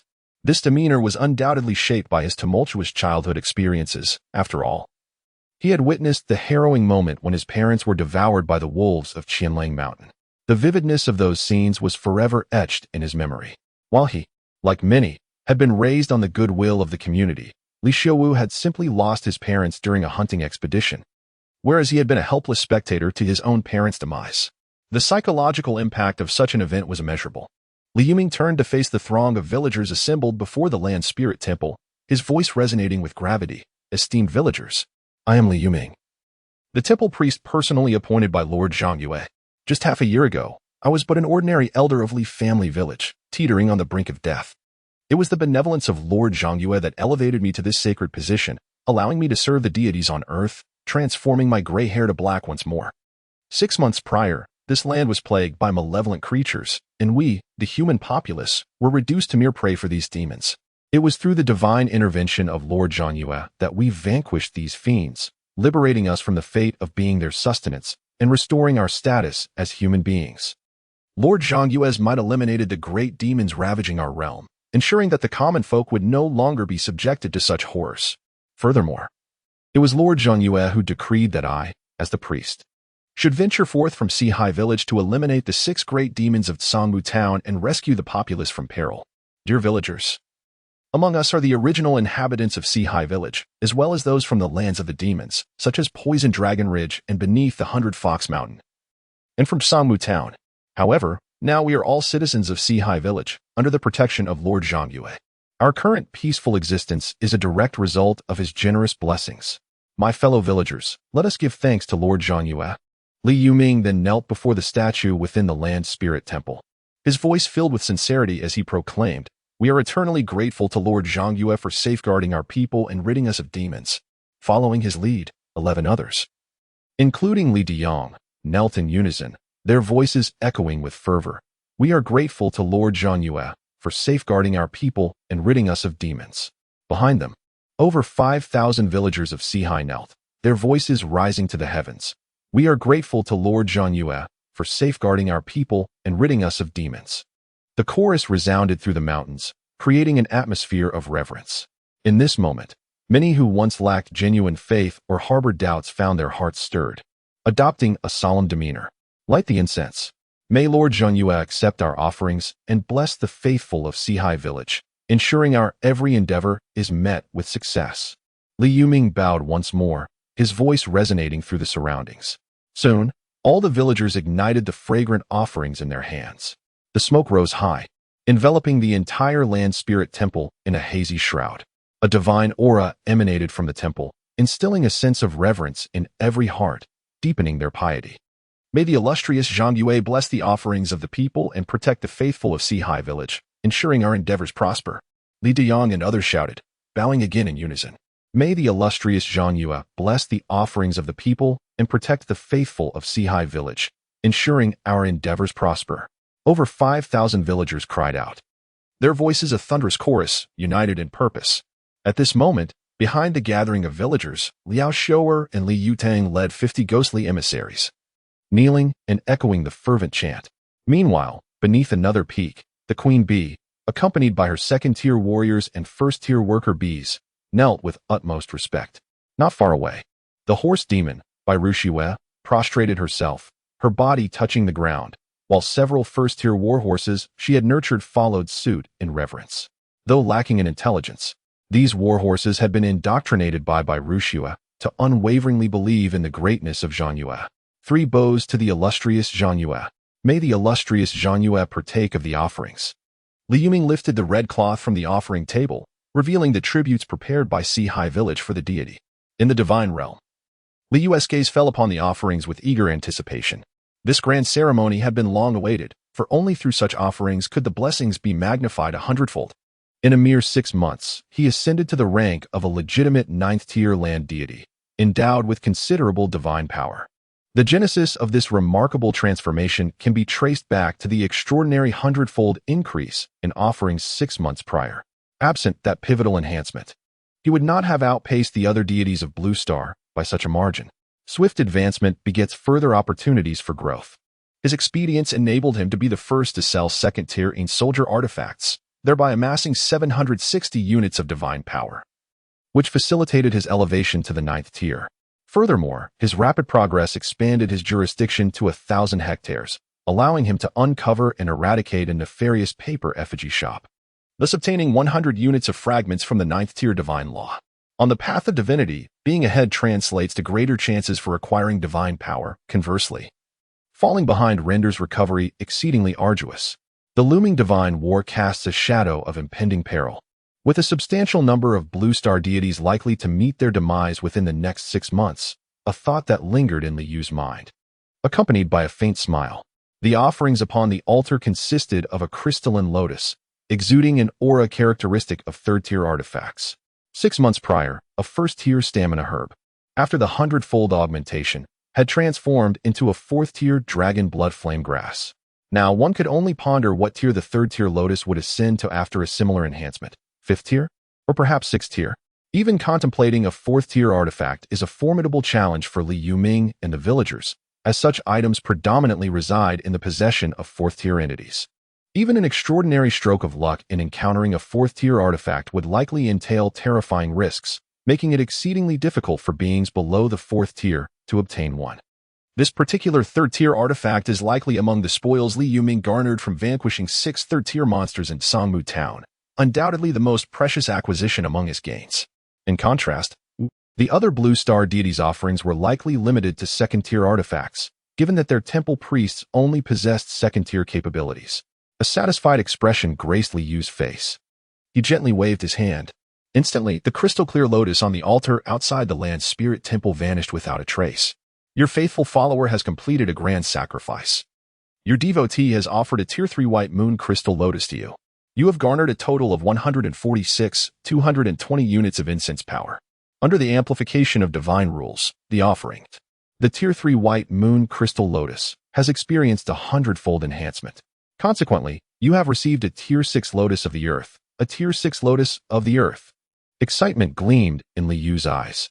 Remarkably, it was as if it were the same as at tier 1. After the hundredfold enhancement, it had directly escalated by 3 significant levels. A tier 6 item, indeed. Such an item is exceedingly precious. He was even unaware of what the human martial arts realm is called once it reaches tier 6. After all, within Sioux County, the most formidable warriors only achieve tier 3 Yuan Gang realm, with not a single master of tier 4 Yin Yang realm present, let alone tier 6. That is a terrifying power far beyond the confines of Sioux County. Even for the tier 4 demons within the boundaries of Sioux County, tier 6 remains an unattainable existence. He gazed at the ethereal lotus of the earth that materialized before him. Its entire form radiated a gentle yellow hue, adorned with 36 overlapping petals, while a delicate yellow aura wafted from its heart, evanescent and elusive. He pondered its worth, contemplating whether it was sufficient for him to ascend from the 8th tier of divinity. Li Yu steadied his emotions and murmured to himself, urging the interface for regional trading to open, followed by the divine shop. With a gentle wave of his hand, he placed the lotus of the earth into the divine shop. Instantly, the information and value of the lotus of the earth materialized on the display. Name: Lotus of the Earth. Rank: 6th tier. Effect: upon consuming the lotus of the earth, both humans and demons shall attain the earthly body, with their strength doubling when grounded, embodying the resilience of steel. Price: 18,000 divine power. 18,000 divine power. A cascade of divine brilliance flickered in Li Yu's eyes. This 6th tier lotus of the earth was astonishingly valued at 18,000 divine power. To accumulate such an amount, even if he toiled tirelessly, selling 24 second-tier soldier artifacts daily, it would require a full 5 months. Alternatively, relying on the offerings of the faithful in Sihai village would necessitate 2 to 3 years. Of course, this pace was not considered slow, especially based on his understanding. In this region, among the 100,000 deities of the Blue Star, even the most powerful ones can only garner around 3 to 4,000 units of incense power daily, equivalent to merely 3 or 4 strands of divine strength. The weaker deities, in stark contrast, may receive only 1 or 2,000 units each day, to amass a total of 18,000 strands of divine power. One can hardly fathom the duration required. Yet, astonishingly, he currently accumulates over 14,600 units of incense power each day, surpassing the others among the blue star deities. However, no matter how abundant his daily harvest is, it pales in comparison to the hundredfold increase provided by a grand offering. A beaming smile adorned Liu's face. Devoid of any hesitation, he directly sold the lotus of the earth to the divine shop. The efficacy of the lotus of the earth is formidable. However, no matter how potent its effects may be, they are merely beneficial to the believers. The enhancement of the believers pales in comparison to the significance of his own augmentation. To speak bluntly, although the believers play an exceedingly vital role in the divine warfare, accounting for 30% of a deity's strength, should he ascend to the 8th tier of divinity, even if he were to lose the battle of believers and suffer a 30% reduction in power, he would still be able to sweep away all 9th tier deities. Suddenly, within him, an astonishing 18,000 pure divine energies manifested out of thin air. Coupled with the original 4,650 divine energies he possessed, this culminated in a staggering total of 22,650 divine energies. Even after his ascension to the 8th tier of divinity, he would still retain a considerable reserve of divine power. Liu was immensely satisfied. With each grand ritual, he could save a significant amount of time in accumulating divine energy, allowing him to ascend to divinity at a pace far swifter than that of other deities from Blue Star. Nonetheless, one more condition remained for his ascension to the 8th tier. His complexion gradually settled into calmness, his gaze drifting beyond the divine realm, surveying the entirety of Sihai village. With over 5,000 villagers now residing here, the village had begun to feel somewhat constricted. After all, as the population swells, the demand for arable land intensifies. One cannot perpetually rely on the hunting party for sustenance or continuously purchase grain from outside to survive, can one? It was time to utilize those 2 Ping Shan divine talismans. For Sihai village to evolve into Sihai town, it must acquire more land, Liu murmured. He gently snapped his fingers, and 2 Ping Shan divine talismans instantly soared out of the divine realm. One flew towards the mountain peak on the left side of Sihai village, while the other ascended towards the mountain peak on the right side. He intends to level these 2 peaks to the ground. Wishing my brothers and sisters a joyous New Year's Day, familial bliss, and all wishes fulfilled. 2 Ping Shan divine talismans have just flown forth from the divine realm. Instantly, they expanded in the wind, transforming into 2 golden talismans that obscured the heavens and shaded the sun. The golden light radiated brilliantly, akin to the sun descending from the celestial heights to the mortal realm. What is this? Liu Ming gazed upward, having witnessed such a scene not long ago. On that occasion, the divine talismans had soared through the sky, manifesting as a brand new spiritual temple. Even earlier, the talismans had transformed into an acre of spiritual farmland. Now, the 2 talismans hovered in midair. What divine artifact had Lord Zhangyue bestowed upon them? Not just him, but all the villagers raised their heads, gazing at the heavenly phenomenon with excitement, fervor, and reverence. Lord Zhangyue had once again manifested. Great Lord Zhangyue, may you bless my father with robust health. Great Lord Zhangyue, I am your most devout believer. Grant me prosperity. I wish to marry 2 wives. May you ensure my endeavors proceed smoothly. I have developed feelings for my brother's wife. Great Lord Zhangyue, guide me on what I should do. One by one, the faithful bowed their heads, murmuring their prayers to Lord Zhangyue. The appearance of this miracle signifies that Lord Zhangyue is indeed watching over Sihai village. At this moment of prayer, it might just prove most beneficial. A thunderous sound resonated from the clear sky. The 2 transformed Ping Shan divine talismans, now towering hundreds of feet high, swiftly descended upon the peaks flanking Sihai village. Those 2 mountains were not particularly tall, with gentle slopes, thus occupying a considerable area. As the Ping Shan divine talismans landed, the earth trembled and shook.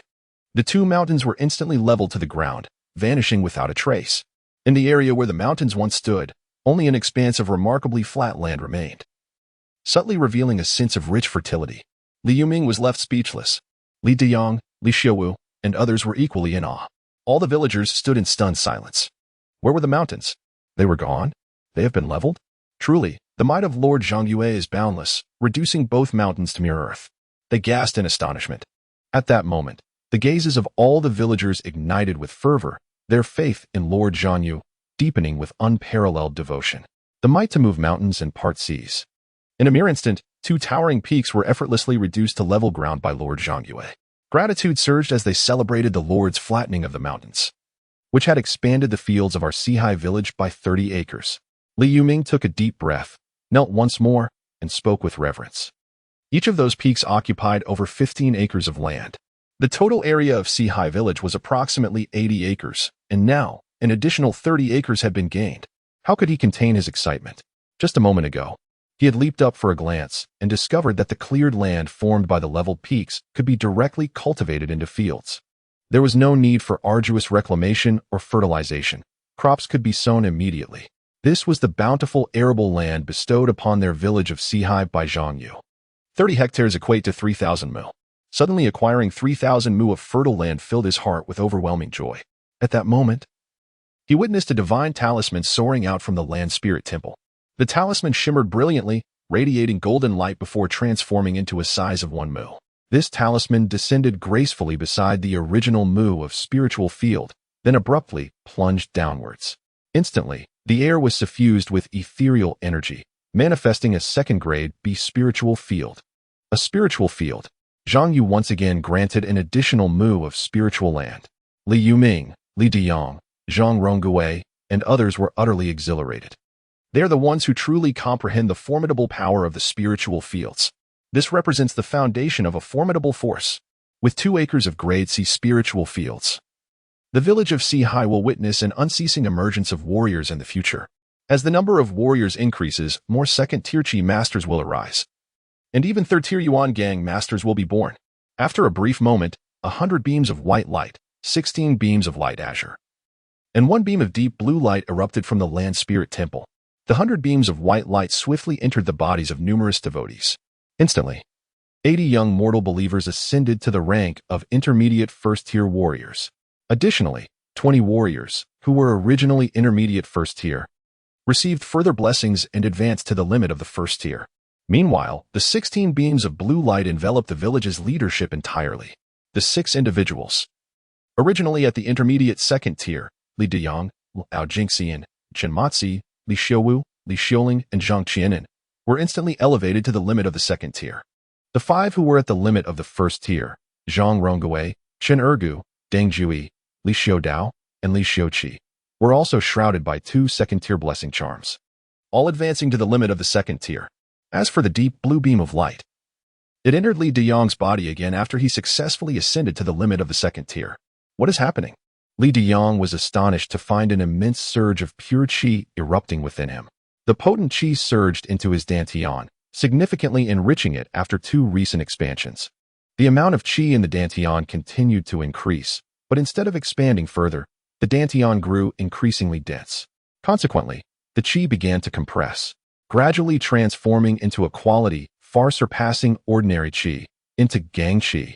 With the emergence of gang qi, Li Diyang's entire vitality began to undergo a metamorphosis, and his physique was undergoing a fierce transformation.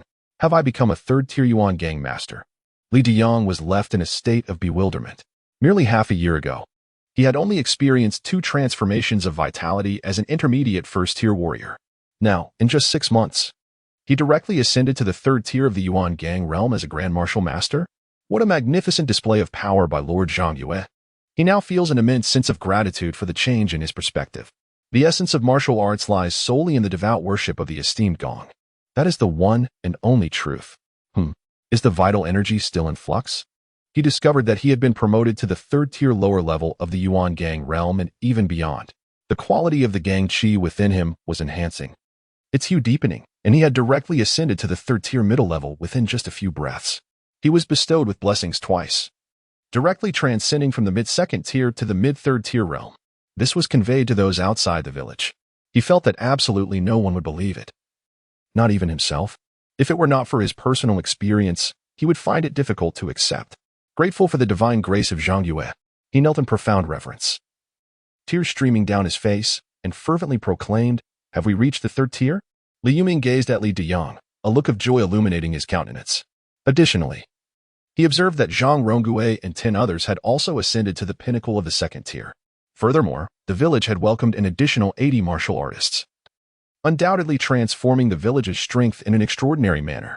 We express our deepest gratitude to Lord Zhongyue for his blessings. The Four Seas village shall eternally and devoutly worship Lord Zhongyue. Li Yuming bowed deeply, exclaiming, "The Four Seas village shall eternally and devoutly worship Lord Zhongyue." Li Diang, Zhang Ronggui, and others followed suit in their reverent bowing. The Four Seas village shall eternally and devoutly worship Lord Zhongyue. All the villagers shouted in unison. Having witnessed Lord Zhongyue bestow an abundance of divine grace once more, enabling so many to ascend as martial artists, who would not feel envious? Their faith has once again become profoundly devout. Only the most fervent belief can receive the divine grace of the exalted deity. In the realm of the divine, Liu observes the transformation of the believer's faith. He felt a profound sense of satisfaction within. This grand ceremony not only yielded immense rewards, but the bestowed divine grace also inspired the faithful to become significantly more devout. Suddenly, his gaze was directed towards the periphery of the jurisdiction, where an astonishing manifestation of faith, akin to the sacred level, had materialized. Zhao Jiyuan. To his surprise, he had surpassed Li Yuming, nearing the status of a saintly believer. Li Yu was filled with astonishment. What had transpired? How could one ascend to such a level of sanctified belief? Regardless of the events that had unfolded, he felt a profound joy. The arrival of the first saintly believer seemed imminent. Having been a deity for some time, Li Yu gradually comprehended the uniqueness of a saintly believer. The transition from first-class believer to saintly believer was exceedingly arduous. If first-class believers still resided within the realm of mortals, then saintly believers had transcended into the sacred. Through the utmost devotion, their souls became sanctified, reaching a divine echelon. This is precisely why they are referred to as saintly. Should a saintly believer be conferred as a subordinate deity, they could bypass half of the fragments of divine law. This is because the soul of a saintly believer has already attained sanctity, requiring only a minimal amount of fragments of divine law to transform the soul. Liu murmured to himself. Recognizing the distinctiveness of a saintly believer, it could be said that the emergence of a saintly believer was quite a rare occurrence. Over the past 6 months, the village of Sihai, with its more than 5,000 villagers, boasted only 12 first-class believers, highlighting the inherent difficulty of such a promotion. Moreover, the transcendence to become a saintly believer was even more formidable. How intriguing! Zhao Zhou had knelt before the Earth Spirit Temple for 10 days, witnessing its completion, and subsequently ascended to the rank of a first-class believer. Now, after venturing out and returning, he exhibited signs of sanctification. Liu resolved to gain a detailed understanding from Li Yuming regarding the experiences Zhao Zhou had undergone upon his return.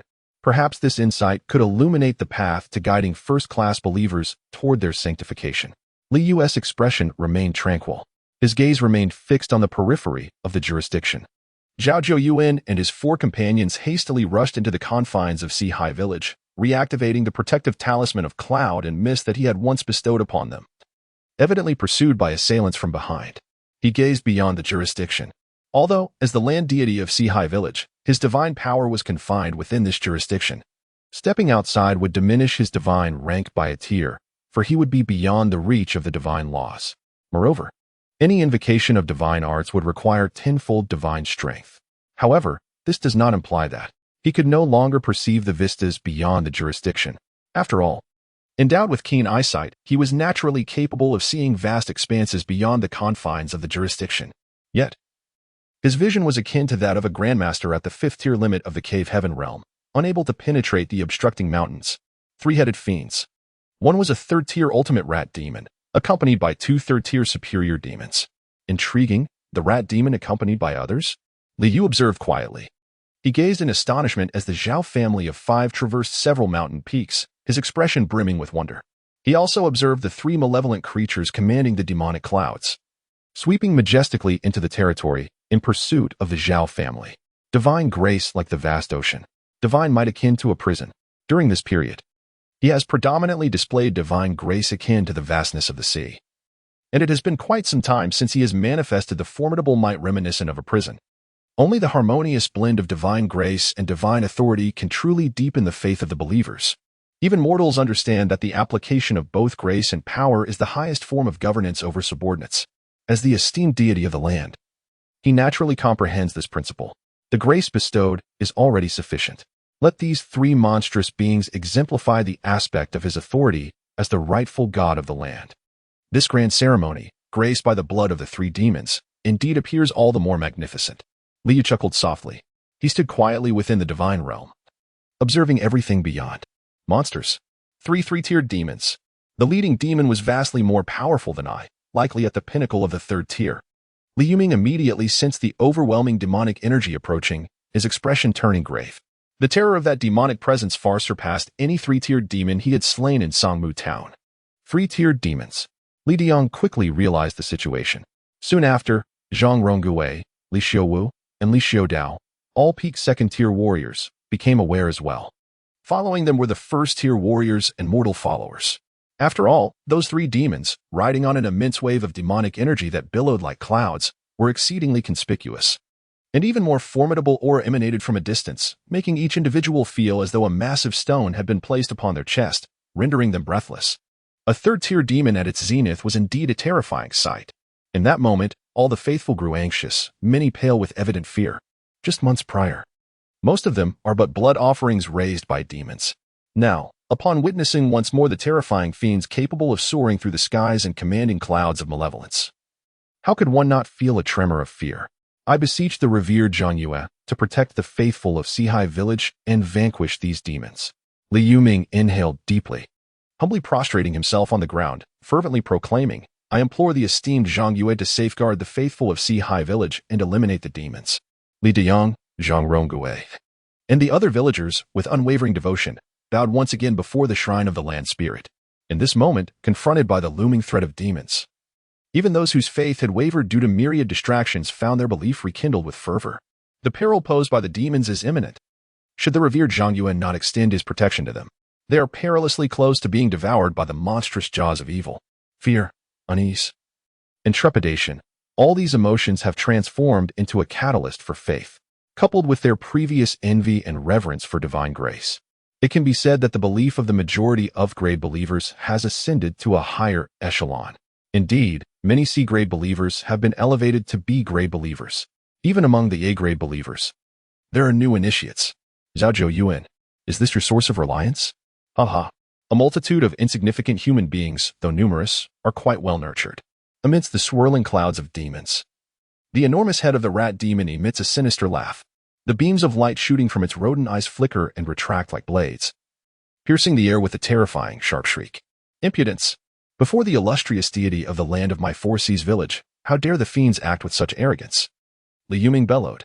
He cast a glance at the visibly fleeing Zhao Yuan but bore no resentment. After all, he could instantly recognize that the mist enveloping Zhao Yuan was akin to the minor mist technique he had mastered, undoubtedly a bestowal from the esteemed Lord Zhang Yue.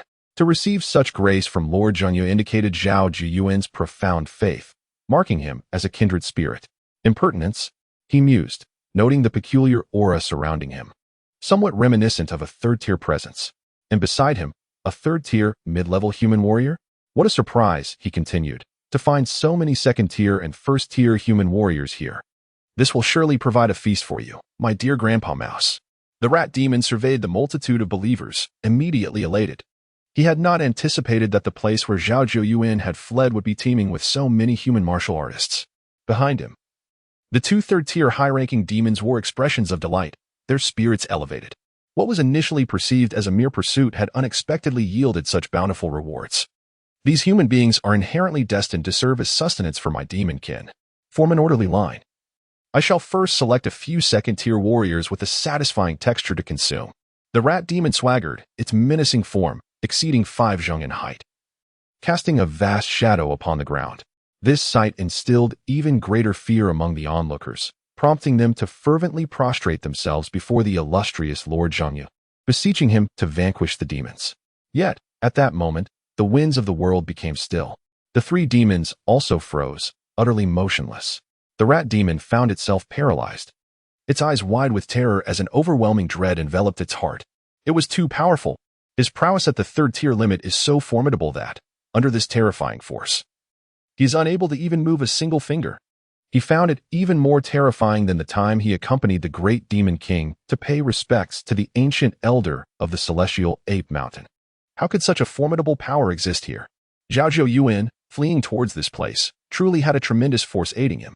Regret filled his heart, a lament for his lack of prudence. However, The drunken demon mountain had long been accustomed to its tyrannical reign over the county. How could it possibly exercise caution in the remote mountains? The two demons were gripped by sheer terror. Had they not been rendered immobile, they might have succumbed to an involuntary release of their bodily functions. "Spare my life," the rat demon pleaded with great difficulty. He refrained from revealing his identity. Under such a terrifying power, he felt that even disclosing his identity would be futile. After all, although there existed a fourth-tier presence in Zuiyo Mountain, only the great demon king stood at the mid-tier of the fourth rank, far inferior to the entity that had immobilized them here, as a limit of the third tier. His insights far surpassed those of the third-tier spider spirit from earlier. The rumbling of the heavens echoed, instilling a dreadful divine might. Instantly, the three demons were struck with terror, their souls scattering in fear. To Liu, the souls of these demons held no significance. He's an illustrious deity, one who would never forge wicked artifacts. As for the spectral soldiers and ghostly emissaries under his command, they too embody the noble path, disdainful of devouring souls through such trivial means. In the next moment, the corpses of the three demons vanished, having been collected by Liu into the divine realm. "I am eternally grateful to Lord Zhangyue for saving my entire family and vanquishing the pursuers," Zhao Jiyuan exclaimed, his heart brimming with emotion as he fell to his knees in profound gratitude. Beside him, his elderly companion, Sun Zhao Inian, daughter-in-law, and grandson Zhao Yonyuan all hastily knelt down to express their gratitude for the assistance rendered by Lord Zhangyue. They were all utterly astonished.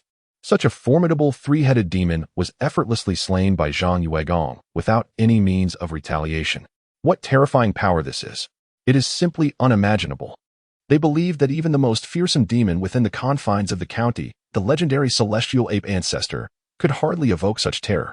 Gratitude poured forth for Lord Zhangyue, the slayer of demons, who had bestowed protection upon us, his faithful followers, Liu Ming proclaimed loudly. The other villagers expressed their immense gratitude as well, many among them, witnessing Lord Zhangyue's prowess in vanquishing demons for the first time, were overwhelmed with excitement. A deity. This was the divine protector of their village. With such a powerful deity watching over them, they would no longer suffer under the scourge of monsters. Within the divine realm, Liu casually placed the corpses of the three demons in the divine shop to sell. In total, he earned 295 units of divine power, comparable to the effort expended in crafting a second Tyrian soldier artifact over the span of 2.5 days. He smiled gently. Subsequently, his gaze shifted as he opened the believer information. Daily incense offerings, 16,544. Level of believers, 0 daily incense offering of 100,000. Heavenly level believers, 0 daily incense offering of 10,000. Saintly level believers, 0 daily incense offering of 1,000. Grade A believers, 16 daily incense offering of 100. Grade B believers, 1105 daily incense offering of 10. Grade C believers, 3954 daily incense offering of 1. Grade D believers, 398 every 10 days, 1 incense offering. A total of 5,472 believers. The divine power that could be obtained daily reached as much as 16 offerings. Liu felt a sense of satisfaction. He cast a glance over the additional 3 Grade A believers. Originally, there were 12 Grade A believers. But with the addition of Zhao Jiuyuan, this grand ceremony saw the emergence of 3 more. Zhao Jiuyuan had yet to fully ascend to the status of a holy believer. He still belonged to the Grade A tier, as the transformation to holiness is a gradual process, not an instantaneous achievement. Zhou Baichuan, Guan Yu, and Shinjin. Oh, Guan Yu piqued interest. He was remarkably gifted, much like Zhao Jiyuan. However, while Zhao Jiyuan possessed a naturally crimson heart and robust vitality, Guan Yu was distinguished by his exceptionally strong right arm, making him a formidable opponent with a blade at his tier. Liu was quite astonished. He cast a sweeping glance over the more than 5,000 devotees. However, he did not discern another individual of extraordinary talent. Instead, he uncovered the remarkable traits of genius in Zhao Jiuyuan's grandson, Zhao Youyuan, whom he had brought back. Perhaps next time, bestow divine grace once more. He was merely slightly surprised, but soon lost interest. After all, for him, exceptionally gifted individuals were rather commonplace. Even if one was invincible among peers, what of it? No matter how formidable a second-tier individual might be among their rank, they could never surpass a third-tier one. As time swiftly ushered in the evening, Liu cast his gaze upon Liu Ming, who was seated in meditation. A commanding voice resonated in Liu Ming's mind. Liu Ming. With the population of Si High Village being considerable, I command you to elevate the village to a town. Complete this task within 2 months. Only when Seahai Village ascends to Seahai Town can you rise from the 8th grade divine rank to become the land deity of a town. The divine and the mortal realms have always existed in a symbiotic relationship. The mortal realm offers incense and jurisdiction to the divine, while the divine bestows protection and blessings upon the mortal. In this present age, both are indispensable. Without the protection of the divine, the mortal realm risks becoming prey to demons and monsters. Conversely, without the veneration of mortals, the divine is akin to a water lily without roots. As for why he did not issue the divine decree earlier, it was simply because, within the divine hierarchy, only when the population reached 5,000 could one be deemed worthy of the title of town. Insufficient populace means that even if the village were to be renamed a town, it would not be recognized by the divine laws. For example, the current Songmu town is still regarded as merely a village under divine law. Now that the grand festival had concluded, Li Yuming could finally dedicate his efforts to the significant task of transforming the village into a town. I shall diligently adhere to the divine decree of Zhangyue Gong. Li Yuming knelt in reverence and spoke with utmost respect. Subsequently, he rose, his expression deep in contemplation. Transforming the village into a town. This was an essential step for Seahai Village. In truth, he had contemplated this for quite some time. After all, with an increasing population, how could it still be referred to as Seahai Village? Naturally, it must be renamed Seahai Town. However, the transformation was not merely a matter of changing a name. If it were simply a name change, would Zhangyue Gong have granted him a 2-month deadline? Although the great Zhou dynasty had fallen, the official seals of various cities remained. These seals still represented the legitimate authority recognized by all human factions. To elevate the village to a town, it was essential to receive a formal decree from the county, stamped with the county's esteemed seal, for it to be acknowledged as a true transformation. Li Yuming mused to himself, for he was already well aware of this necessity. He gazed towards the sentinel standing at the door and commanded, "Go at once and summon Zhao Jiyuan." When it comes to understanding the county town, it is undoubtedly this great martial artist from the Zhao family who possesses the most insight. During the day, he had instructed Zhao Jiyuan to take his family to rest. Yet he had not yet had the opportunity to inquire about the specific circumstances surrounding their flight. Nevertheless, I cannot shake the feeling that Zhao Jiyuan harbors an ambition to soar to great heights. He murmured softly, a sensation brought forth by the soul of Zhao Jiyuan, which exhibited signs of transcendence. Master Temple Guardian. Zhao Jiyuan respectfully bowed to Li Yuming. His hair was white as snow, yet he donned a fresh set of clean garments. Having washed up and rested throughout the day, his spirit and vitality had greatly improved since the morning. Mr. Zhao, Li requests your presence. The decree from Lord Zhangyue has been transmitted, Li Yuming stated solemnly. A decree? Zhao Jiyuan's body trembled, and his expression instantly turned grave. What sort of decree has Lord Zhangyue imparted? He felt a surge of excitement, for this was his first encounter with an oracle. As a grade A believer who was gradually attaining sanctity, his devotion to Lord Zhangyue was unequivocal. With the village of Seahai boasting a considerable population, Lord Zhangyue commanded me to transform the village into a town. As you are aware, such a transformation requires the esteemed county magistrate to issue a formal decree, affixed with the county seal, to be deemed legitimate. However, this matter necessitates consultation with Mr. Zhao. Li Yuming's tone was grave. He approached the oracle with utmost diligence, striving to execute the divine mandate with elegance. Zhao Jiyuan's expression reflected a contemplative demeanor. He would naturally harbor no doubts regarding the oracle, nor entertain any other thoughts. He merely wishes to exert his utmost efforts to fulfill the divine mandate of Zhangyue. However, there are indeed challenges inherent in this endeavor. O venerable temple master! Had it been in the past, the transformation of Seahai Village into a town would have been a trivial matter. Yet now, my son Yonyuan has slain the 4th son of the 3 great kings of Zuio Mountain, thereby incurring their ire. Should we venture to the county town, we are certain to face retribution from Zuio Mountain. He let out a faint sigh and said, the villagers of Seahai are undoubtedly unafraid of the drunken demon mountain. Here, the protection of Lord Zhangyue prevails. Any demons that dare to approach the drunken demon mountain shall meet their demise, regardless of their numbers. Such is the might of Lord Zhangyue. He and Li Yuming were merely at the 3rd tier. If they were to depart from Seahai Village and venture towards the county town, how could they possibly withstand the formidable 4th-tier demon of Drunken Demon Mountain? This matter poses no issue. As the temple priest, I am certainly capable of summoning the divine presence of Lord Zhangyue. A mere 4th-tier demon from Drunken Demon Mountain is of little consequence. Li Yuming chuckled softly and bowed respectfully towards the Earth Spirit Temple. The temple priest can indeed invoke the descent of Lord Zhang Yue? Then there is no cause for concern. Zhao Zhou Yuan was overjoyed. Lord Zhang Yue is a true deity. With the descent of such a divine being, his overwhelming power will effortlessly vanquish any fourth-tier demon that dares to approach.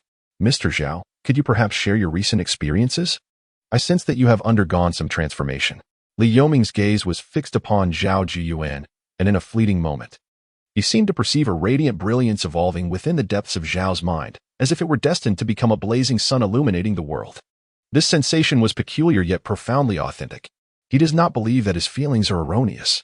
After all, he is the temple steward personally appointed by Zhang Yue Gong, a refiner of qi distinct from the path of the warrior. Different? Zhao Zhou Yuan was taken aback. He himself felt little, bitterly stating, Master Temple Keeper, this journey has allowed me to witness the hypocrisy of my kin. Upon my hurried return to the county town, I discovered that my grandson, Sun Yongyuan, had been captured by the Zhao family and was to be sent to Zuiyou Mountain. My grandson had slain the fourth son of the three great kings of Zuiyou Mountain. Incurring their wrath, fearing that their anger would implicate the Zhao family, I was filled with immense sorrow, yet I had no choice but to accept this fate. However, my relatives, upon hearing this, could not conceal their outrage. Zhao Zhiyuan's eyes flashed with barely suppressed fury. Not only were they to send my grandson to Zuiyou Mountain, but they also intended to deliver our entire lineage, comprising over 200 souls, to that accursed place. This included myself, my wife, my son Enian, and my daughter-in-law. And, he continued, his fist clenched tightly, his expression frigid, they even secretly captured 500 infants, intending to offer them as blood sacrifices to Zuiyou Mountain. It was then that I comprehended their intentions. They were not merely afraid of Zuiyou Mountain, they sought to curry favor with it. After all, the Zhao family is the largest in Shan County, with extensive connections to the demonic forces behind the scenes. My son's act of killing the fourth son of the three great kings of Zuiyou Mountain would hardly bring true repercussions upon the Zhao family, at most. My family would pay with our lives. Yet the Zhao family chose this path. What wrong had those 500 infants committed? In a fit of rage, I killed the family head and severed ties with the Zhao family. I also informed the county office, urging the constables to return the 500 infants. Shortly thereafter, I fled the city with my wife and children, only to encounter demons dispatched by Zuiyou Mountain in pursuit of us. Li Yuming, upon hearing this, could already envision the magnitude of Zhao Zhou Yuan's fury, understanding the depths of his despair. To slay the family head, one must be driven by profound disappointment and icy resolve. Zhao Zhou Yuan would never resort to such actions without being pushed to the very brink of despair. Emotion? Could Zhao Zhou Yuan's transformation be a result of such intense feelings? Li Yuming pondered thoughtfully. Although he was unaware of the nature of Zhao Zhiyuan's transformation, he sensed that such a change was undoubtedly a source of delight for Zhang Yuegong. Perhaps it was a crucial manifestation of a more profound devotion to faith. Observing Li Yuming lost in contemplation, Zhao Zhiyuan took a moment to calm his own thoughts and waited in silence. Change? Did he truly undergo any transformation? Nevertheless, since the temple master had remarked upon it, it seemed likely that there was indeed an alteration within him that he had yet to recognize. He silently pondered. After a moment, Li Yuming collected his thoughts and addressed Zhao Zhiyuan with gravity. Mr. Zhao, would you be willing to accompany me to the county town to ensure the successful transformation of our village into a town? Of course, I would be delighted. Zhao Zhiyuan replied without hesitation. We shall depart at dawn, Li Yuming stated. The following morning, Li Yuming procured 2 first-tier warhorses from the Snow-White Horse Demon. With 2 men and 2 steeds, they swiftly departed from Sihai Village, making their way towards the county town of Xian. He did not bring anyone else. After all, this trip to the county town is bound to stir up considerable turmoil. The more companions one has, the greater the potential for trouble. Master Miaozhu, there is a particular place you must exercise utmost caution when visiting the county town. Zhao Jian's expression turned grave. Beside a certain official road, there lies a manor. The owner of that manor is exceedingly hospitable and often stands at the entrance to welcome visitors for rest. However, Master Miaozhu, under no circumstances should you enter that manor. It is cursed. Once, a 4th-tier demon ventured inside and was never seen again. In the divine realm, Liu, having heard Zhao Zhiyuan's words through the temple master Li Yuming, instantly perked up. Cursed? In his eyes, curses signify fragments of divine law. Although he still possesses 50 units of divine law fragments, such treasures are always better in abundance. He was still pondering when a subordinate deity would be conferred. The bestowal of such a divine being required a substantial 200 units of divine law fragments. He scrutinized the nature of that malevolent entity. If it were of the same caliber as the paper effigy shop from before, Liu's gaze became intense. Even through divine intervention, he was determined to eradicate that malevolence. As Liu, the deity of land, safeguards the tranquility of the realm, how could malevolent spirits wreak havoc upon the innocent? What is that place? Liu Ming reined in his horse, casting his gaze towards the resplendent estate on the left side of the official road. At the entrance of the manor stood an official, his face adorned with a beaming smile. His complexion appeared exceptionally rosy, and his eyes sparkled with a benevolent gleam, embodying a visage of kindness and warmth. The rotund belly stretched his attire to its limits. Behind him, the crimson door stood ajar, its lacquer gleaming as though it had been freshly painted the day before. However, the interior beyond the half-open door remained obscured from view. The manor's exterior was adorned in a pristine white, with red-tiled roofs contrasting against the white walls, exuding an aura of tranquility. Indeed, that is the estate, Zhao Jiyuan remarked, his expression laden with apprehension. It is a place of malevolence. Anyone who enters never returns. Yet, unlike demons, malevolent forces adhere to certain rules. As long as one does not succumb to their dictates, they remain unharmed. The rule governing this estate is simple. Entry is prohibited. In that moment, a profound glimmer of higher insight flickered in Liu Ming's gaze, causing Zhao Zhou body to tremble. He immediately bent his body towards Liu Ming, his expression filled with reverence. Far away in the divine realm of Sihai village, Liu perceived the sinister manner through Liu Ming's eyes. It possessed a level of intensity akin to that of the paper effigy shop, reaching the limits of the fourth tier.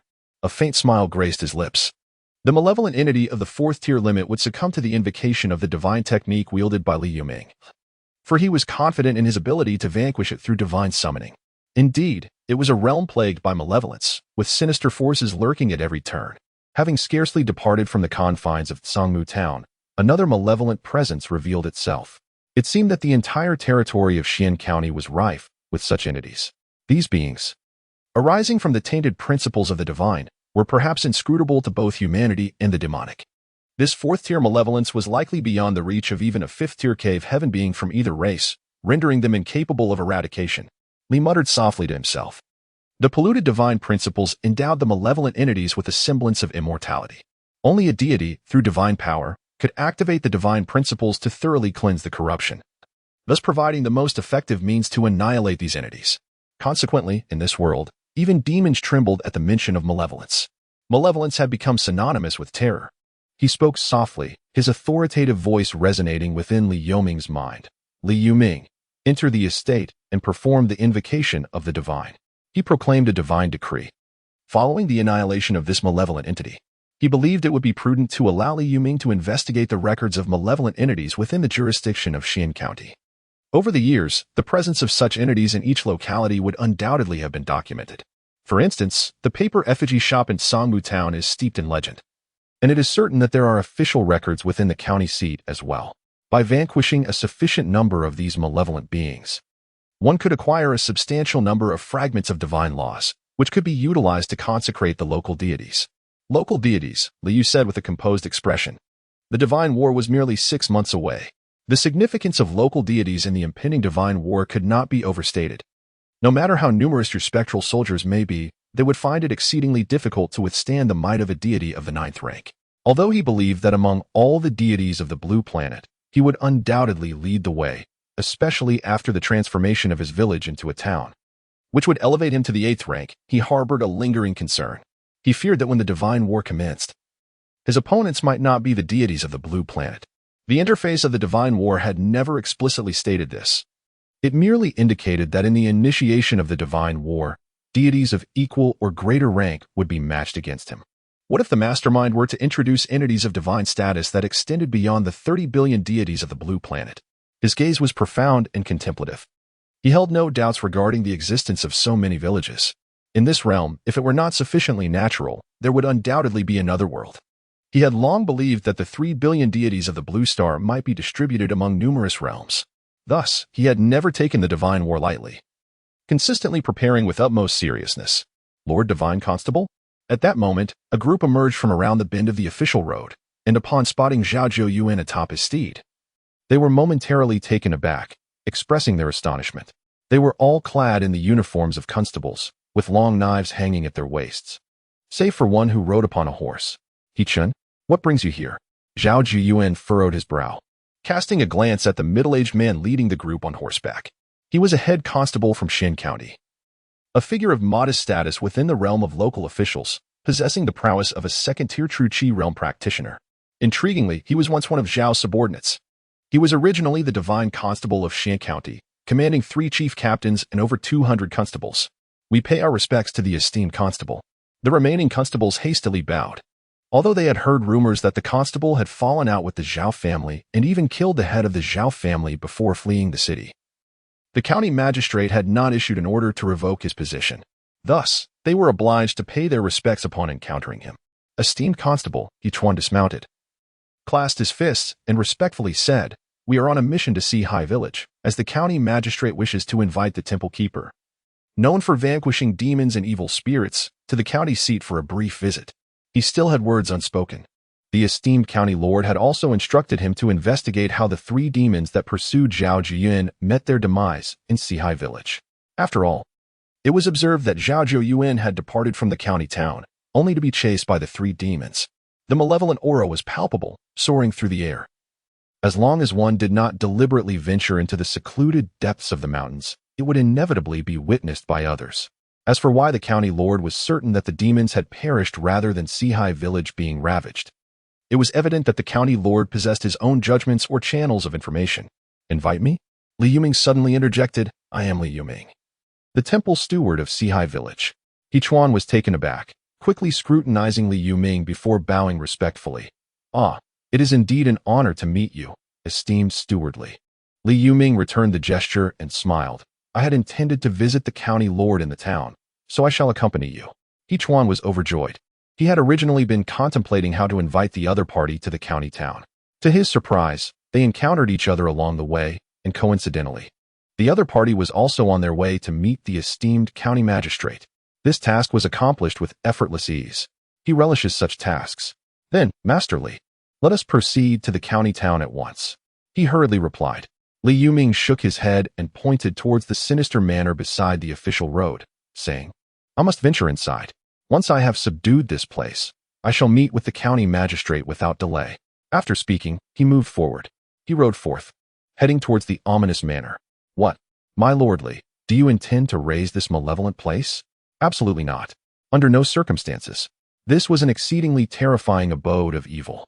Once one entered, there would be no return. Yichuan was momentarily stunned, scarcely able to believe his ears. Raise the manor of malevolence? How could that be conceivable? Even 4th-tier demons had perished within. How dreadfully frightening. The other constables also wore expressions of astonishment. To voluntarily enter this manor, rumored to have claimed the lives of 4th-tier demons? Was that not tantamount to courting death? They gazed upon Li Yuming as if he were a fool oblivious to his own peril. Zhao Jiyuan was momentarily taken aback. However, he was well aware that Li Yuming was far from foolish.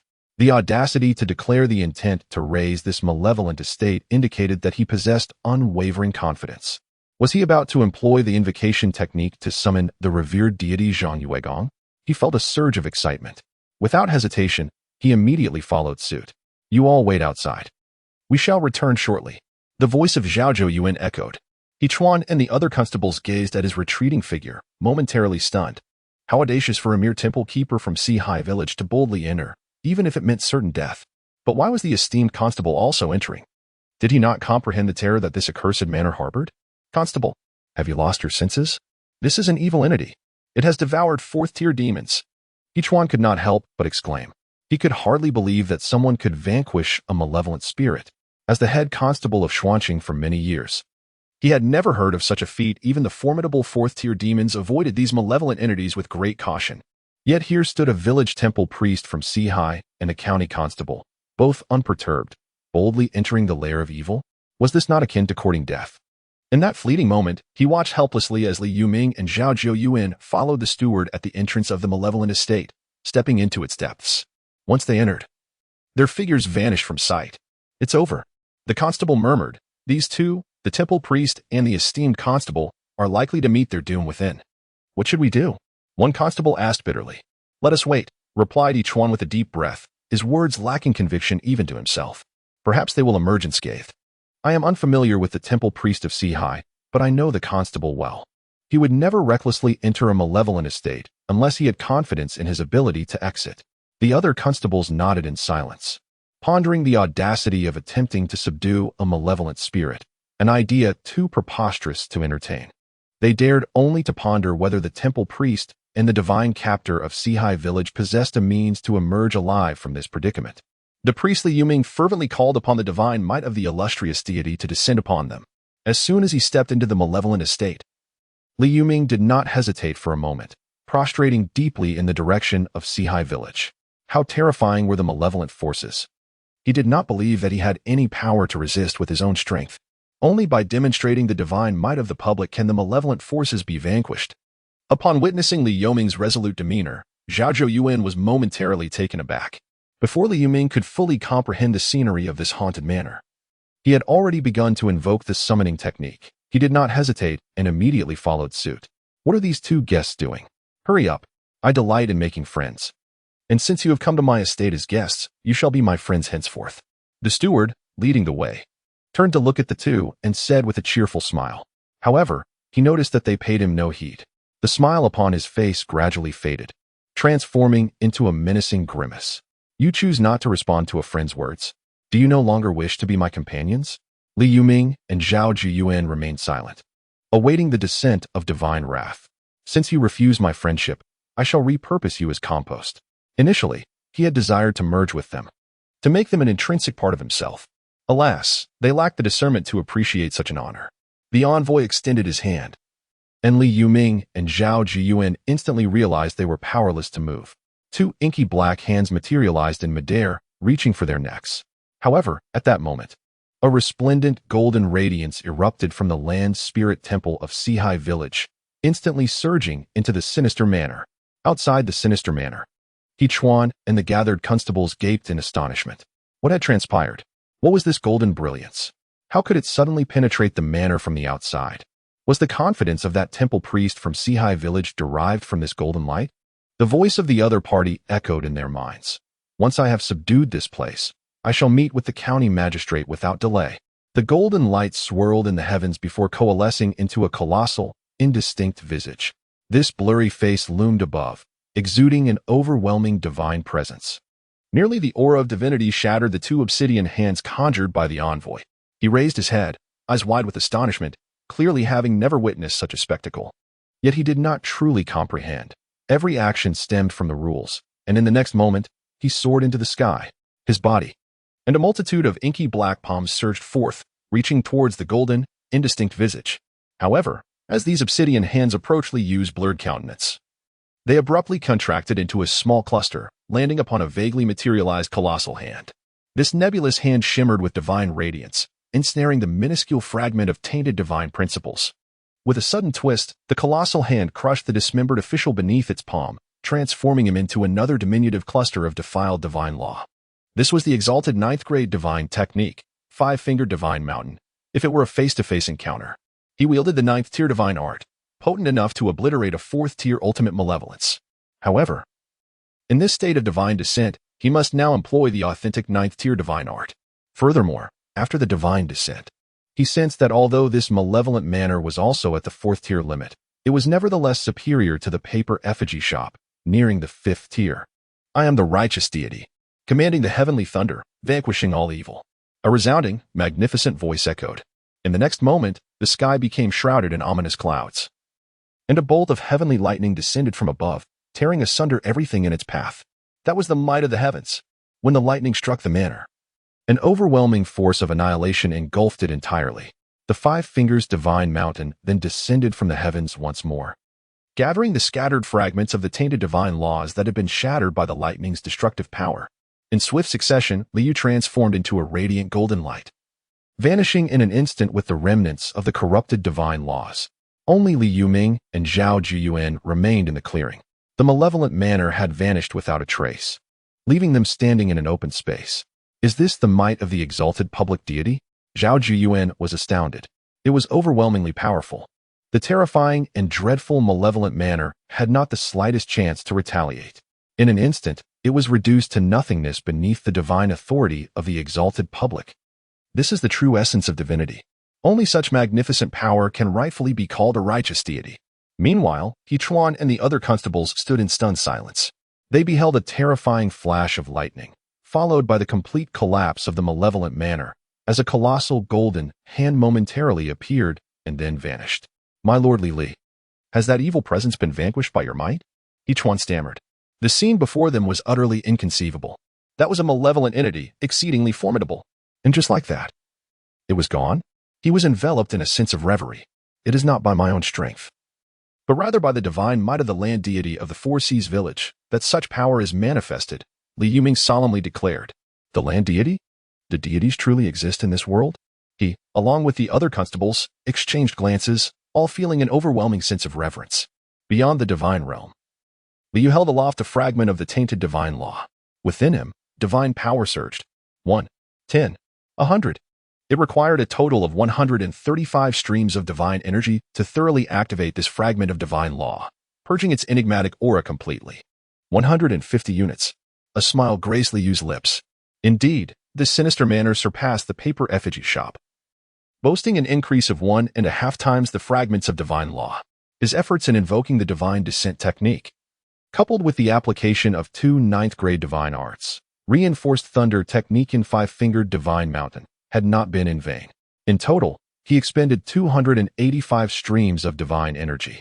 Upon reaching the 9th-grade divine tier, the invocation technique required by the temple's priest for divine descent no longer demanded merely 10 streams of divine energy, but rather 50. As circumstances elevated, so too did the value. Currently, I possess a total of 200 units of 9th-grade divine law fragments. Should I be able to manifest 2 saintly believers, the required fragments would be halved, allowing me to consecrate 2 subordinate deities. He murmured softly to himself. However, at present, only Zhao Jiyuan has reached the stage of sanctification, and it will take some time before he truly becomes a saintly believer. As for the second individual, there are currently no Class A believers showing any signs of such advancement. Emotion. Zhao Jiyuan must have experienced an overwhelming surge of emotions, coupled with the relentless pursuit of demons, as he yearned to enter the village of Sihai, hoping for the protection of his entire family. This is what has given rise to the signs of sanctification, which are rather difficult to replicate. He shook his head. Replicating this experience is quite challenging.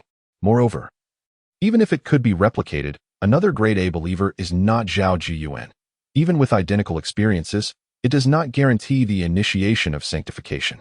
For now, it is best to let things unfold naturally. Perhaps one of the grade A believers may suddenly attain enlightenment, which is not entirely impossible. If I were to intervene forcefully, it might not yield the desired outcome. His expression remained serene as he proceeded to refine the second Tin Soldier artifact, thereby accumulating divine power. For him, although he currently possessed a considerable amount of divine energy, no deity would ever find such power excessive.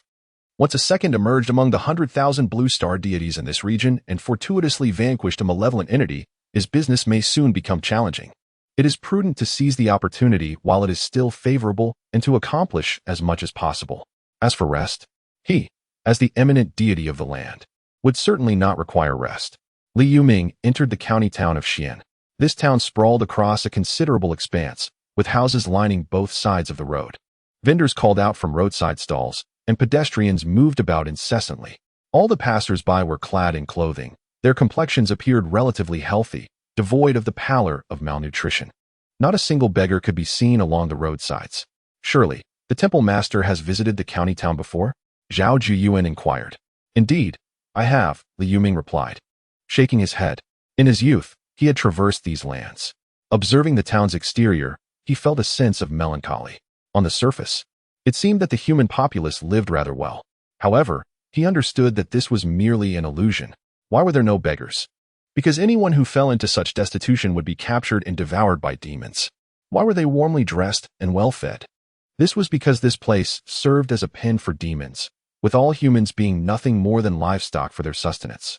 The powerful demon factions in the county town never exploited their resources recklessly. Rather, they ensured that the human population was well cared for, as it made them more palatable. Moreover, from Zhao Jiyuan, He learned that these demon factions had a fixed quota each year regarding the amount of human blood and martial artists they could procure from the town. They were forbidden from indiscriminately plundering the human populace. It was indeed akin to the rearing of livestock, Li Yuming mused quietly. He yearned to eradicate all the malevolent beings within the confines of Xian County, just as he had done in Songmu Town. Yet, he was acutely aware that his current prowess was woefully inadequate. He could only bide his time for the divine edict from Lord Zhanyue before taking action. As for why Lord Zhanyue had yet to issue a decree to eliminate the demons plaguing the county seat, that was a matter for the Lord's own deliberation. And he dared not speculate recklessly. Before long, under the guidance of Captain He Chuan, Li Yuming and Zhao Yuan arrived at the county office. Upon the arrival of Zhao Yuan, expressions of shock flickered across the faces of those within, prompting several to discreetly withdraw. In the hall of the county office, a maidservant presented them with tea. Moments later, a middle-aged man entered, his visage marked by the weight of experience and a hint of authority. Clad in the ceremonial robes of the county magistrate and adorned with the corresponding crown, he strode with the poise of a dragon and the might of a tiger, his robust physique commanding attention. With a swift glance, he acknowledged Zhao Yuan with a nod of greeting. His demeanor then shifted to one of gravity as he turned his gaze towards Li Yuming. Deeply bowing in reverence, he proclaimed, "Guosheng, I extend my heartfelt gratitude to you, esteemed sir, for vanquishing a malevolent entity." Li Yuming promptly supported the county magistrate, saying, "Your Excellency, there is no need for such gratitude. I merely employed the divine summoning technique. It was the manifestation of the revered deity of our Four Seas village that vanquished the evil spirit. Should you wish to express your gratitude, I invite you to visit our Four Seas village in the future to personally honor the esteemed Zhanyue Gong." Guosheng remained somewhat astonished. For when he first received the report from Captain He Chuan, he had dismissed it as mere fanciful talk. However, upon inquiring further with all the constables, he found their accounts consistent, leading him to believe the astonishing tale. Though he had always held skepticism regarding the existence of true deities, the events of the day had begun to shake his convictions. If not for divine intervention, who could possibly have eradicated such malevolence? He is the county's esteemed figure, well-versed in numerous secrets. He understands quite clearly that malevolent entities possess the ability to evade death. Even with terrifying power, one can at best severely injure these sinister beings, but never truly vanquish them. Yet now, the malevolent manor on the side of the official road leading from Songmu Town to the county city has been completely eradicated, leaving not a trace behind. Previously, Zhao Yuan had fervently proclaimed that it was a genuine deity. Now, hearing Li Yuming say the same, could it be that deities truly exist in this world?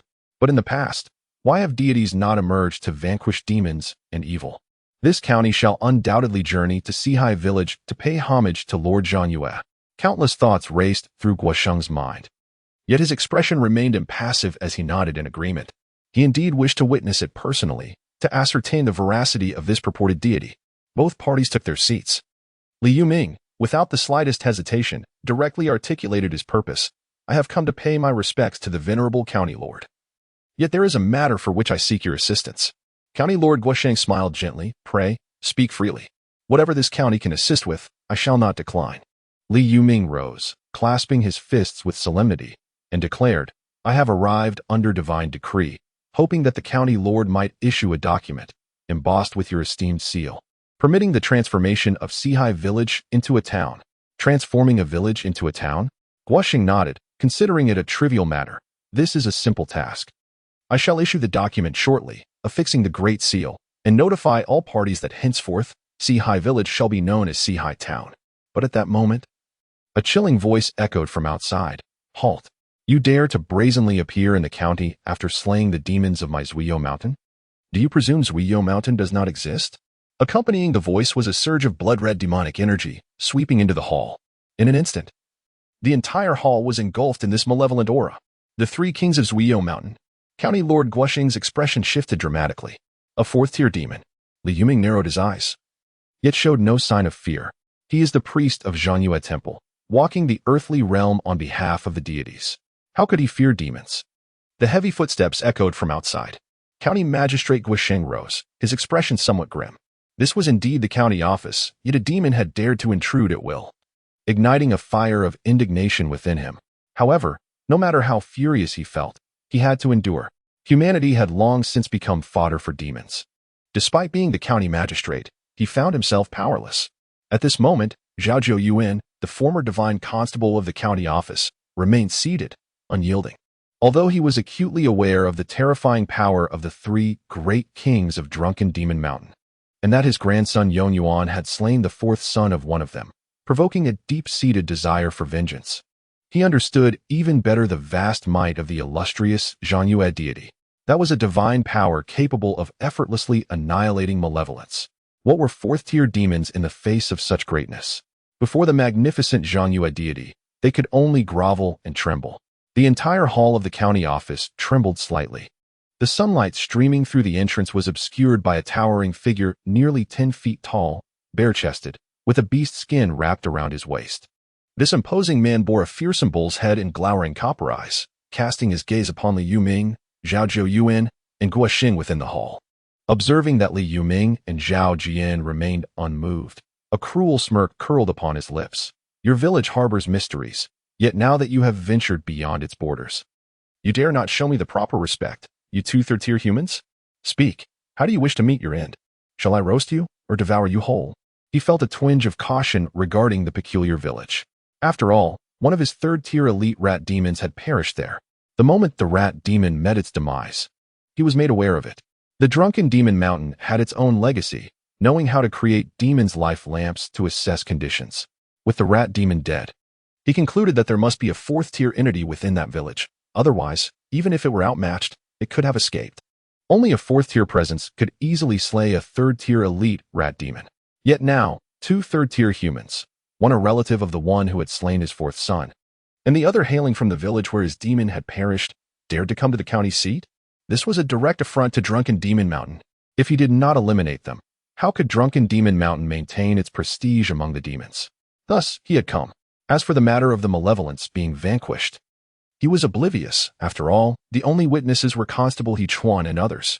I, Li Yuming, am the priest appointed by the Earth God himself, walking the earthly realm on behalf of the deity. You, a mere demon, are hardly worthy of my reverence, Li Yuming stated calmly, seated in his chair. He even lifted his cup of tea and took a gentle sip. The Earth God? Scoffed the third king of Drunken Demon Mountain, enraged yet mocking. What Earth God?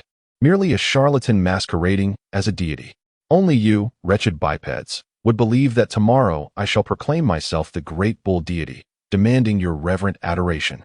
Now, you two contemptible creatures, I shall consume you first. As the words fell, it extended its right hand, fiercely lunging towards Li Yuming. From its outstretched hand, a profusion of black fur erupted, swelling in the wind, descending like a colossal pillar. Mr. Li, quickly evade. County Magistrate Guo Sheng exclaimed in alarm. He was taken aback. The formidable king of Zuiyou Mountain had actually chosen to strike directly. This was a fourth-tier demon. If that powerful entity capable of vanquishing evil spirits from Sihai Village were present, he would have felt no apprehension. Yet, before him stood merely the temple priest Li Yuming. Although the other's aura was peculiar, he could discern that it was only that of a third-tier being. The disparity between the third and fourth tiers was immense. The third tier merely represented the Yuan Gang realm, while the fourth tier embodied the Yin-Yang realm. Even 10 third-tier Yuan Gang realm grand martial artists bound together could not contend with a single fourth-tier existence. This was a fundamental difference in essence. How could Li Yuming possibly withstand this esteemed king of Zuiyou Mountain? Moreover, the county town was not close to Sihai Village, rendering that entity who vanquishes evil spirits out of reach. Today, I, Li Yuming, shall act on behalf of Lord Zhangyu to exterminate demons and eradicate evil. Fourth-tier demon? Eliminated. Li Yuming remained seated, his expression calm as he gazed at the colossal hand of the bull demon descending upon him. In his hand appeared a pale golden talisman. Activated by the chi within him, the talisman transformed into a mist, effortlessly blocking the incoming strike. In the hands of this chi refining master, the same talisman proved to be far more potent than in the grasp of Zhao Yuan, the warrior. What? It actually deflected my attack. The three kings of Drunken Demon Mountain were taken aback. A cloud of mist? How could something so ephemeral possess such power? Soon after, they witnessed the emergence of a second pale golden talisman in the opponent's hand. Li Yuming maintained a calm expression. He remained seated, silently observing the four-tier demon at the doorway. This talisman was similarly activated by the chi within him, and in the next moment, a thunderous roar echoed through the clear sky. A massive bolt of lightning suddenly descended from above, shattering half of the county hall and enveloping the three kings of drunken Demon Mountain in utter destruction. No, the three kings of drunken Demon Mountain cried out in terror, their entire beings frantically resisting the might of the thunder. Yet, the force of the lightning annihilated everything in its path. In the blink of an eye, it transformed into a charred corpse, eyes wide open in eternal disbelief. Collapsing rigidly to the ground, the true form emerged, revealing a colossal black bull, its meaty aroma wafting through the air, provoking involuntary salivation. Is it truly dead? County Chief Guasheng gazed in a daze at the three kings of drunken Demon Mountain. A formidable four-tiered demon had perished just like that?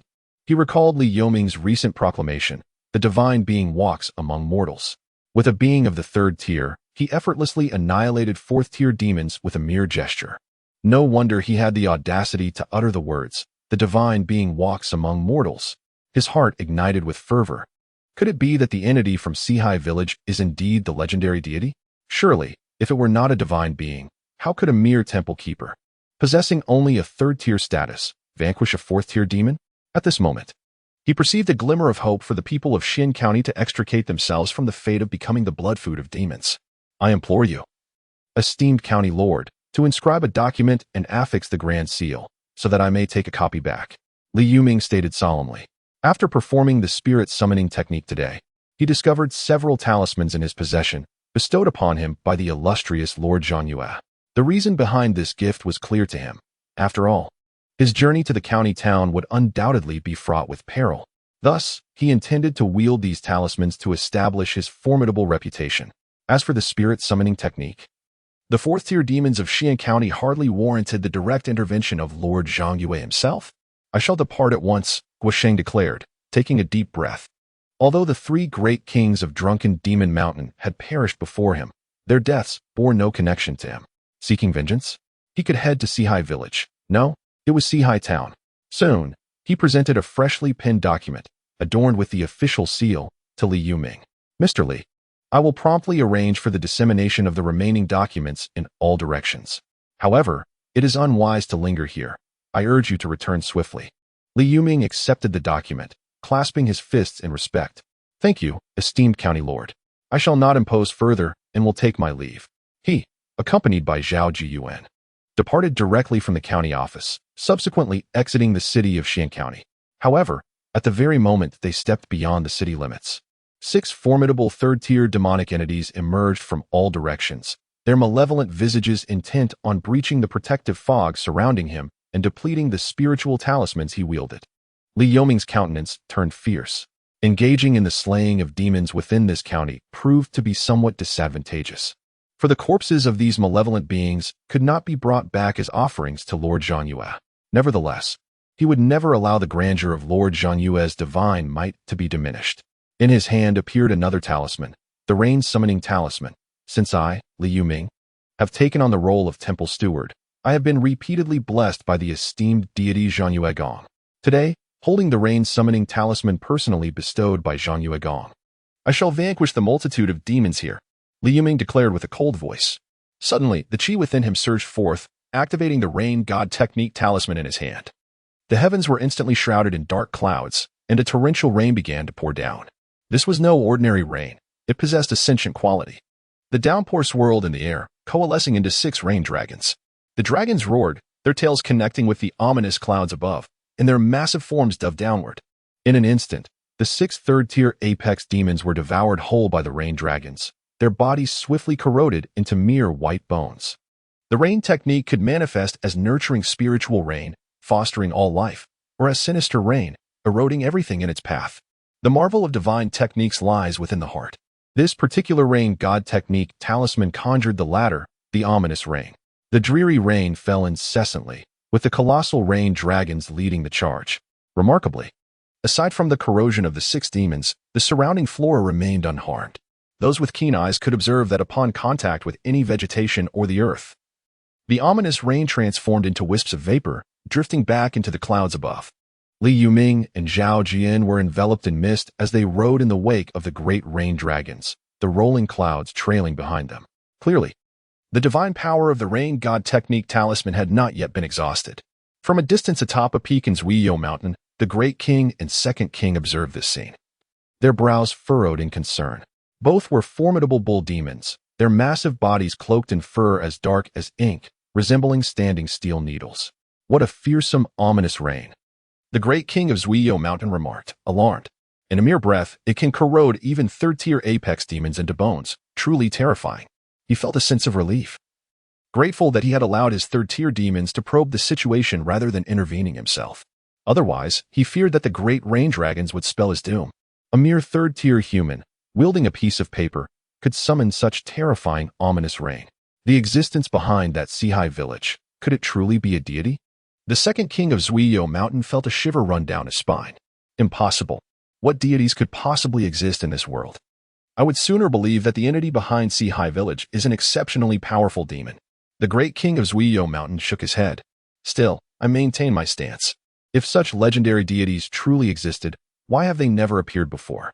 The notion of deities has been around since ancient times, yet it remains merely a legend. Who has truly witnessed one? Let us go. He took a deep breath, his expression icy. A visit to Tianyuan Mountain is in order.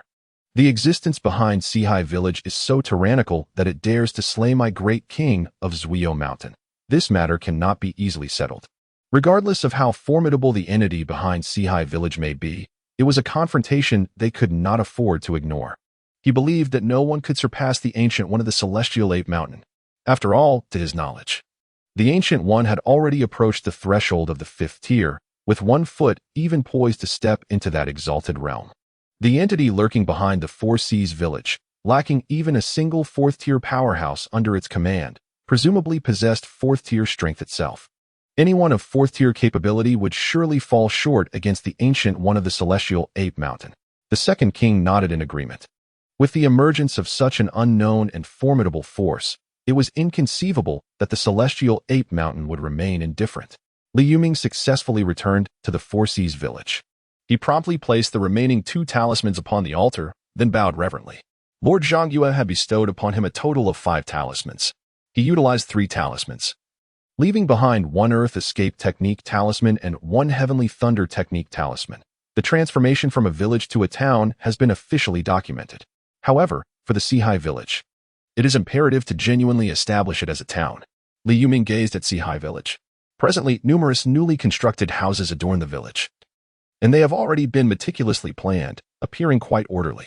Nevertheless, the original houses are rather irregular and widely spaced apart, as the original 4 villages were, after all, not in close proximity to one another. He summoned the village chief, Li Deyong, and after a lengthy discussion, they finally crafted a blueprint. This blueprint delineated their vision for Sea-High Town. They intend to expand the newly constructed area of houses, relocating all villagers. The town's blueprint delineates designated residential zones, commercial trading areas, and even spaces for leisure and recreation. As for the Temple of the Land Spirit, it is situated directly to the north of Sea-High Town. Overseeing the entire settlement, commence construction immediately, commanded Li Yuming. Presently, the village boasts a 3rd-tier, mid-level Yuan Gang Grand Martial Artist, 10 2nd-tier Limit True Chi Martial Artists, 21st-tier Limit Body Refinement Warriors, and 138 1st-tier mid-level body refinement warriors. With such a multitude of martial artists collaborating, even extensive construction would proceed at an impressive pace. In other locales, martial artists hold a position of high esteem, making it unlikely for them to engage in laborious tasks such as chopping and transporting timber. However, here, under Li Yuming's orders, no one dared to defy. After all, those who could become martial artists are, at the very least, B-level believers. Such devout B-level believers would never refuse the command of Li Yuming, the temple steward acting on behalf of the revered Zhangyue. The entire Sea-High Village has embarked on a grand construction endeavor. All able-bodied youths have been mobilized, each displaying remarkable enthusiasm for their work. A month and a half swiftly passed. Within the divine realm, Liu gazed down upon the nearly completed transformation of Sea-High Village, or rather, it could now be called Sea-High Town. For today, he realized that he was poised to commence his ascension, as he had fulfilled the final condition required to elevate his status from the 8th rank of divine hierarchy. The divine and human realms complement each other. The divine aspect necessitates 15,000 units of divine power, while the human aspect requires the transformation of a village into a town. A faint smile graced Liu's face. He has waited for this moment for an eternity. At the 9th rank of the divine tier, He possesses strength comparable to that of the 5th rank's ultimate cave heaven realm, but what of his ascension from the 8th rank of the divine tier? Furthermore, upon advancing from the 8th rank, he would no longer be merely the guardian of a village, but rather that of an entire town. Concealing himself in the shadows to observe me, does he believe he remains undetected? Liu's expression settled into calmness as his gaze turned towards the boundaries of his dominion. He could sense that approximately 30 miles beyond the jurisdiction, a group of 4th-tier demons had recently arrived. This band of 4th-tier demons lingered 30 miles away, showing no intention of advancing towards Sihai Town. He surmised that this group of 4th-tier demons had been startled by Li Yoming's use of spiritual talismans about a fortnight ago, rendering them hesitant to recklessly enter the confines of Sihai Town. They were likely preparing some strategy. However, a mere assembly of 4th-tier demons, no matter how they may flail about, appeared to him as little more than oversized ants. Should they dare to step into his domain, he could effortlessly crush them with a mere flick of his hand. Their reluctance to breach the boundaries of Sihai Town was inconsequential. Once he ascended to the 8th rank of divine order, his domain would expand, enveloping them, leaving no avenue for escape. He murmured softly to himself, gathering within him 15,000 strands of divine power without hesitation, and commenced his ascent. He eagerly anticipates the transformation that will accompany his promotion beyond the 8th rank. This place was once a serene pond, but now its waters have been entirely siphoned away. A thick, viscous pool of fresh blood churns within, bubbling ominously. A 3rd-tier lower wolf demon stands at the edge of the pond, slicing open its palm to let its demonic blood drip into the morass. After a brief moment, it pauses, its complexion slightly pale, before turning away. Behind it, a line of 3rd-tier demons awaits, each obediently inflicting wounds upon themselves to offer their blood, all under the watchful gaze of formidable 4th-tier demons surrounding them. The great king of Drunken Demon Mountain, one of these 4th-tier beings, gazes in astonishment at the scene unfolding before it. Truly, this is the legendary Tianyuan Mountain. Such grand gestures are to be expected when they resolve to act. Its prior suspicions have proven accurate. Tianyuan Mountain would never allow another formidable power to rise within the borders of Xian County, one that could potentially threaten its dominance. This is entirely reasonable. The emergence of another top-tier force would undoubtedly undermine Tianyuan Mountain's interests, leading to a significant decline in its strength over time. Now, taking advantage of the nascent instability of their opponent and uniting the majority of demon power within the county to decisively crush them is the most beneficial course of action. It remains a mystery where Tianyuan Mountain acquired a drop of blood from the ancient ferocious beast, Zhuqian. By forcibly activating this single drop with the blood of numerous 3rd-tier demons and infusing it into one of their 4th-tier lower celestial apes upon its completion, it is feared that it could unleash 5th-tier power. 5th-tier strength, how terrifying. This truly exemplifies the profound heritage of Tianyuan Mountain, evoking a sense of awe. The king of Drunken Demon Mountain muses to itself. Of course, with a drop of blood from the ancient ferocious beast, Zhuqian, that celestial ape of Tianyuan Mountain will not endure for long. The ancient ferocious beasts are terrifyingly powerful, capable of earth-shattering destruction. Even a single drop of their blood possesses unparalleled might. Although Tianyuan Mountain can suppress this overwhelming ferocity through secret methods, such control can only last temporarily. Once the ferocity can no longer be contained, it will spell doom. Yet, what concern is this to it? Ultimately, only a 4th-tier celestial ape of Tianyuan Mountain will perish. Not it. As long as it can avenge the loss of its comrade, that is sufficient. The ancient ancestor of Tianyuan seems rather cautious. It strikes me that it could handle matters on its own. Surely, the top demons backing Sihai Village cannot pose a serious threat. It is perplexing that it would squander a drop of the immensely valuable blood from the ancient ferocious beast, Zhuqian. It shakes its head, feeling a profound sorrow for the ancestor's wasteful behavior. Must they be so overly cautious? The esteemed ancestor of Tianyuan, a being on the precipice of 5th-tier strength, still treads with trepidation. If it possessed the strength of the ancestor of the heavenly ape, it would undoubtedly charge into the Four Seas village without a moment's hesitation, wreaking havoc indiscriminately. Let it waste its time. Allow the villagers of the Four Seas to live a little longer. Among them are numerous members of the human race, and I wonder how many two-legged sheep my Drunken Demon Mountain might acquire. Perhaps I shall roast them all. It began to ponder in its heart. Or should I leave some for steaming? What are they up to? Liu Tang furrowed his brow and inquired. He stood atop a mountain, gazing down at the distant demon blood pond, and the 4th and 3rd-tier demons congregated there. The distance was sufficient, coupled with his identity as a ghost messenger, rendering even the fourth-tier demons oblivious to their presence. They appeared to be concocting some scheme against the revered deity. A cold smirk played upon Liao Xiaoer's lips. What manner of existence was the revered deity? Did these mere fourth-tier demons dare to plot against him? As an inspector from the soul-reaping division, she was well aware that the revered deity had effortlessly obliterated evil spirits. She had heard tales of the terror these malevolent beings instilled. Even fourth-tier demons found themselves unable to escape their grasp.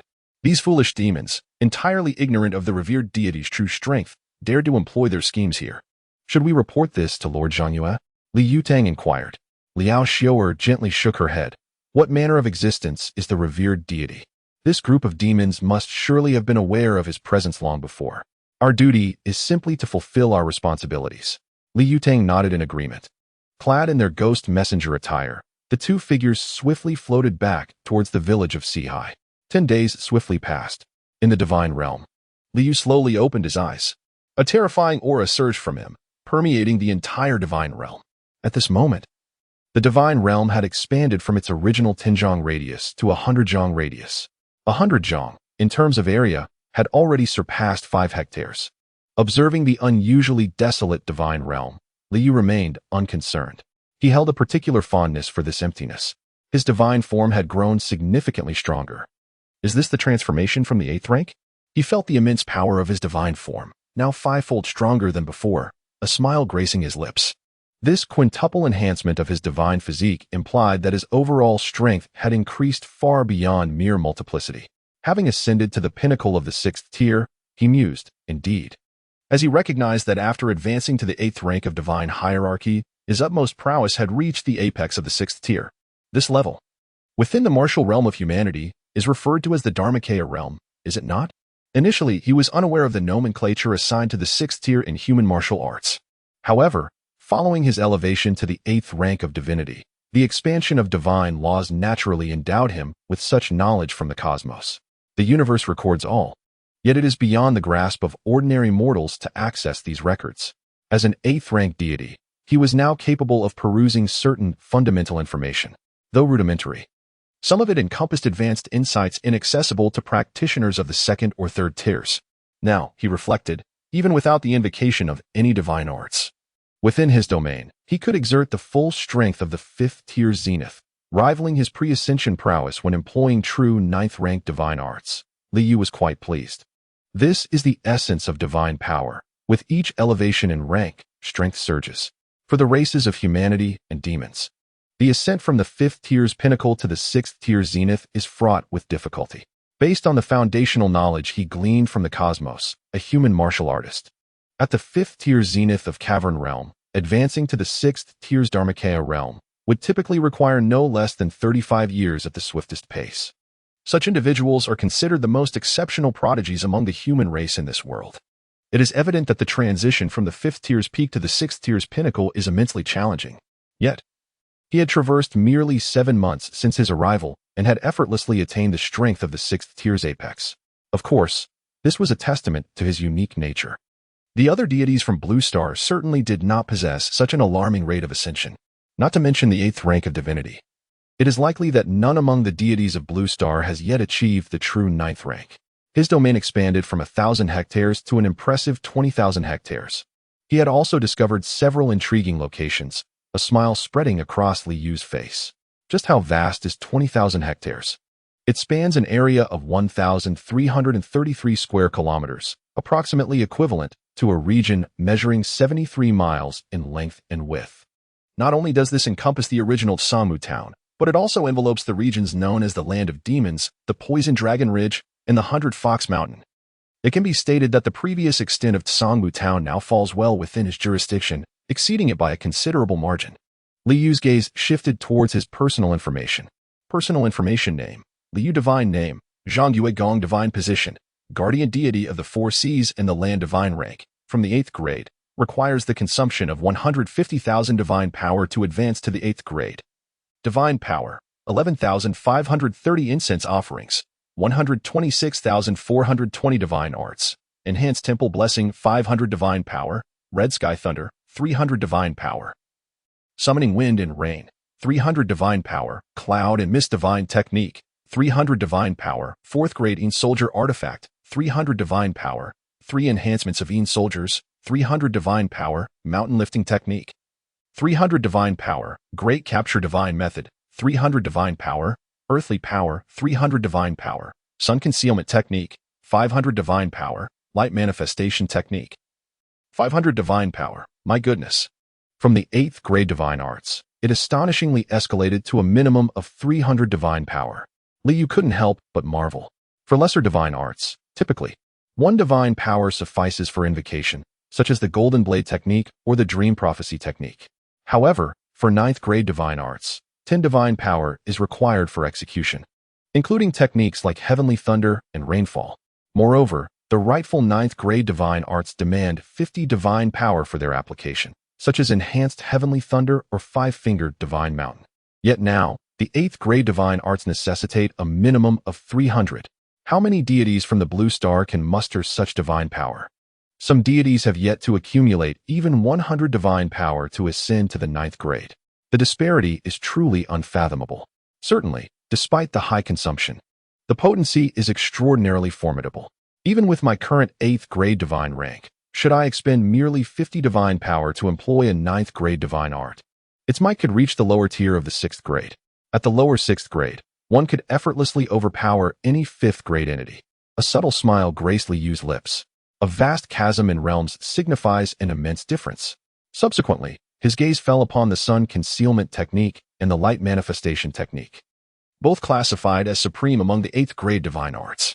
The sun concealment technique serves as a means to obscure celestial secrets, effectively severing calculations. The light manifestation technique emanates a protective divine radiance, impervious to all forms of harm and repelling all evils, showcasing boundless utility. These 2 divine arts stand as the pinnacle of 8th grade mastery. He wore a satisfied expression. In this realm, demons abounded, and many of these fiends possessed a unique innate ability. Perhaps there existed a demon endowed with the power of divination and calculation. With the sun concealment technique at his disposal, he need not worry about such exceptional abilities. With a single step, he departed from the divine domain and ascended a towering peak.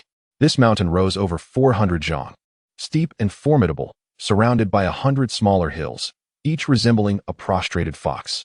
100 Fox Mountain, he mused. It was indeed a mountain of the 9th rank, capable of enshrining a deity of the same caliber. Liu cast his gaze over the 100 Fox Mountain beneath him. The spiritual energy there was dense, far surpassing that of Qianling Mountain, Julong Ridge, Pingle Mountain, Hutu Mountain, Shunling River, and Qianyan Mountain, the 6 locations classified as 9th rank spiritual grounds. These 7 places constituted the extent of his jurisdiction over the spiritual lands, aside from the aforementioned sites. He has now become the local deity of a town. According to the tenets of the divine path, he should be entitled to 4 village deities to assist him in managing divine affairs and organizing the faith of his followers. Thus, he could potentially command 11 subordinate deities. However, this requires a substantial amount of fragments of divine law. The conferral of subordinate deities is not urgent. Zhao Jiyuan's stage of sanctification is nearing its conclusion. With 5 months remaining until the commencement of the divine war, it remains to be seen if any other saintly believers will emerge. His expression remained tranquil. Subsequently, his gaze shifted toward the throng of demons. His domain had now expanded to 20,000 acres. Those 4th-tier demons, who once believed they were far from the town of Sihai, had already fallen under the shadow of his domain. Do they think to cultivate a 5th-tier demon swiftly, relying on a single drop of the blood of the ancient beast Zhujian to contend with me? Let alone that I have already ascended to the 8th rank while you have yet to succeed. Even if I had not advanced to the 8th rank, this hasty method could at most yield a lower 5th-tier demon, which is hardly impressive. Liu, with his hands clasped behind his back, surveyed the congregation of demons. Even with a distance of 30 to 40 miles and mountains separating them, this was his domain. In this domain, every movement, every detail, could not escape his keen sight. Within the confines of his domain, he was undeniably a god. Let them now experience despair. A horde of man-eating demons ought to be utterly terrified. He gently waved his hand, and an inexplicable sense of oppression enveloped the atmosphere. The formidable king of drunken demon mountain furrowed his brow, suddenly aware of a suffocating presence in the vicinity, as if some transformation had transpired in this realm.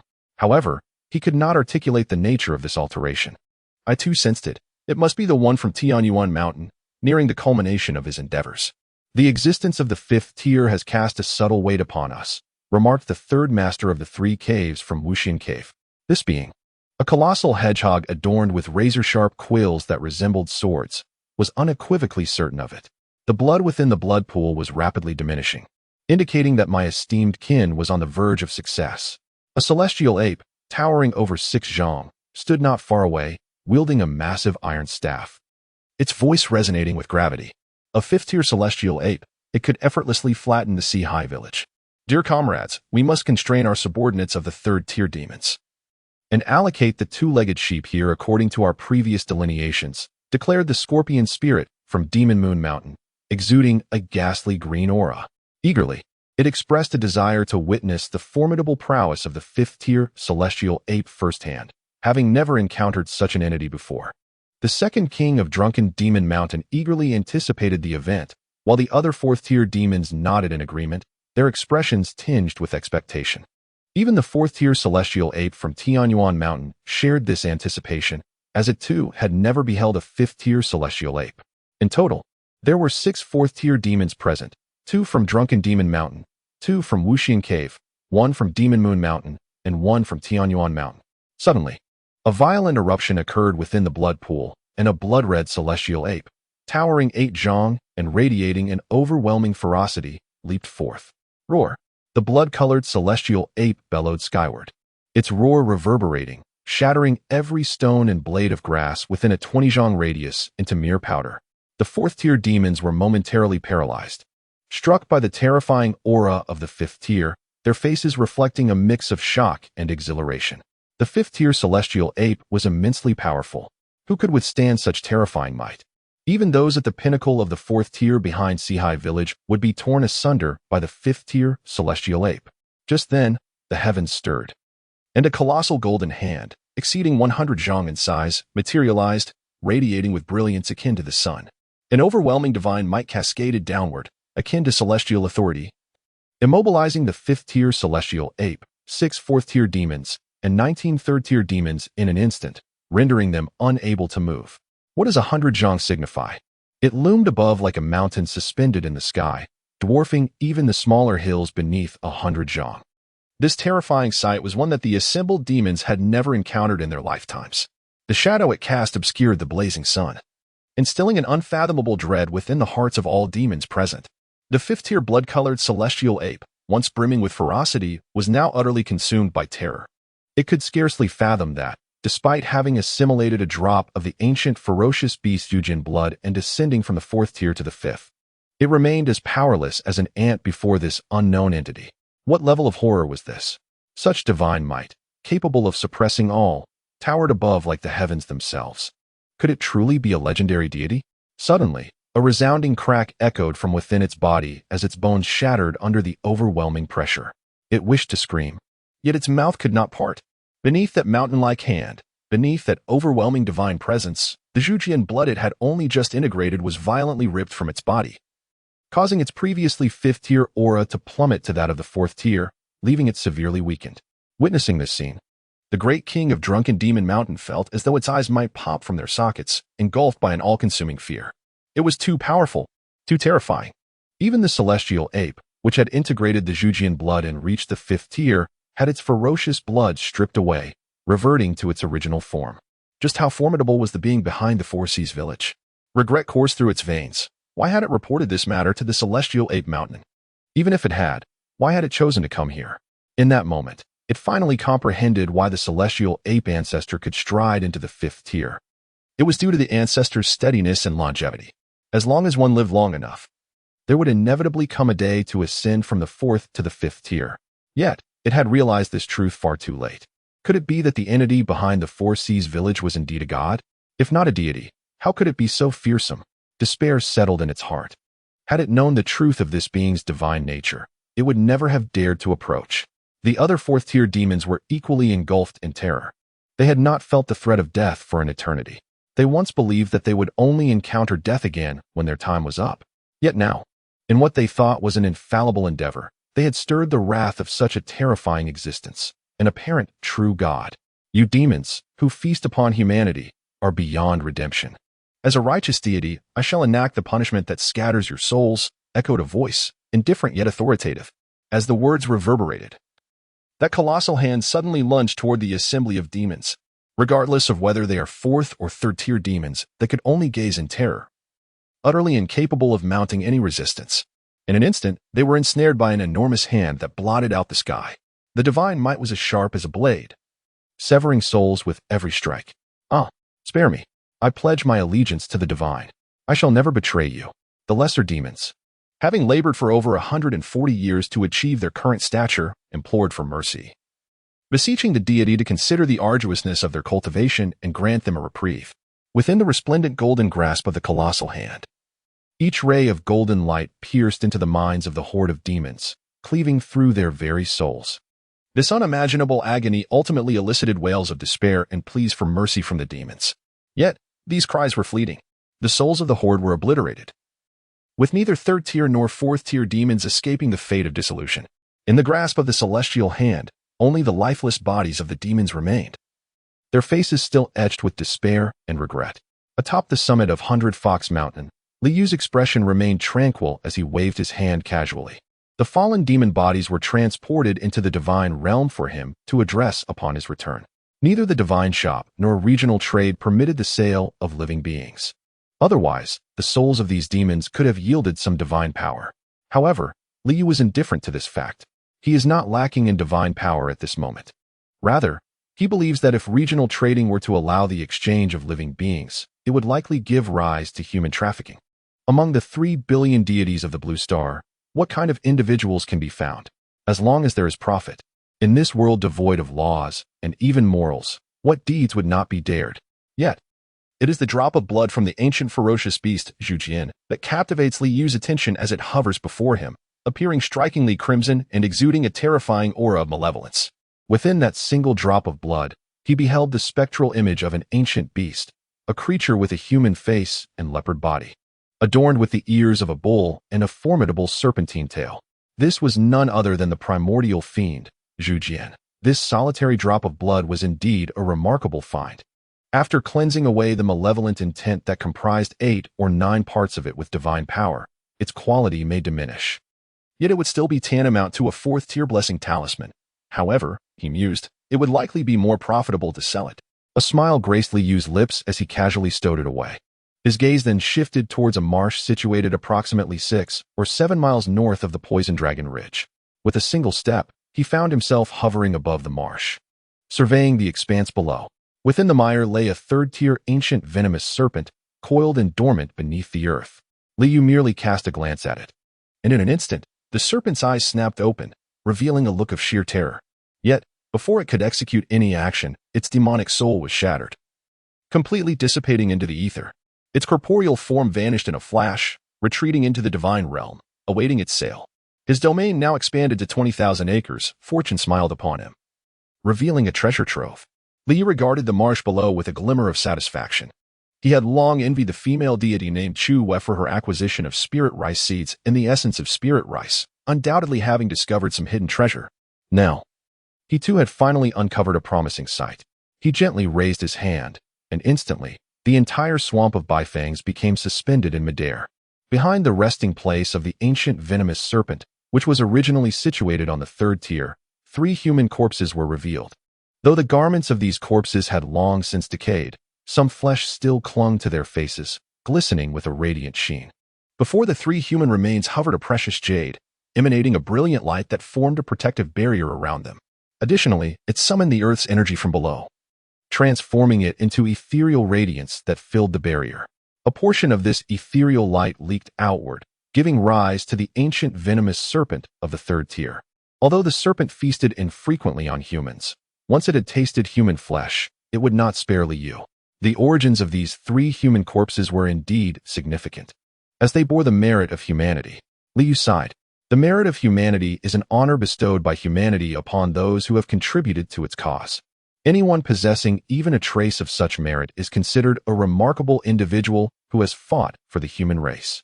Tianyuan Mountain, situated over 50 miles outside the county of Xian, stands as the tallest peak within the region. Its towering summit reaches into the clouds, majestic and imposing, often blanketed in snow, a vast expanse of white.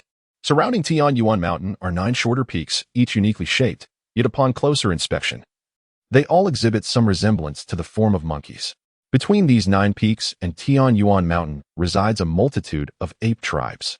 Yet only the Tianyuan clan is permitted to tread upon Tianyuan Mountain. At this moment, within a grand black palace atop Tianyuan Mountain, an ancient ape, with snow-white fur and eyes gently closed, sat cross-legged. Despite his seated position, he loomed at a height of 5 to 6 shang. A terrifying aura of blood-red demonic energy enveloped the entire palace, and from the outer pen, it swept in to devour 3 trembling human martial artists, their faces blank with shock.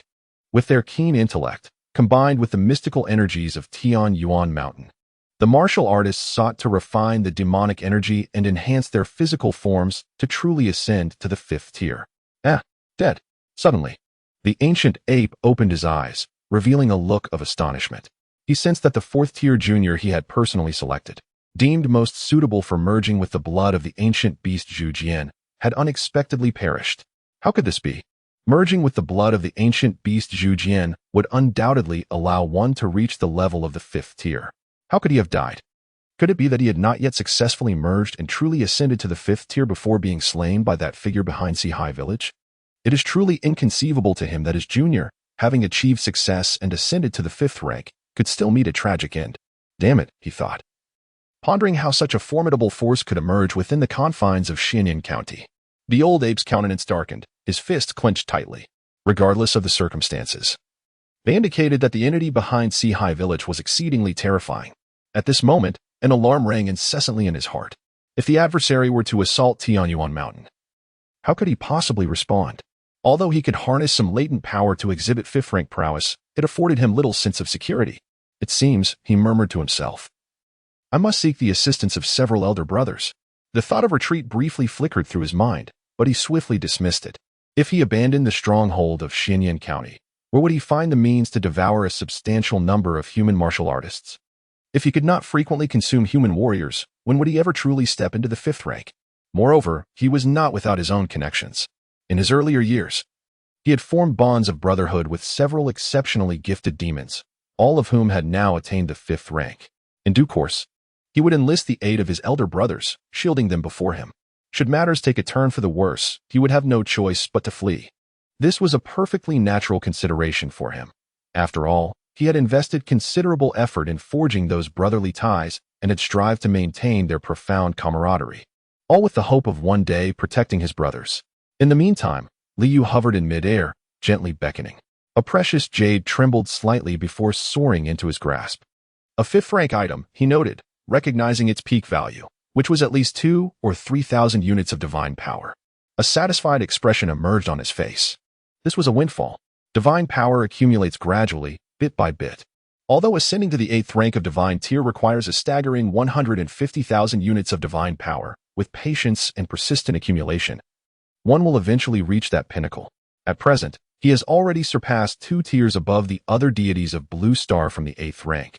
He possesses considerable patience. Furthermore, there are 3 remains of human corpses. Intriguing. Among them, one still harbored a lingering soul. It appears that the dense spiritual light, formed by the gathering of Earth's power through this precious jade, played a significant role. However, the primary factor remains the merits of humanity, which safeguarded his soul. Liu's gaze fell upon the corpse with the most substantial human merits among the 3. A surge of divine power flowed into it, and momentarily, an ethereal human soul emerged in a daze from the corpse. This was a middle-aged man, clad in official robes and wearing a cap, exuding an aura of authority without anger. After a brief moment of confusion, clarity returned to the eyes of this human soul. He raised his head to gaze upon Liu, whose features were obscured and whose countenance loomed over him. Bowing deeply, he said, Wei Xiangyang pays his respects to you.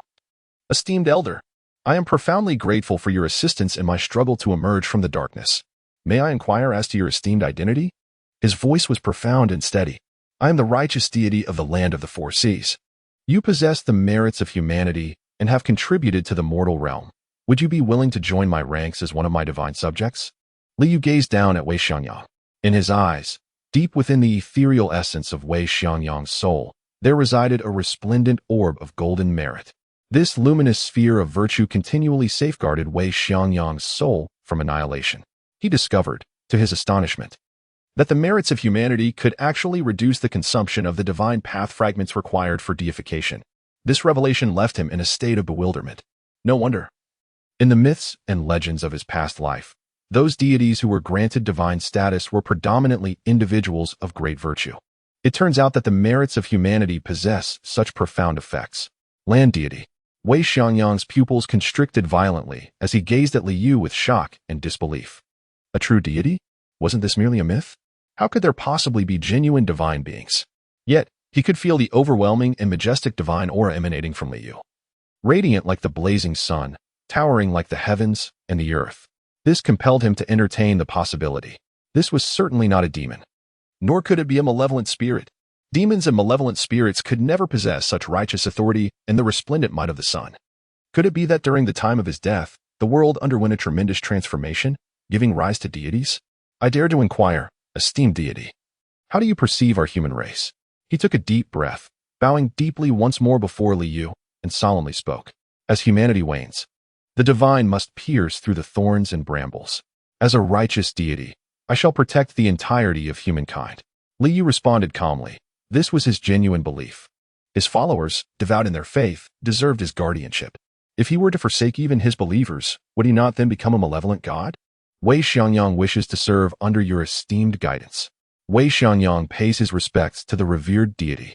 Upon hearing these words, Wei Xiangyang did not hesitate, and he immediately bowed respectfully before Li Yu. In his lifetime, he devoted himself to the human race, shedding blood and sacrificing his life. After death, how could he refuse to continue to protect humanity as a deity? However, he cast a sorrowful glance at the remains of his two sons, revealing profound anguish in his eyes. They had also given their lives for the human race, yet while his soul lingered, his sons were lost to eternity. Well, Li Yu nodded slightly, extending his hand to summon the land register, which soared from the divine realm to rest in his palm. The land register opened automatically, revealing the illustrious deeds of Wei Xiangyang before him. To confer the title of the first subordinate deity, one must be thoroughly acquainted with the subordinate. Wei Xiangyang was born in the year 931 of the Jinan era of the Great Zhou dynasty. In the year 960, he achieved the highest honor in the imperial examination and was appointed as the county magistrate of Xian County, where he ruled with benevolence, earning the love and respect of the people. In the year 999, amidst the sudden collapse of the Great Zhou dynasty, as demons surged forth, Wei Xiangyang and his two sons fought valiantly against 3 formidable demons, sacrificing themselves to save the citizens of the city. He had accumulated 525 units of humanitarian merit. Soon, Li Yu perused the detailed account of Wei Xiangyang's life, which meticulously recorded every action he undertook during his tenure, including every case he had adjudicated.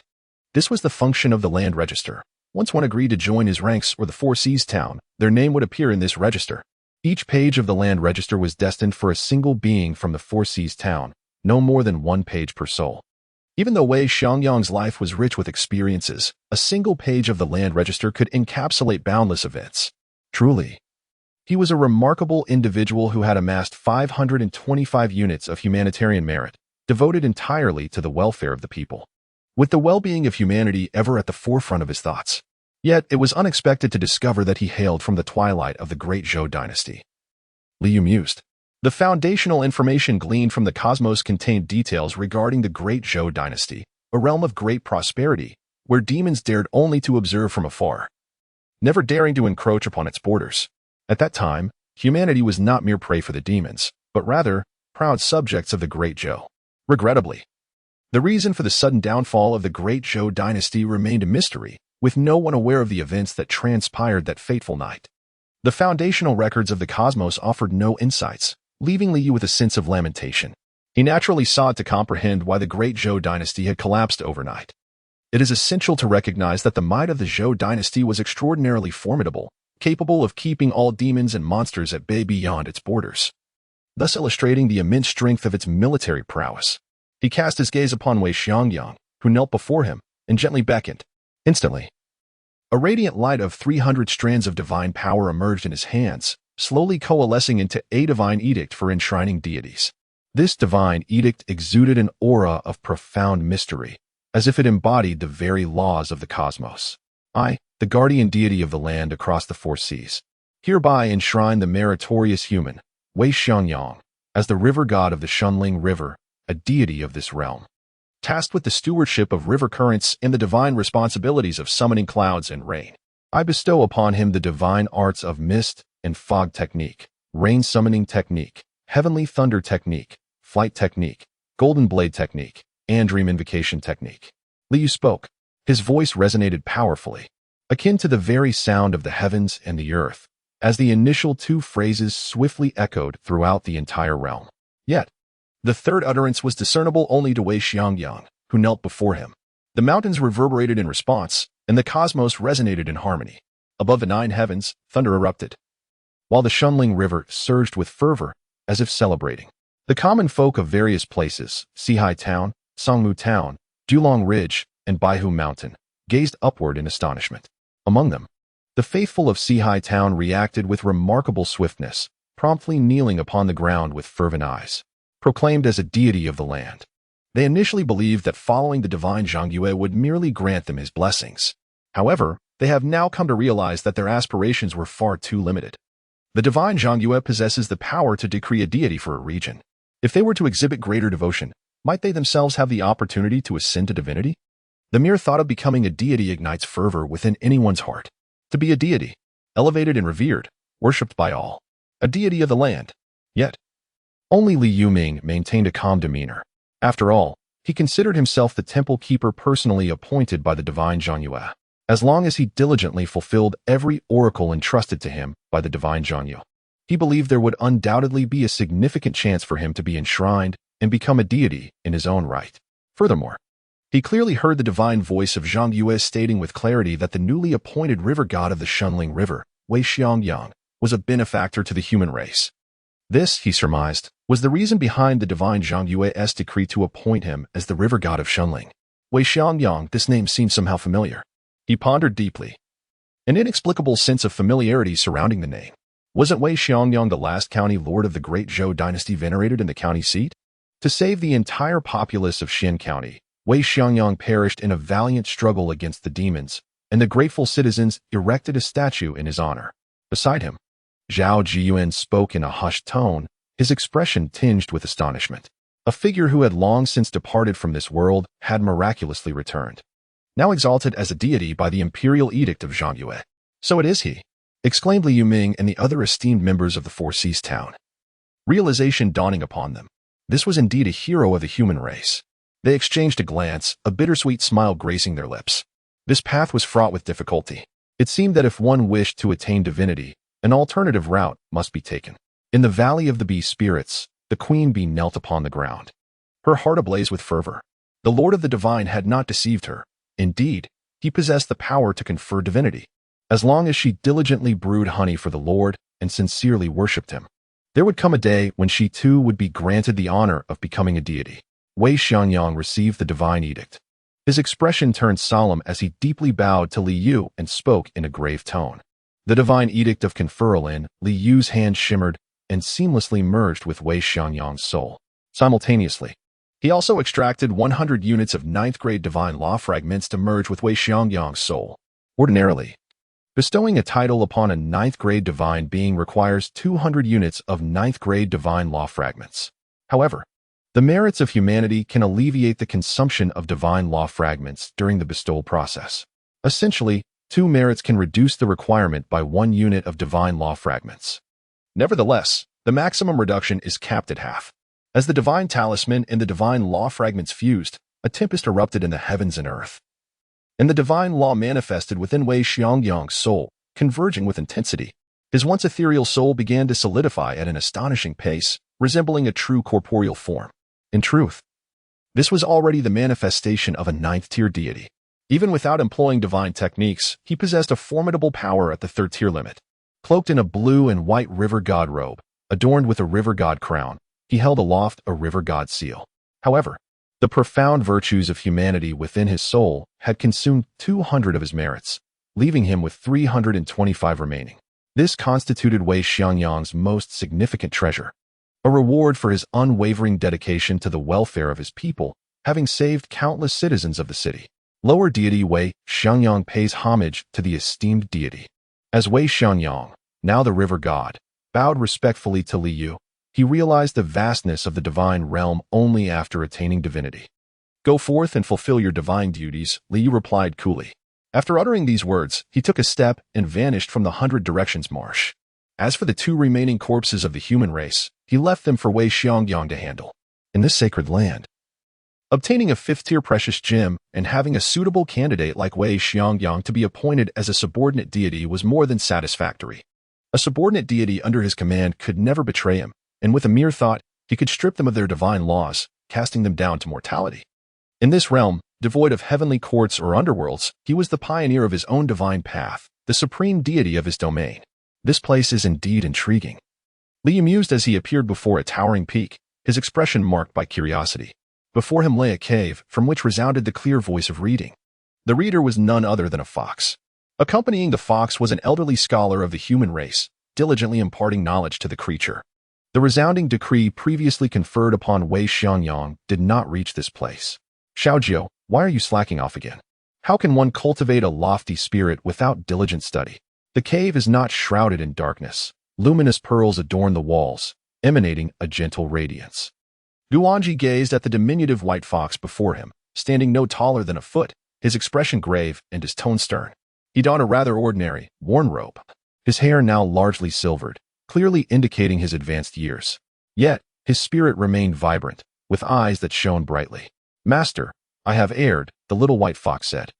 Lowering its head in embarrassment, its eyes reddened and brimming with unshed tears. Though it bore the form of a fox, it evoked a sense of pity, making one reluctant to see it weep. I promised Ali that I would guide you all to cultivate the noble essence of righteousness. Your 8 elder sisters have been quite obedient. Even the slowest, little 6, managed to refine her noble essence 6 months ago. Little 9, why do you persist in your lackadaisical studies? Only by cultivating the noble essence can you enter the 9-hearted demon lotus and allow you 9 sisters to seize its essence, purifying your bloodline and transforming into 3-tailed spirit foxes. Guanji exclaimed, his expression one of exasperation. Master, I truly wish to study earnestly, but I struggle to absorb the material. I do not wish for this. Little 9 responded, tears streaming from its eyes as it sobbed. It clutched a book in its paws, inscribed with neatly written sage-like texts.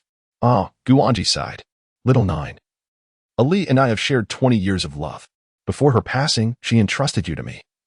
And I am determined to see you all ascend to become 3-tailed spirit foxes. You must apply yourself diligently. As a member of the Fox clan, you should understand the significance of becoming a 3-tailed spirit fox. I await your transformation, so that you may cultivate your powers and avenge Ali. He gently patted Little 9's head, letting out a deep sigh. Master, I will certainly strive to improve. Little 9 nodded vigorously, then resumed reading aloud from the sage's book. The tender sound of its reading filled the air, bringing a look of satisfaction to Guanji's face. He clutched an umbrella and ventured deep into the cavern. Within, a waterfall cascaded magnificently, torrents of water plummeting onto massive boulders, shattering into a myriad of raindrops. Most of the water pooled beneath the rocks, while a few droplets ricocheted onto the umbrella held by Guanji. Ignoring the splashes, he passed through the veil of the waterfall and arrived behind it. There, a colossal, ethereal purple lotus thrived, adorned with 9 seed pots. At that moment, 8 of the pots cradled slumbering young foxes, lost in a deep sleep. Almost there, he mused. Only little Gio remains. Once little Gio harnessed the righteous aura, it could enter the 9-hearted demon lotus and transform into a 3-tailed spirit fox. Ali, I have devoured your heart. I drained your blood and crushed your bones. From all that you were as a 3-tailed spirit fox, I have forged my own half-demon foundation. Once all the little ones become 3-tailed spirit foxes, I shall consume them too. A sinister expression crept across Guanji's face. The essence of 10 3-tailed spirit foxes would undoubtedly enable him to refine himself into the blood spirit fox form. At that moment, he would transcend into the 4th tier. Perhaps even ascend to the upper echelon of the 4th tier, becoming a formidable presence within Xianzhou. Yet, he pondered whether little Gio had sensed anything. Contemplating little Gio's habitual laziness, his countenance darkened further. Nevertheless, no matter what transpired, his procrastination is in vain. With his constant vigilance, Xiaojio will soon cultivate a righteous aura and be able to enter the 9-heart demon lotus to purify his bloodline. At that moment, Guanji will soar to new heights. He plans to practice demonic arts through his human form, first transforming into a half-demon and subsequently into a true demon. He intends to abandon his identity as a member of the human race and fully embrace the essence of a demon. Li Yu's expression remains serene. In this world where demons run rampant, it is not surprising for a human to forsake their form and align themselves with demons. Yet, even before fully transforming into a demon, he has already begun to consume humans for cultivation, and he has devoured quite a number. In contrast, the 9 second-tier little foxes possess a pure aura, untouched by the consumption of human flesh. However, none of this truly concerns him. After all, he is merely a third-tier trader. What he truly cares about lies beneath the 9-hearted demon lotus at a depth of 100 zhong, where a single drop of earth spirit milk resides. The existence of this 4th-tier 9-hearted demon lotus is solely attributed to the aura emanating from the earth spirit milk below. The earth spirit milk, a 5th-tier item, elicits a subtle smile from Li Yu. This is yet another treasure valued at 2,000 to 3,000 units of divine power. Furthermore, it grants him access to 9 three-tailed spirit foxes. While he does not regard the strength of the three-tailed spirit foxes with much concern, their innate abilities prove to be quite beneficial to him. The herb-mashing ability of the three-tailed spirit foxes, who are naturally adept at blending various spiritual herbs into medicinal pastes, is particularly advantageous. After absorbing the essence of the 9-hearted demon lotus, these 9 little foxes can directly evolve into third-tier three-tailed spirit foxes. Third-tier three-tailed spirit foxes possess the capability to concoct third-tier medicinal pastes, which can be sold in the regional trade for a continuous stream of income. Li Yu is thoroughly satisfied. The queen bee of the bee demon valley, having significantly expanded her honey-gathering range, now provides him with 20 pounds of black-striped bee spirit honey each month. Calculated at 4 units of divine power per pound, this amounts to 80 units of divine power. Over the course of a year, that totals to 960 units of divine power, and this quantity is on the rise. After all, the queen is vigorously developing her bee colony, and as the colony expands, the yield will naturally increase. Moreover, the output value generated by the 9 three-tailed spirit foxes dedicated to herb mashing surpasses that of the bee demon valley. What is a 4th-tier 9-hearted demon lotus worth? Merely 300 to 400 units of divine power, which the 9 three-tailed spirit foxes will soon help him recoup. He gently raised his hand, and instantly, the mountain peaks before him split apart. A colossal 9-hearted demon lotus suddenly soaring forth from the gaping chasm. What is happening? Guanji gazed at the departing 9-hearted demon lotus with a bewildered expression. Why did the mountain crack? Why did the 9-hearted demon lotus take flight? In the next moment, he realized he was ensnared. A look of profound terror etched across his face. He yearned to resist, yet found himself utterly powerless. In an instant, his body shattered, dissolving into a cloud of dust that vanished into the ether. Even his soul seemed to scatter in that fleeting moment. Until his last breath, Guanji remained oblivious to the existence that had brought about his demise. Ying. The little fox, Xiaojiu, felt an irresistible divine aura enveloping it, only to be cast into the 9 hearts demon lotus. Terrified, its fur bristled as it emitted a panicked whimper. Could it be that the perverse Guanji intended to target the adorably beautiful creature? Yet, one would expect him to be less terrifying than this. Through the 9 hearts demon lotus, its exquisite eyes caught a glimpse of an indistinct, towering figure in midair, coldly gazing down upon it. In that moment, Xiaojiu's mind went blank. A deity. It was a magnificent deity. Half a day later, Li Yu had returned to the divine realm. As for the 9 little foxes that had entirely transformed into three-tailed spirit foxes, he entrusted them to Li Yuming. He instructed Li Yuming to prepare various herbs for the three-tailed foxes to concoct into ointments. Within the territory, there remained 2 small treasures, albeit consisting of 1st and 2nd-tier items, which Li Yuming would handle. Li Yu's expression remained composed. 1st and 2nd-tier items held little allure for him if their quantity was insignificant. Subsequently, he accessed the deity shop, selling a 5th-tier gem, a droplet of 5th-tier earth spirit milk, and a drop of the primordial beast blood of Zhuqian. These 3 5th-tier items bore no utility for him. He still favored divine power. The value of a 5th-tier gem amounted to 2,100 units of divine power. The earth spirit milk was worth 2,400 units of divine power. The blood of the various beasts carried a value of 2,800 units of divine power. Altogether, this yielded a total of 7,300 units of divine power. Li Yu subsequently sold all the corpses of the 4th-tier and 3rd-tier monsters, garnering an additional 4,050 units of divine power. After a single excursion into the divine realm, he directly acquired a remarkable total of 11,350 units of divine power, including the divine power he possessed previously. He now boasted a staggering sum of 20,580 units of divine power. He felt an immense sense of satisfaction within. At this stage, other deities of the Blue Star were still toiling for a mere 100 or even 1,000 units of divine power. In contrast, he had merely taken a stroll around his domain and effortlessly amassed over 10,000 units of divine power. Such is the disparity. He contemplated the implications of this revelation. Should the remaining deities of the Blue Star become aware, it would surely incite a wave of envy among them. At this moment, he felt that the elevation to the 8th tier divine rank, requiring a formidable accumulation of 150,000 divine powers, was not an unattainable aspiration. His gaze wandered to the netherworld domain beneath the Temple of the Earth Spirits. Within this netherworld domain, a multitude of departed believer souls had already gathered. Among them were 15 Class B believers, 60 Class C believers, and 5 Class D believers. The Class B believers were appointed as ghostly emissaries, while the Class C and D believers faced the choice of reincarnation or the erasure of their memories to serve as spectral warriors. Liu shook his head, recognizing that his subordinate deities were still insufficient in number. Otherwise, such matters would not necessitate his direct intervention. His subordinates could manage them with utmost efficiency.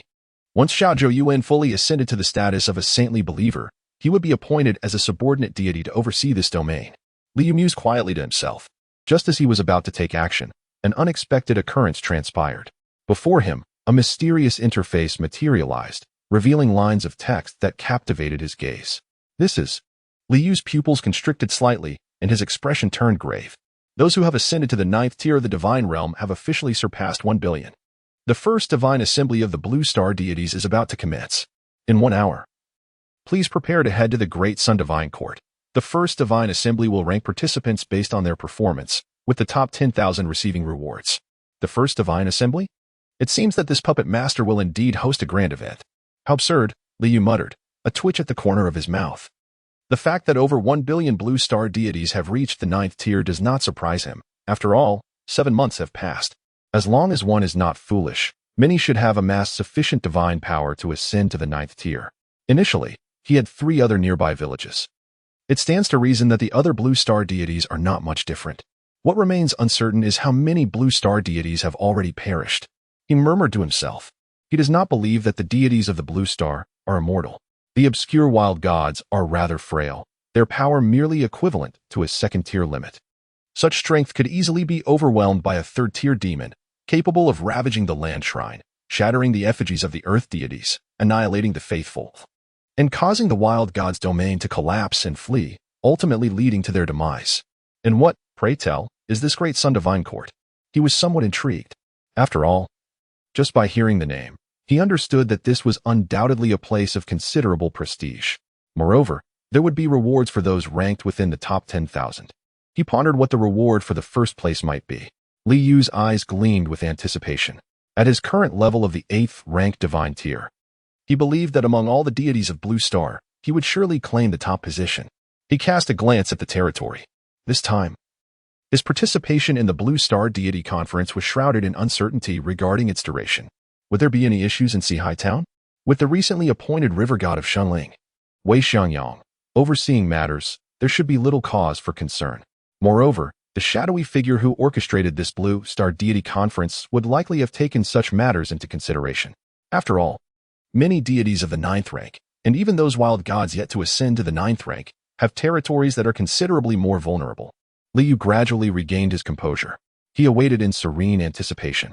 This time, he should finally encounter the remaining deities of the Blue Star. It is worth noting that he had initially tasked Li Yuming with gathering intelligence about the foreign gods. Yet, after such a protracted period, no discoveries had been made. Not only within the confines of Xianzhou, but also in the neighboring counties, there was no trace of the other deities of the Blue Star. Thus, he found himself yearning to ascertain the distance to the nearest Blue Star deity. Surely, he could not be the sole representative of the Blue Star within the vast expanse of the Great Zhou Empire? In the divine court of the Great Sun, the searing flames of the sun burned fiercely, radiating boundless heat. Liu materialized above a sea of fire. The golden flames licked at his feet. Yet there was no sensation of heat, as if this entire spectacle were but an illusion. It is not an illusion, he mused. for I am enveloped in an additional layer of protection, shielding me from the scorching embrace of the sun's flames. He felt a profound shock within. To think that he was truly situated atop a colossal sun. The blazing essence of the sun's fire, if not for the protective layer enveloping him, would have incinerated him to ashes in an instant. After all, although he was a deity, he was merely a lowly 8th-tier god, not yet at the level of being impervious to the scorching flames of the sun. Surrounding him were numerous figures of deities from the blue star, each radiating divine might. Some strong, others weak, yet all in abundance, countless in number. So many, he marveled. The sheer multitude of deities would likely leave any demon or monster utterly dumbfounded upon witnessing them. However, upon a cursory glance, he noted that among the over 1 million deities before him, some hailed from the 9th tier, while others were mere insignificant wild gods. As for the presence of any true 9th-tier gods among the blue star deities, he could not ascertain. With a resounding boom, 3 enormous towers, resembling celestial bodies, emerged from the heart of the sun, directly ahead of all the blue star deities. The moment he beheld these towering structures, the rules of the first divine assembly materialized in his mind. How intriguing! He murmured softly, a glimmer of interest evident upon his face. The 3 divine towers represent the 3 trials of this divine convention. To surpass these trials is to earn the right to compete for rankings. However, the nature of these trials is not entirely fixed. The first tower, known as the Tower of the Past, is immutable, as the past is set in stone. Is this trial to assess the deity's comprehension of divine arts? Liu pondered.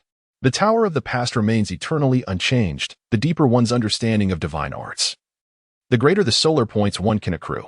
The solar points serve as the sole criterion for ranking. In this trial, one must demonstrate their most proficient 9th-tier divine art and earn solar points based on their comprehension of it. As for the lesser deities who have yet to master the 9th-tier arts, they shall naturally gain not a single solar point. Goodness! A middle-aged deity resembling an uncle from the blue star lamented, "Are we lesser deities merely here to run alongside the elite? This first trial doesn't even grant us the right to participate. What could we do? It is our own fault for lacking ambition and not having ascended to the 9th-tier divine realm yet. How is it that they ascend so swiftly? A billion souls have attained the 9th tier, while I remain an outcast. Foolish child, contemplate your own shortcomings. Have you exerted sufficient effort? What if I haven't tea? What of my romantic entanglements with female believers? What of the offerings of wives and daughters to this deity? Were it not for the 2nd-tier demon that injured me, I would not still be uninitiated into the 9th tier. The heavens do not give rise to one like Chukuin. While the divine path stretches on like an eternal night, 30 years in the east, 30 years in the west. Do not underestimate a deity in poverty. In due time, I shall become the celestial emperor, suppressing all foes upon this earth." Nearby, numerous lesser deities expressed their grievances, with many uttering cries of discontent. Such blatant discrimination truly unsettled many of the lesser gods. Liu glanced at the middle-aged uncle who proclaimed, "I shall become the celestial emperor," and a faint smirk tugged at the corners of his mouth. He, a dignified deity of the 8th rank, would not dare to speak in such a manner. This uncle truly possesses an impressive aura. In the next moment, the Tower of the Past, located on the far left among the 3 divine towers, suddenly radiated a dazzling brilliance. The light surged forth, enveloping all the deities of the blue star. Liu realized that all the deities around him had vanished, and he found himself in an empty expanse. "Please execute a technique from the 9th rank of divine arts," appeared before him in a line of text. The most adept technique from the 9th rank of divine arts, Liu pondered. Now that he had arrived in this place, he was determined to secure the first position. He undoubtedly desired the rewards for being first. The rewards would significantly enhance the strength of his faction. Each ascension in divine rank greatly amplifies one's comprehension of the divine arts of the preceding levels. When I ascended to the 9th rank, my understanding of the 9th rank divine arts experienced a substantial increase. Upon ascending from the 8th rank, I again achieved a remarkable enhancement in my comprehension of the 9th rank divine arts. With these 2 significant advancements, surely no one possesses a deeper understanding of the 9th rank divine arts than I do. Liu chuckled softly. He gently waved his hand. Instantly, dark clouds began to converge ominously above the vast expanse, accompanied by flashes of lightning and the rumble of thunder. In the next moment, a terrifying bolt of divine lightning, radiating an overwhelming majesty, descended as if intent on obliterating everything in its path. Although this formidable lightning strike originated from a 9th-tier divine technique, when wielded by a being of the 8th-tier divine realm, its power was barely sufficient to reach the 6th tier. The ferocious thunderbolt crashed violently to the ground, illuminating the surroundings with a blinding radiance that engulfed a radius of 100 yards, annihilating all in its wake. Moments later, the radiance of the lightning dissipated. Before him, words once again materialized. Divine Technique Evaluation, Grade A. Divine Technique Score, 70 major sun points. 70 major sun points. He pondered the scores of the other deities from the blue star, his expression remaining composed. Regardless of the evaluations assigned to the other blue star deities, he remained unfazed. He believed he should be the most powerful. The divine forces of the blue star were predominantly composed of ninth-tier deities, 2 significant tiers beneath him. He did not believe that any other deities of the blue star could keep pace with him. Before long, he vanished in a flash. Returning to the realm of the great sun, where 3 divine towers stood resolutely ahead, surrounded by numerous deities of the 9th grade from the blue star, as well as lesser-known wild gods. The cacophony of voices instantly filled his ears. What? A ding shang rating? They only awarded me 3 great sun points? How many do my brothers have? Speak up, so I can find some balance. I envy the ding shang rating. I received a ding xia rating, which only granted me a single great sun point. Woe is me. Fortunately, I possess a ding zhong rating, earning 2 great sun points, better than the lesser, but still not quite sufficient. All ding ratings? At least there's some equilibrium. Apologies, but I hold a ding xia rating. I've acquired 6 great sun points. It seems I shall surpass 99% of my compatriots. You beast, not playing games with the female believers, yet secretly training? You beast, not engaging with the male believers, yet surreptitiously honing your skills? Hearing these voices, Liyu's lips curled into a slight, somewhat delighted smile. Most held ding ratings, with only a rare few achieving bing ratings? The sensation of standing out in such a manner was indeed quite pleasing. Naturally, he would not boast about his air rating, having garnered 70 great sun points. Perhaps if he were to voice it, no one would believe him, and instead, he would become the subject of ridicule. Why engage in such folly? It suffices to revel in his own secret satisfaction.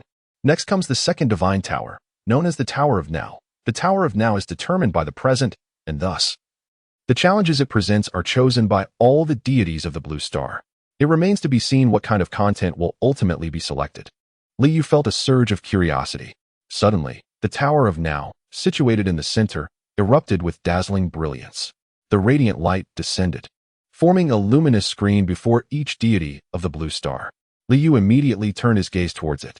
The screen displayed a series of lines of text, cultivating believers, testing the deities, assessing the faithful, divine combat prowess, survival in adversity, spreading faith, and testing the 6 desires. Goodness gracious, what an abundance of content. He cast a glance over all the examination content, which amounted to as many as 20 types. Each deity of the blue star, regardless of whether they were obscure wild gods or those of the 9th rank, possessed a vote. As a deity of the 8th rank, he possesses but a single vote. To me, it matters not. His expression remained serene as he cast his vote for divine combat power. Compared to the other seemingly intricate trials, divine combat power was the simplest for him. Akin to the previous divine art trial, however, it was evident that the other deities of Blue Star perceived things differently. Few among them allocated their votes to divine combat power. Instead, the votes for trial of the 6 desires, propagation of faith, and cultivation of believers surged remarkably. After a quarter of an hour, the voting concluded. Liu gazed at the trial project ultimately chosen by all the Blue Star deities. Propagation of faith? Could one truly make a group of deities filled with animosity worship a god within the span of an hour? The more adversarial deities that could be converted. And the greater their fervor, the higher the score? Liu shook his head. This was one of the trials he least desired to partake in among the 20 options. Yet, it was apparent that the other Blue Star deities, especially those lesser gods who had just barely participated, believed this trial would greatly benefit them. They even thought it could turn the tide in their favor. But this was merely an illusion. Divine might is as formidable as a prison, and divine grace is vast as the sea. Without sufficient strength, how could one showcase such formidable divine power? Liu maintained his calm demeanor, regardless of the trial's nature. He held unwavering confidence. With a flash of brilliance, he found himself in a world engulfed in yellow sands. Here, malevolent deities roamed freely, and divinity had become synonymous with evil. The human race worshipped only themselves, striving relentlessly to grow stronger. Amid the swirling sands, some humans endured day after day, honing their bodies against the wind and sand, all in pursuit of the power to slay the evil deities. Beneath the earth, others were buried for 30 years, seeking to grasp the rhythm of the land and acquire its strength. In the lairs of monsters, humans fought and bled to seize the power of the fiends. You may remain here for an hour. During this time, all the believers you cultivate can return with you to your domain. The believers nurtured in this realm could actually accompany him back? Liyu's spirit immediately lifted. Based on the description, the strength of the human race in this world appeared formidable. After all, they dared to aspire to possess the power to slay evil deities. Evil deities. With a single step, Liyu ascended to the heights above. He gazed downwards. Amidst the yellow sands lay an expansive village, home to over 2,000 inhabitants. Yet curiously devoid of the elderly, consisting solely of adults and children. Each individual bore skin of a striking yellow hue, reminiscent of the surrounding sands. Surrounding the village were towering earthen walls, steadfastly resisting the seemingly ceaseless winds and dust. At the heart of the village stood 3 wells, from which murky water was drawn, filtered through the pods of a local plant. Not far off, an open space revealed children and youths, undaunted by toil, diligently practicing martial arts. There were 12 third-tier martial artists, 36 second-tier, and over 150 first-tier practitioners. Truly, this village exemplified the formidable spirit of humanity in their quest to vanquish the malevolent deities. The martial prowess of this village was remarkable. One could only wonder about the strength of the malevolent beings they faced. It seemed that the wild gods of the Blue Star were merely spectators in this divine path gathering. Fortunately, within this event, they could exert power akin to that within their domains. Otherwise, Liu shook his head. The lesser wild gods, even within their domains, could only reach the pinnacle of second-tier strength. How could they hope to propagate their faith before a gathering of third-tier martial artists?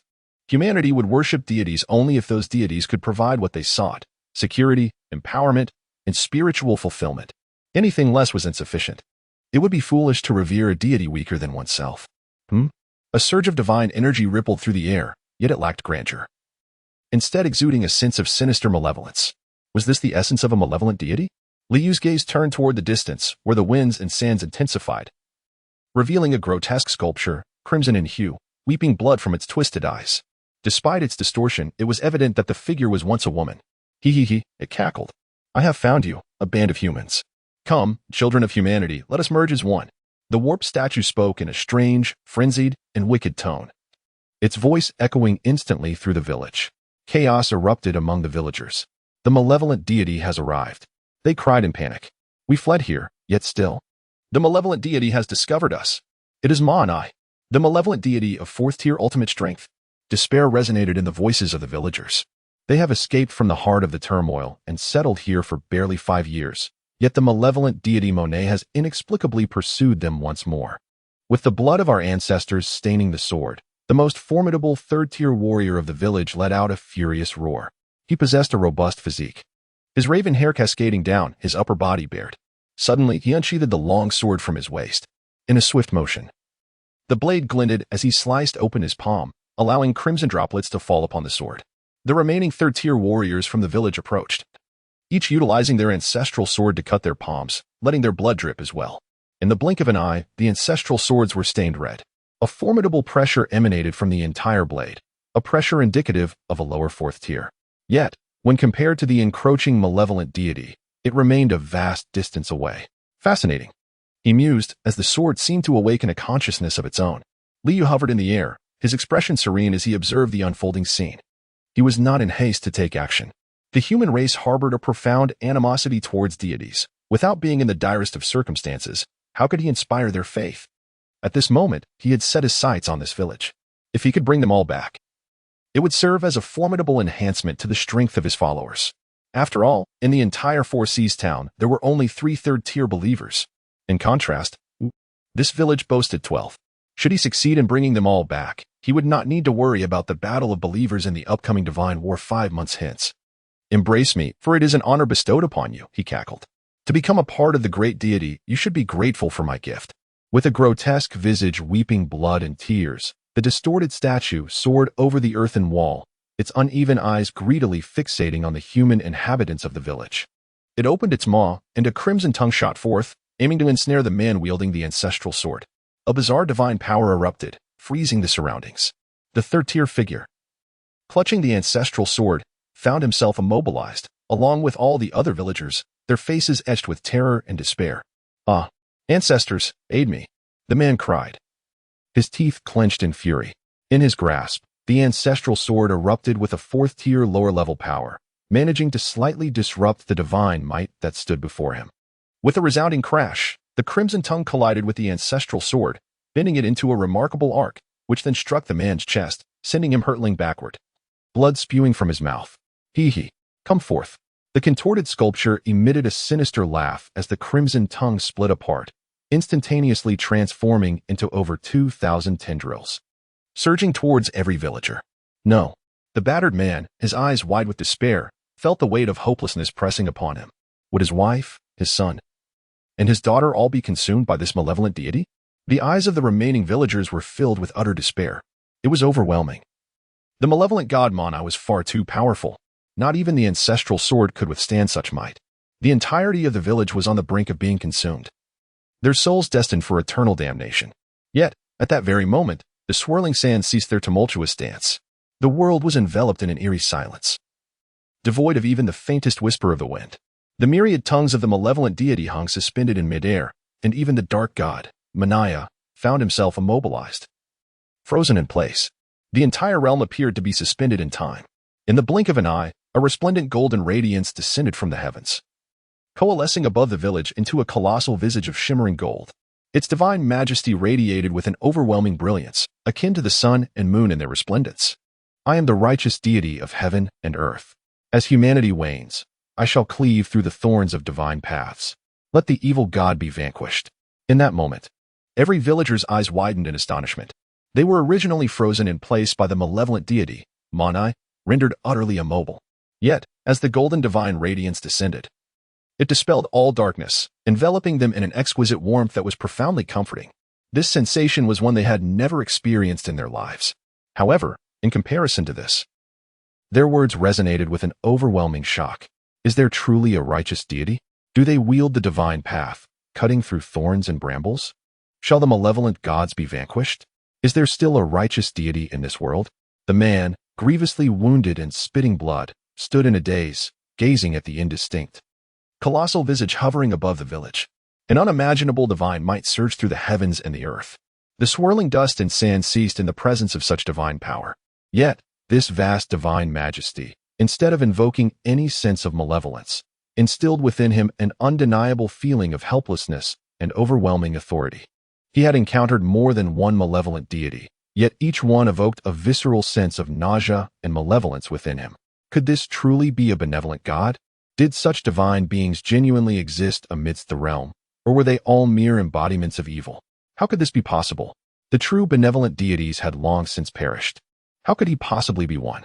The malevolent deity Manaya uttered in disbelief, its grotesque statue quivering incessantly, eyes filled with an indescribable terror.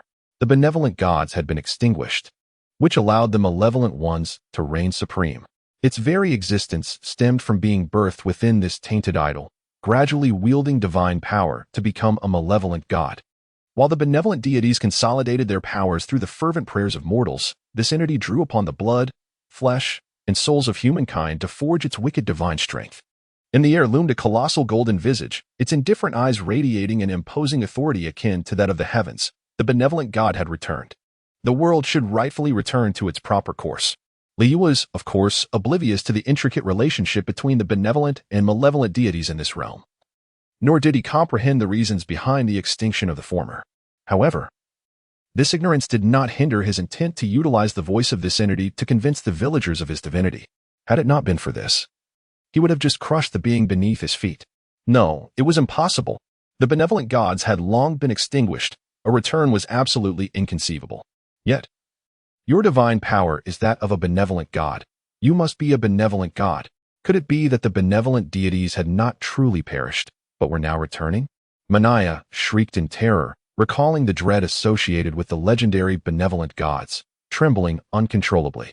Upon hearing its voice, the villagers of the hamlet displayed expressions of shock, elation, excitement, and fervor. A benevolent god. Is a benevolent god truly returning? Does this mean that the malevolent deities of this world shall be vanquished by the returning benevolent god? Henceforth, they would no longer need to fear being devoured by malevolent forces? Is it truly a benevolent god? Manaya, being a malevolent entity, would not speak falsely. The arrival of a benevolent god had indeed descended to save their village and rescue my wife, and children. He Yuanming was equally exhilarated, realizing how precious life was. With the emergence of a benevolent god, their future now shimmered with hope. Liu observed that the villagers below had largely accepted him as a benevolent deity, feeling a sense of satisfaction within, as long as they believed in his divinity and did not harbor any deep-seated rejection. It would be far easier for him to have the entire village of mortals worship him, were it to be another deity from the 9th tier of the Blue Star. Such an effect would be unattainable. Their power would at best be on par with that of the malevolent gods. And perhaps many of the villagers would perish or suffer grievous injuries. He sighed inwardly, gazing at the now ineffectual tools of the malevolent deity below. With a detached demeanor, he spoke, his voice resonating with an imposing authority. "I grant you death." As the words left his lips, dark clouds gathered in the heavens, and thunder rumbled ominously. Lightning flashed incessantly, weaving a tapestry of awe-inspiring terror that instilled reverence in the hearts of all. With a resounding crash, the celestial thunder descended. A violet radiance illuminated the faces of the entire human race, rendering their world seemingly reduced to this singular bolt of purple lightning. "Ah!" the malevolent deity shrieked. Yet, beneath the overwhelming celestial thunder, it merely uttered a cry before its entire divine form shattered, subsequently obliterated by the thunder. Its soul and body were utterly annihilated into nothingness. Fragments of the tainted divine laws ascended, eventually landing in Liu's hands. With a single thought, he activated his divine power, thoroughly purging the tainted aura. Astonishingly, there were only 10 units, a stark contrast to the malevolent entities of the same rank from the Great Zhou dynasty. It appeared that the malevolent deity here possessed a notably limited grasp of divine principles. Liu collected these 10 units of divine principle fragments. For even the smallest mosquito is still a morsel. He was greatly in need of these fragments, as acquiring more would enable him to enshrine his subordinate deities. Below, the villagers were in a daze. Had they perished? The terrifying malevolent deity, Manai, which had nearly consumed their entire village, was thus vanquished? They were all somewhat incredulous. After all, it was an evil deity. Yet before the lofty and omniscient righteous God in the heavens, it appeared so feeble. The resplendent thunder truly possessed unparalleled power. How wonderful it would be if this righteous God could bestow their protection upon them. With the favor of this divine being, their village would no longer need to fear the threats posed by malevolent deities. Although it was said that the righteous God was on their way back, who could ascertain how long this process might take? In the absence of divine protection, they might very well be consumed by another evil god during this time. They expressed their profound gratitude for the life-saving grace of the righteous God. They earnestly implored for divine protection. He Yuanming struggled to rise. Humbly kneeling before the golden visage in the firmament, he shared the sentiments of the other villagers. Upon encountering a true deity, it was only natural to beseech the divine for protection. Gratitude was expressed for the life-saving grace of the deity. They implored for the deity's benevolence upon them. One by one, the villagers knelt down, their faces reflecting immense gratitude, excitement, and trepidation, fearful that the deity might depart. Even the youngest children, having matured far beyond their years in this era beset by malevolent spirits, dutifully followed the adults, kneeling with reverence. They were acutely aware that it was the righteous deity who had delivered them. Had the benevolent God not manifested, they would have long since been devoured by the malevolent spirit. Liu, with his indifferent gaze, looked down upon the villagers who knelt before him, his voice resonating with authority. "If you place your faith in me, you shall receive my protection. I am the righteous deity, and I do not partake in blood offerings. You need only to offer incense twice daily. Those with sincere hearts may receive my blessings." Such words were not typically uttered by one of his divine stature. Yet, circumstances dictated otherwise. With only the span of an hour at his disposal, and no priest to perform these rites on his behalf, he was compelled to undertake these responsibilities himself. He Yuanming exchanged glances with the other third-tier martial artists in the village, and then they prostrated themselves fully, reverently proclaiming, "We are willing to worship the righteous deity, ensuring our incense offerings are ceaseless every day." They were all filled with profound excitement. The mere act of daily incense offerings and sincere devotion could summon the protection of a great deity. Who could have imagined such a possibility in the past? You have completed the trial of the Tower of Now ahead of schedule. You have garnered the allegiance of 2,225 faithful followers, and you may return to your territory with them, including infants. Before Liu, a series of inscriptions materialized. Following that, his evaluation and score for this Tower of Now also appeared. Evaluation, a grade, score, 140 solar day points. Although the evaluation remained at a grade, the score was double that of the Tower of the past trial. Liu felt a sense of satisfaction. However, in this world, why was he limited to interacting with only this one village? This left him somewhat regretful. If he could have engaged with 2 more villages, he might have been able to bring back 2 additional groups of followers. Suddenly, the scene before him transformed, and he found himself once again before the 3 divine towers. The surroundings were desolate, with only him as a deity present. Clearly, among the 3 billion deities of the Blue Star, only he had managed to complete this trial ahead of time. The sun's true fire blazed fiercely, as if any being daring to step upon it would be reduced to ashes. One could only wonder where this divine court of the great sun truly resided. He gazed upward at the starry sky. Beneath him lay a sun so immense it was beyond imagination. Yet, in the celestial expanse above, not a glimmer of starlight was visible, as though no celestial bodies existed at all. These mysteries remain distant to me. When I become sufficiently powerful, no secret shall remain concealed. Liu murmured to himself, his expression serene. He pays no heed to the reasons behind why the puppet master orchestrated their arrival as deities. Nor does he concern himself with the ultimate intentions of this enigmatic figure. The sole truth he comprehended was that only by becoming stronger could one attain the privilege of knowing the reality. After a considerable period, a brilliant radiance erupted, and a multitude of blue star deities emerged. It was evident that the trial of the Tower of Now had concluded, and all the blue star deities had been released. In an instant, a cacophony of voices flooded into Liu's mind. Oh my goodness! The adversary faced in this round is actually a 4th-tier extreme? As an inconsequential wild deity, I was obliterated in a single encounter. I'm fortunate to have survived. I was pursued by that malevolent deity for 100 miles, only to be devoured by it. Alas, this was my first experience of being consumed. This challenge is exceedingly arduous. I barely repelled the malevolent deity. Yet no one believes I am a righteous god. Damn it. I too have failed to cultivate a single believer, receiving age rating and a mere day's worth of points. Isn't that just a consolation prize? How frustrating. I nearly knelt down to plead with them, and in the end, I only managed to develop 3 believers, earning a rating. Who on earth voted for this trial's criteria? Step forward and let me express my displeasure. Fortunately, I, a humble maiden, managed to attract 22 believers with my charm, achieving a rating. Surrounding them were a multitude of complaints as the blue star deities lamented the difficulty of this trial, many of those who had previously voted expressing deep regret. They believe that by altering the content of the examination, they will undoubtedly receive a higher evaluation. To think that one could perish within, yet not truly meet their end? Indeed, it is a grand affair, thought Liu, his gaze flickering. He had previously speculated that, in the face of the 4th-tier limit of the malevolent deity, a significant portion of those insignificant wild gods would likely perish. However, he had not anticipated that the puppet master would exhibit such mercy in this grand trial. Death did not equate to true demise. Yet, it made sense, had it been genuine death. It was likely that 7 or 8 out of 10 of the insignificant wild gods would have perished at the previous challenge, Liu mused quietly. In the distance, the 3rd divine tower, known as the Tower of the Future, erupted with a surge of divine radiance. The future is uncertain. Thus, the trial of the Tower of the Future is neither fixed nor determined by the deities themselves, but rather randomly selected by the Tower of the Future. Suddenly, a massive ancient wheel of fortune materialized before the Tower of the Future. This archaic wheel was divided into 12 segments, each representing a distinct trial. The ancient wheel began to spin rapidly. In that moment, all the deities of Blue Star halted their conversations and banter, holding their breath and fixating their gaze upon the ancient wheel. Among them, those deities with high evaluations and scores felt an overwhelming sense of tension. They believe they have a chance to rank among the top 10,000 and secure a reward, making the content of this 3rd stage particularly crucial. As for the lesser-known contenders, their fate is of little consequence. They may as well run alongside the others, for they are unlikely to attain a position within the top 10,000 to receive any reward. They whispered among themselves, the more challenging, the better. Moments later, the ancient roulette came to a halt.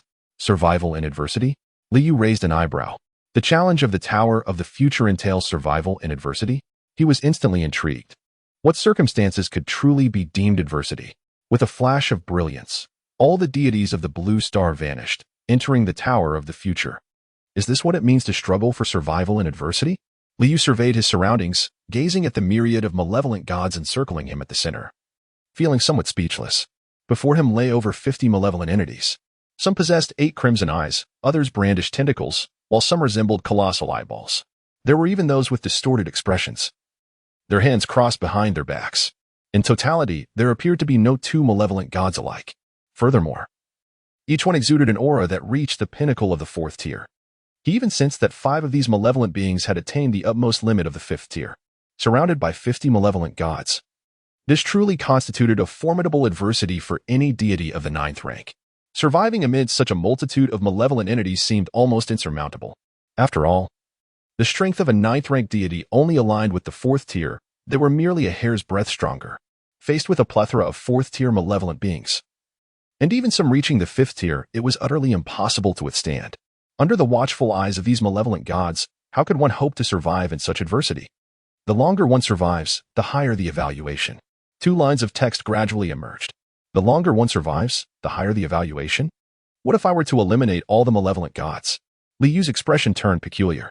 He has discovered that the divine power consumed during this trial will immediately replenish itself once the trial concludes. Hence, he can freely wield all manner of divine techniques without restraint. With his prowess at the 8th rank of divinity, annihilating these 50 malevolent deities is merely an effortless task.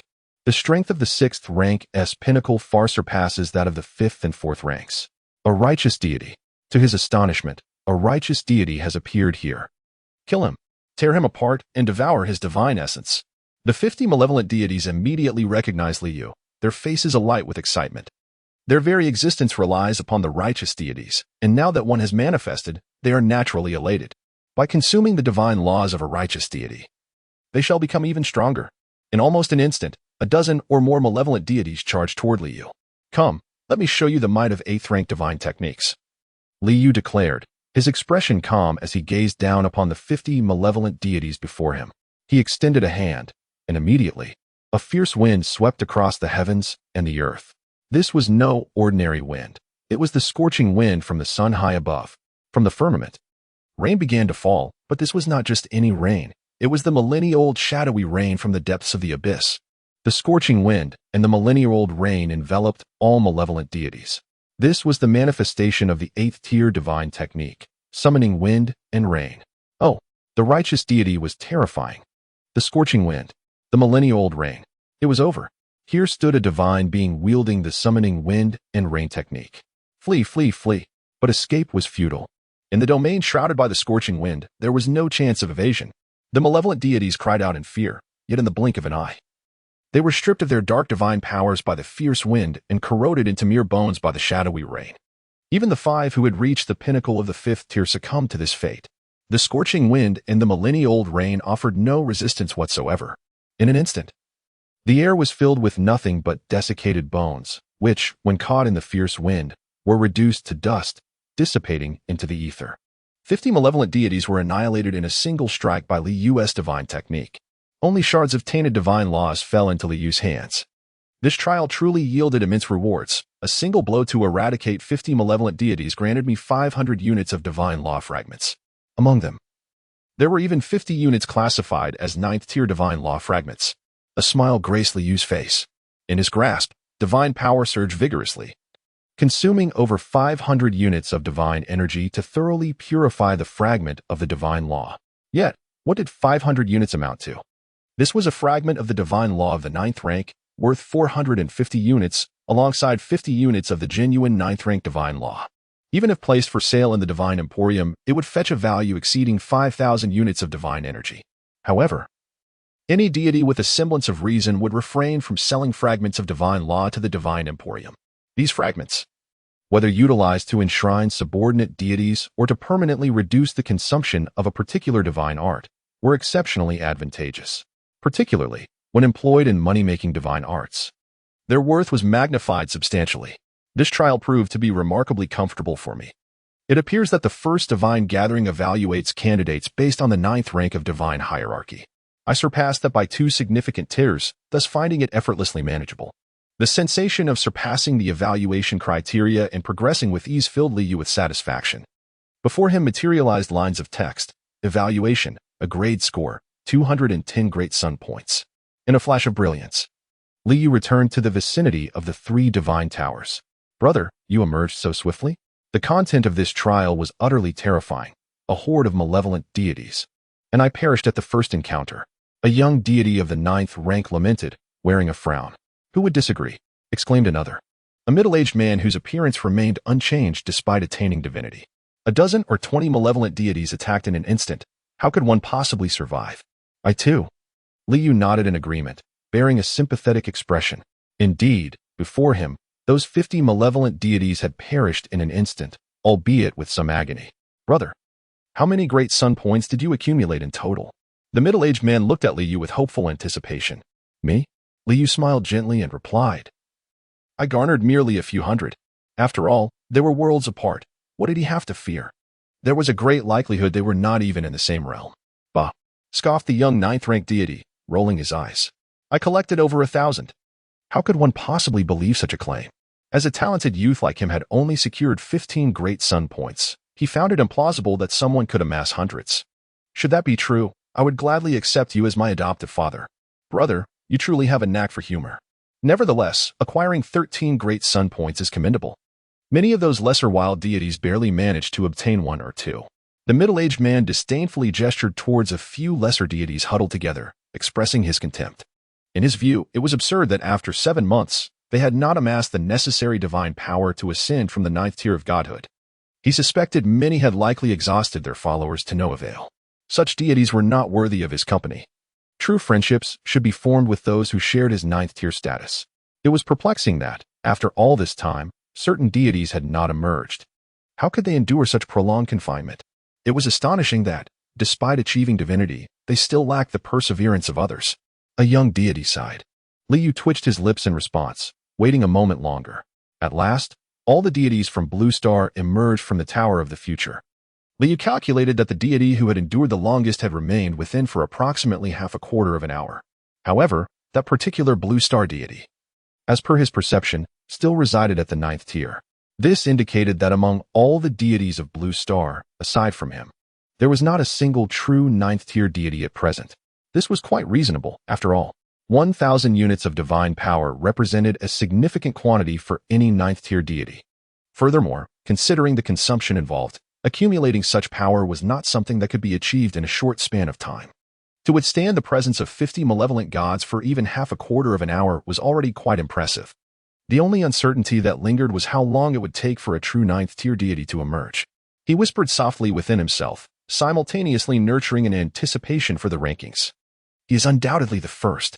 However, what reward does the first place receive? The puppet master holds a grand assembly of deities, and the reward surely cannot be meager. Suddenly, the 3 divine towers radiate a resplendent glow. The intertwining beams of light coalesce to form a massive divine ranking that materializes above the great sun. The blazing sun fire blazes fiercely as the divine ranking hovers in midair. Names begin to emerge on the list, accompanied by the corresponding points earned under the sun. The display commences with the 10,000th position. The 10,000th place has garnered 26 sun points. Liu watches quietly. Before long, only the final 3 positions remain on the divine ranking. 3rd place, 52 sun points. 2nd place, 64 sun points. 1st place, 420 sun points simultaneously. 3 beams of light descend from the heavens, enveloping Liu along with the 2nd and 3rd place competitors. The 3 of them soar into the sky. Suspended above all the deities of Blue Star, looking down upon the crowd, Liu finds himself positioned at the center of the trio. His height was indeed unparalleled. From this vantage point, he observed the myriad Blue Star deities, their mouths agape in disbelief as they gazed upon him. What on earth? He has truly amassed several hundred daylight points. He ranks first. The young deities and the middle-aged man were utterly astounded. Had he truly not been boasting moments ago? The two exchanged incredulous glances, as if ensnared in a dream. Striking up a casual conversation had led them to the champion of this divine assembly. Yet, it was evident that he had exited the 3rd round quite early. How could he have garnered such an astonishing number of daylight points? Their hearts were filled with shock, but more so with envy. This was the 1st place. What kind of rewards awaited him? 420 daylight points. Goodness. That was 356 more than the 2nd place. This individual possessed the potential of a celestial emperor. He would undoubtedly become my formidable adversary in the future. Had he somehow cheated? How could one accumulate such a multitude of daylight points? I must report him. I am exceedingly curious about his evaluations from the 3 rounds. I suspect he has transcended from a mere 9th-rank deity to a true 9th-rank deity. My goodness! A true 9th-rank deity? Unbelievable! Below, the Blue Star deities were wide-eyed. engaged in disbelieving discussions. The sheer volume of daylight points amassed by Li Yu was staggering. If he had merely surpassed the second place by 20 or 30 points, they might have accepted it.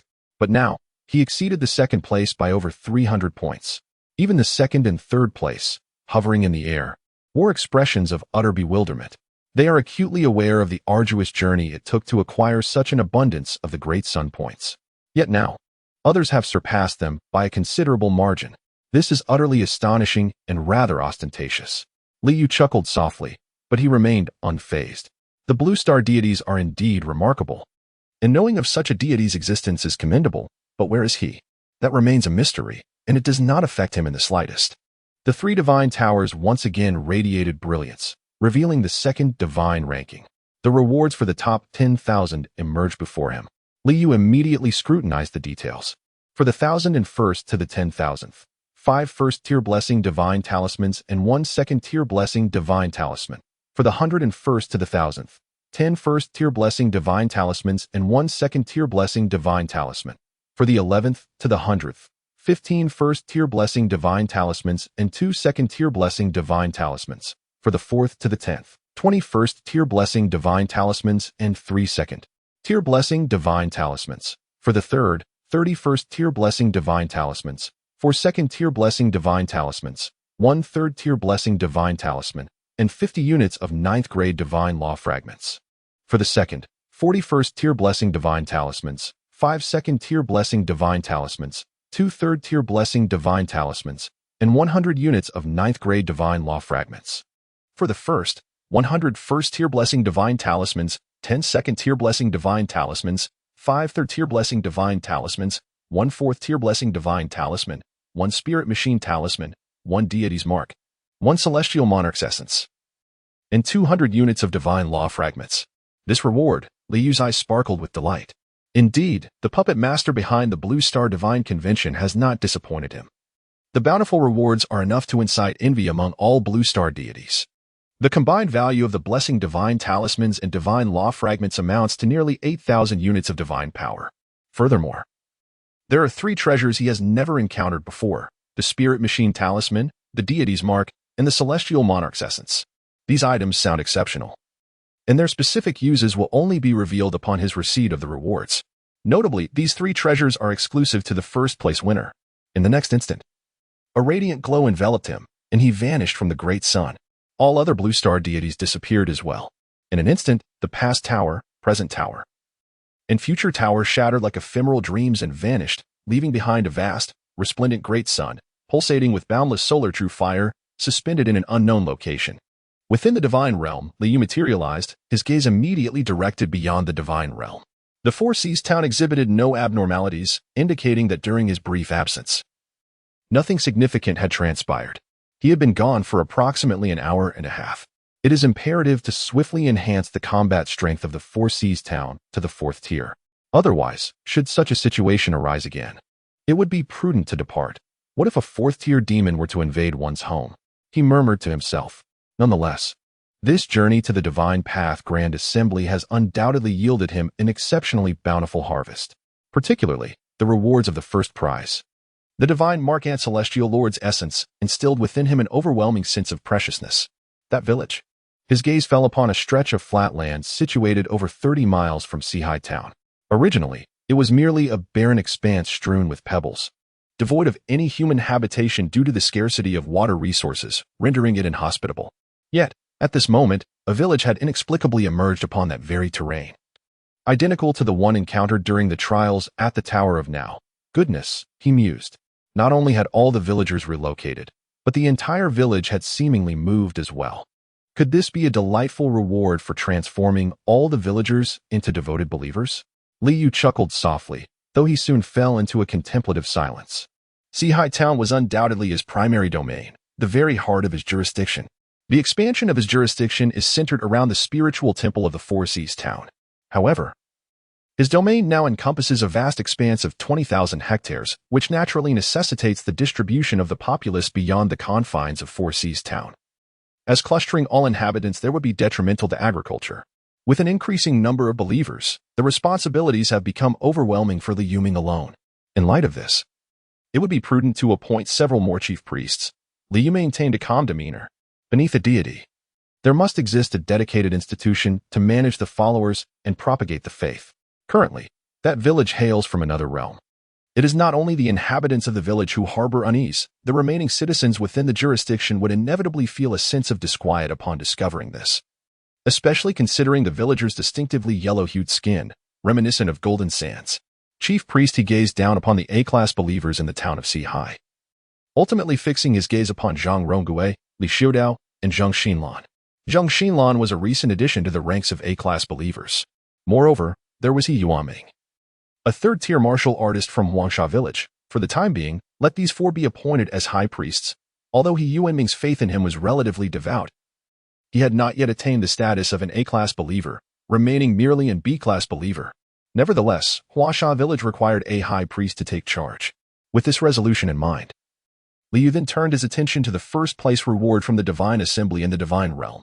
He cast a fleeting glance over the divine talismans, fragments of celestial laws, and his gaze settled upon the Divine Insight Talisman, the deity's mark, and the Celestial Lord's essence.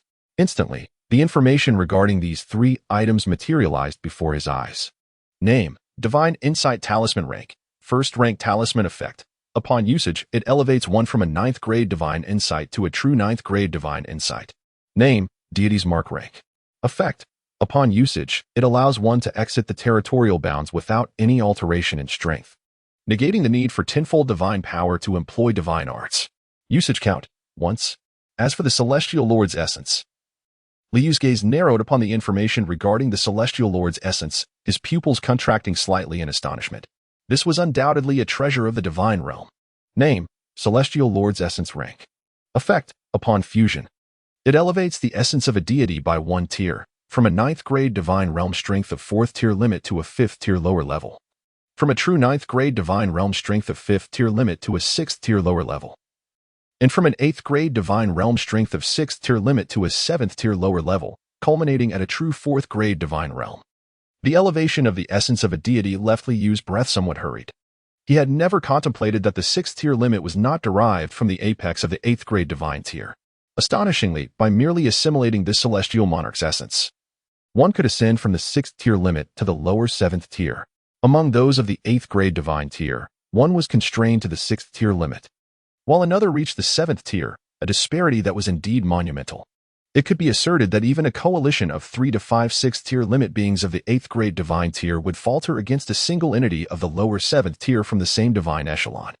This enhancement transcended mere elevation of the 8th grade Divine essence. It could potentially augment one's divine essence all the way to the 4th grade Divine tier. In other words, the enhancement of divine essence would ensure that his future ascensions to the 4th grade tier would render him significantly stronger than his peers of the same tier.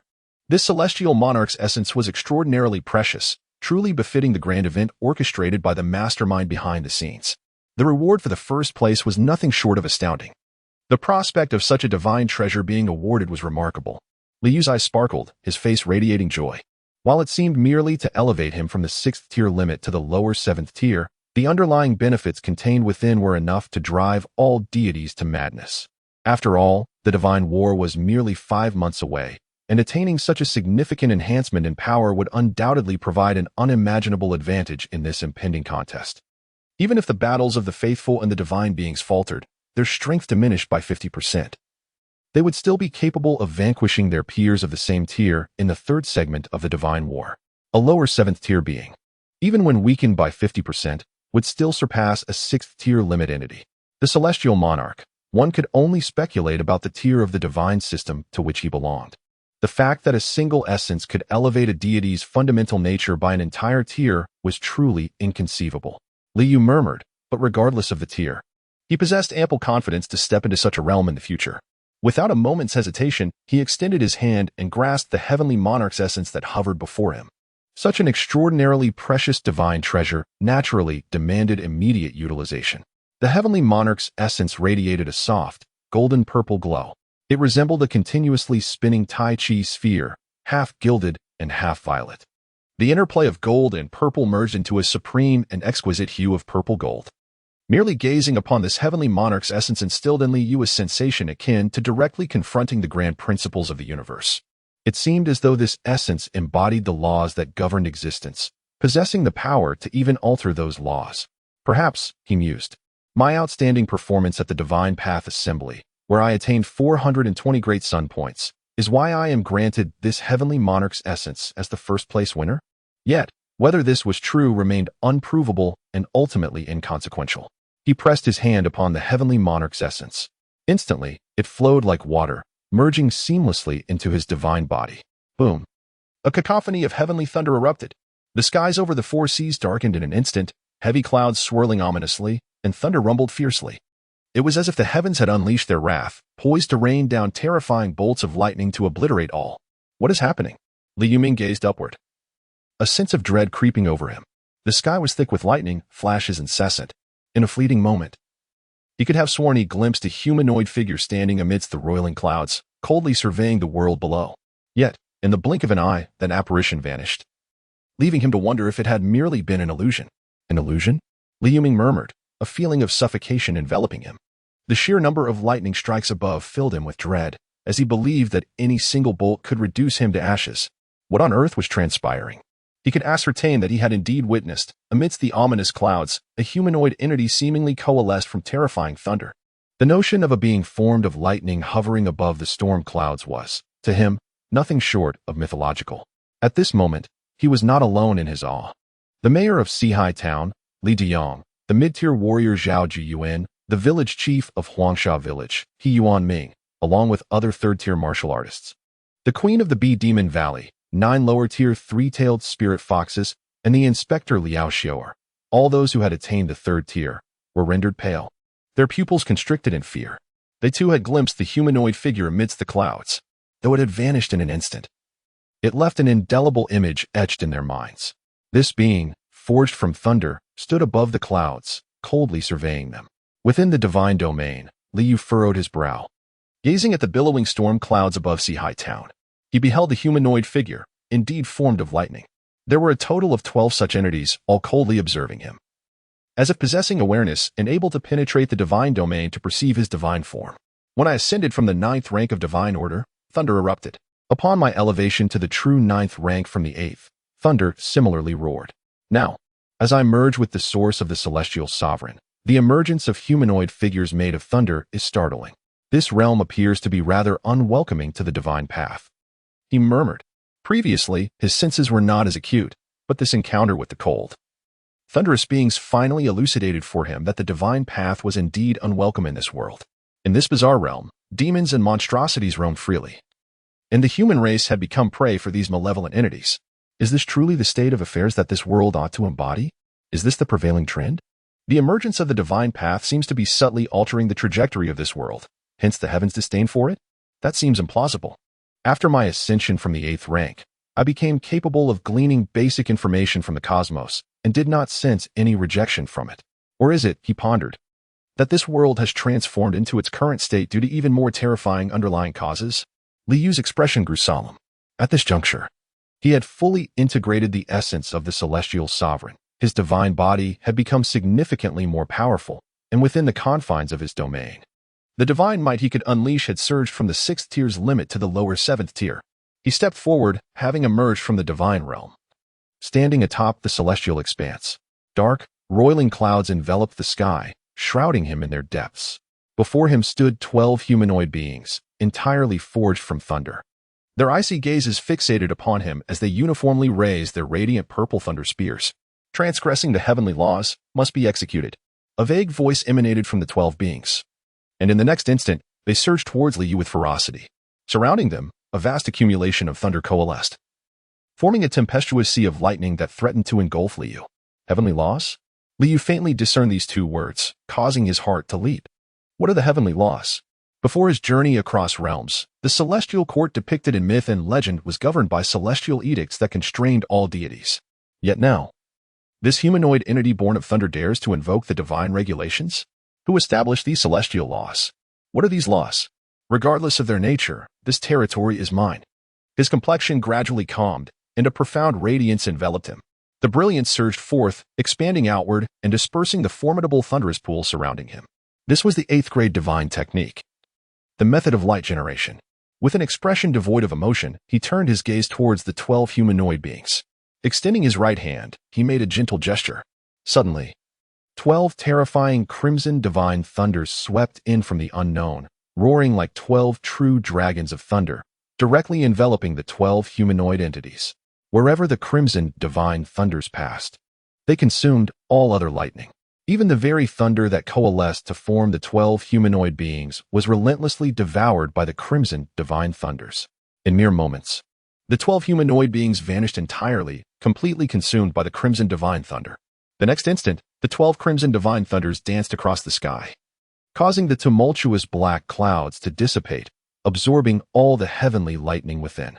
Li Yu extended his hand, and the 12 crimson divine thunders descended into his grasp, prompting him to gently close his eyes. Within his mind, a wealth of insights regarding the realm of thunder surged forth, insights derived from the 12 humanoid beings and the multitude of heavenly lightning. Each of the thunder-formed humanoid beings boasted a peak strength of the 6th tier. Alas, he mused, they are merely transformations of ordinary heavenly lightning. One tier below the crimson divine thunder, easily subdued. Moments later, Li Yu opened his eyes and stepped back into the divine realm. The skies above the Four Seas town cleared once more, as if all that had transpired was but an illusion. Those 12 crimson divine thunders. Zhao Zhou exclaimed in astonishment. He perceived everything with utmost clarity. The 12 crimson divine thunders merely swept through the surroundings, and the countless bolts of lightning vanished without a trace. All humanoid entities had disappeared without a remnant. Moreover, from those 12 crimson divine thunders, he sensed an overwhelming and terrifying divine power. It was the hand of the illustrious Zhang Yue. Gratitude to the illustrious Zhang Yue for safeguarding us, the faithful. Li Yuming immediately knelt down, offering his reverence to the Earth Spirit Temple. Gratitude to the illustrious Zhang Yue for safeguarding us, the faithful. Zhao Zhou Yuan, Li Deyang, Li Xiuwu, Li Xiudao, and others promptly followed suit, their voices resonating. Gratitude to the illustrious Zhang Yue for safeguarding us, the faithful. Soon, a multitude of martial practitioners knelt in sincere devotion. Gratitude to the illustrious Zhang Yue for safeguarding us, the faithful. This was subsequently echoed by all the believers in the entire Sihai town. It is the righteous deity. It is the righteous deity who protects us, driving away the dark thunders with supreme divine lightning. Our presence here must surely be the result of the righteous deity's unparalleled might guiding us here. There is no sandstorm, and the land is fertile, with lush vegetation. It is akin to a celestial realm. Gratitude to the great righteous deity. Thank you for your protection. In Huangsha village, the village chief, He Yuanming, immediately knelt down and proclaimed loudly, gratitude to the great righteous deity. Thank you for your protection. The remaining villagers followed suit, kneeling with expressions of excitement, elation, and gratitude. In that moment, many villagers resolutely reaffirmed their faith, becoming significantly more devout. After all, the righteous deity had led them away from the desert into a bountiful land, a place they could only dream of in the past. Here, they would no longer suffer under the threat of malevolent deities. With fertile land, safety was assured. All of this was a divine gift from the righteous deity. They will naturally and devoutly worship the benevolent deity that has bestowed upon them all these blessings. In the realm of the divine, Li Yu gazed at the deep purple thunder pearl that had materialized in his hand. This pearl was forged from the 12 red heaven divine thunders, which had consumed all heavenly lightning to coalesce into this singular orb. Within this thunder pearl resided 12 humanoid entities, along with the entirety of the power of celestial lightning. As for the 12 red heaven divine thunders, they had naturally dissipated. This was a manifestation of the 8th tier divine art, red heaven divine thunder. He unleashed 12 strikes of the crimson sky thunder in a single effort, only to devour the vast expanse of heavenly thunder and coalesce it into this singular thunder pearl. Even if one strike of the crimson sky thunder were to be omitted, he would have been unable to consume the entire celestial thunder as well as the 12 humanoid entities. The battle expended a staggering 4,100 units of divine power. Yet, it was not in vain. This thunder pearl is a 6th tier artifact. A smile graced Li Yu's lips. Moreover, it is not merely an ordinary 6th tier item. It has reached the pinnacle of the 6th tier. It is far more precious than the lotus of the earth that had been amplified 100-fold during the grand ceremony a month ago. The reason he acted with such decisiveness, summoning 12 bolts of crimson sky divine thunder in an instant and expending 3,600 units of divine power, lies precisely in this. This is merely one application of the 8th tier divine technique, Crimson Sky Divine Thunder. It can absorb and condense lower tier lightning into thunder beads. Of course, this is merely a trivial aspect of Crimson Sky Divine Thunder. Its true purpose is, undoubtedly, destruction. A single thunder bead, when cast, possesses the power to obliterate 6th-tier limit demons and adept practitioners of the law manifestation realm among humans. However, for me, it holds little significance. He directly accessed the Divine Shop and sold a 6th-tier Thunder Pearl. Name, Thunder Pearl of Heaven and Earth Tier, 6th effect, upon activation. It unleashes a force capable of annihilating 6th-tier peak martial artists and demons. Price, 19,000 divine power. With a smile gracing his face, Liu reflected on his transaction. 3,600 divine power exchanged for 19,000 divine power. Even accounting for the 500 divine power expended in employing the radiant method, he still profited 14,900 divine power. At present, he mused, my divine power has reached 37,480, bringing me closer to the goal of 150,000 divine power. There was a glimmer of anticipation in his eyes as he yearned to accumulate a total of 150,000 units of divine power, thus elevating himself to the esteemed 8th rank of the divine hierarchy. Upon reaching this exalted status, he would be but a single step away from ascending from the position of a land deity to that of a regional city god. Ah, the city god, he murmured softly. If the deity of the land is considered a fundamental spirit within the pantheon of Shinto, then a local city god undoubtedly occupies a more elevated position within this divine hierarchy. He shook his head. He set these thoughts aside for the moment. One must consume a meal bite by bite and traverse a path step by step. As his heart and mind stirred, he opened the personal tasks and glanced at the tasks that had already appeared above. This particular task was one he could now accomplish. In fact, had it not been for the commencement of the Divine Path Conference, he would have already completed this task. Expansion of the Een soldiers. It was time to send the Een soldiers forth to eradicate the demons within the boundaries of Xian County. Liu's expression remained tranquil.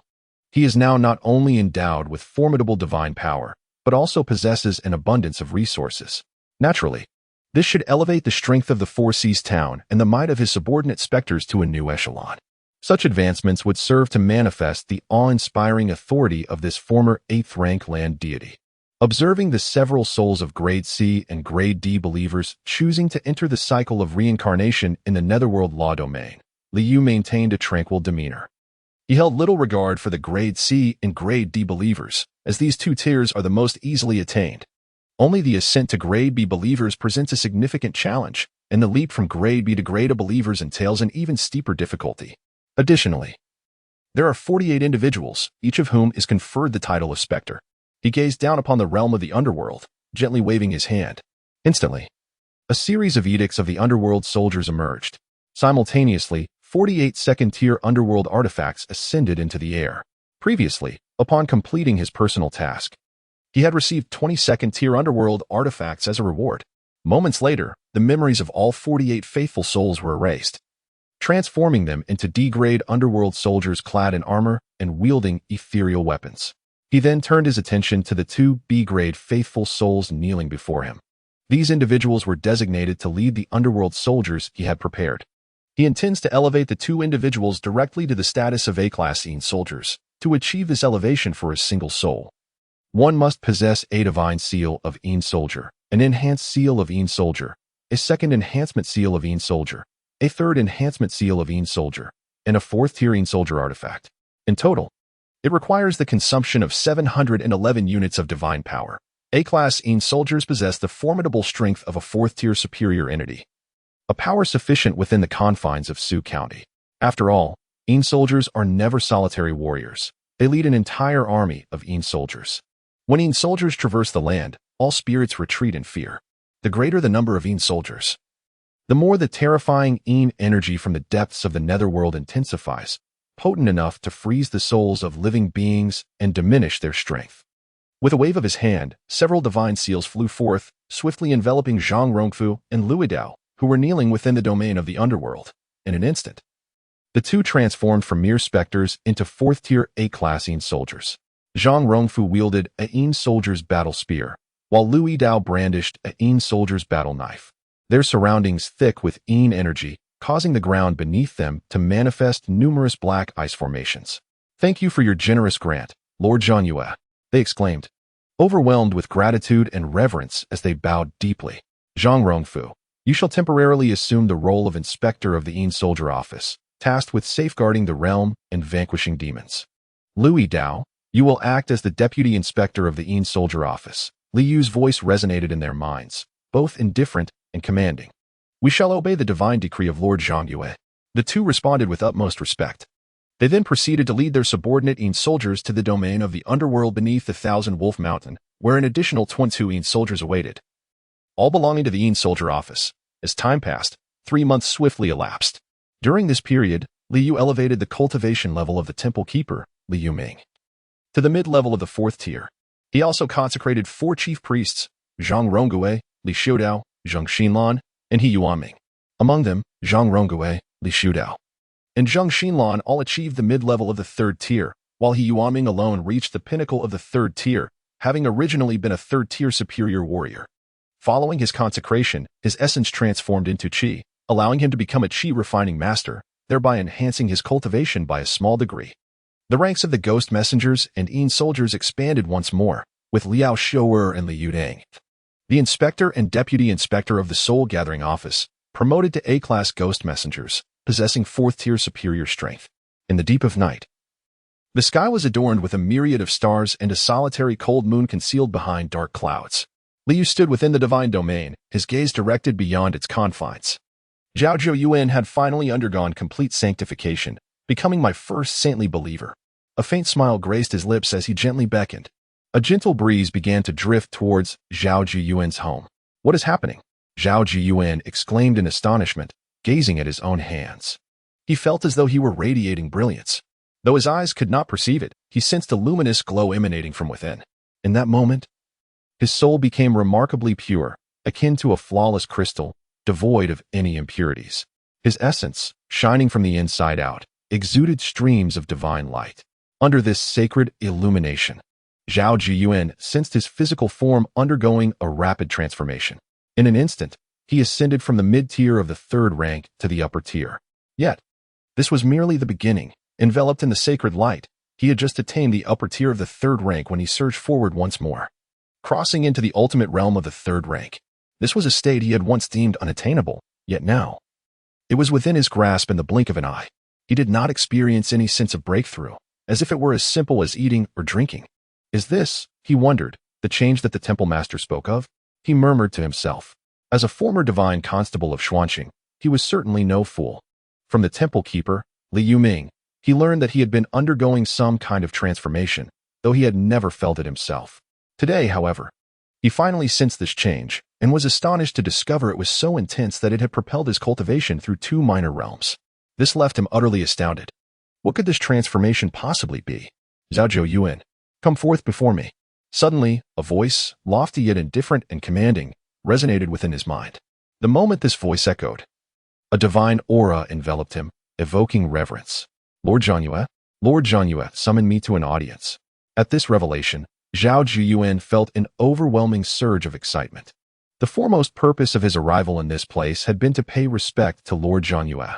Yet, so many events had transpired since, and he had become the most devout believer of Lord Zhangyue. A gentle breeze swept by, and Zhao Zhou Yuan found himself soaring into the air. Arriving moments later at Baihu Mountain. Baihu Mountain lay approximately 40 miles from Sihai Town. Li Yu stood at the peak of Baihu Mountain, hands clasped behind his back. He was adorned in a splendid robe of the 8th rank, far surpassing the style and aura of the former 9th rank land deities' attire. Upon his head rested a crown, exuding a boundless and majestic presence, akin to the vastness of the heavens and the earth. In Zhao Zhou Yuan's eyes, the figure standing ahead seemed to encompass the entirety of the world. As for the other figure, who stood bent to the side clad in a deep blue robe, he was naturally overlooked, for in Zhao's perception, the former loomed so magnificently, even more so than the towering mountains beneath his feet. The devoted Zhao Zhou Yuan humbly saluted the illustrious Lord Zhangyue. He knelt down in sheer exhilaration and excitement. At long last, he had the honor of meeting the illustrious Gong Zhangyue. In that moment, he felt an overwhelming sense of fulfillment, as though a long-held wish had finally come to fruition. Zhao Zhou Yuan, do you wish to ascend to divinity? Li Yu turned, gazing down at the prostrate Zhao Jian with an indifferent tone. Wei Xiangyang cast a glance at Zhao Zhou Yuan, feeling a twinge of envy, since the esteemed deity had brought Zhao Zhou Yuan to this place. It was only natural that he would bestow upon him the magnificent Hundredfold Mountain, a sacred mountain possessing a genuine ninth-grade spirit mechanism. It far surpassed his own Shunling River. Ascend to divinity? Zhao Zhuoyuan's heart trembled at the thought. He felt somewhat disoriented. Could he truly become a deity? At the tender age of 8, Zhao Zhuoyuan's father had been sent by the family to the Shunling River, becoming prey to that ancient venomous serpent. Zhao Zhuoyuan recalled the events with vivid clarity. The night before, his father had taken his hand and imparted 3 significant words. Jun, you must remember, we are human. And thus we must embody the essence of humanity. Your talents far surpass mine. You must comprehend the importance of having a strong foundation. I believe that one day, a formidable presence will emerge to vanquish demons and protect the masses. These words left an indelible mark on his soul, a memory he would cherish for a lifetime. He is a man, thus he has devoted his entire life to striving for advancement to the 4th realm of yin-yang, aspiring to become a master and carve out a future for the human race of Xian County. He joined the county office and ascended to the esteemed position of divine enforcer, a role that rendered him impervious to the machinations of various demonic forces. The county office served as a delicate equilibrium among the myriad of sinister entities in Xuanqing, entangling him in complexities far beyond his initial comprehension. At that time, he believed that the county lord was his steadfast protector. However, upon arriving in Sihai village, he came to realize that only a deity could serve as a true source of support. Thus, upon confirming the existence of the venerable Zhang Yue Gong, he humbly knelt before the shrine of the land spirit for 10 days, dedicating his heart to the sincere worship of Zhang Yue Gong. He yearned to grow stronger, to vanquish the demons and protect the humanity. This vow was sworn after he witnessed his father being sent to become a blood offering for the fiends. Yet, a lifetime has passed. He ultimately reached the 3rd tier, seeing no glimmer of hope for ascension to the 4th. Without reaching the 4th tier, he remained but an ant. What could he possibly offer in terms of protection for the human populace? Yet now, the esteemed Lord Zhang Yue personally inquired whether he wished to attain divinity. In this moment, countless images flashed through his mind. The past helplessness, the exhilaration and excitement during the manifestation of the divine, and the fervent devotion after embracing the faith. The believer Zhao Zhuoyuan aspired to become a deity. Gratitude to the benevolent grace of Zhang Yue Gong. He took a deep breath, suppressing the tumult of excitement, exhilaration, and profound emotions within him, and reverently bowed once more. With this bow, he transcended his mortal existence, becoming a deity. Good, Li Yu remarked with a serene expression. Gazing down upon the prostrate Zhao Zhuoyuan, he extended his hand, and 300 strands of divine power surged forth, coalescing mid-air to form a divine edict for sealing the deity. Immediately following, 100 units of fragments from the 9th-rank divine Dao laws burst forth, intermingling with the divine edict for sealing the deity, creating a dazzling spectacle reminiscent of stars encircling a radiant sun, ascending gracefully. Subsequently, the divine edict for sealing the deity and the 100 units from the 9th-rank divine Dao fragments swiftly penetrated into Zhao Zhuoyuan's body. I, the rightful deity of the 4 seas, hereby decree that my devout believer Zhao Zhuoyuan be enshrined as the mountain god of Baihu Mountain, a local deity entrusted with the stewardship of the mountain and the veins of the earth. The voice of Li Yu, both commanding and aloof, resonated within the vast expanse of the 20,000 acres of jurisdiction. As his words echoed, the entire Baihu Mountain trembled, and the spiritual energies beneath the earth became exceptionally vibrant, as if celebrating the arrival of their long-awaited master. The mountains quaked, and the heavens erupted with thunder. Zhao Zhuoyuan felt his luminous soul grow even more resplendent and crystalline. A formidable power surged within him. The divine edict shone brilliantly, and his original vital energy was utterly extinguished, dissipating into nothingness. Streams of divine force emerged from the edict, coursing throughout his being. His form underwent a transformation, transcending from the mundane to the divine. The 100 units of the fragments of the 9th-rank divine Dao laws transformed into radiant streams of light, merging seamlessly with his crystalline soul. A surge of divine majesty emanated from his being. In his mind, 7 divine arts emerged: cloud mist technique, heavenly thunder art, flight method, golden blade technique, dream induction technique, enshrined soldiers, and enhanced soldiers. Furthermore, he felt as though the Hundredfold Mountain beneath his feet had transformed into a part of his very being. It was as if Hundredfold Mountain was him, and he was Hundredfold Mountain. As he exhaled, the spirit of Baihu Mountain also released its ethereal radiance, nourishing all that dwells within the mountain. As he inhaled, The spirit of Baihu Mountain also drew upon the earth's energy, transforming it into ethereal radiance. He stood atop the mountain peak, effortlessly drawing forth wisps of spiritual essence from the 100-fox mountain, transforming them into divine power. Although he could extract only a small amount each day, the accumulation over time proved to be considerable. The mountain deities and river deities differ fundamentally from the earth deities.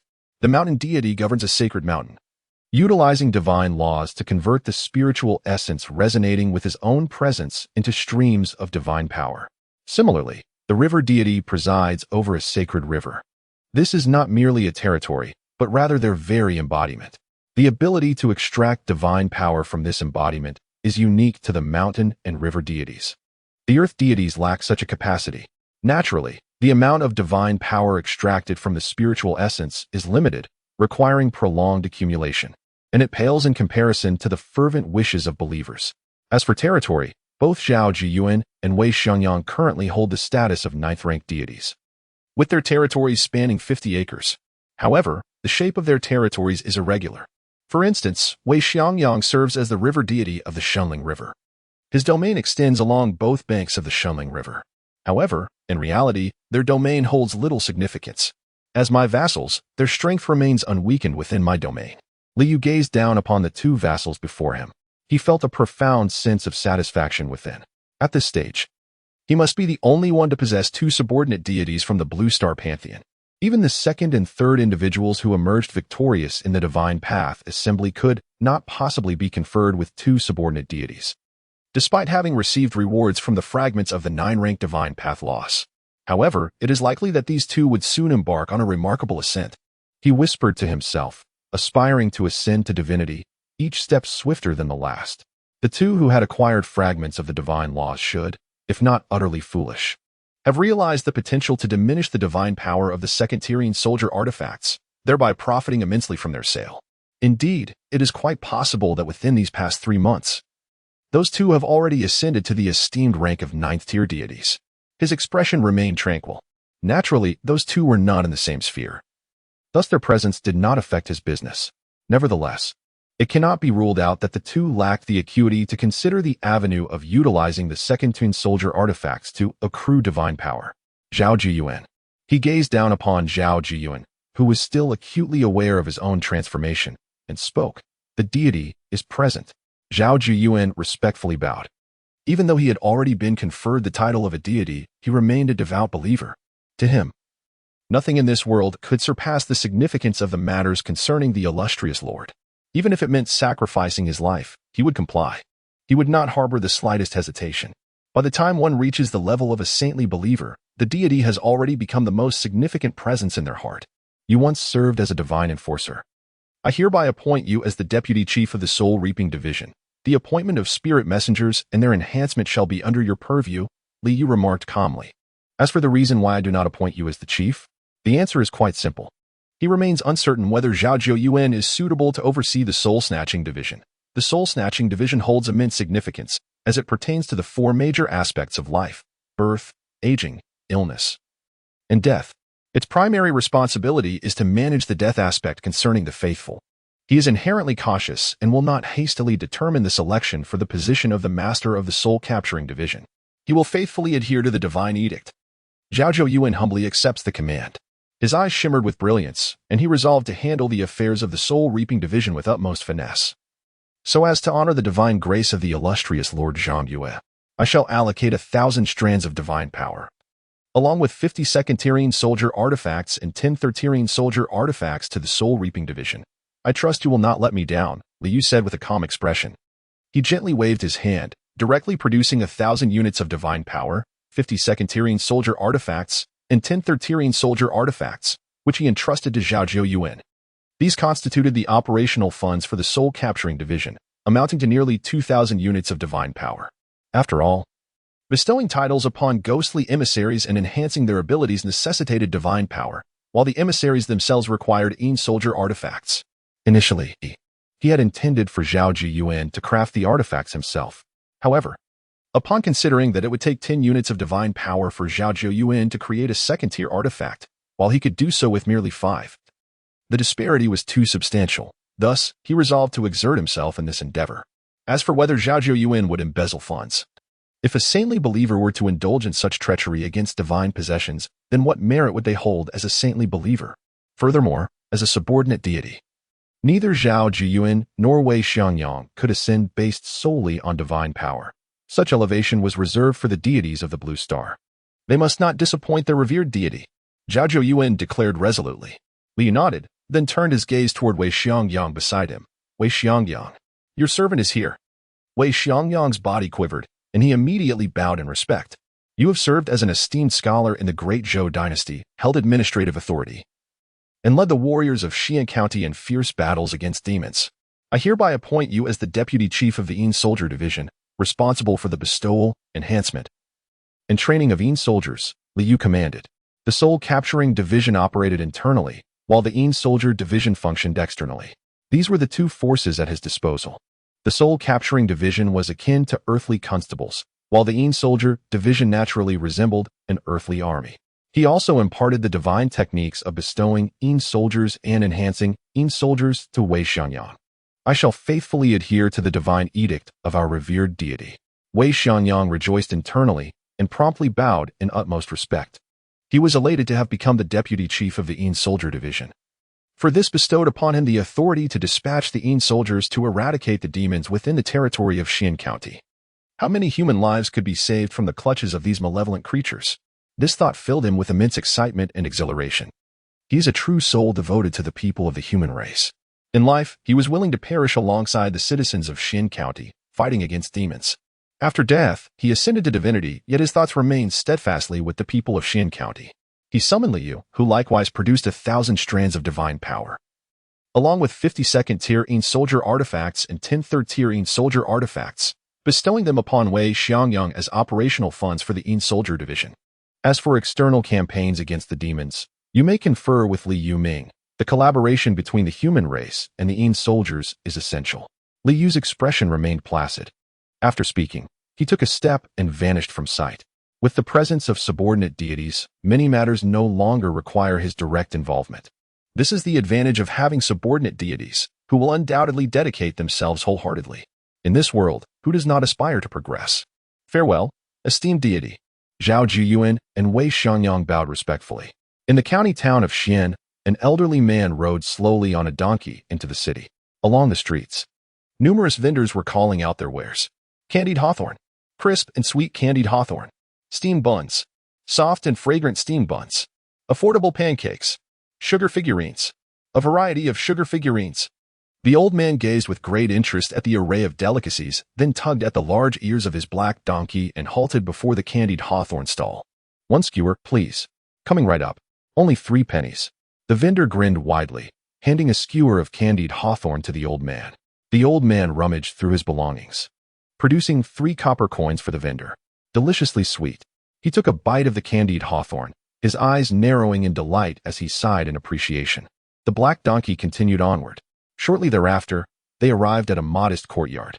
The courtyard appeared quite ancient, evidently having stood for many years. The black donkey did not pause. Even with the courtyard gate closed, it charged forward toward the entrance. Ripples of water stirred. The black donkey trotted straight through the gate, entering the courtyard. Members of the Gu family, come forth to see me. The old man half reclined on the donkey's back, speaking in a calm tone. His voice, though not loud, reverberated throughout the entire courtyard, startling all those within. Shortly thereafter, over a dozen individuals, both young and old, emerged, with a middle-aged man at the forefront who bowed respectfully. Gu Xia, of the Gu family, pays his respects to you, esteemed sir. Where is Guanji? The elder cast a sidelong glance at the middle-aged man, his tone indifferent. Deceased, Gu Xia replied, his face a mask of sorrow and anxiety. Dead. The elder narrowed his eyes, taking a gentle bite of the candied hawthorn in his hand, his voice turning markedly frigid.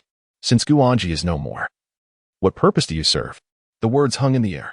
He gently shook the candied hawthorn in his hand. Instantly, all the members of the Gu family present, including Gu Xiao, as well as several women and children who had not emerged from the depths of the courtyard, were lifted into the air, bursting forth in a shower of blood that adorned the old man's candied hawthorn, rendering it even more vividly crimson. It tastes even sweeter, the old man remarked with satisfaction. Taking a bite of the eerily red candied hawthorn, relishing the exquisite flavor. His favorite treat is candied hawthorn. However, Guanji unexpectedly passed away, squandering a precious 9-heart demon lotus and 10 foxes bearing the bloodline of the 3-tailed spirit fox. Without his elixir, which perfected the blood spirit fox body, I find myself unable to ascend to the mid-level of the 5th tier. He muttered to himself. Guanji was merely a pawn in his grand scheme, when he had meticulously orchestrated over 3 decades. Yet now, Guanji had unexpectedly perished. With such a pivotal piece removed from the board, how could he possibly ascend to the 5th tier's mid-level? Among my peers in the sect, I find myself the sole remaining individual languishing in the lower echelons of the 5th tier. Even my junior, who entered the fold 50 years after me, has already attained the mid-level of the 5th tier. You have destroyed my peace. I am eager to see who within Xian County possesses the audacity to act so recklessly. The elder's expression was grim. As a being of the 5th tier's lower level, he was invincible within the confines of Xian County. Those who dared to slay his pawn must be prepared to face their own demise. The black donkey turned, promptly heading towards the mountain where Guanji was instructing 9 little foxes in their studies. However, halfway there, he paused. It would be prudent to inquire further. Though it was merely a county town, one must never be too careless. He murmured to himself. Having survived until now, he was undoubtedly not a reckless individual. Personal Task 11. Task Description. You are a pioneer of a divine system, having sheltered an increasing number of faithful followers among humanity. You require sufficient divine assistance to manage the growing affairs. Task Objective. Enshrine Divine Spirits. 22. Task Rewards. Shadow Spirit Formation Diagram. 1 Warbody Divine Talisman, and 300 units of divine power. Liu stood within the divine domain, claiming his task rewards. As for Personal Task 10, it involved the enshrinement of over 50 level devotees soldiers. It was quite similar to Personal Task 9, which entailed enshrining over 50 level D ghost messengers. He had completed it 3 months prior, receiving 22nd Tyrene soldier artifacts, 3 3rd Tyrene soldier artifacts, and a reward of 200 units of divine power. Now, before him lay Personal Task 11, which he had just completed. Before him, a formation diagram and a divine talisman materialized out of thin air, and 300 units of divine power surged within him. His divine power had now reached a total of 43,525 units. Were it not for the considerable consumption of divine power due to enshrining temple priests, enhancing the ghost messengers and soldiers, and enshrining divine spirits during this period, he would have accumulated even more. His divine strength may have already reached 50,000. The God aspect array, along with the spiritual body talisman, caught Liu's gaze as he looked at the 2 additional items before him. These are indeed 2 exceedingly precious artifacts. He had not anticipated that a personal task would reward him with such a precious item. The name, God Manifestation Array. Rank, Special. Effect, the array can accommodate 1,000 soldiers. A minimum of 100 soldiers can form a God Manifestation. The rank of the God is determined by the strength and number of the soldiers within, starting from the lowest tier of a minor wild god. This represents the consolidation of the fragmented power of the soldiers. When the soldiers form the God Manifestation, the weakest is a minor wild god, which corresponds to the 2nd tier limit of power. However, should the number of soldiers increase or their strength amplify, it is likely that they could manifest a divine entity ranging from the 9th tier god level to the legitimate 9th tier god level, and even from the 8th tier god level of the God Manifestation. Liu's gaze was intense. Undoubtedly, this array would elevate the power of the soldier division by more than 1 tier. Currently, the soldier division comprises 170 soldiers, including 2 A-class soldiers of 4th tier upper strength, 3 B-class soldiers of 3rd tier upper strength, 15 C-class soldiers of 2nd tier upper strength, and 150 D-class soldiers of 2nd tier lower strength. He felt a tinge of curiosity. What level of power could these 170 ghost soldiers achieve upon forming the spirit manifestation? Would they reach the 9th grade divine realm, or the true 9th grade divine realm? The spirit manifestation aligns with the ranks of deities, eliminating the possibility of inferior tiers such as lower 5th or mid-5th grades. They would either be at the extreme limit of 4th grade, falling within the 9th grade divine realm, or at the extreme limit of 5th grade, residing in the true 9th grade divine realm. With the spirit manifestation array, the Ghost Soldier Department, in collaboration with the martial practitioners of the 4 Cs, would undoubtedly be significantly empowered in their quest to eradicate the demons within the territory of Xian County. Only in this manner could they truly be regarded as one of the most vital forces under a deity's command. A smile crept across Liu Yu's face. However, this also implied that the imminent divine war set to commence in a little over a month would become considerably more intricate. In this divine conflict, the determinants of victory would not solely rest with the deities, but would also encompass the ghost soldiers, who could now sway the outcome. Of course, at this stage, he was likely the only blue star deity capable of completing the personal task to acquire the seen spirit manifestation array. Even the second and third ranked participants in the divine conference would find it impossible. Name: Battle Body Divine Talisman Rank. Special effect: upon use, it enables a believer to transform their mortal body into a martial battle body. The enhancement provided by this Battle Body Divine Talisman to a particular believer's combat prowess is astonishing. Battle bodies are rare among the human race. Those who possess a battle body can typically fight above their rank, even against demons. A smile appeared at the corner of Liu Yu's lips. What is a battle body? It is a constitution inherently suited for combat and slaughter. Zhao Zhou Yuan, Zhao Yo Yuan, and Guan Yu are all exceptionally gifted, their martial cultivation abilities far surpassing those of ordinary humans. However, such exceptional talent only manifests in specific parts of their physiques. For instance, Zhao Zhou Yuan possesses a heart as red as fire by nature. Similarly, Guan Yu has a naturally robust right arm. In reality, this extraordinary talent merely indicates that they have a minuscule aspect of a battle body. A true battle body is characterized by all organs being exceptional, far exceeding those of ordinary humans. Not only is their combat power remarkable, but their martial cultivation progresses at an astonishing rate. To whom should this battle body divine talisman be bestowed? Liu Yu pondered. In the short term, there seemed to be no feasible way to acquire another battle body divine talisman. After all, it would require the other blue star deities to fulfill their respective personal tasks before it could be purchased in the regional trade. This would undoubtedly take a considerable amount of time. However, Liu Yu's gaze suddenly deepened. The divine war is about to commence. Fortune favors the bold and starves the timid. This is both a crisis and an opportunity. Each victory in the divine war yields substantial rewards. He shook his head. He is capable of achieving excellence in all that he undertakes. When it comes to the divine battle, he faces it with unwavering composure. This battle body divine talisman shall be bestowed upon Li Xiuwu. This young man possesses a resilient character. Having lost both parents and grown up relying on the kindness of others, truly embodying the qualities of a protagonist. He chuckled softly, his gaze drifting beyond the divine realm. With a flick of his fingers, the exceedingly precious divine talisman of the battle body transformed into a radiant beam, soaring out of the divine realm. It is my fervent hope that in the divine warfare of the faithful, you will honor this divine talisman of the battle body. Liu Yu's expression remained serene. Zhao Daren has ascended to become the mountain deity of the 100 Fox Mountain. Unexpectedly, after Lord Wei Xiangyang. The second individual to be conferred divinity by Lord Zhang Yue is none other than Daren Zhao. Yo Yuan, your grandfather has become a deity, and you are now a descendant of the divine.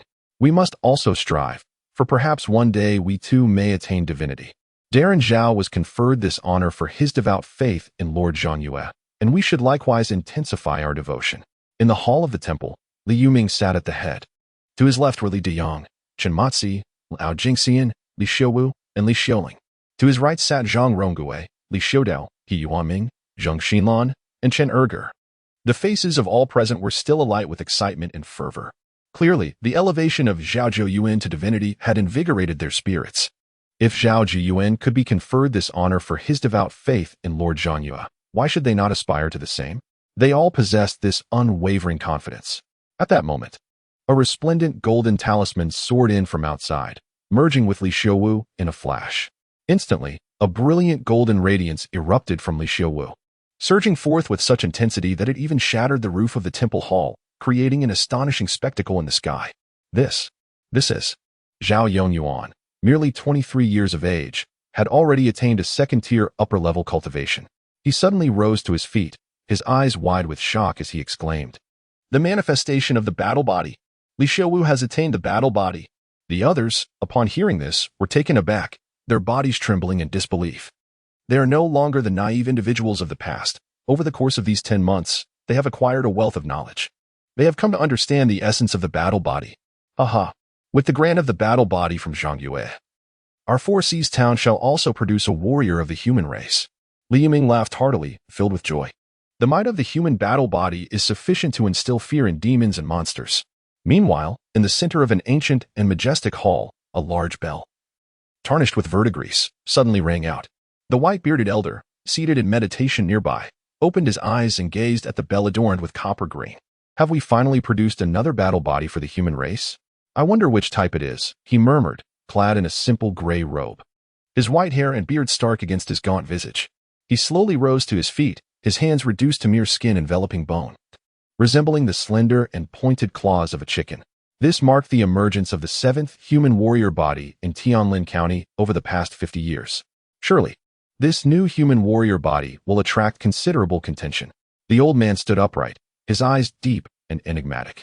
He slowly pushed open the grand hall's door, and the blinding sunlight poured in, causing him to squint his eyes.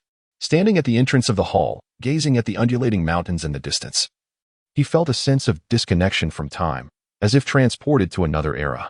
50 years had passed. He has only opened this door 7 times. Nevertheless, every day, someone brings him meals. His task was to closely guard the battle body clock, waiting for this ancient relic to chime. One wonders where this iteration of the battle body originates. He whispered softly, trembling as he retrieved a piece of purple paper from his bosom.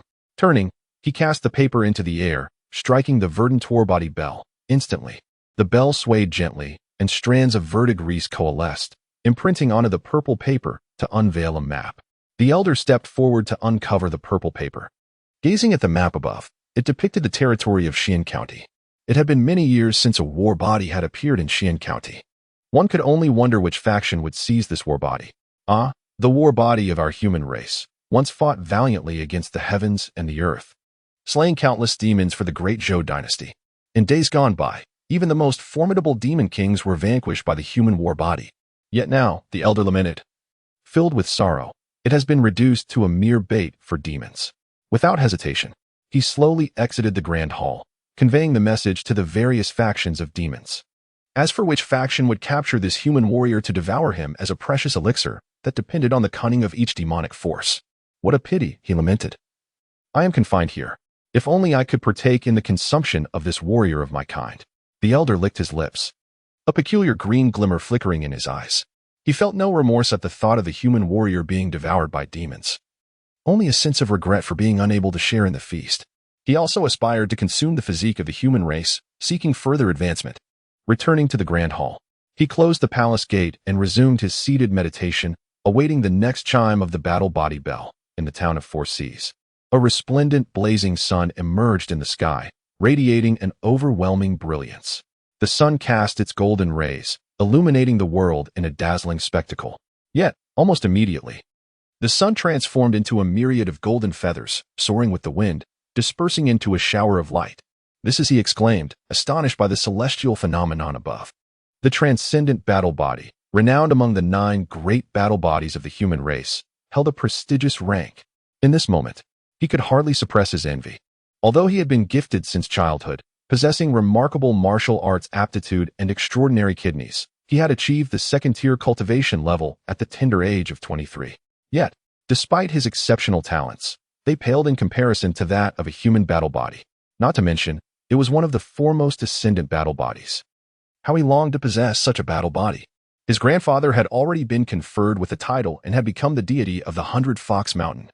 He resolved to devote himself more sincerely to the veneration of Zhang Yue, hoping that in the future, he too might receive the divine blessing of a battle body. His heart was ablaze with fervor. Witnessing the birth of a human warrior's physique was an exhilarating experience for him. He also yearns for progress, fully aware of the formidable strength of the human race's battle body. Should he successfully cultivate, even during the era of the great Zhou Empire, he could ascend to the pinnacle as one of humanity's elite warriors. The ascendant battle body? Upon hearing this, Li Yuming, Li Deyong, and others were visibly invigorated. This was a battle body spoken of only in legends.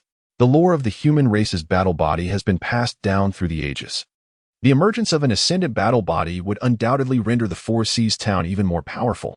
As for the cultivation matter, it is imperative that all the denizens of Four Seas town, Songmu town, Huangsha village, Diulong village, Baihu village, and Zhanya village become aware of it. They must comprehend that devoutly worshipping Zhang Yue Gong not only offers the hope of being conferred as a deity but also the prospect of receiving Zhang Yue Gong's blessings. thereby attaining the human battle body. Li Yuming promptly issued orders. Such a miraculous event must be proclaimed far and wide, inspiring the populace to hold even greater reverence for Zhang Yuegong. As for the possibility of the demons becoming aware, he would welcome it, eager for them to come forth and meet their demise. Just yesterday, the river god Wei Xiangyang had consulted him regarding the expedition to exterminate the demons within the confines of Xian County. Understood. Li Xiaodao bowed respectfully, his expression composed.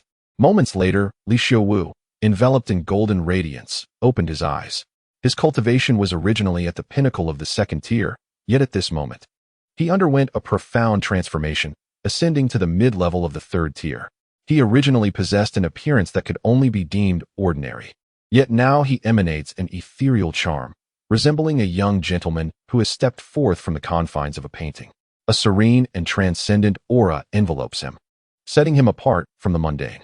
The transformation he has undergone is astonishing, manifesting both internally and externally. He stood quietly in place, and in a moment of abstraction, one could almost sense that he was on the verge of transcending, becoming ethereal and detached from the mundane world. Although he still wore his original robe, which appeared quite ordinary, the way it billowed gave off an air of celestial grace. Every young man in the hall, without exception, gazed at him with profound envy. He had become more handsome, his strength had surged. This was nothing short of perfection. Who would not desire such a feeling? Li Xiaowu found it hard to believe that this was indeed himself. He felt that every move he made could manifest a power that transcended his own cultivation. Moreover, each strike had the potential to extinguish the true energy and demonic aura of his adversaries. Any assault from the enemy would naturally be diminished in potency by his current constitution. He expressed his gratitude for the divine grace bestowed upon him by the illustrious Zhang Yue. He immediately fell to his knees in reverence, prostrating himself before the spirit shrine of the land, fervently bowing his head. His heart was filled with immense excitement and exhilaration. In the past, his greatest wish had simply been to be well-fed, warmly clothed, and to avoid being devoured by demons. He had never envisaged, not even in his wildest dreams, that one day he would possess the legendary human battle body. And all of this was a magnificent gift from the illustrious Lord Zhang Yue. Grateful for the divine bestowal, Li Yuming and Li Diang knelt down in reverence. This was the endowment of the human battle body for the people of Sihai Town. In the divine realm, Li Yu gazed upon the prostrate figure of Li Xiaowu, his eyes seemingly capable of penetrating through all of Li Xiaowu's essence. Is this the human battle body? The feather transformation battle body is indeed remarkable. I possess 5 third-tier blessing talismans and 1 4th-tier blessing talisman. The upcoming grand ceremony can elevate Li Xiaowu's cultivation. With the capabilities of the feather transformation battle body, Li Xiaowu shall emerge as the most formidable among the faithful of Sihai Town. This will prove immensely advantageous in the divine war. Li Yu felt a sense of satisfaction. He then opened the personal quests. The rewards for personal quest 11 were already quite substantial. What of personal quest 12? According to the rules, this should be the final task at the 9th rank of the divine tier. Li Yu fixed his gaze upon the newly refreshed personal quest 12. Personal quest 12 task description. You have acquired a deity, yet the number of followers is far too insufficient to facilitate significant advancement for both yourself and your deity. Devote yourself to the vigorous development of your followers, for they are the foundation of any divine entity. Task objective: achieve a follower count exceeding 20,000. Task rewards: 100 first-tier blessing talismans, 20 second-tier blessing talismans, 5 third-tier blessing talismans, 3 spirit field talismans, and 500 units of divine power. The task of cultivating followers: 20,000 faithful. The rewards are quite appealing. A slight smile graced Li Yu's lips. He extended his hand, and instantly, the land register soared towards him, landing gracefully in his grasp. He gently opened it, revealing a clear inscription stating that within his jurisdiction, there were 21,252 individuals. Whenever his jurisdiction expanded, the names of those who had resided there for an extended period would appear in the land register, typically within a span of 2 months. Thus, anyone living within his jurisdiction for 2 months would be recorded in the land register. Of course, at present, being at the 8th rank of divinity, the land register could not document those of the 6th rank, the law manifestation realm. Once a name appeared in the land register, the entirety of that person's life experiences would unfold in minute detail, and their life and death would thereafter rest under his dominion. It may seem tyrannical, but such is the authority of a land deity unbound by celestial oversight. Within his own jurisdiction, he was a sovereign deity, wielding the power of life and death.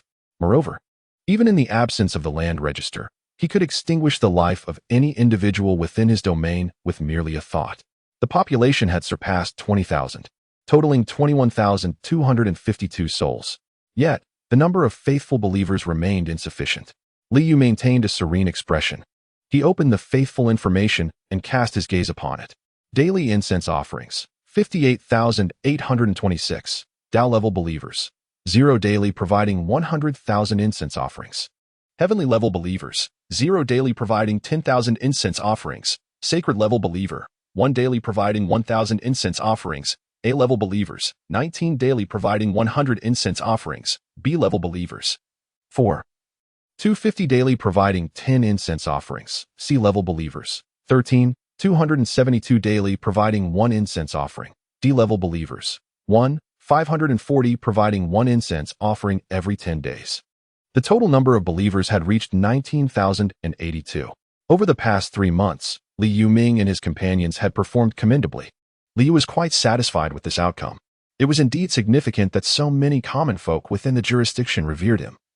His 2 solemn decrees to confer divine status were of great importance.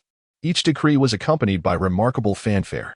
Such divine manifestations, coupled with the persistent promotion by Liu Ming and his associates, naturally fostered a burgeoning faith among the populace. The level of devotion was also commendable, with the majority ranking above sea-level believers. As for the 2,000 individuals who had yet to embrace his faith, they were predominantly children under the age of 5. Presently, he was able to garner a divine power of 58 units daily. Based on this scale, he would accumulate over 1,700 units of divine power in a month. For the other deities of Blue Star, this was almost unimaginable. After all, a small portion of Blue Star deities remained in a state of obscurity as wild gods, receiving scarce incense offerings daily. Most deities who had ascended to the 9th tier of divinity were likely to receive only 3 or 4 units of divine power each day, which was a mere fraction of his own. Even without expenditure, it would take nearly 8 or 9 months for them to ascend to the 9th tier of divinity. Yet, as a deity in his own right, how could he possibly refrain from expending divine power? No amount of hoarding attributes could alter that reality. However, he still needed 918 more believers. Not far off, Wei Xiangyang had already conferred with the Yu Ming, and they had agreed to commence the eradication of the demonic forces within Xie County in 3 days. Once the demonic presence was vanquished, and with Li Yoming's promotion, it would undoubtedly attract a multitude of common folk. Liu remained composed. He was merely biding his time. He was not concerned. Yet, the current state of his jurisdiction appeared rather chaotic, primarily due to the disordered habitation, with an abundance of villages, each with a sparse population. He needs to organize the believers within the jurisdiction, facilitating the amalgamation of certain villages. He commands for quotas of land under the patronage of deities. Thus, beyond the Four Seas town, his jurisdiction should encompass merely 4 villages. Centered around Four Seas town, he intends to establish 4 grand villages. In the future, when Four Seas town evolves into Four Seas County, these 4 grand villages shall ascend to the status of towns.